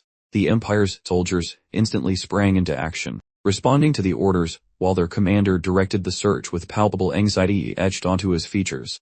The impulsive third prince simply chose a direction, any direction, and bolted away like a startled rabbit. He was so fixated on pushing the investigation forward that he neglected to consider the simple logistics of where he should actually be going. His entire motivation was simply to make his father, the Emperor, finally notice him. He was well aware of his lack of natural ability, so his only strategy was to succeed through brute force effort. He felt he had to choose between forcing himself past his boundaries or resigning himself to being a useless prince for eternity. Following a marathon sprint that lacked any turns, he eventually stumbled right into the thickets of Boma Forest. Tucked away in the greenery, the romantic club members are busy hitting each other, while Ernest fumbles with arrows, Leela swings steel, and Dane plays with sparks. It warmed Dane's heart to watch his noodle-armed pal embrace the grind, especially with Leela acting as a terrifyingly strict posture coach. Because those two were occupied, our main man could finally concentrate on not accidentally blowing himself up while mastering mana. He already bragged about having 2 sturdy mana dots, plus he managed to stack a quadruple layered spell script using some dusty old wizard tricks. Yet, whenever he buckles down on those complex hexes, his eyeballs transform into high-definition biological radars that expose the glowing energy guts of every person standing nearby. Talk about a weird ocular bonus. Eager to show off, Dane conjured up a gusty trick using the breeze. He birthed a squished air grenade, basically a pressurized pocket of pure magical hate. Ernest was basically worshipping his friend for having such massive spheres, while Leela looked like she just saw a ghost made of pure math. Attempting to avoid a total catastrophe, Dane tossed the breezy explosive with the gentleness of a grandma handling fine china. Despite his attempt at a soft launch, a literal magical landman tends to act like one regardless of the effort. The orb zipped past the trunks before making a sudden, violent acquaintance with the dirt. Everyone jumped when a pathetic shriek of agony perfectly harmonized with the loud boom. Apparently, some random unlucky guy just became the primary target. Judging by the way the local flora was turned into glorified wood chips by that airstrike, the person who tasted that blast is definitely having the worst Tuesday of their life. The squad trekked down the freshly mowed path of destruction, enjoying a perfectly clear view thanks to the new, accidental deforestation. Leela wondered aloud if she was hearing ghosts or if her brain was just playing tricks on her. Nonetheless, Dane was painfully aware that his little experiment probably just nuked a nearby civilian. Seconds before the bang, Prince Edward III quit his frantic sprinting once he realized he was utterly directionless. He surveyed the scenery, while feeling pretty salty toward the kids who get to do homework and giggle with their buddies. If fate hadn't saddled him with a crown, he might have actually been a normal student at this school. Merely dreaming of a better life makes his ticker go wild. He snapped out of his mental vacation, remembering he was supposed to be hunting down those pesky trespassers. As he poked around in the mud, a distinct noise suddenly perked his ears up. Chatter, definitely indicating some people were lurking close. Intrigued, the prince tailed the noise. Peering into a glade, he spotted the romantic club having their violent little playing. Observing peers actually developing their talents and displaying impressive techniques, Edward's usual wave of green, a jealousy surged to the surface. The third prince spied a young woman requesting advice on polishing her sword form to smooth out her terribly clumsy movements. The self-assured young man in charge suggested she focus on her footwork, instructing her to take a half step back following her swinging motion. Edward remained hidden behind the shrubbery, silently observing the entire training session like a bush dwelling Cree. He caught the young woman dropping the name Dane, specifying Dane Sogress in particular. The prince knew full well about this first-year student who was currently causing quite a stir across the entire academy, and by extension, the whole continent. Even the royal family had taken notice of the blazing star. The boy had been admitted into the Autonomous Studies Department, based purely on his exceptional gifts across 4 entirely separate disciplines.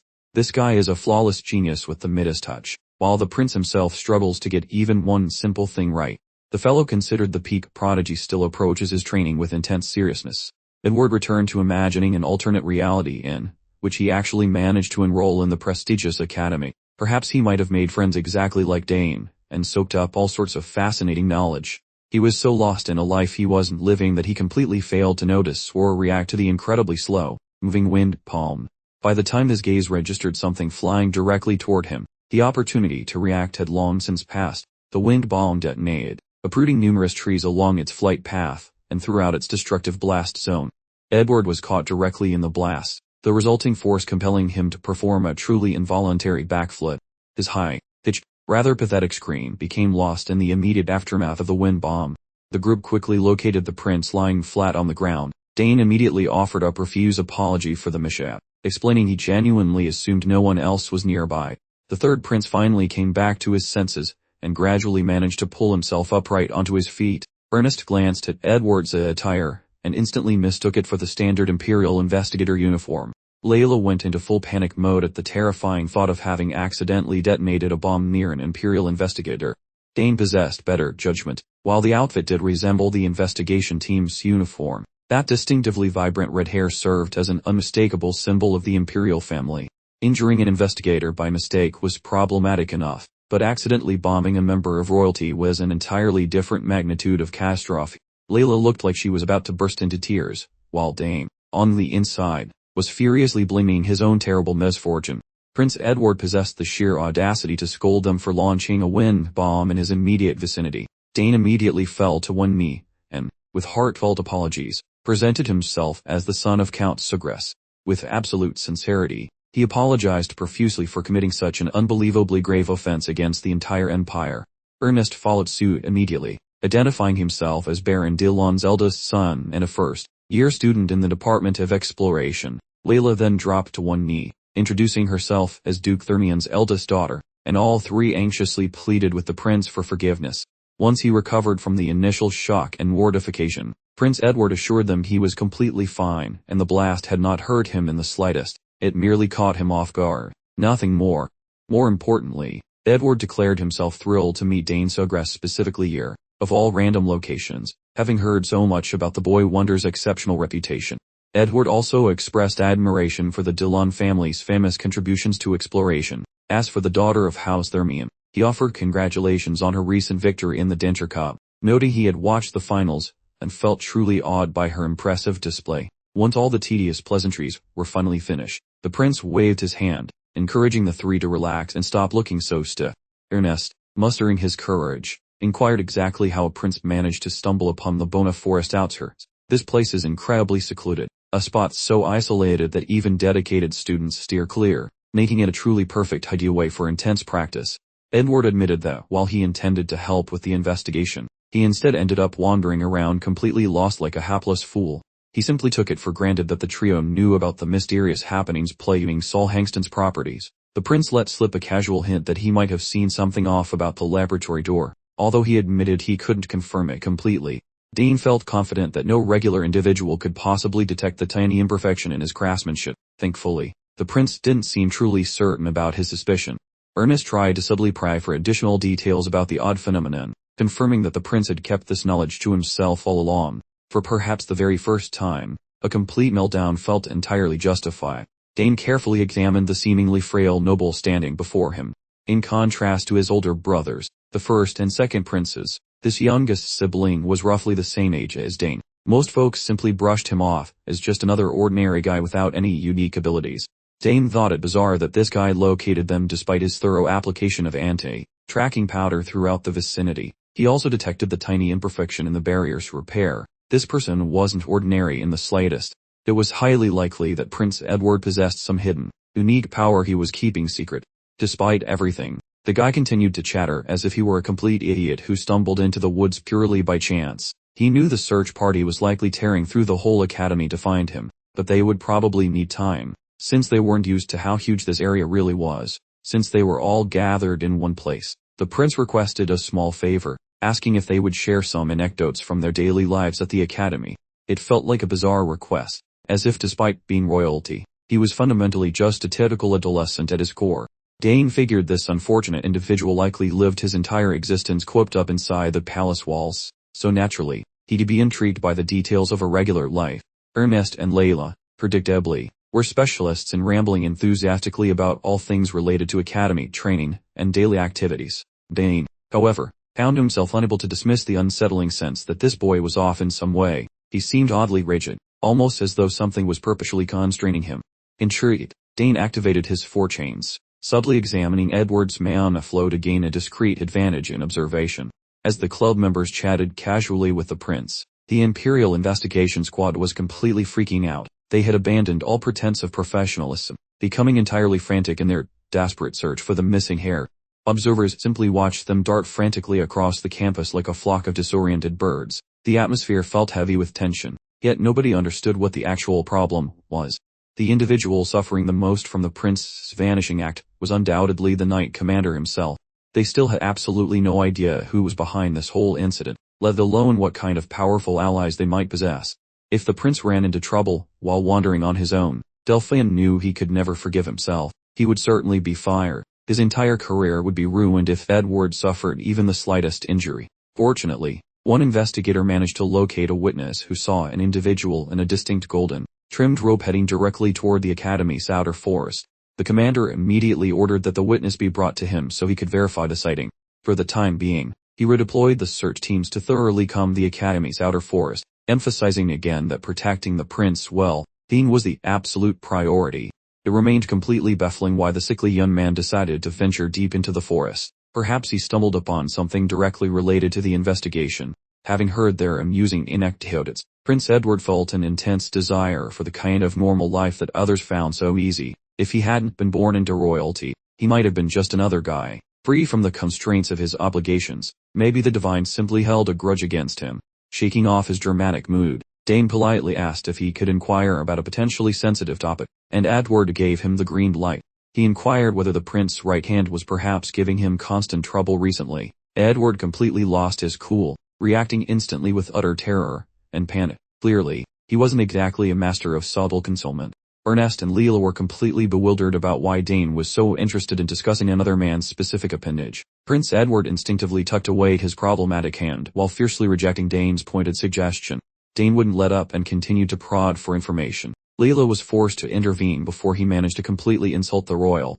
They locked gazes, staring intently at each other for a brief second, and Dane immediately seized his interrogation on the subject.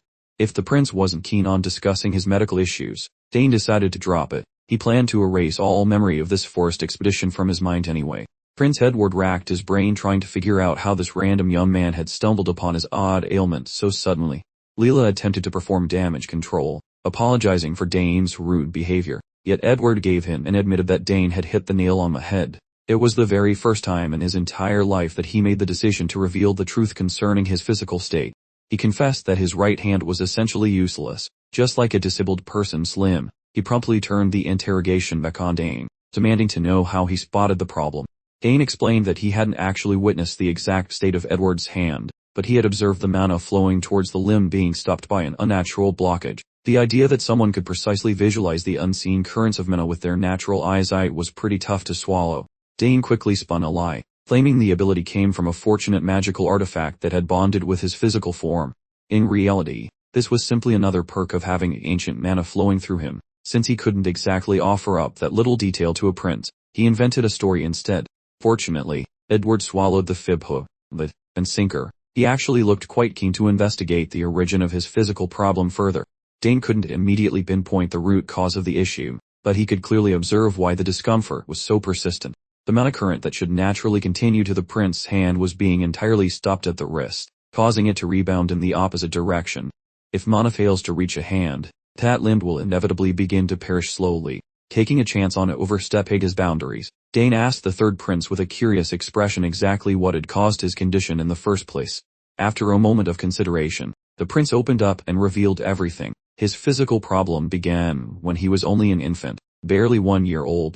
He was born completely healthy, but somehow acquired the dreadful ailment at an unidentified moment during his early childhood.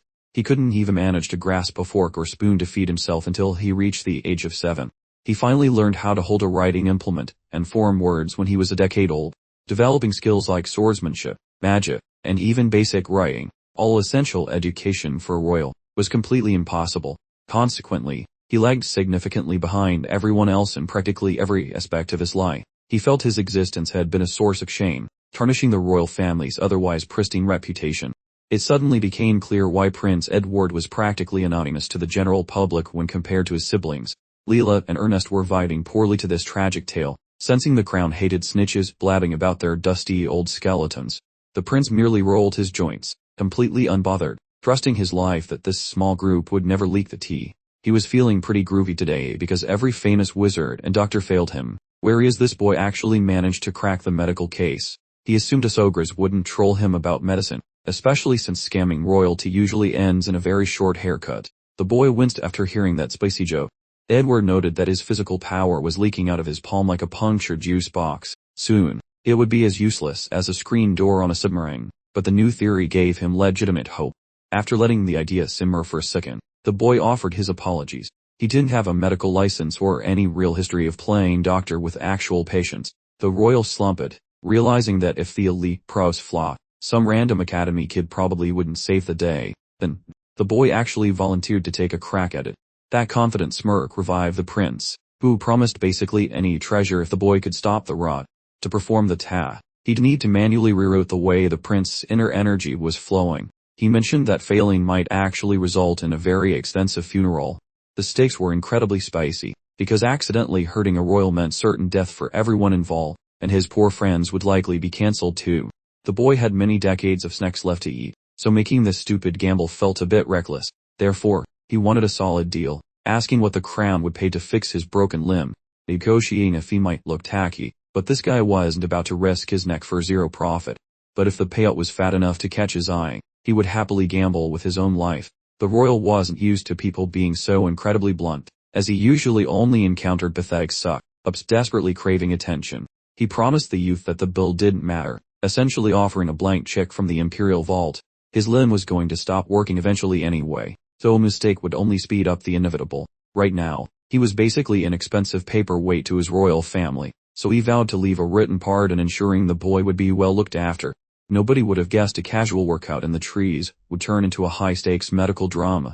The youth accepted the deal, knowing this was likely the most intense moment of his entire life so far. Provided he pulls it off, the reward will be absolutely legendary. Should he fail, he is toast, making this a wild gamble where losing is not an option. Right then, he instructed the royal guest to find a comfy posture. The boy had been obsessively training his energy control since he was a tiny toddler. He felt totally ready, mostly because his ancient inner power made him the only person on the map capable of this stunt. Text, end. Focusing harder than a student during finals, he gripped the royal busted limb with both palms. He ignored the noise and focused on the weird magic flow in Edward. Once he was vied, checking perfectly, Dane kicked off the magical repair job. He gently shoved some of his high-quality sparkling juice into the prince's system. With the accuracy of a pro gamer, he nudged the energy back into a smooth rhythm. While the boys were having a moment, the search party struggled through Bona Forest and hit a giant wall of rock that ended their hiking trip. To make things even more annoying, a bunch of different paths appeared, and their small squad did not have enough bodies to check every single hole. Stuck in a real pickle, the head knight felt a weird tingle in the air that smelled like magic. He hissed at his men to stop walking and act like invisible ghosts immediately. Delphian unsheathed his sharp steel. His team imitated him, and he commanded everyone to tiptoe forward silently. With the boss man leading, the Imperial cops ghosted through the trees without snapping a single twig. Delphian targeted the spooky energy, sweating bullets over his precious royal employer. Meanwhile, Dane stayed as still as a frozen statue while putting every ounce of brain power into fixing Prince Edward's problematic hand. Finally, Delphian and his buff squad hit the clearing, and like a paranoid bodyguard, he assumed the students were doing something very illegal to the prince. He lunged ahead while screaming for the teenagers to back away from the royal boy. Looking at his vain, popping face, it was pretty obvious that this guy was not in the mood for a logical conversation. The armored knights quickly circled the area, trapping all the club members. Dane had to admit that they looked super sketchy, like they were caught doing something they would need a lawyer for. Hoping to not get flattened, he started charging up a defensive shield with his magic. Delphian showed off his high-level skills by zooming across the field in a blink, making it look like the kids were about to be crushed. Thankfully, the prince woke up from his trance just in time to jump in front of Dane like a human shield. That stunt made the scary leader stop walking immediately. He would never hurt the little guy, especially with the prince looking so incredibly annoyed. So Delphian calmed his nerves, tucked his sword away, and asked if Edward was hurt. The commander questioned how the royalty ended up stranded with this trio, so Edward gave a fast summary of his trip, then vowed to finish the tale during the walk home. For the first time ever, Prince Edward felt a strange tingle in his messed up hand, which was a massive upgrade from the usual pain. The royal boy faced Dane and showered him with appreciative praise. Dane acted cool and collected, saying it was a massive privilege to help out a royal buddy. Once things were chill on the hike back to school, Edward told the commander that Dane, the son of Count Sugurai, was the one who saved his skin. He didn't give away all the secrets, but he made sure everyone knew the guy had done him a massive favor. Currently, he's pondering the perfect thank you present for these three noble kids, even though they just met, and Delphian still can't grasp why the prince is acting like a total fanboy. His Royal Highness decided that boring presents are total trash, so he prepared a reward that actually costs a kidney. At long last, his royal brains sparked a genius idea. He muttered his secret bribery plans for the little Sugras kid. The general stood there looking like he swallowed a whole lemon. Though the boss thought the price was insane, Edward insisted that nothing else beats this shiny bribe. Since Dane basically saved his future, but this tiny trinket is cheap, so tell the staff to start packing now. Despite being completely clueless, Delphine just nodded and did whatever the royal brat demanded. Walking back to school, Prince Edward was humming like a happy bird who just found a worm. On second thought, the military guy realized that this fancy arrangement might actually be a pretty sweet deal. Those tiny humans come from mega-rich families like the Sugras and the Ermians, so giving them expensive loot is just smart politics. These kiddos will eventually become the prince's personal army of very useful and wealthy friends. 7 days passed before the trio got dragged to the fancy castle and dumped into a gold-plated waiting room. Edward praised Dane for fixing his crusty hand, especially since no weird tentacles grew out of it afterward. Dane felt quite happy knowing his sketchy medical stunt didn't actually kill the royal kid. Being a straight shooter, Prince Edward whipped out the shiny thanks for saving the life gift he promised for his better future. The group stared like confused owls as the servants slowly cracked open 3 mysterious treasure chests. Resting inside those fancy boxes were some very official-looking royal medallions. Using them is easy, because flashing these badges at people makes problems disappear like magic, basically acting as a real world hack. Ernest felt like a total fraud taking such a pricey gold coin since he mostly just stood there. Unlike his friend, Dane snatched the loot immediately and said thanks. Then Edward told everyone to stop acting stiff and party. Once the giant mountain of delicious snacks arrived, everyone finally stopped acting like they had sticks up their butts. Leela began shoveling garment cookies into her face, crying actual tears of joy over the sugar. Ernest started devouring a sandwich so heavenly it made his previous meals look like literal garbage. Dane pondered his insane luck in meeting a prince by accident. Even though those masked weirdos are still running loose somewhere, that weird kidnapping plot was destined to just gather dust and be totally forgotten. Eventually, those soul-crushing midterm exams finish, allowing the frantic school schedule to finally give everyone a break. The lovey-dovey club met to gossip, where Leela posted that her big tests were actually a total walk in the park. Priscilla was super grumpy and wanted to watch the universe explode because she memorized entire bubbles but still flopped her tests. Dane kept his grades a secret, since the most important part was that they were finally escaped from academic prison. With a handful of vacation days ahead, every single person probably already has a list of lazy things to do. Ernest decided to sign up for a fitness club specializing in serious muscle building, as the little guy really wants to get swole.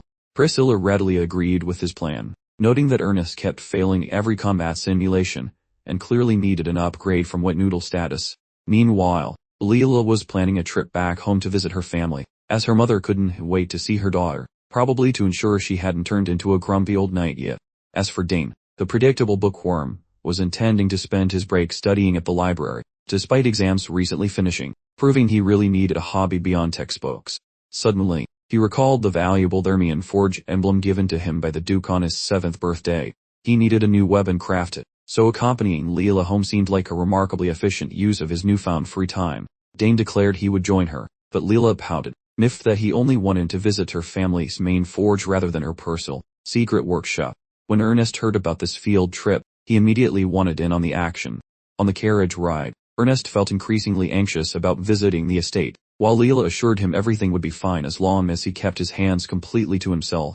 It would have been great if Priscilla could tag along, but unfortunately, achieving students from the Holy Department never received time off. She had already been summoned for her duties at the temple. The Thermian estate was only a short carriage ride away, while Ernest's family lived a month-long horseback journey out in the boonies.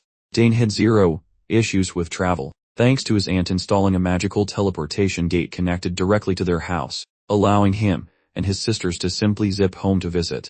Leela couldn't help but feel a pang of jealousy that Dane's sisters actually helped him manage his academic responsibilities.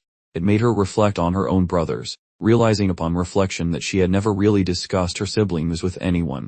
Dane decided to remedy this oversight, and asked for details about her brothers. In a sentimental mood during the trip, Leela explained that her eldest brother was very kind, always playing with her before heading off to manage the eastern region. Her second brother, however, was a total trickster, who constantly got on her last nerve, though despite the antics, it was clear her big brothers adored her. When asked if the second brother currently resided at the estate, she claimed he was far too free-spirited to be contained within a single mansion. He suddenly vanished one day without notice, and no one knew his whereabouts to this very moment, claiming to be training, but Leela found that excuse highly suspicious. Since gaining his knighthood, he had mysteriously chosen to live away from home, with no clear explanation provided to the family. Becoming a knight early in life was standard practice for the Thermian family, though Leela's older brother was the diligent, predictable type, while the younger one was a complete wild card. Although sibling rivalries were standard operating procedure in most noble families, the Thermian household seemed oddly exempt from such drama, which made everyone wonder if there was more to the second brother's mysterious departure. At last, the group arrived at the grand entrance gates of the Thermian estate. Surismore, an older knight devoted to the Duke, personally came to greet them, practically sprinting to the entrance when he heard Leela was finally home. Once inside, Duke Thermian enveloped his little girl in a tight hug, noting how much more grown-up she looked than when they last met. Leela proudly boasted that her recent grades were so spectacular, her father would likely need a moment to process the brilliance on her report card. Following the emotional reunion with his daughter, the Duke directed his attention toward the young men she had brought along. Dane offered a respectful bow, and exchanged a few pleasantries with the Duke, who noted how much more substantial Dane had grown over the past few years. Ernest Dillon, completely intimidated by the Duke's sheer presence, nervously stuttered through his introduction. That girl Leela kept blabbing about Ernest and her mail, and since Duke Thermian hoards old junk found by the Dillons, he realizes this lad is basically a rising superstar. Leela feels like a total winner, because of the awesome crew she managed to recruit during her wild travels.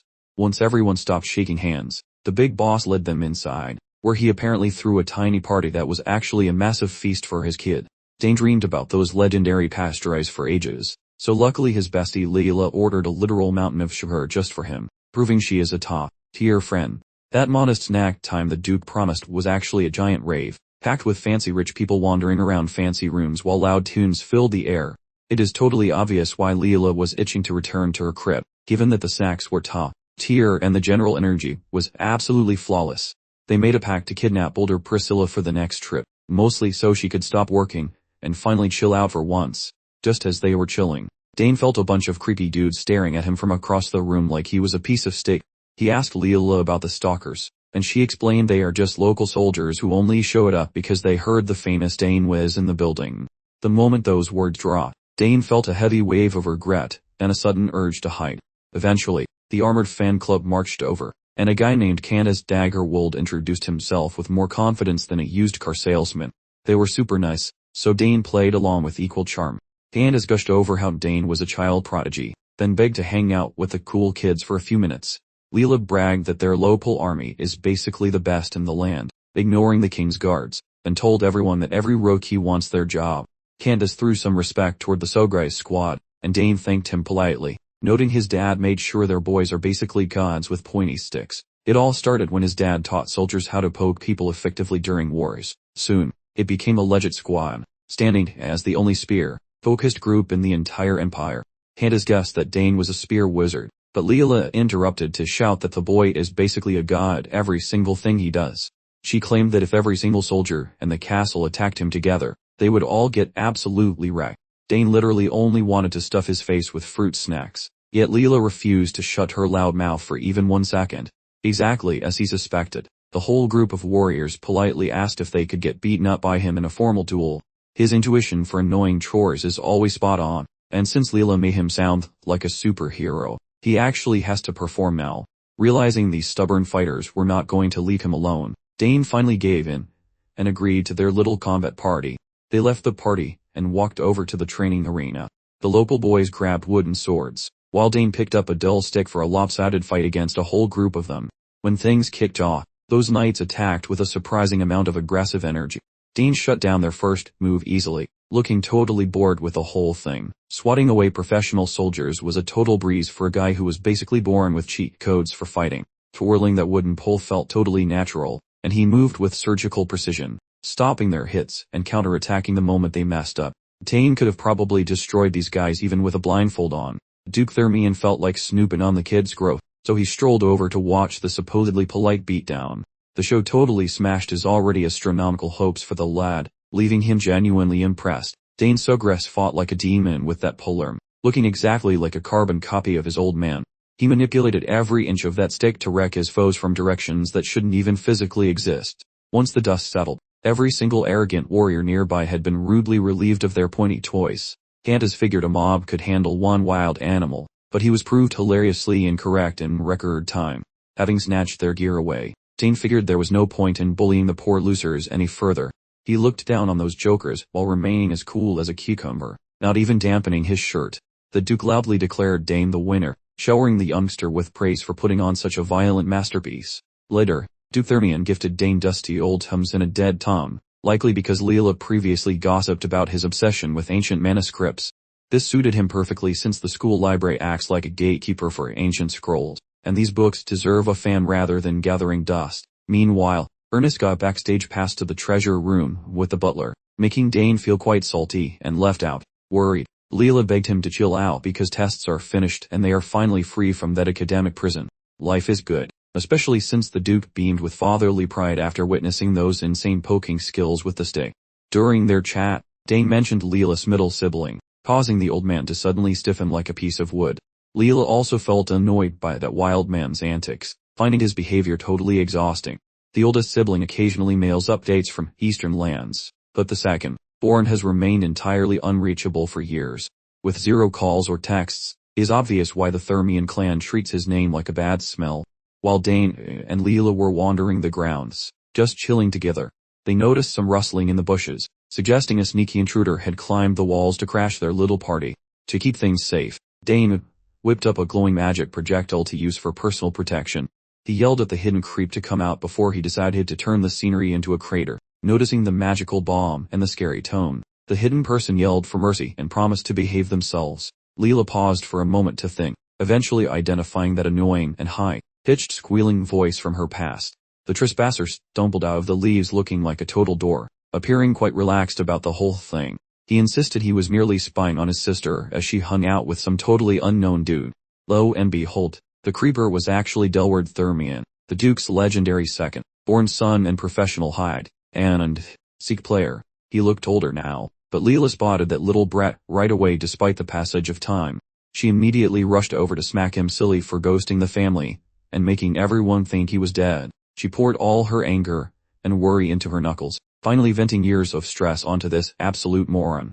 The man simply absorbed those punches like a professional, marveling at his sibling's terrifyingly powerful grip. She obviously spent ages hitting training dummies, which should prove useful before sunset. The girl fully plans on treating her brother like a stress ball, evading another aggressive swing. The elder sibling trapped the girl in a giant, fuzzy embrace. He expressed deep regret regarding the massive headache he caused, swearing his kin never left his thoughts, even while he played the role of a mysterious wanderer. That fellow harbored unique justifications concerning his solo mission. He begged for absolute forgiveness regarding abandoning the young girl for such a long duration. The man vowed to disclose every single detail if she would only stop being so livid. The young woman finally let the waterworks explode. feeling massive relief that her elder relative was actually breathing rather than rotting. The other youth lurked silently nearby. Once the hugging finished, the sister demanded an explanation regarding his past activities, his travel history, and his current business. Initially, the man requested some solitude so the siblings could chat without any witnesses. The girl gripped her companion like a permanent anchor and declared he was staying, since the boy is basically a vault for classified information. The quiet boy had zero desire to meddle in this domestic drama, yet the girl practically glued him to the spot for the conversation. Despite his nomadic lifestyle, the man recognized the Sogre's reputation instantly. Having heard endless rumors about the shockingly impressive and talented youngster, he felt pleased his sister befriended this gifted, silver, and overachiever.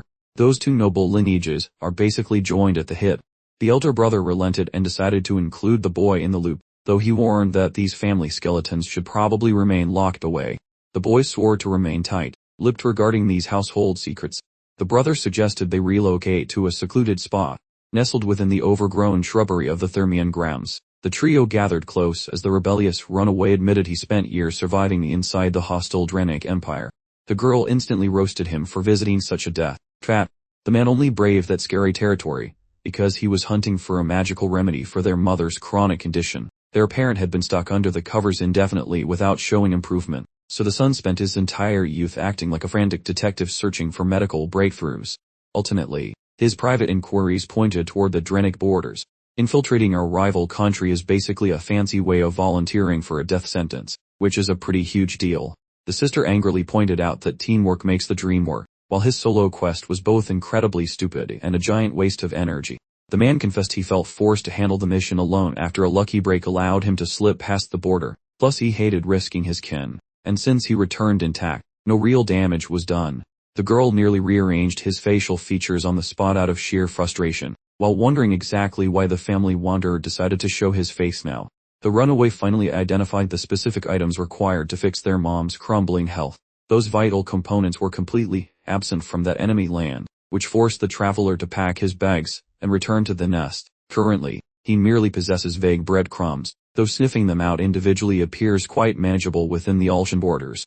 Additionally, a rather pivotal realization smacked him across the face during his little Dranic vacation. That nasty ailment bothering their sweet mama is actually no regular flu. It is a sneaky hack.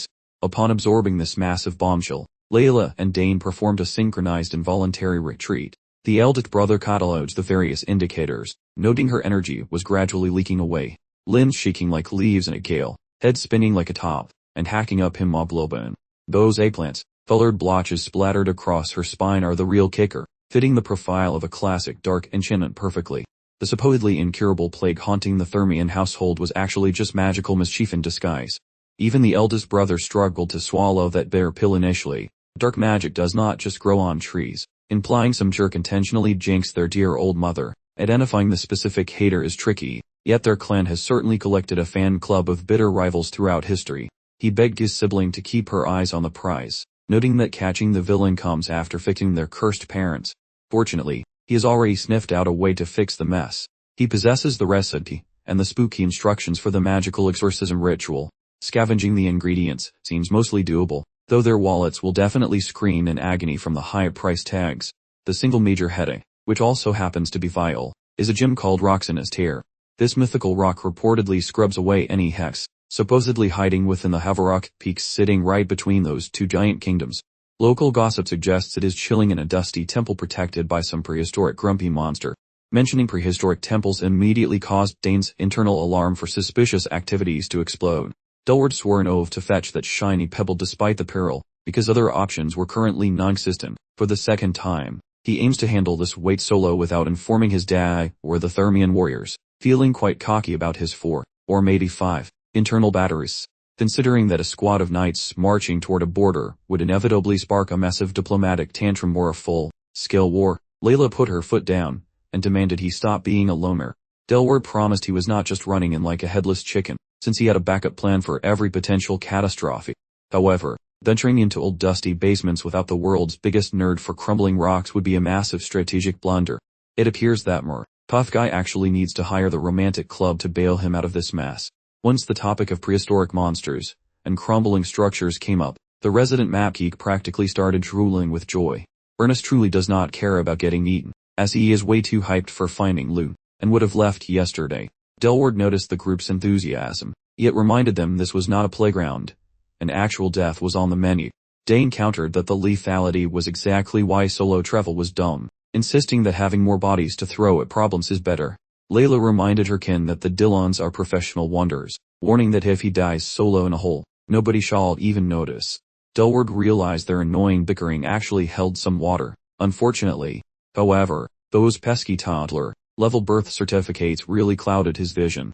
Dane noticed the guy was basically a walking tragedy, having trekked the Drenic Empire solo just searching for magic medicine for his dear mother. Since he swiped all that data without getting a single scratch, it's obvious he isn't some bargain tin soldier or average grunt. Eventually, Delward bit the bullet and agreed, provided everyone kept their traps shut tighter than a pickle jar during the whole excursion.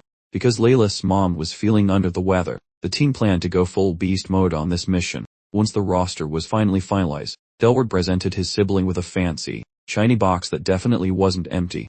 Layla sensed the scoundrel was bribing her with shiny trinkets, but she wasn't ready to let him off the hook quite yet.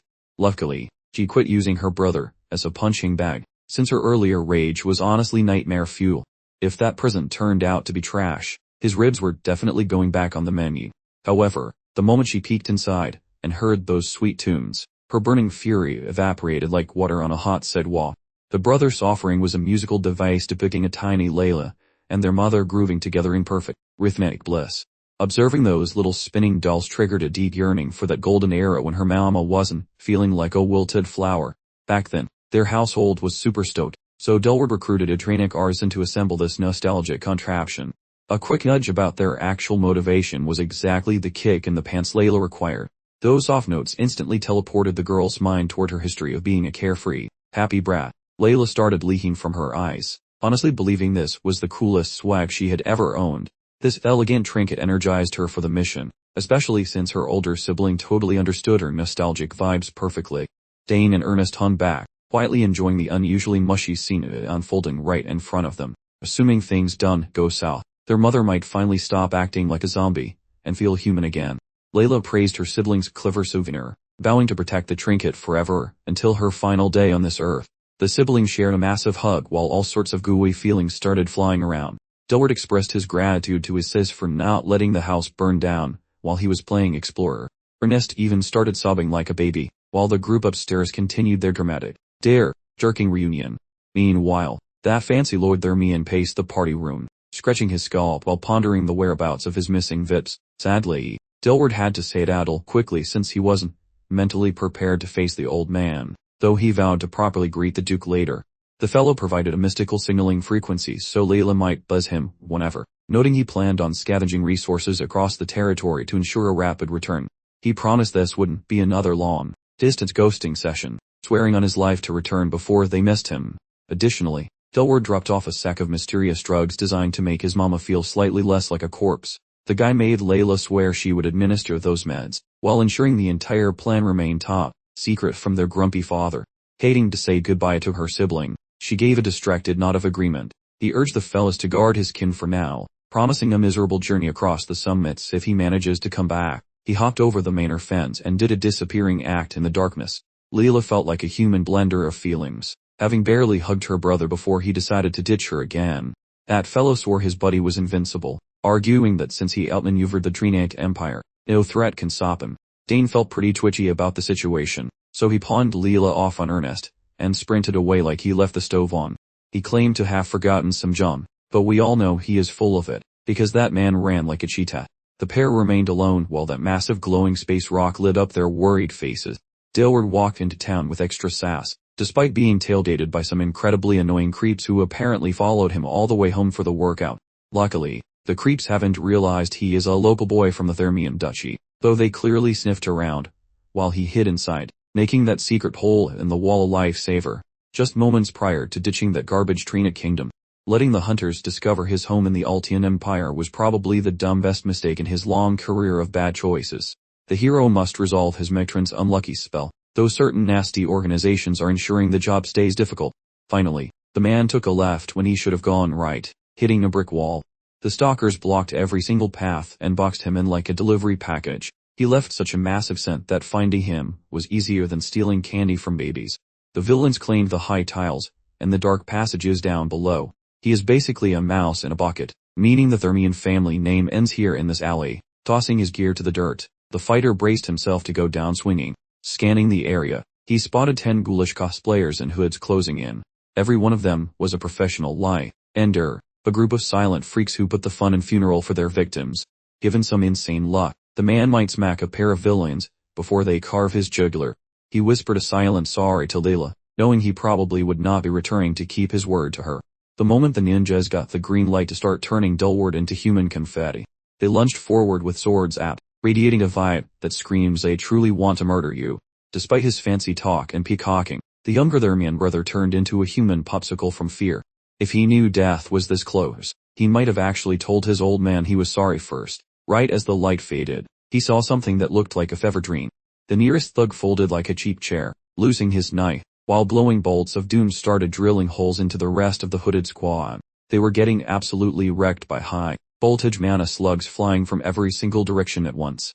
Folks assumed Dullward was a lone wolf, yet this evening featured a sidekick who smashed their snares and delivered a spicy reverse spanking. Creeping like a ninja, Dane mocked the hitmen for their hilariously trashy performance.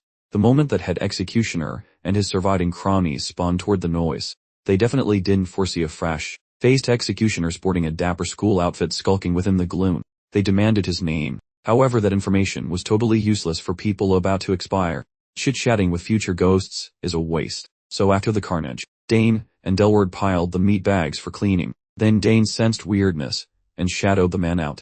Wise move, considering this 14-year-old wonderkind blindsided the thugs and neutralized hidden gizmos, which was the result of his mother's intense tutoring in the arts of sneaking and sabotage, making such tasks a total piece of cake.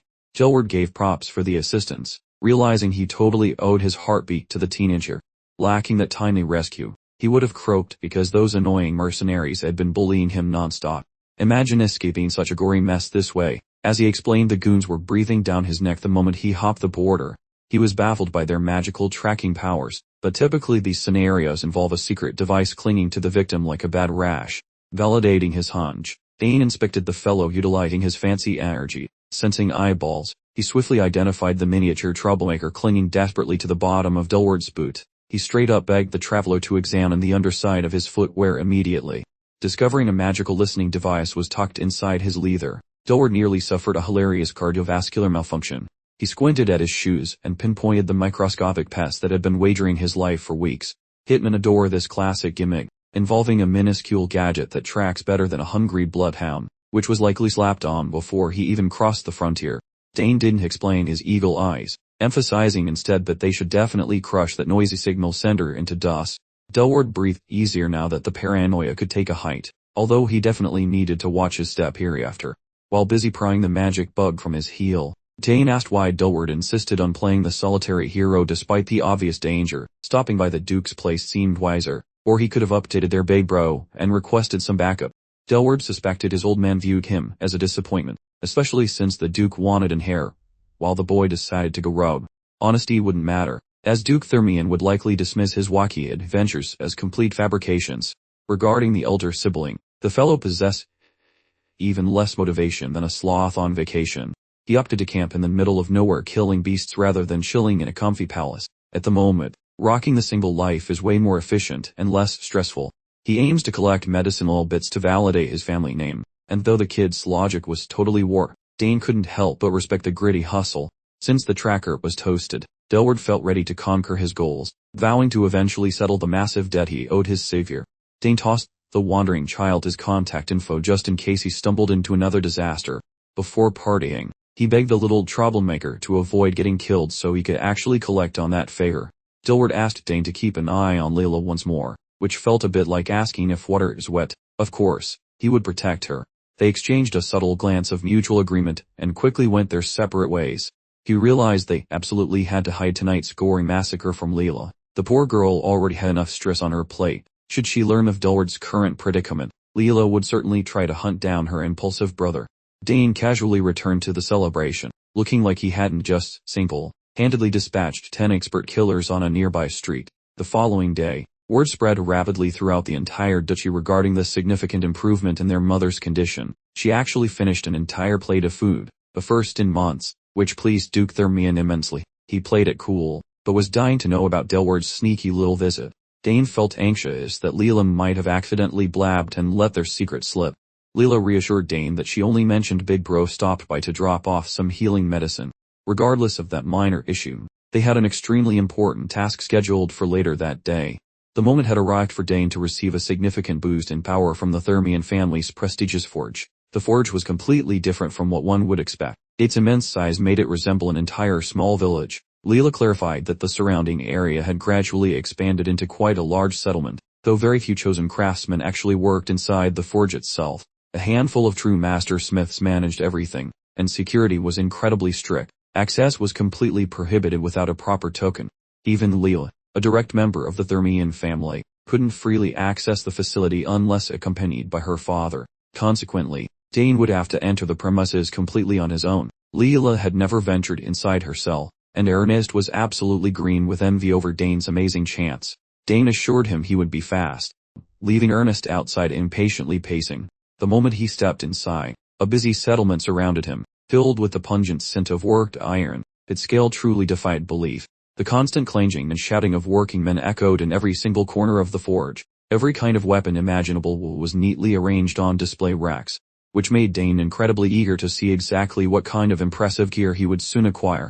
His forward momentum ceased abruptly, as the very ground beneath his feet began to rumble and shake.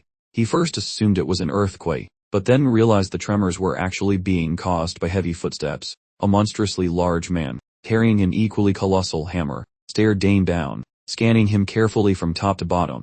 The enormous blacksmith, Volbeck, recognized Dane immediately as the young man who held the forge's special token. Dane instinctively tried to gauge the giant's impressive height, roughly 3 times his own, then politely explained that Duke Thermion had given him the token ages ago. Volbeck had certainly heard many stories about this prodigy. After all, Thermion didn't just casually distribute tokens to random children. Dane couldn't help but observe the remarkably relaxed manner in which Volbeck spoke about the Duke.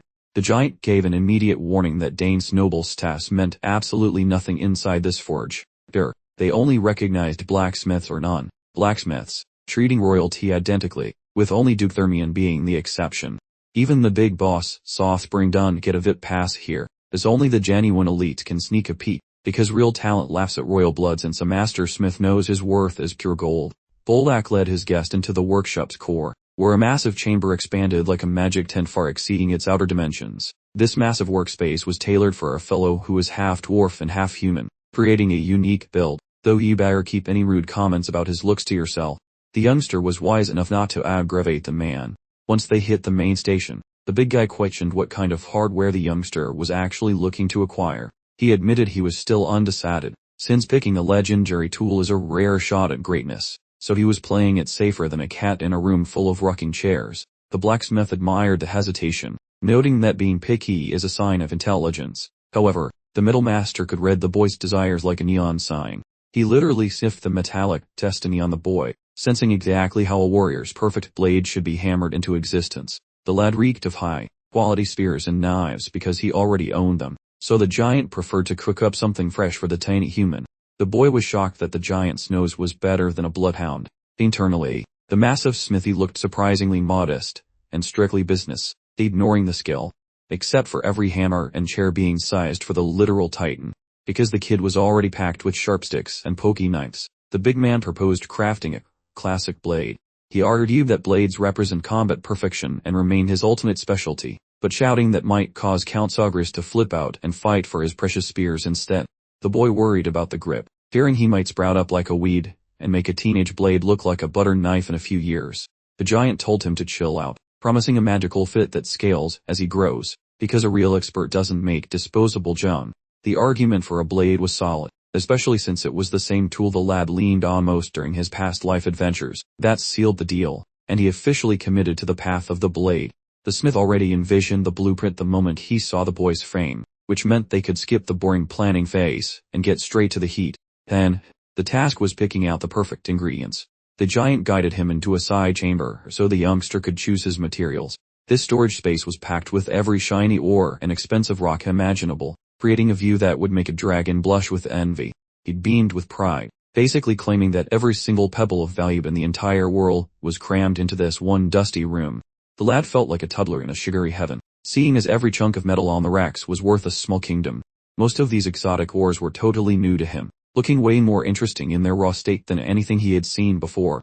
He approached a strange lump, pausing the giant to lecture him about the teragang. It is a featherweight but tough stone that bounces back hits, making it way better for shirts than for stabbing people. The lad edged toward another piece, nearly reaching out to stroke it. The giant shouted to stay away from these endingo, which is basically concentrated death in rock form, requiring special safety mitts just to move it without dying instantly. Dane definitely wasn't in the market for a blade laced with lethal toxins, so Isendanio was quickly eliminated from consideration.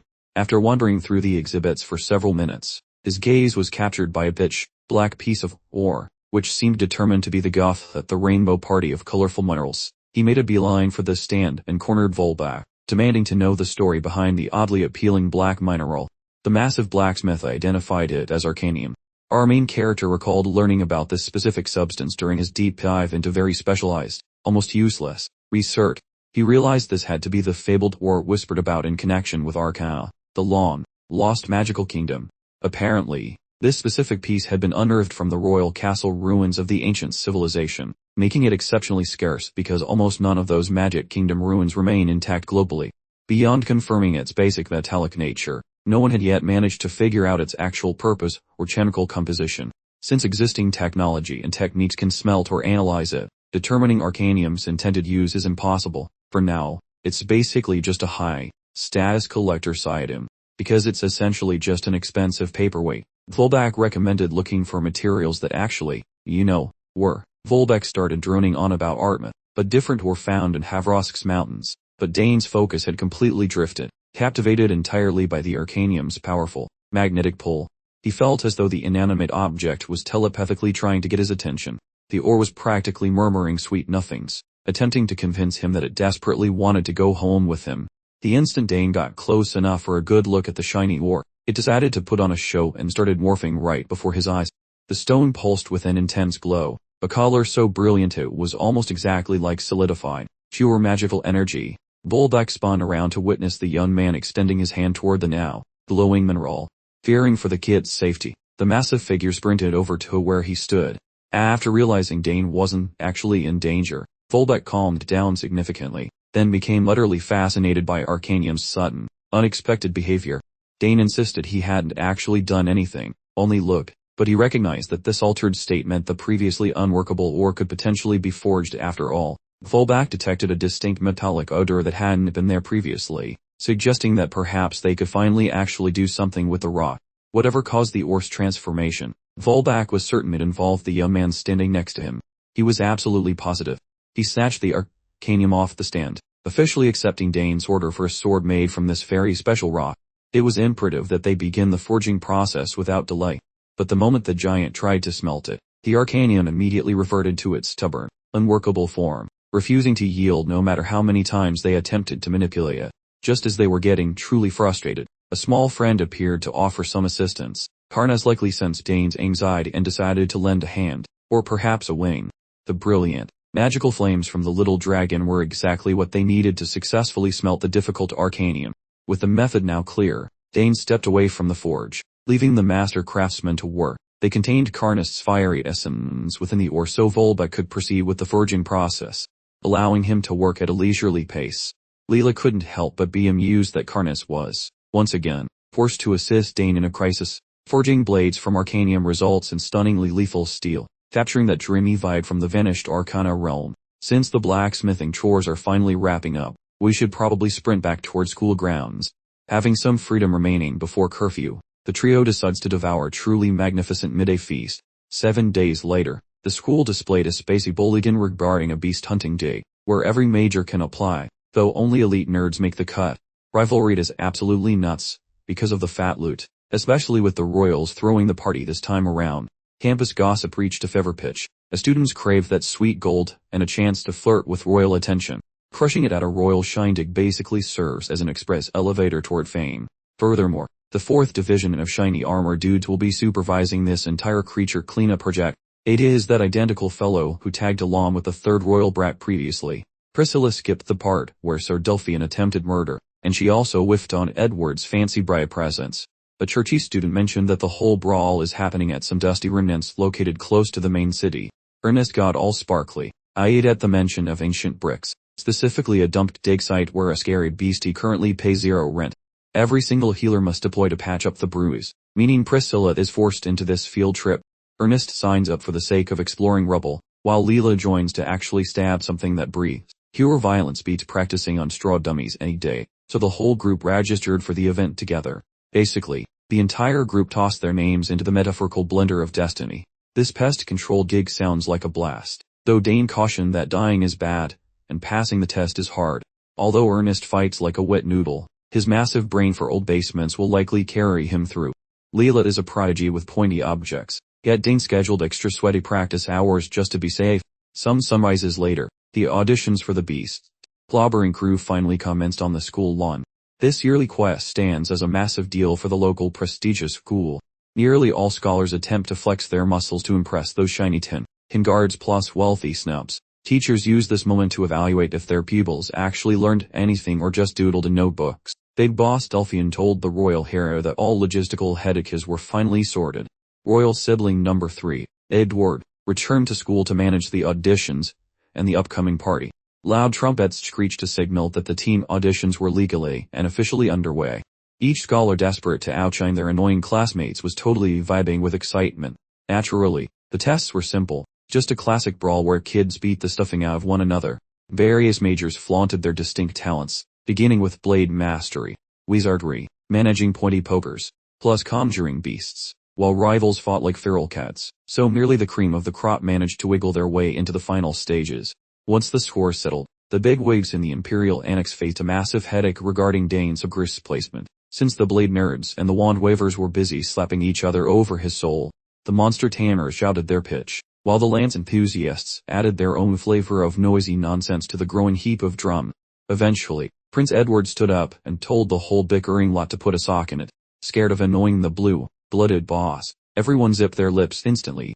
Everyone knew that Dane Sugris was a beast with a bright future. Commander Delphian acknowledged the truth, noting that while some overachievers tried 2 tests, nobody had ever swept all 4 with record-breaking numbers before. Edward fully anticipated his secret patron would perform at such an insane level. Forcing the boy into one group would just cause a never-ending salt mine, so the prince cooked up a sneaky workaround instead, truly maximizing the kid's terrifyingly vast skill set required a rather unconventional approach to management. The royal youngster suggested sticking Dane right into the elite Imperial squad to bypass the petty squabbles. After many gear checks, the monster-slaying crew finally headed out. The lucky qualifiers heard the plan, which involved camping at the dusty ruins for 48 hours of relentless beast bashing to test their endurance and basic survival instincts. Fingers were crossed for a zero-death run, especially since some paranoid parents forbid going after previous disasters, because being a prodigy is useless if you end up as monster snacks. Lugging heavy bags, everyone looked incredibly stressed. Many trainees were fresh to actual bloodshed, yet the lovey-dovey crew stayed relaxed, with Priscilla teasing everyone to avoid getting stabbed so she wouldn't have to work overtime. Besides, different squads would be splitting up, making it tough to hang out during the chaos, so staying alert was the only smart play. The fancy night order promised to play bodyguard for the school kids while the messy business unfolded. With the clock ticking toward 0, Ernest and Leila started vibrating with pure, unadulterated anxiety. Dane warned the pair against playing hero or wandering off, telling them to bolt like scared rabbits if things got spicy. Since surviving is way cooler than dying, having the local powerhouse on their side, the gang felt much more secure. At last, the armor-clad warriors stumped in and barked for silence, directing everyone to shuffle over to their specific units without tripping over their own feet. The most vital command was incredibly simple, which was to avoid becoming a corpse at all costs. Just as the big brains decided in the meeting, Dean joined the elite Imperial heavy hitters, standing alone as the only trainee in the varsity league. Leila Thermian was unsurprisingly dumped into the violent combat division, thanks to his knack for finding things. Ernest still on God Scout duty. Unsurprisingly, Priscilla and Ariel was shipped to the medical tent to help the wounded. Once the whole group was sorted into their little boxes, the monster-mashing army finally hit the road.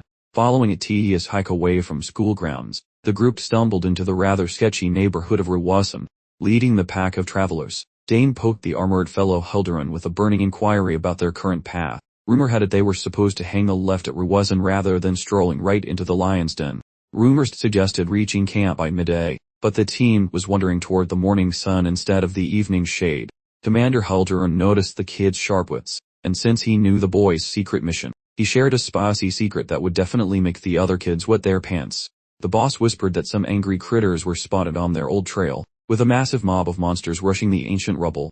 Local scouts claimed at least 300 to the jerks were hogging the road, making traffic a real nightmare for everyone. Those stats are extremely frightening. Our hero noted that beasts are usually antisocial loners, so seeing them throw a block party and move in sync is super weird. Based on the old knight's gray hairs, those dusty old buildings must be acting like a giant magnet for the local wildlife. Mysterious forces are compelling the beasts to work together. This forced their scenic detour, though the big chief promised that any critters trying to fight their shiny soldiers would just end up as charcoal. Even so, Dane had a nagging gut feeling that some major trouble was brewing under the surface. Those old buildings act like bait, so unless the team acts fast, everyone is going to have a miserable time. Once their eastward trudge concluded, the wary travelers finally reached the spot where they could dump their heavy gear. Big Boss ordered everyone to pitch their tents and get tight, insisting that everything be ready before the big yellow orb vanished. As the daylight faded and evening arrived, every single task was completed successfully.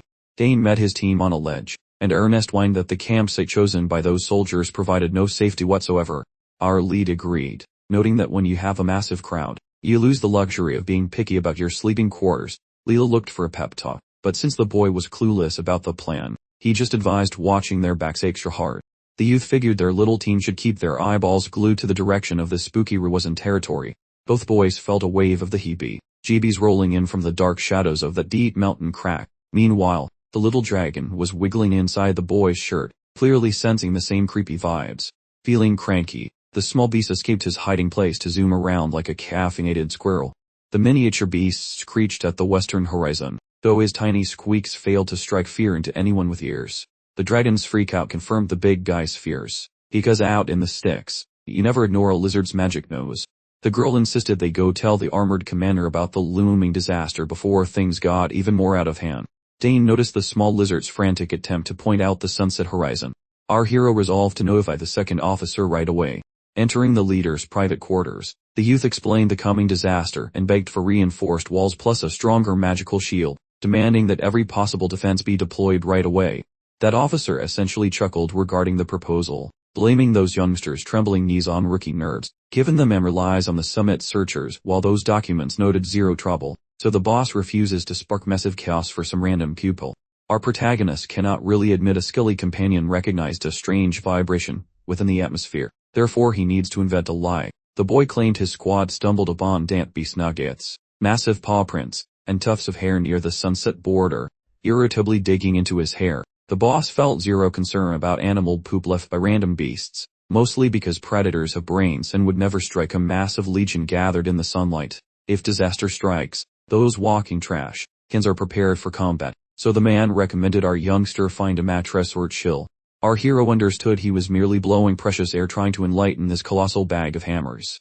Regardless, the kid attempted a final plea for extra support by the slopes, until the angry boss exploded and commanded him to remain silent. The man ranted that regardless of skill, the boy remains a green beginner, a mere infant next to his elite warriors and the kingdom's greatest muscle. That boss previously burned sufficient minutes hearing a newcomer's panics, therefore the commander dismissed our friend like some filthy stray. After our leader returned among his comrades and explained the superior's arrogance, everyone understood the mission was cursed beneath such brainless management, although he suspected this failure could represent a lucky break. A formal alert was previously delivered to those authorities, providing our squad a legal excuse for going rogue, so when the garbage hits the fan, the officer cannot escape blame for such massive ignorance. Essentially, our leader intends for that small organization to foil the approaching animal raid solo. Through these actions, our team snatches every ounce of glory. Human survival is currently at stake for both soldiers and campus learners, making the next period feel remarkably endless.